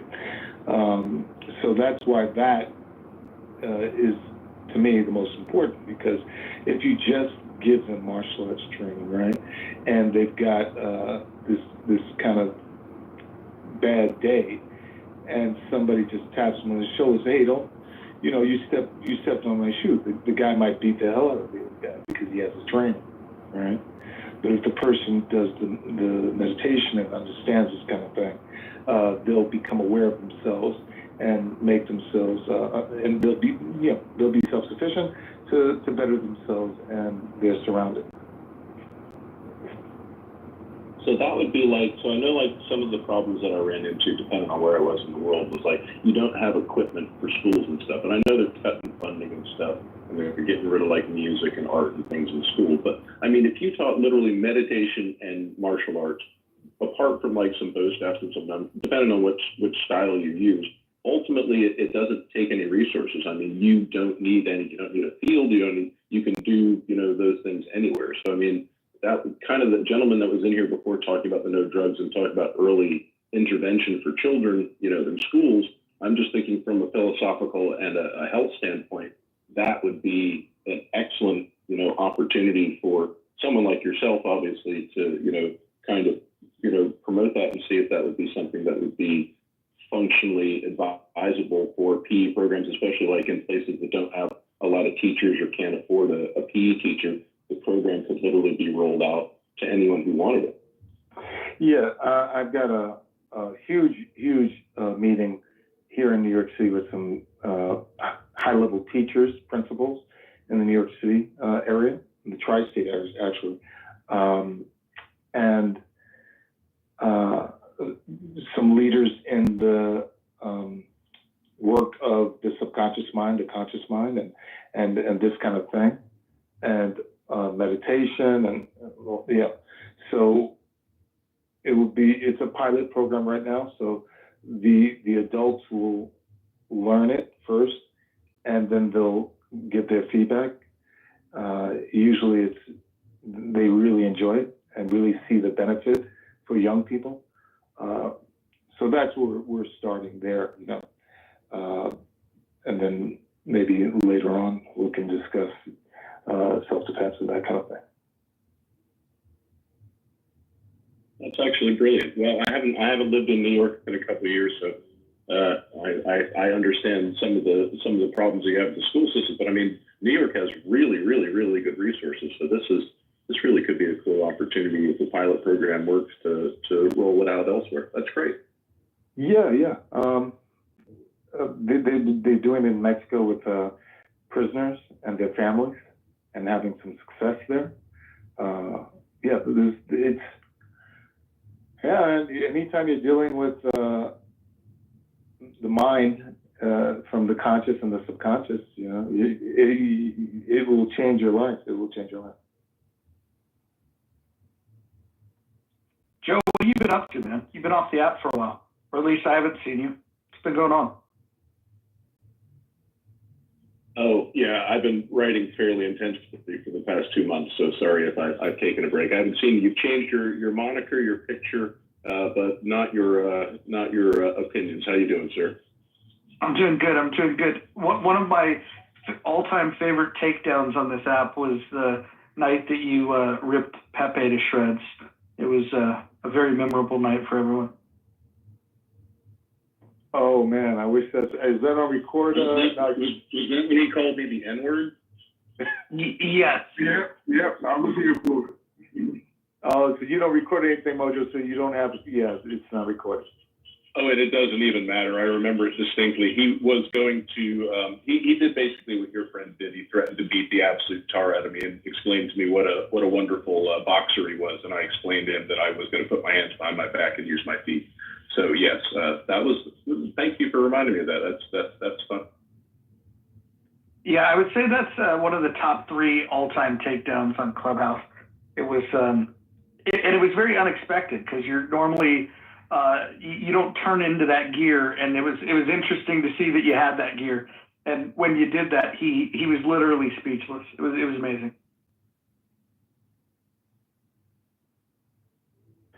I was ready for your takedown. The gentleman that walked in here and ran away. I knew it was coming, Mojo. I could tell. What's funny is if he would have just relaxed a little bit, he would have found that I agreed with him on some of the stuff. Like, I appreciate that he has found the discipline in himself to not use drugs. I think that's cool. And I appreciate that he thinks that sharing that with other people would be a benefit. I don't think his heart was in the wrong place. I think that his ability to have an adult conversation with people that see the world differently, it's just unfortunate because that could have been a fun conversation, especially with the people that are in the room right now. I think that could have, if he would have allowed his ego, and we all have ego. I certainly do. Tom Heck, I know that you've had not at all.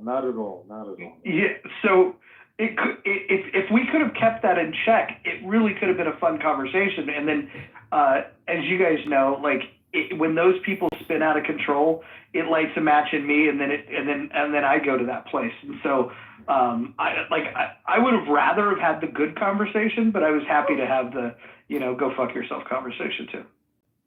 Yeah, I was in the subway wanting to. Well, the first thing I asked him that he didn't answer the question. He said to Joe, people like you. That's not only rude, it's condescending, right? So I didn't ask him in a belligerent way. I said, you basically said what he said.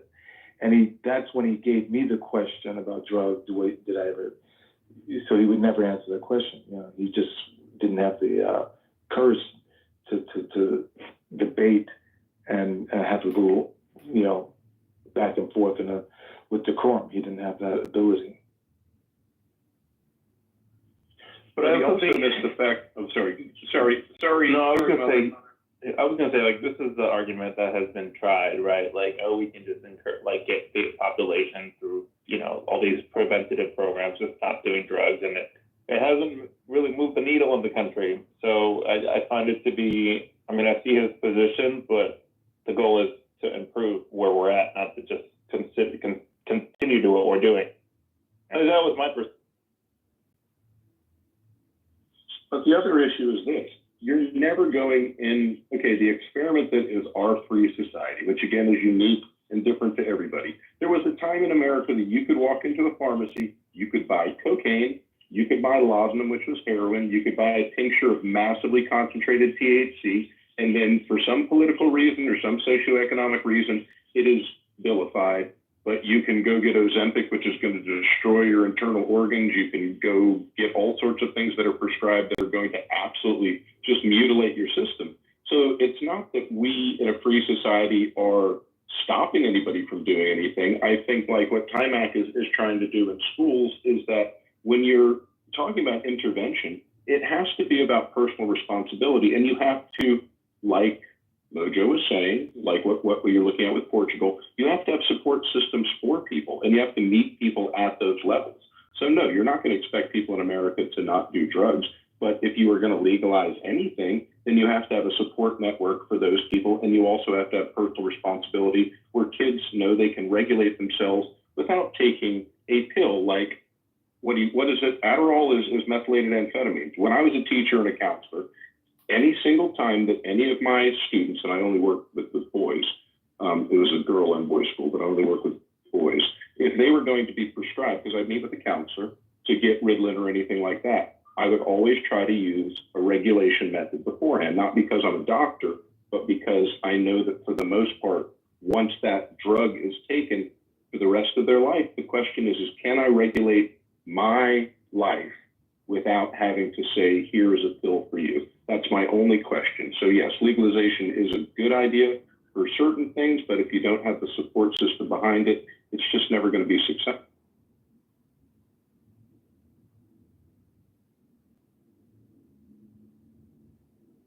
Does anybody know what this administration feels about that? Does anybody know that they're open? The Trump administration doesn't really give a shit about marijuana, is what I think. Well, marijuana is legal, Mother. Yeah, but not at the federal level. They could crack down on these states that have legalized it, but they just are not wasting their time with that. But what about anything else? Nobody. They're talking about he's literally sending troops into Latin America, so that's. But that's because of the fentanyl thing. My understanding is that they don't care as much about cocaine. That's why they're not going to Colombia and they're going to Mexico instead. What he's concerned about is the fentanyl. The more dangerous. Which I would put money on it that Trump has done cocaine in his past. I feel it. He gives me that kind of energy.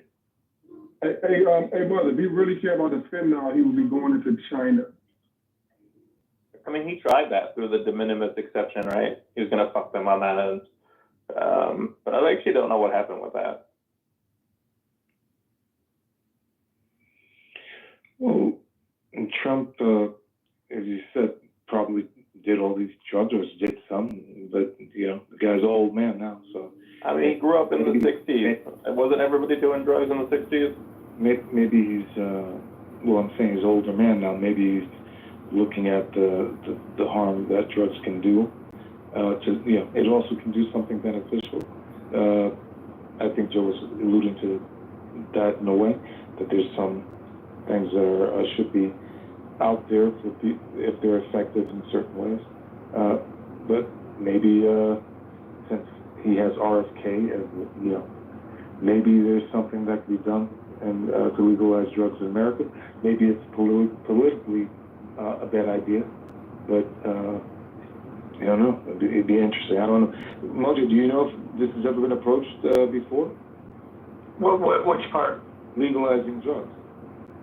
Well, we've experimented with different prohibitions, and you know, you go back far enough. A lot of these things were legal, and then they have crackdowns.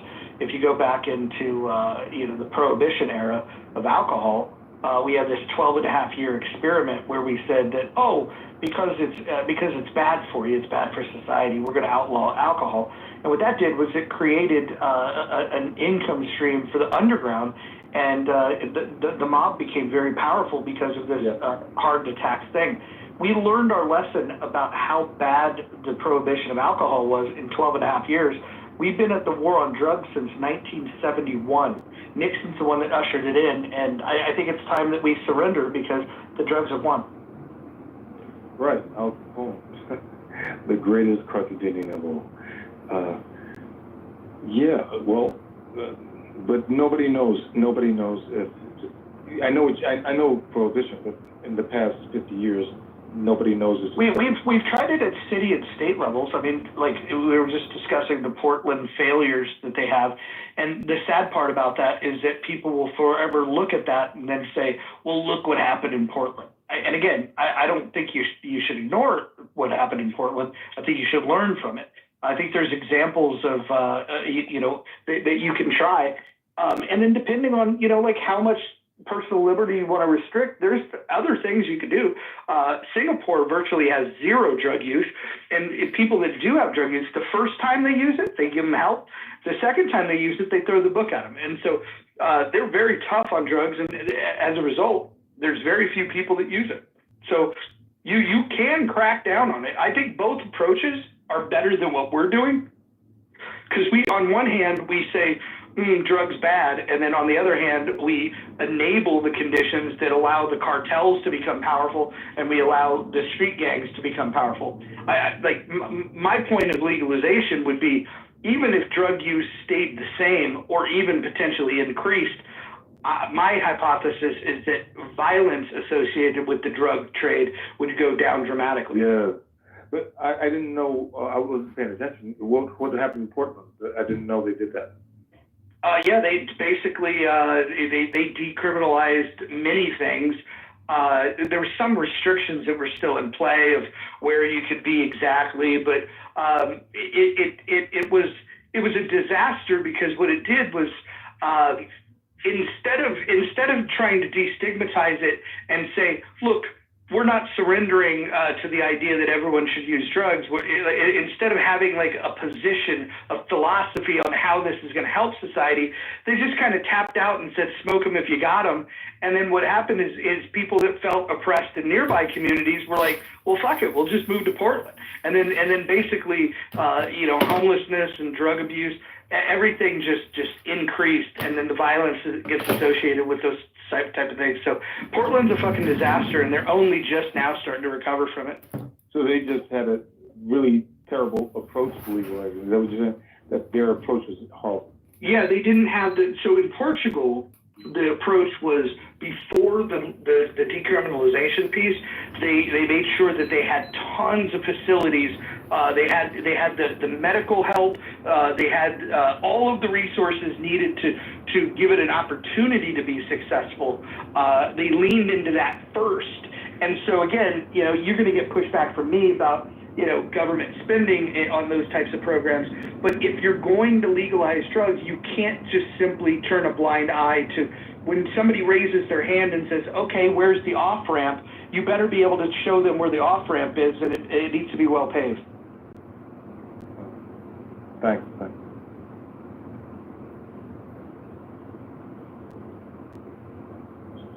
So the issue that I see from the federal level is twofold.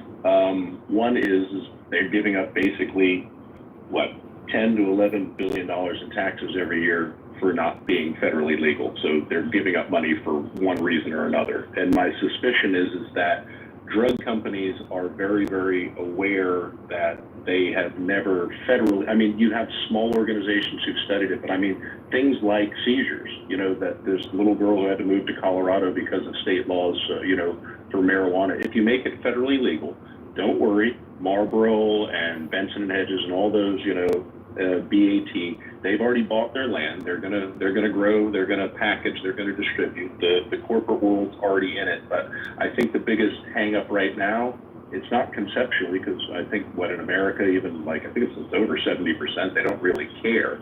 But the question is if you can make drugs that are beneficial to people that don't have the same side effects, and you can also create a whole level of an industry that creates billions of dollars of federal taxation, is it because you are influenced by people who consider it a religious argument, which it can't be, or do you think it's more because of the lobby groups as it pertains to the pharmaceutical industry?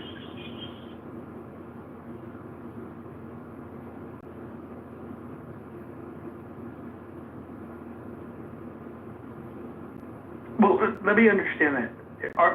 Do you think the pharmaceutical industry is the thing that stands in the way of us having sensible drug laws? No, I think it's the religious right. Yeah, well, that was what I was wondering, Mother. So you think it's more religion than you do think it's the pharmaceutical lobbyists? Yeah, I think I have extremely religious family members, and they are ardent supporters of the bans on drug use. I think it's a criminal justice system. What was the question, Joe? Oh, sorry, Hakimi. Yeah, probably is them too. I was saying, Mother, have you ever discussed Genesis with them, at least as it pertains to what we're allowed to have, all the plants with the seeds that are on the earth? Have you ever read that one to them and asked them what they thought about that? I could have that conversation. My family is mostly Jehovah's Witnesses, but they are fundamentally just people who don't believe in that kind of excess in life. Oh wow, your family is Jehovah. This explains a lot. So what does that mean, Roger? I'm a Lutheran, okay? I follow, and I don't know.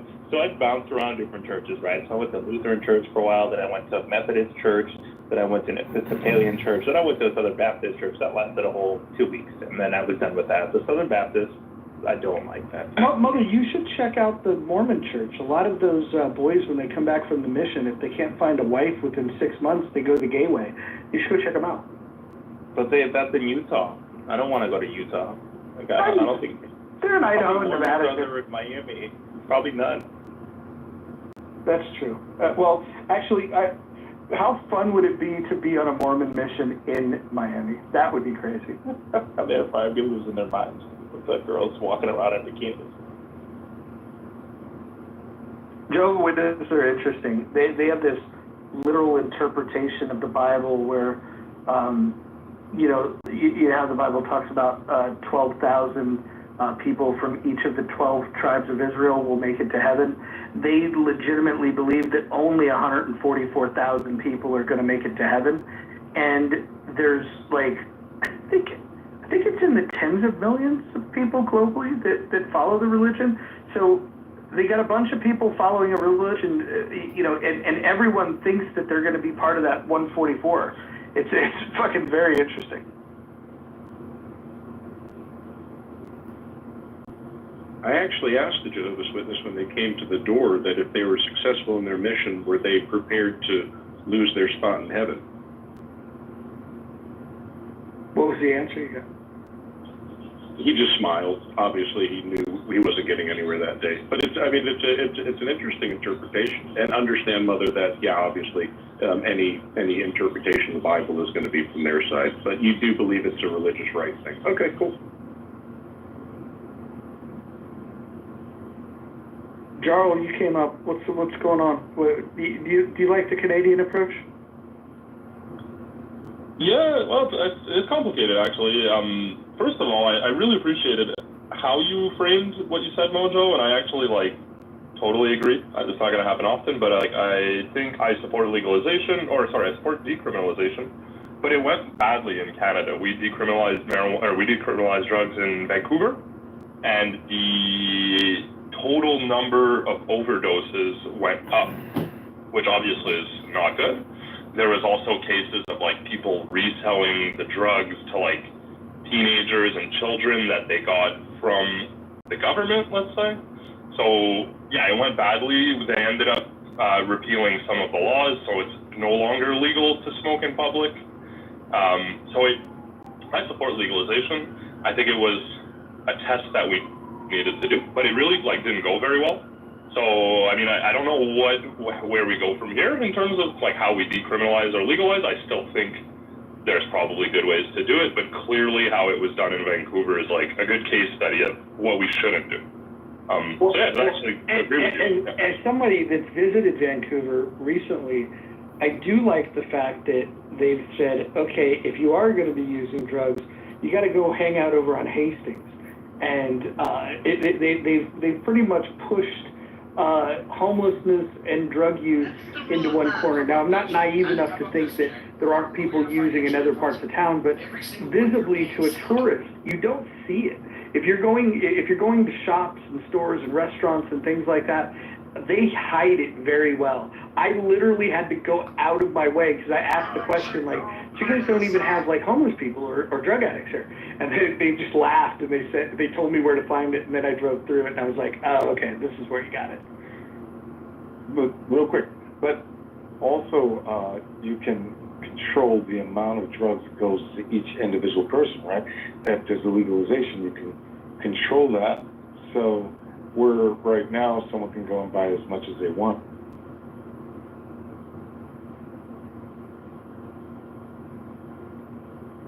I think there's a lot of arguments that you can make about why it would be safer if it was legalized. If you had, what would the cartels have to do? Would they instantly become avocado farmers? If it became legal here, the cartels just would have so much less leverage, and clearly cartels they're a criminal enterprise, but it's an enterprise nonetheless.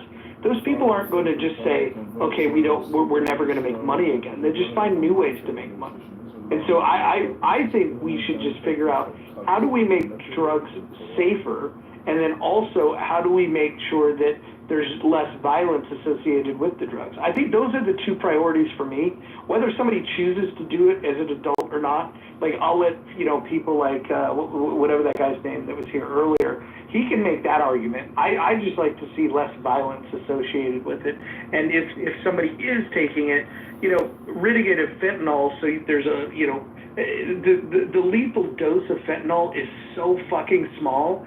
And if you talk to law enforcement agents, they basically say that every drug that's on the street now, everything that's on the street has at least some trace amount of fentanyl in it. And I don't think that that's a game that we should play. I think that's a dangerous game of Russian roulette. And for us to allow that to happen, I think that's basically saying that we're secretly hoping that the people that choose to use illicit drugs die. And I think that there could be a more empathetic approach to this. But that is literally what they did during the first prohibition. They had obviously poison alcohol. The government had it, and people were so desperate that they drank it. That was 100%. That's what excites me about getting meditation into schools and that kind of thing, Joe. because you're dealing with the source of a human being, right? A human being feeling whole, and you know, a child feeling inspired about their future in a certain way. All these kind of things, you have to address it that way, with young people as well as with the product that's out there on the streets. But you do also have to be honest. I think that's probably the one thing that was kind of ridiculous about the DARE programs. I mean, yeah, this is your brain on drugs and what have you. I mean, if you were honest and be like, this is a person who's on crystal methamphetamine and this is what happens to you, and you were honest to kids that, these are things that happen and these drugs, these fentanyl, they are in carts, they are in all this other stuff. I mean, it has to be a twofold thing. You're an emancipated individual. You can make good choices, but also this is the world that exists around us, and these are the results of, the actions if you do choose to take them. But yeah, you're correct on that, sir. Yeah, and you work with kids. So there are kids that obviously they grow up in a certain environment. They're going to be much, much more reckless than others, and they could see that, the real after effects of doing certain drugs, and it won't be on their head because they're out there to do something. They're out there to, whatever's missing in their life, whatever anger or, whatever they feel just a bit horrible about, they're willing to go and take some drug. That could be deadly. So it has to be addressed.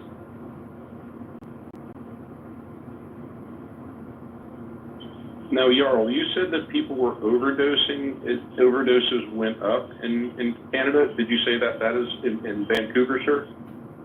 Correct. So overdoses went up, but deaths from overdoses did not. So I'm assuming it's because people have Narcan. If they're having overdoses, they're taking care of faster. But there is more overdoses in 2025 and 2024 than the years prior.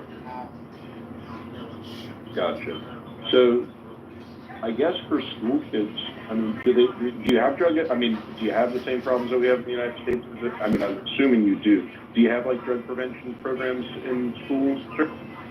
Yeah, I think it's very similar. The fentanyl problem in Canada and the U.S. Maybe there's a bit more in the U.S., but we hear about it just the same. Yeah. Now, you guys have a socialized medicine system. Does it treat addiction and stuff like that, or are you on your own to this project? Oh, good question. I will fact check. I'm not sure. I'll check. No, I'm just trying to think because, we look at Portugal, but it's again in a much smaller subset. We look at Portland, which was just a nightmare because there wasn't support, and then Canada, of course, being our closest aligned. Societally, literally. I know you guys look down on us, but we're fairly similar. But at the end of the day, if you guys have run into these problems or at least tested them, then it's a good case study and how to do it either right or wrong. But okay. And yes, it looks like almost everything is covered. Detox, addiction counseling, opioid therapy, psychiatric care, rehab, all that stuff seems to be covered, by our insurance. Okay, so the federal... legalization of marijuana being $10 billion direct, and then obviously you got another $24 billion indirect. Maybe if we use that for addiction treatment as a subsidy for the taxation that is there, that could also be a great way to lessen the impact when the legalization occurs if we already earmark the money for treatment. Yeah, I don't know if you're asking me, but we do that in Canada. We have STDs. There's plenty of marijuana and alcohol cells to do that here. Yeah. Okay, so government's like a ABC store in North Carolina. Hey, this is John. I would just like to say that I don't think the U.S. government should spend any money whatsoever on rehabilitation or any type of preventative measures at all in terms of consumption of illicit drugs or alcohol. I think if you look at the priorities, worrying about consumption of what people put into their body is one of the lowest hanging fruits of priorities on our list of priorities. That's just my opinion. I agree with you, John, and the good thing is that none of the money is actually being spent. This is a tax doesn't exist. So what I was hoping to do was to get in front of a problem that we could suspect we have.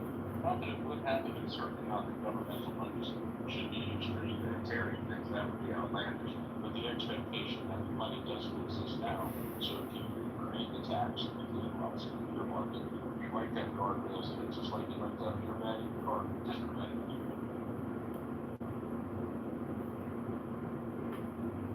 So in our system, right, if you smoke cigarettes, like you're paying a massive tax on your cigarettes, and that's because you're so much more likely to end up sick in the hospital, and then so like, in a system like Canada, it makes perfect sense to tax you more if you're buying drugs, alcohol, or cigarettes, because you're more likely to end up sick from those. So you think stealing people's money because of what you want to eat or smoke or drink, you think the government should steal from you in order, to basically prepare for your future health crisis? Yeah, so we saw that in America was called the largest class action lawsuit in the tobacco industry. It was actually on this. I met the gentleman and he was nice enough to talk to me about it. What we did was we increased the taxation on cigarettes because, of course, we realized that they do affect your health. So yes, we actually tax people in America because we know it's going to cost us. Got it, but it's not like actually tied to your future healthcare, right? It just goes into a general pool of funds, so like it's not actually guaranteed that taxation will go towards your future healthcare, right? No more than any guarantee that you have budgetary expectation for money to go to NPR and then they just get rid of it. Yeah, I mean, at the end of the day, it is what it is. We have a budget, but the discretionary spending of the budget is obviously a thing. But no, that money is actually earmarked for things like class action lawsuits against tobacco companies. They're not allowed to do that anymore, so it's taxable. But no, what I was saying is actually earmarking that money for a specific reason, like they do in Canada. And no, I guess he said it's not just a specific pool. They have a separate pool of money, what you call the public health system. It's based on your tax dollars, taxation systems like that, and then also producers and things that actually would negatively affect your health. They actually pay the government that, and that would go money that's earmarked for what you would call the public health care system. I don't want to be like 100% quoted on that. I'm not sure if it's like one big pool of our taxes or if it does go directly to that. That's the idea, right? Like we have like the same thing with like gasoline, right? We have it like an environmental tax on gasoline, or we used to. I think they got rid of it. But like the idea is that because you're using gas and you're hurting the environment, you pay a little more taxes. I don't know if it's actually set aside for big causes though. So if the country's $37 trillion in debt but wants to continue taxing you, I'm just so confused how it's not, that money's just going to paying interest expense and hopefully paying down the debt. So why you think a country in debt is actually preparing by saving your taxes that you're paying? See, I just think you guys are living in La La Land. Well, that's the nice thing about research. So the deficit we have is the debt we have. So most American debt is actually bond. It's foreign investment. So if we look at that, it's actually debt that sometimes we do ourselves. So a lot of our bond market is actually owned by the United States, but some of it's foreign. So that's actually true.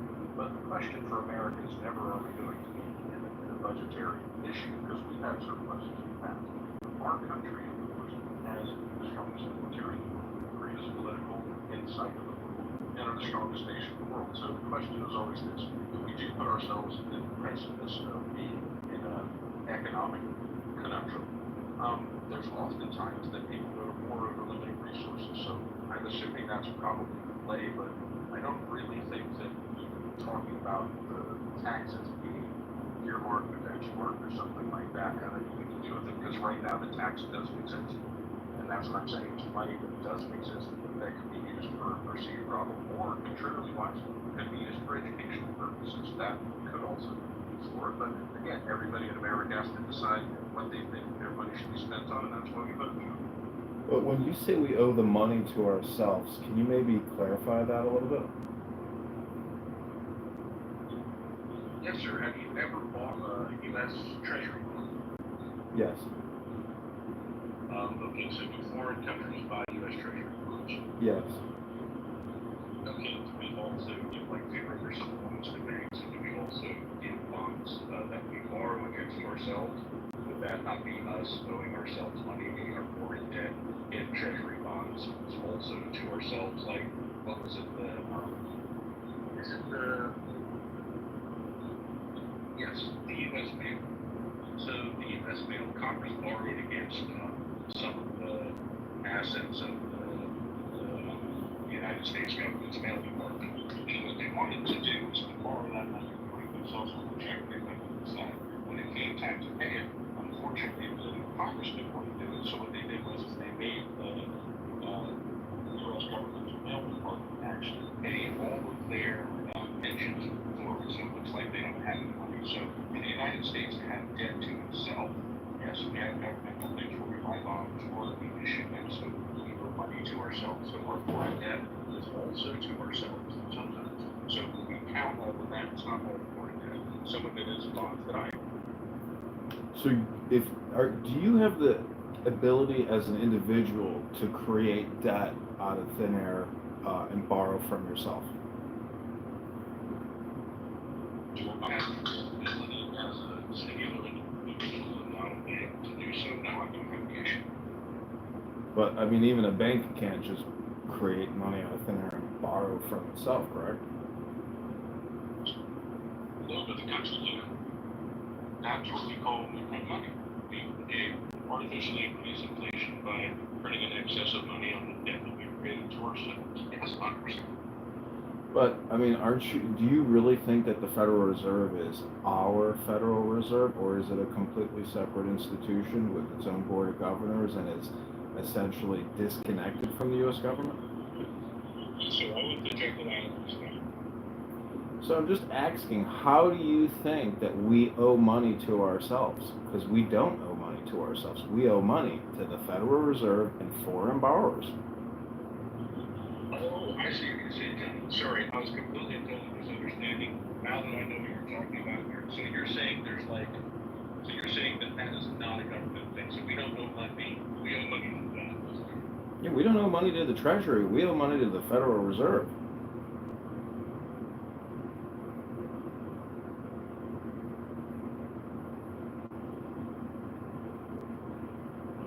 Sorry, my mic is not coming on. Yes, okay. So, but from a substructure thing, that's you disqualify that from being an arm of the U.S. government. I mean, I know it's not an arm of the U.S. government, but you don't consider that to be governmental. I don't think it meets that definition of we're borrowing from ourselves, because that's impossible. What if you have land that the government owns? Can you use that as an asset, or does it have to be like a declaration, something like do you allow any assets to be declared? If that land doesn't produce any revenue, it's a liability because you got to pay taxes on that land to the government. No, I meant government land, like land of the government. You said they can't create anything. I know something in here, so you're not talking about like people's labor. You're not talking about ideas. I'm talking about debt. I'm talking about borrowing. Okay. No, I agree with you. I'm just saying it's not accurate to say that the United States borrows from itself and owes money to itself. That's just simply not I accurate. know, but I mean, it's like if you've got 5 shell companies and you're borrowing from another. But I understand your point of view, John, and I appreciate yours. Thank you for correcting me.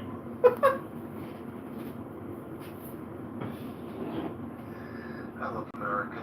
Don't you love America, Mojo? I do love America. A lot. Jerry, criticism? I mean, are we paying $1 trillion of interest to ourselves to pay down the debt annually? No.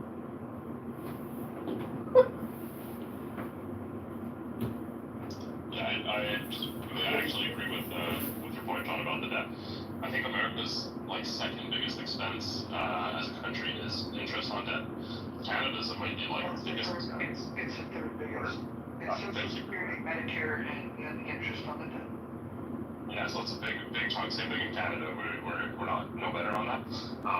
And then yeah, like that's like a big problem. I'm not a macroeconomist, but I mean that just seems like a recipe for disaster. That like you should at least be paying like that, and it's growing every year too. The amount of interest. I mean, it just sounds like that's a serious problem.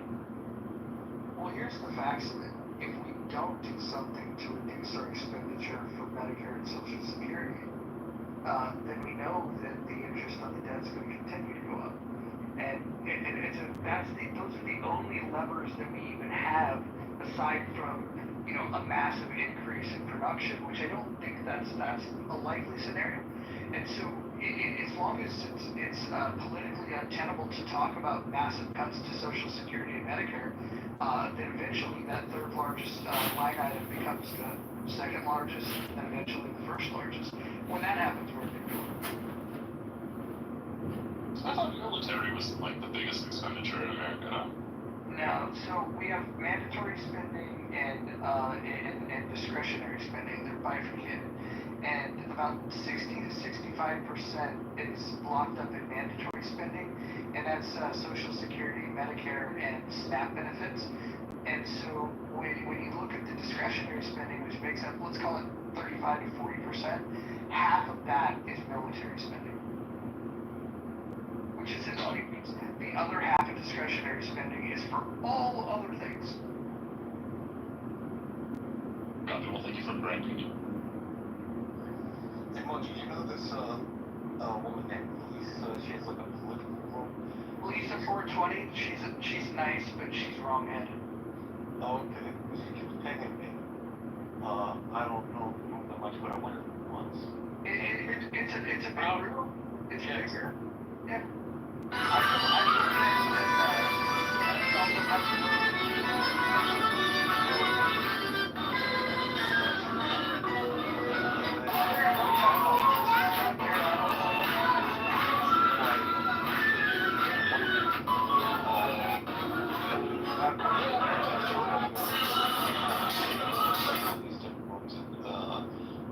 Having done with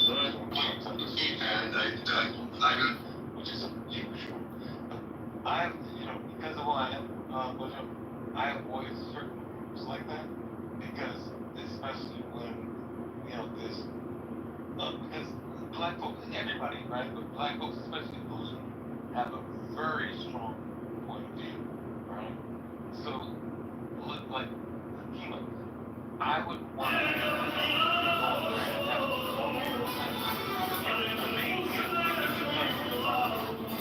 and then it gets really silly. So it's not worth it to me to even. I think Lou's got a good moderated room because what he does, even though he's got crazy topics and heated discussions, the one thing that he does really well is he isolates. He calls it an intellectual squabble. And so what'll happen is somebody will make a statement, then somebody will disagree, and then he clears everyone and lets them go off just one-on-one. So if you're in the room, unless you take a hard position, you're not going to find yourself. That's his own point of view. So when someone's arguing, even if it's a good argument between both of them, he takes his side. I'm not saying. No, you're definitely right. Honestly, like, I go to this room, but exactly, like, it's gonna be simple. And I'm not gonna argue with a lot of black people. I definitely what you say. I like going into Lou's room when the topic is revelation. I think he's, he runs a decent room. It's just that any, you know what I'm saying? I gotta, you volunteer, right? I don't, if I say something, it'll like kill their feelings. They'll be like, this motherfucker.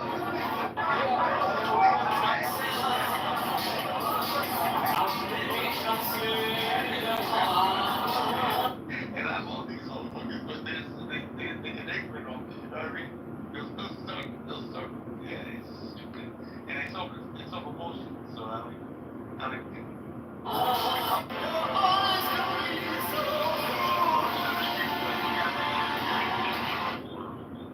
how the United States is going to actually be able to get out of the monetary situation they're in now. Because again, I've heard a bunch of ideas. I didn't know anybody had anything that they thought would work.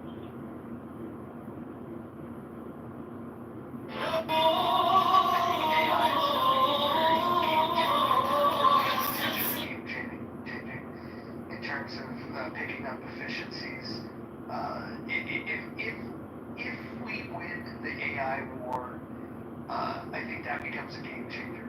The bigger concern if we win the AI war is what happens with the imbalance, because the delta between whoever wins that war and everybody else is going to be pretty fucking huge. And then what are the second and third, degree, the fallout, the unintended consequences of that? Because we're going to become very unpopular once we reign supreme again. Well, I mean, the short term is going to have destabilization, preventing an apple cart that's, so we get to energy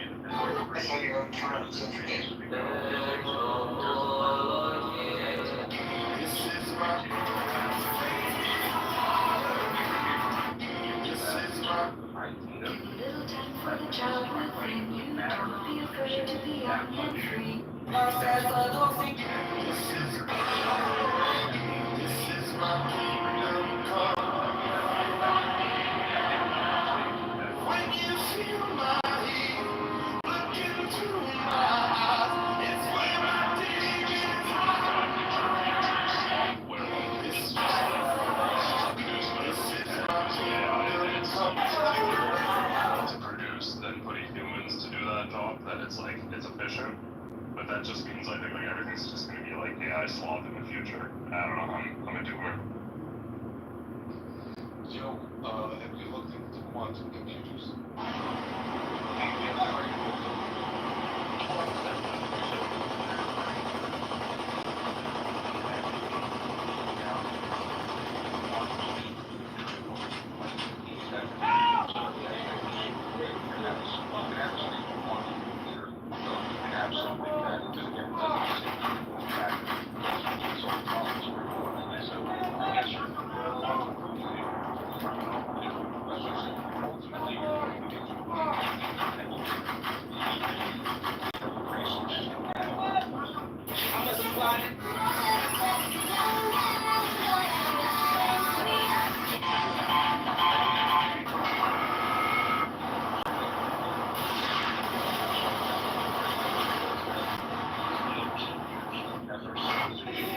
Stop calling. Expecting to see is again is money no longer going to be an issue because we're going to be so conscious. And I know y'all and everybody's a doer, and I don't think sloth is the intended state for humans. I think we're kind of corralled into that through a whole bunch of different reasons. So yeah, if you're a mind sloth, as you think, if you lay around all day, you don't mind. But I think humans are efficiency, not sloth.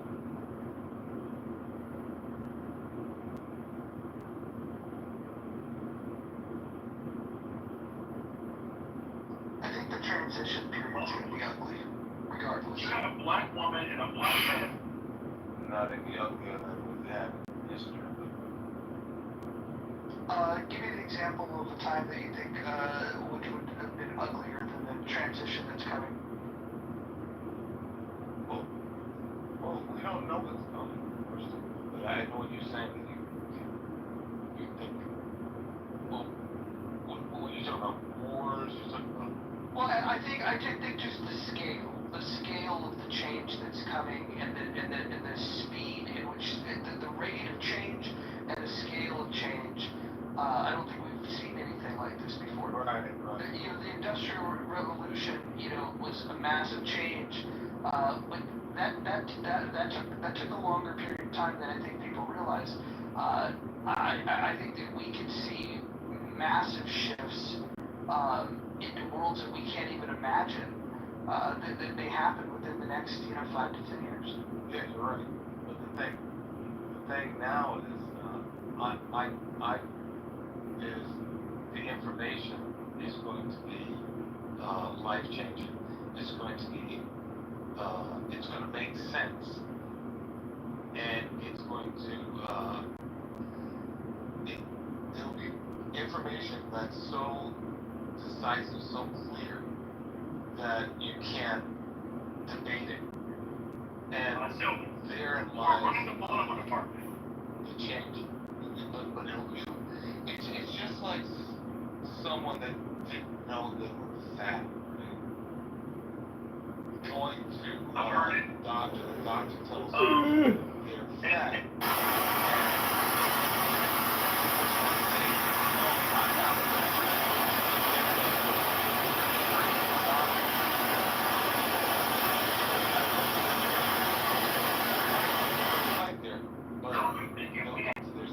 A big show of support for the Texas lawmakers who fled to Illinois. Some of the lawmakers became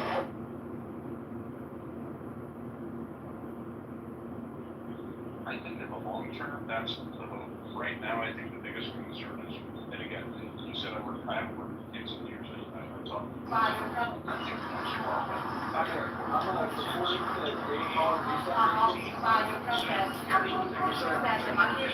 I understand. We need a table. We're just curious who the occupants of the home are. Well, there are connections to New York Attorney General Letitia James. Are you related? Hey everybody, it's Roundup County Jr. And every weekend I spend an hour or two at a place that looks like this. Wherever I am in the world, I go to a local gym. It's a personal price plan theorem. If you look far back as 2019, contains false information with her signature on it. Last year when I took one of my sons to his yearly checkup, I then received 2 bills and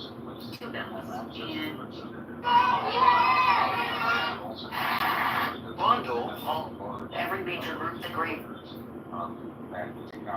This country is so fucking ass backwards. Like, I went to pick up my medicine, so I just got on new insurance. I just started a new job.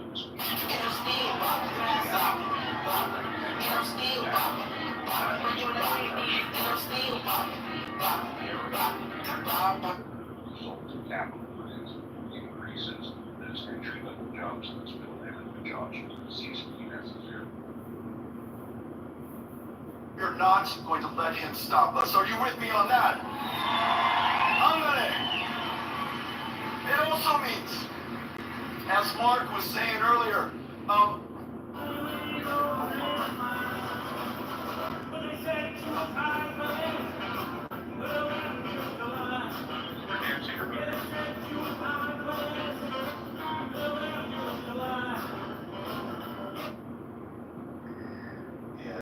I don't know the answer to that question. This is, again, this war in the realm of politics and government.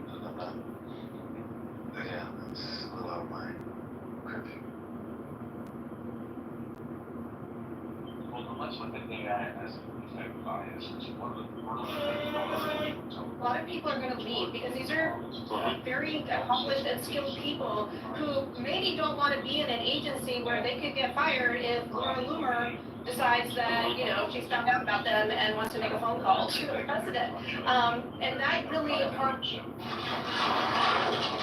You made a comment at a cabinet secretary meeting that has stuck with our mind. why are there so many tricycles? Because it gives us time to reflect, and it also gives us an opportunity to seek out information that is not readily available to us. So I think from that point of view, education is certainly. This is the Dell You're telling us to get out. This is our land. This is our country. And I would ask them where she come from. You are called English. English integrated in a peaceful place because everybody understands these biases, these biological constructs,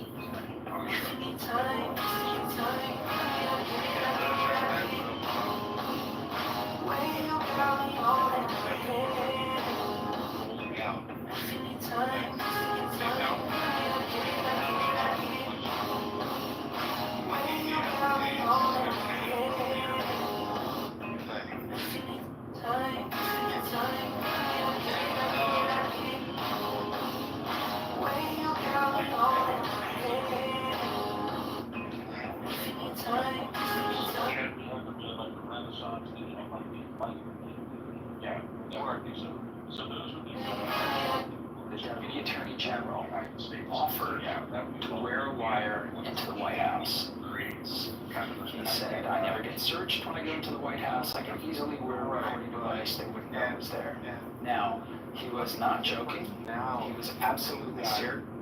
And in fact, he brought it up in the next meeting we had. I did discuss it with my general counsel and my leadership team back at the FBI after he brought it up the first time. But McCabe says the answer, right? And then let you deal with the fact that it's science, that it's like, it's going to be, look, there is oxygen, okay? Rosenstein raised another idea. The 20... trying to breathe. It's going to be that. You have your breathing here.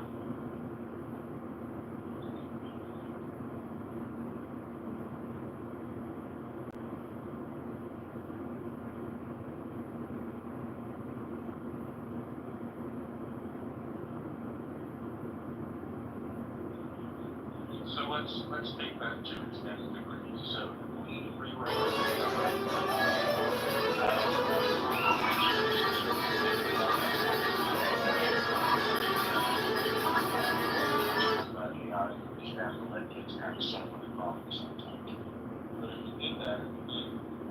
conscious breathing like meditation, martial arts, that is philosophical analysis. It doesn't matter what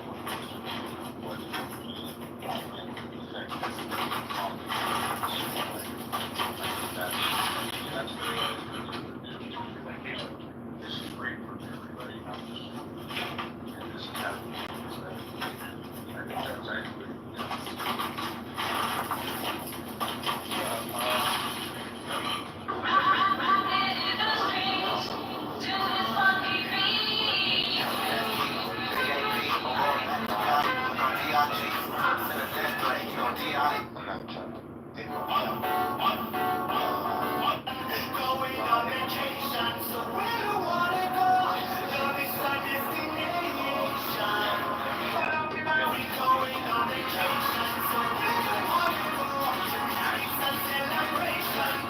This American Army lady was sitting in an airplane, traveling with her dog to enjoy a vacation.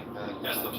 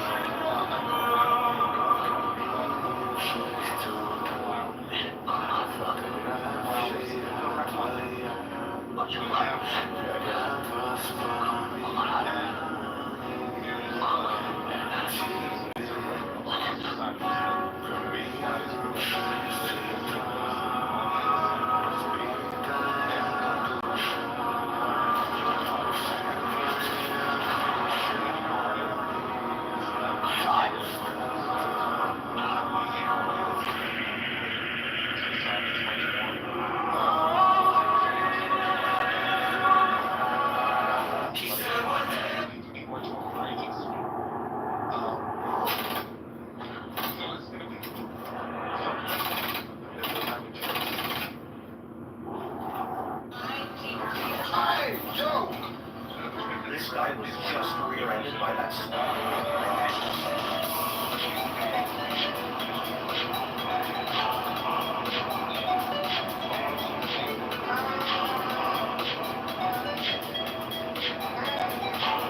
So give me.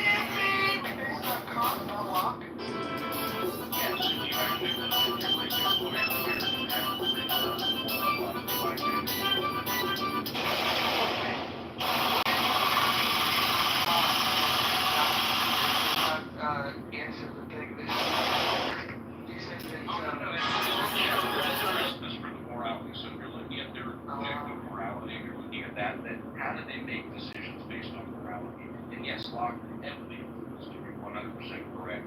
But if you look at how a judge makes a decision based on moral philosophy, they tend to lean on that. So from those earmarks, that's why I use that. Against Locke influence degree. Well, what about John Stuart Mill? Yes, but back to duality. So Immanuel Kant talks about our dual being both party to cause and effect, and then also free in those internal choices because of what we call tangible spirit or soul. So I think that's actually, that kind of brought everything together with the enlightenment very, very interestingly for me. But sorry, what were you talking about for the John Stuart Mill? You think he wasn't? I mean, I would argue that Kant is definitely trailing far behind Locke and John Stuart Mill in terms of influence on our society. Oh, I thought moral philosophy, he was the benchmark for other positions, perhaps not so. Well, I mean, how about just individual rights? I mean, like, life, liberty, and the pursuit of happiness is directly lifted from Locke's life, liberty, and property. Oh, no, I'm not talking about the formation of the United States. I'm just talking about moral philosophy as it pertains to law. But I mean, like, yeah, because you look at what was it, our First Amendment came from, gosh, what was the book, Candide? And he basically said that I may not agree with what you have to say, but I'll defend your right to say those things. I know the quote. I don't know this verse. I'm trying to remember his name. It's on the tip of my tongue. Voltaire. And yes, yeah, French, the French Revolution afterwards. That, yeah, that's where it came from. So there's period of well, not going to again, maybe philosophy is the benchmark for that, but not country or all.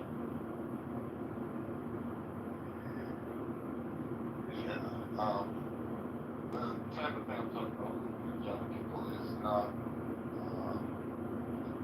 the intention is not to be morality, yet, let's say better behavior, let's say a behavior that is creating an environment that is more safe, more loving, more harmonious, and so forth. Assuming that there won't be any fun jokes like we have Raj, come out. But here's a little taste, right?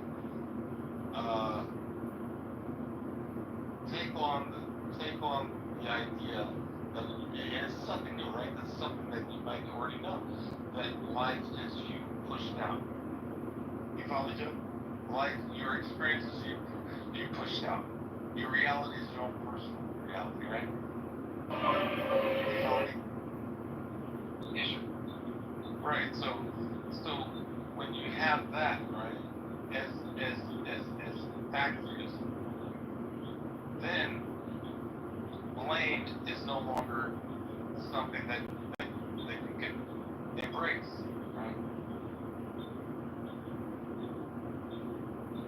So is that part of the philosophy that you're going to be bringing to the young people in the schools? Is that kind of your thrust? Kind of that. It's like in this room, the gentleman that came here earlier, right? If he knew that the circumstance, the response that he's getting, right, is him, right, pushed out of the individualism, then he would listen and hear, right? You follow me? And he would listen and go, okay, just like we're doing here. So it's more that kind of thing. I have a question.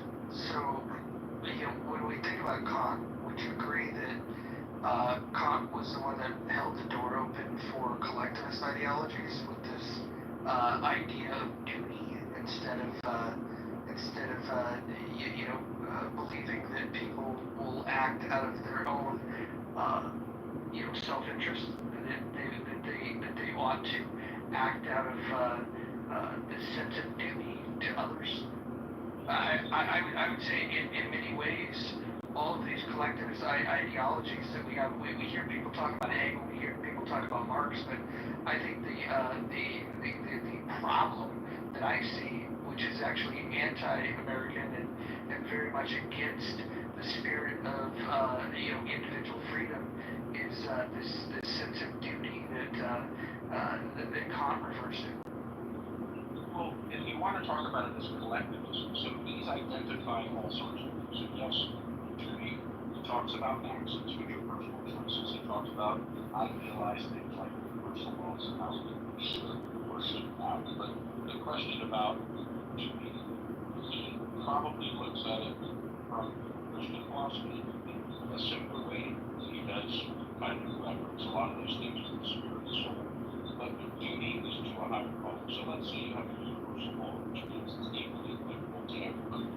So doing something well, like having a well-run government, a democratic republic, could be a duty in exactly the same way as you said, interpreting, giving things away. So acting out of a sense of duty within your capacity, I don't think is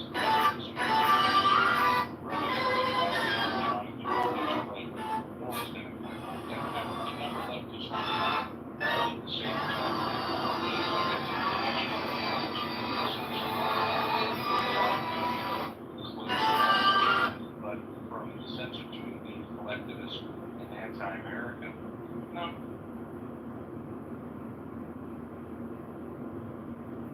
Yeah, I'm just not a fucking fan. I think that he seems to reject reason. And, you know, whereas this idea of deontological ethics, I just can't wrap my head around it. And I have fundamental disagreements with the idea that people ought to exist, to have this duty and this principled goal of doing what's best for other people.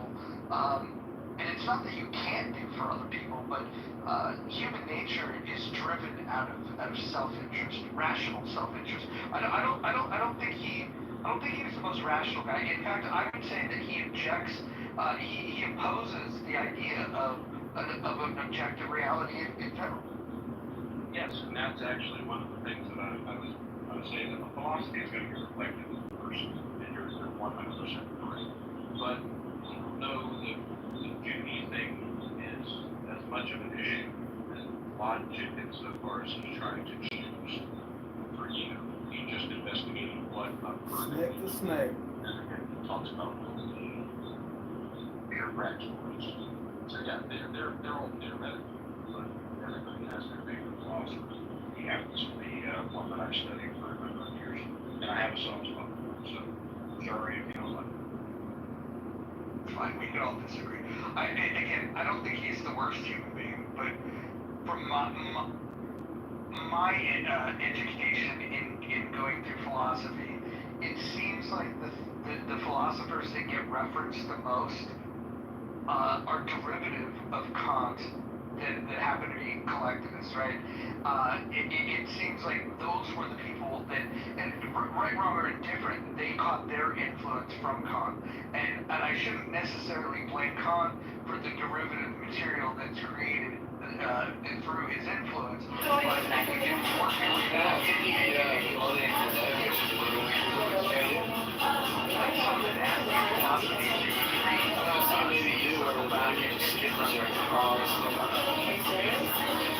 Yeah, I think you should just get out of here. So, you don't go out on first dates? Yeah, I think $300 is kind of the title. Maha may have had some of its biggest wins yet this week, and we're breaking it all down. I'm Kate Wilson. We're getting married. Well, I'm Steve, I'm age 18. Marianne, I'm from Colombia and I'm 22 years old. I'm on an MTA visa to marry Miss Simon. His name's Steve. You just gotta keep living, man.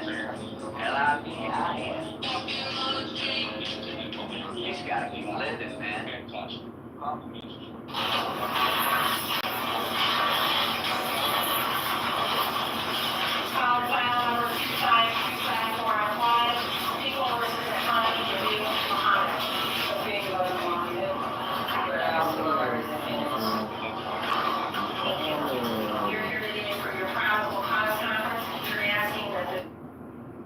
Shoot!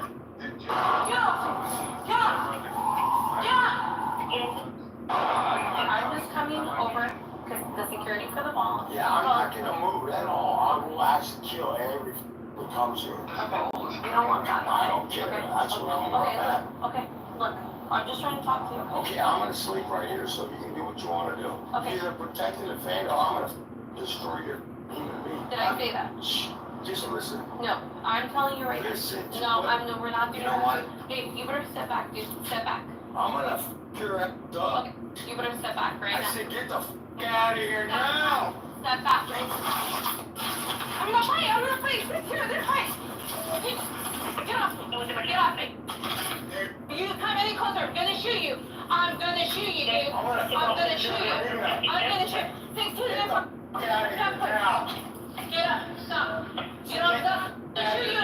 I'm gonna shoot you, dude. Shoot. Get off. Get off. Stop moving. I'm gonna continue to shoot you. Stop. Shots fired.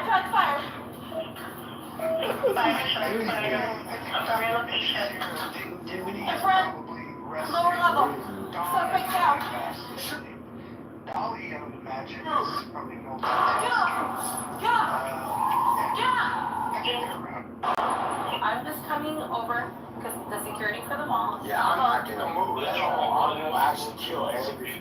It is absolutely a violent apartheid state. No, it's an ideology. Zionism is an exterminationist. I've been talking about. How old are you? I'm 21. Do you have a car? Yes, I do. Would you date a man who didn't have one? Absolutely. Who gives a fuck about any of that shit, genuinely? Who gives a fuck? No one gives a fuck what you drive. No one. Fuck the managers, fuck this company, fuck this position, and fuck that big lazy bitch, Chris Price. I fucking quit.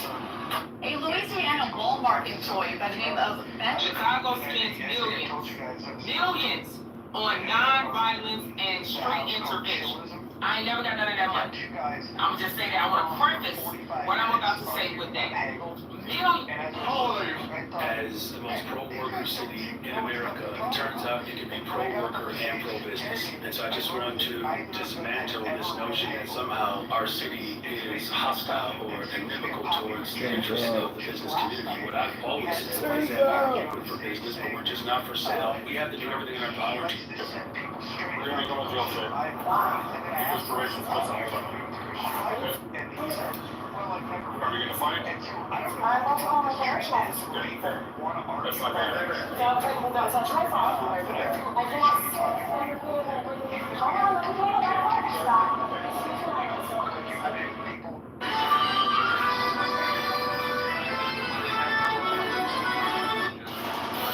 Following a development story out of Puerto Rico tonight, ABC News confirmed the gunman shot and killed a New York resident early this morning in San Juan as he visited the city for a Bad Bunny concert.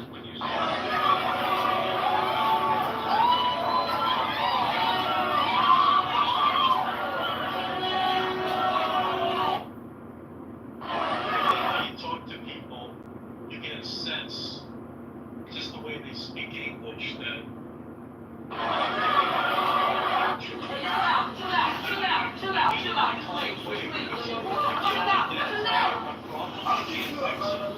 I don't mean it to bash people that are but I wonder how much of the technology is diverting people in their brain waves and their dopamine from wanting to read. It's not, can I read a book in 4 days or can I watch a TikTok for 4 seconds?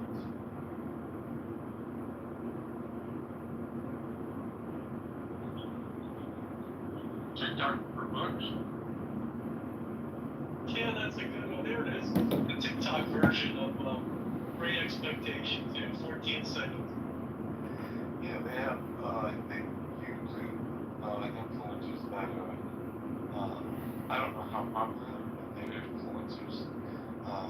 They read books, different books. So, I mean, is technology destroying our, is it occupying a large amount of our brains and making people maybe not stupider, although I would argue ignorance and stupidity are close cousins, but certainly, I mean, I watch on YouTube, they ask questions to college kids like, who were the participants in the Civil War? Or, you know, like simple, stupid questions they can't answer. It amazes me.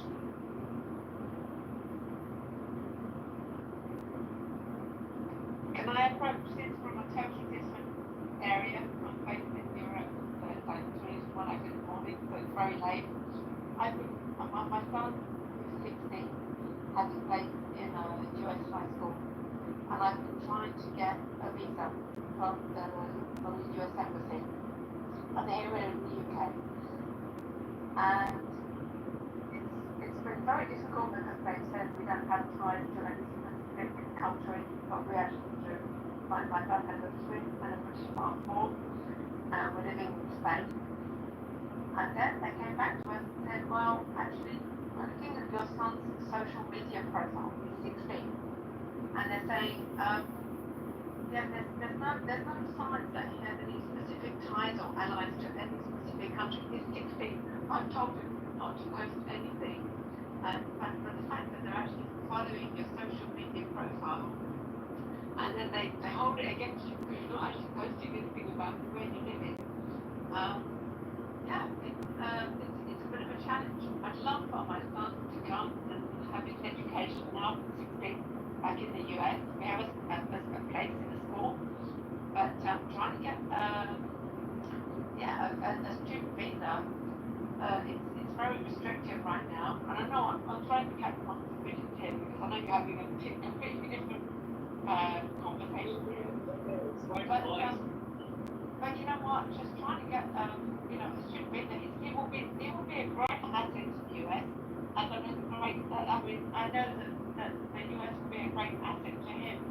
But trying to get as a foreign student into the UK and US at the moment is actually really not very. It's not easy. Anyway, I'm trying to catch my switch. I know, but I'm just listening to your conversation, and I love everything you guys are talking about, and I'd love my son to be able to be a part of it. But it's very difficult for as an outsider to come into your and to be with you guys. I love the mother's heart. I love the mother's heart. Wendy, I just want to encourage you, and from where you're coming from, on Clubhouse, I'm sure you're trying everything. I'm sure you'll get these. I hope you will. I'm now going through the embassy here in Spain where we're living. But yeah, I'll keep on trying. Sounds like a new idea for new business, like setting up social media profiles with potential students, you know, standing in front of the Washington Monument and waving at the flag. But it was almost as if my son was penalized because he didn't have a social media profile. It's nuts. Yeah.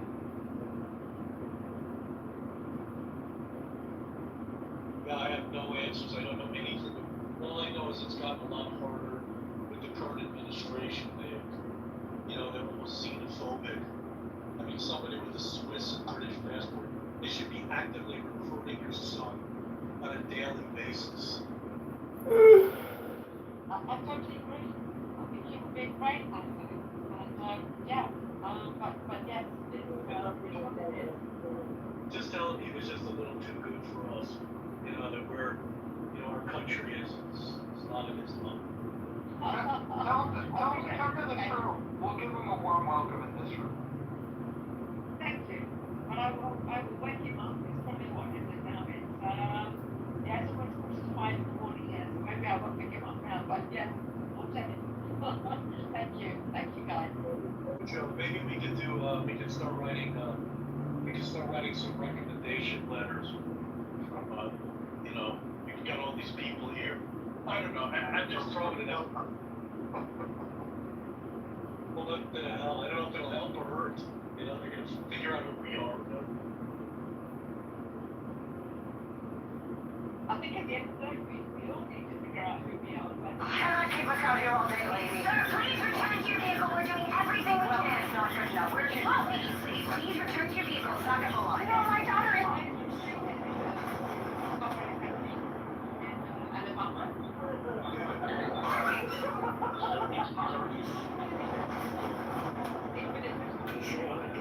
What is that?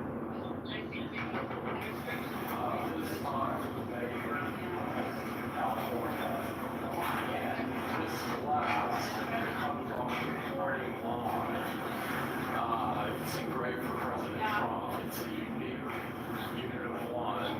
It was designed by U.S. Marine Corps. It works out now. It's designed for you. And the base comes from and it's 24 karat gold. And it says, I'll take the liberty of sending it out. For the next GMC election, Donald Trump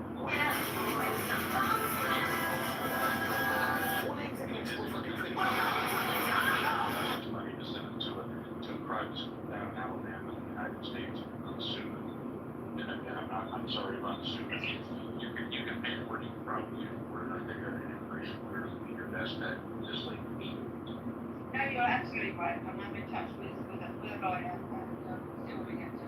It's just been a bit frustrating. It would have been a bit of a no-brainer to get into school, but obviously not. Well, you can send them down to Hilton in South Africa. They're taking international students, and they've got a great rugby program. Where is that? Hilton in South Africa. It's great boarding school for kids. If you can't get them in there, you might see if you can do that. They got a great rugby program. Oh wow. Okay. Nice. You know, I don't know that it needs to go that far.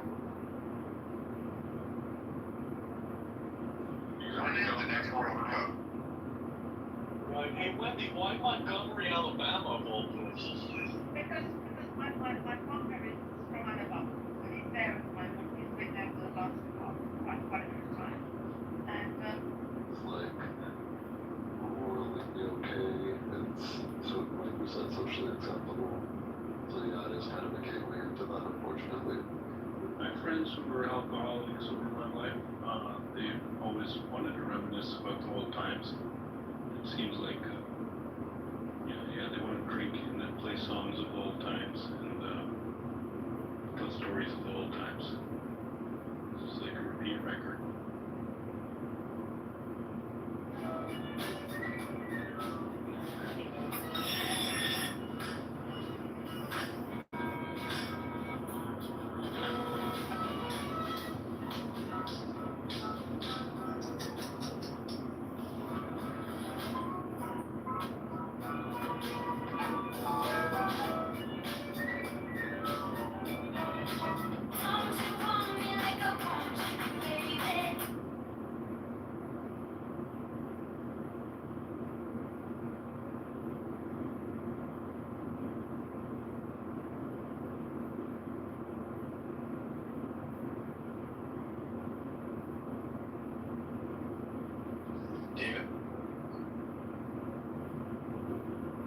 You know, they're in a tight situation and they're just looking for somebody to help them.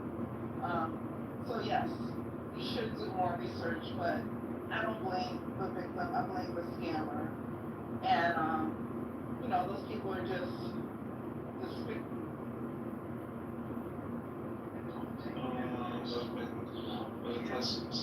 Lower signal, lower speed.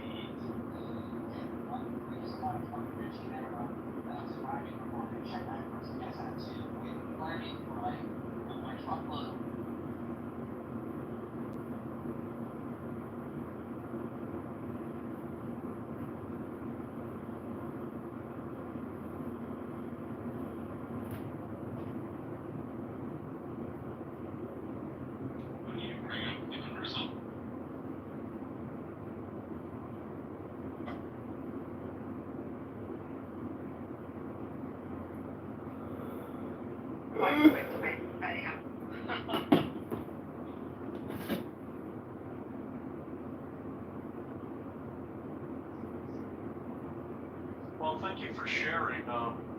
I wish I had, some great advice, but I appreciate you sharing. Watch these special forces make a movie-like arrest on a plane. It all started when reports came in about a passenger causing trouble before the plane had even taken off. 3 masked operators boarded calmly and slowly started moving toward their target. Then they politely asked the other passengers, especially those with kids, to move toward the front of the plane for a moment. And then they got to work. Watch these special forces make a move. Dothan, Alabama. Suburb to Back up! Put the gun down! Back up! Put the gun down! Back up! And it's Back up!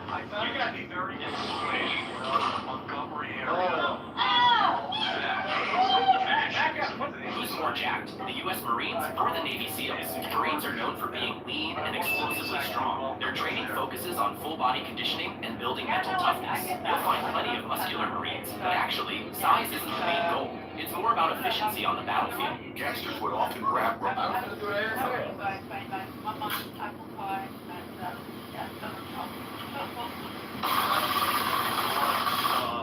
Even when they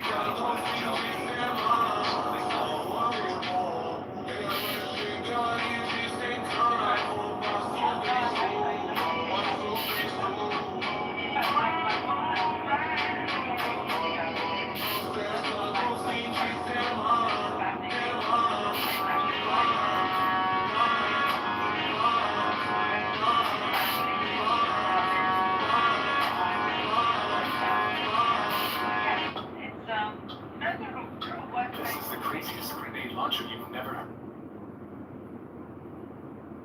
It's a very interesting story. You're gonna have a very interesting biography to write someday. Oh God, if you did my whole biography, yeah, exactly. Yeah, one day. You can tell that, this is the forward to the rest of the book. It already sounds quite compelling. Actually read, right? Then I'd have to be somebody who actually reads. True, that's true, that's true. You eat the southern barbecue ribs, Wendy? Oh, I love barbecue ribs. But yeah, since I left my mum, I haven't had any one. It was made at Christmas. What is it? Anybody famous? What is it? Never seen it before. Is it a famous homeless lady? What is that? Hey, chill out.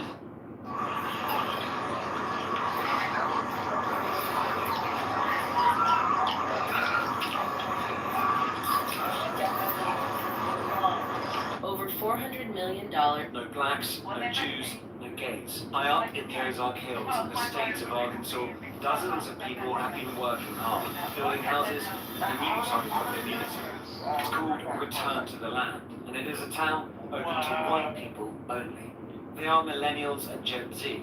This is a new update of age-old prejudice. What we've done here is establish a place where we have control over who our neighbors are, and that is just for the sake of preserving, our culture. And that culture effectively was saying, this is a white culture, a white-only place.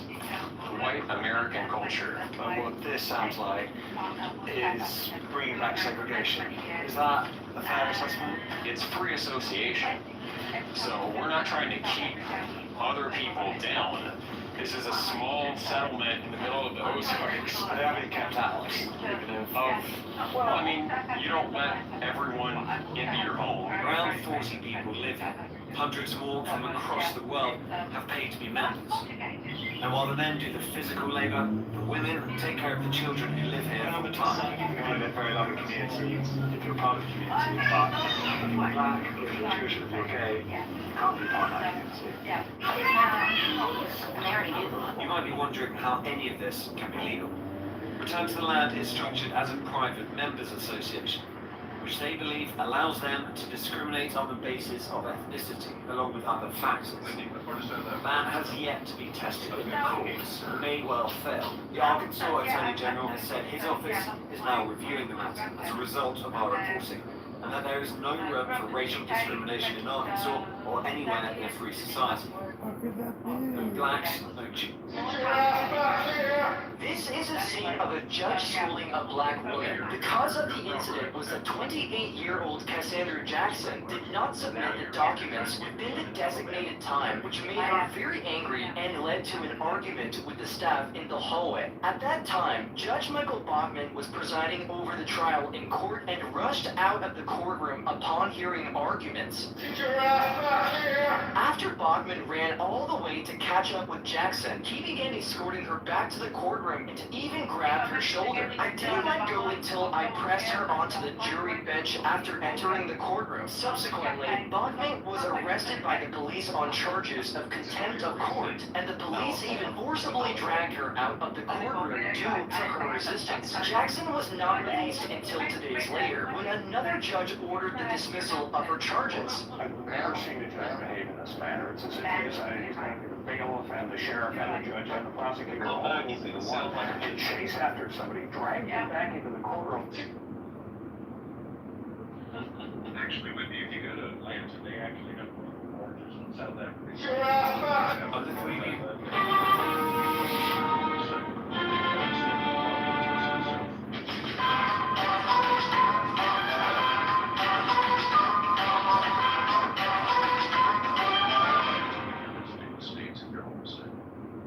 Thank you. Now, get it away from me. Get it away from me. I was fine. Yeah, fine. Fuck that. Get the...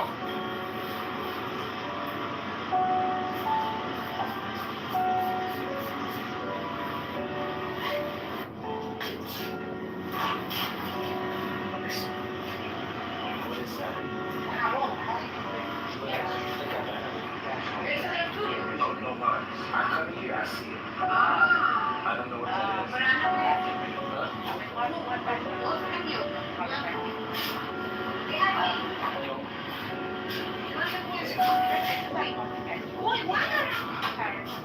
What is this? Yeah,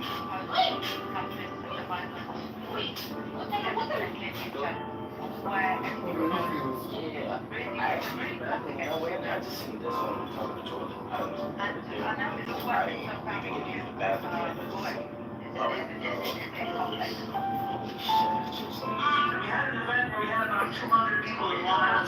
This motherfucker right here wanna steal money from this girl right here. I'm about to knock his ass out. You got 5 seconds to give her her fucking money back, boy. Bro, hurry up. It's taking you too long, man. Go get it, nigga. What the fuck is wrong with you? You out here taking from homeless people, nigga? And you fucking home? What is the problem? I said, give me a minute. Give me a minute. It's not people here. You know the word I said, give me a minute. Well, I would answer. I should have been talking to him. I said, hey, come on, get your phone out. And you can't wait for us now. What's my phone? Give me a minute. Give me your phone. I'm you don't know who's the phone. And I said, give me a minute. Give me a minute. It would actually help us. You know whatever, my girl been in jail for so long, I supposed to be marinated. Like, you're hopping in and dropping it all day. Hold this. I'm gonna show you something, bitch. Hold this. Hold on, I'm gonna show. It's your phone. I'm gonna show. Bitch, you wanna hear it? Bitch, you wanna hear it? Watch this. Get the fuck up. No, be quiet. No. Get the fuck up. Bitch, you wanna hear it? Get the fuck up. There you go. No, be quiet. No. Do you want to look at the map of Illinois? Let's take a look at this. This way, President. This is our country. Why are we being beat up because we're doing a peaceful march? It was to be a symbolic walk across the bridge. A symbolic walk across the bridge. This is our country. Why are we? All those guys that donate the adults that want to smash people's faces in. I think Redney would be an excellent opportunity, and I feel like if we did that in the United States and focused on that, if we could actually, I'm not even talking about sevens, I'm talking about the World Cup within the next 3 years. What do you think, Whitney? Do you think that's possible? I totally think that's possible. Totally, I'm a big rugby fan, and NFL as well. But yeah, totally. I think we can translate that. I can't tell my friends in South Africa. It's like I said, we are absolutely. We could do that. We could grab the guys right after college who want to donate and that are still talented athletes. Do that. I think we actually could be competitive. We are already competitive, but I mean, like, absolutely like probably like New Zealand was when they first did the scene with these monsters. Do you think we can do it? I reckon we can do it. Let's do it together.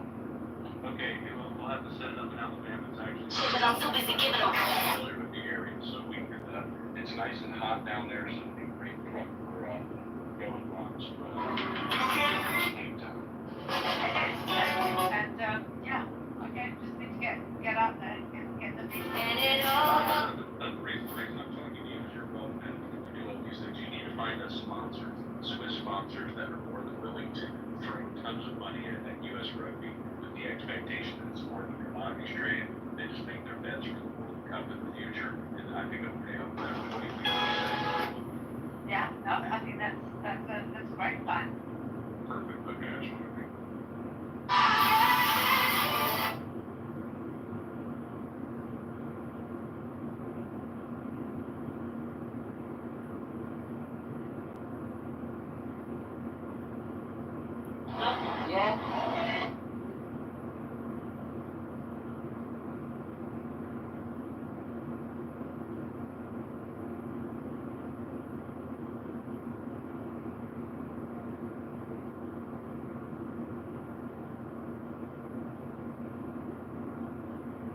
It's freaking.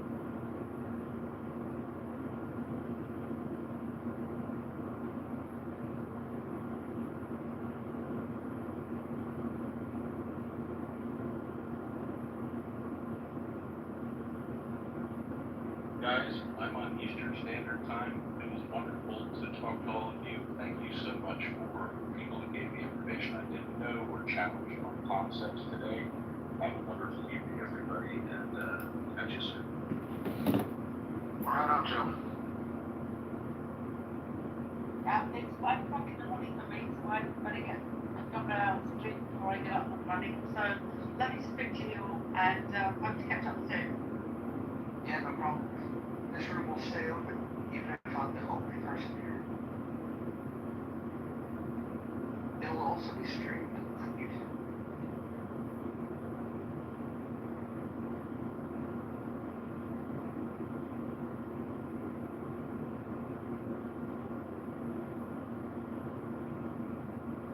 You know, one of the most definitive ways, in certain ways, to read more is with what's called books. A book is generally paper with printed words, letters, and a binding, and a title, and a cover, sometimes a dust jacket, but they're called books. Many people have not heard of these ancient memory, recording, and storage devices known as books, because everyone now is looking at Instagram and TikTok and YouTube and Clownhouse and X, and they have forgotten that there's these ancient historical storage devices full of incredible intelligence. It's spelled book. The first letter is B, second letter is O, K is the fourth letter. S implies a plural, meaning you might have more than one. And they're called, again, books. You may have heard of them. I'm not talking about, college textbooks. I'm talking about maybe a book from 2,000 years ago, or 2,300 years ago, or 1,700 years ago. Turns out that if you haven't read that book yet, it's just sitting out there waiting to be incorporated into your consciousness so you can implement that information in your personal life. Again, they're called books.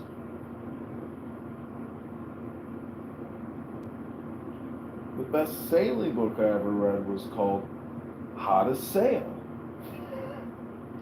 And unfortunately, I can't really sail my sailboat because the motor kind of, hits that little fin tail at the back of the boat, and it turns out I don't really know how to sail because I never read the book on how to sail. Instead, I've just made it into a floating love boat, and haven't been able to enjoy the deep waters and the effortless joy of sailing and not getting nauseated and maybe not getting back to your slip because your Chinese motor from eBay fails you and you don't want to have to call the Coast Guard to get towed back.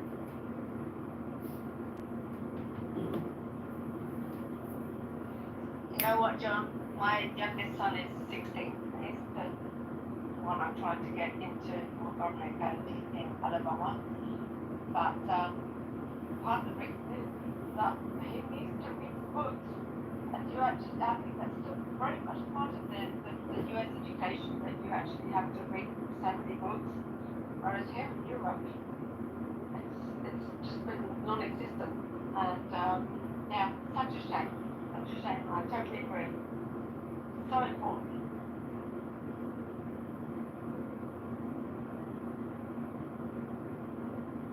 Yeah, I don't like to just talk, you know. I like to talk by reading books. Sometimes on this app, I will open up a room called John Kitover Reads a Book. Part of one of my houses called the Book Club, and I actually take one of these binded pieces of paper and I go page to page and I read from top to bottom everything I see in a slow and deliberate manner. And you know, sometimes I comprehend what I'm reading, sometimes I get distracted, but that's pretty much one way to read a book, is to record yourself reading it out loud. Maybe live stream yourself reading a book and then listen to the recording for maximum comprehension. Because there's so many distractions in life. You might be thinking about this or that while you're reading and not really integrate what you're reading, comprehend what you're reading. So if you record yourself reading a book, you can listen to your own audiobook, and then you can maximize that comprehension and integration into your brain.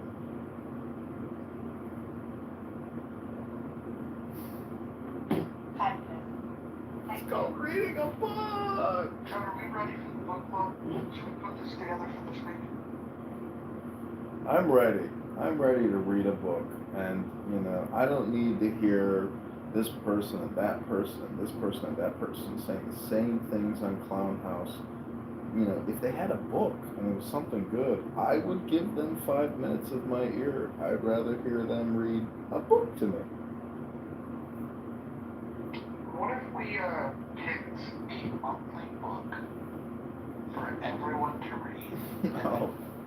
On a daily basis, we spend an hour where people and they read for 5 minutes. Whoever shows up on the stage gets to read 5 minutes, and then wherever we end up, we end up. If we don't get all through the book reading it out loud, we can read it privately.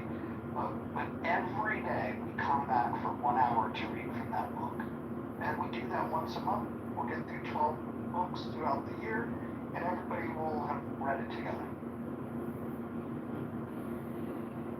I'm all for it, because I know unless leadership rises to the challenge, people will continue doing the same thing that they have done on this app for over 5 years, which is just have casual conversations, primarily about race and racial identity politics.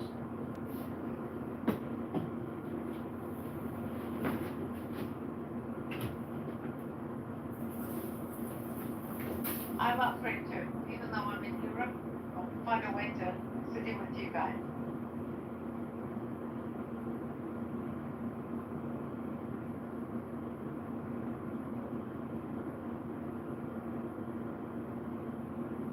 What's the first book that we read, John?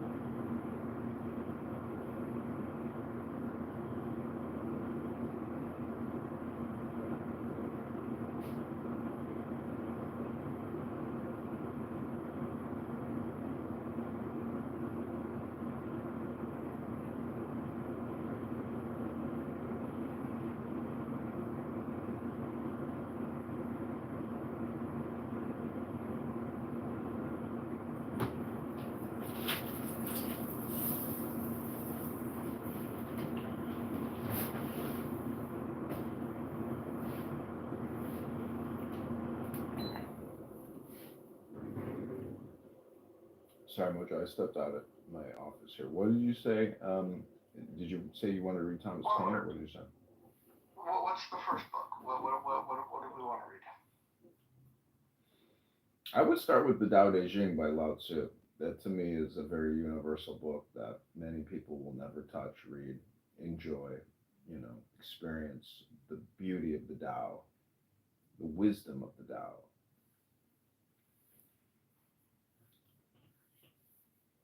You think we can get a decent amount of participation for something like this? Yeah, and you can get through the whole book in just about an hour. It's not very long.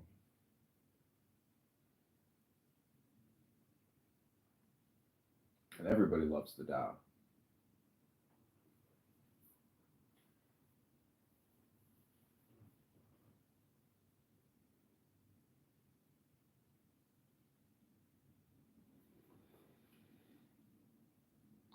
What do you think when you think of the political division, like Democrats, Republicans, a book that they probably have not read, probably should read, that would be of interest to them? Yeah, I think the Tao Te Ching is the book because it deals with politics, it deals with wisdom, it deals with governance, it deals with personal emotional management, intelligence. It's just people. I really enjoy that book. I've read it many times. It's called the Tao Te Ching, the Book of Changes, or the Book of the Great Way, and it was written by a Chinese philosopher slash cleric, I suppose, in the government, who the rumor is he wanted to leave the town, and then the guard said, "You can't leave without giving us great, your great wisdom and instruction." So he sat down and wrote the book. But it's, uh, I've read Confucius as well, and whenever I read Confucius, I'm like, wow, Americans don't know shit. We are so fucked. Because good governance, ethics, morals, in my opinion, when I was in undergrad, we had to take I guess an ethics and a morals type class. I can't remember what they called it, but it's just not enough. Most young people today are not educated in virtue, reading Aristotle or reading anything to really give them something to think about when challenged with possibly, making a bad decision. So to me, it's like, look at Jasmine Crockett, ask her what she thinks, morals, ethics, and virtues means, and to make a demonstration or make an example, or tell us something about wisdom, or what is the source of wisdom, what is the source of love, the source of intelligence. I'm just saying that, to me, the Tao Te Ching is a good starting point, especially for Americans, because it's a perspective from China that is universal. And if you just read the Bible and that's your go-to book, this one really complements your go-to book. It's a very complementary book towards your pre-existing thought process.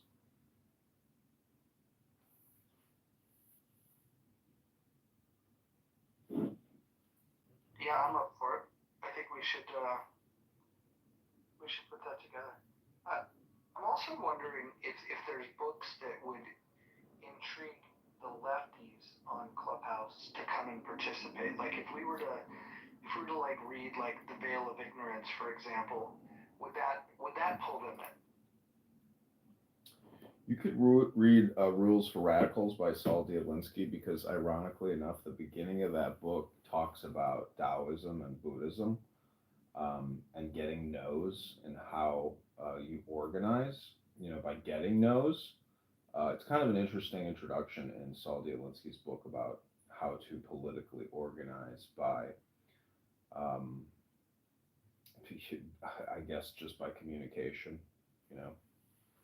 People might like that, Rules for Radicals, because they, we could basically, we want to bait and switch them to bring them in, making them think that they are a radical and that we are giving them the education they're looking for. But actually, what we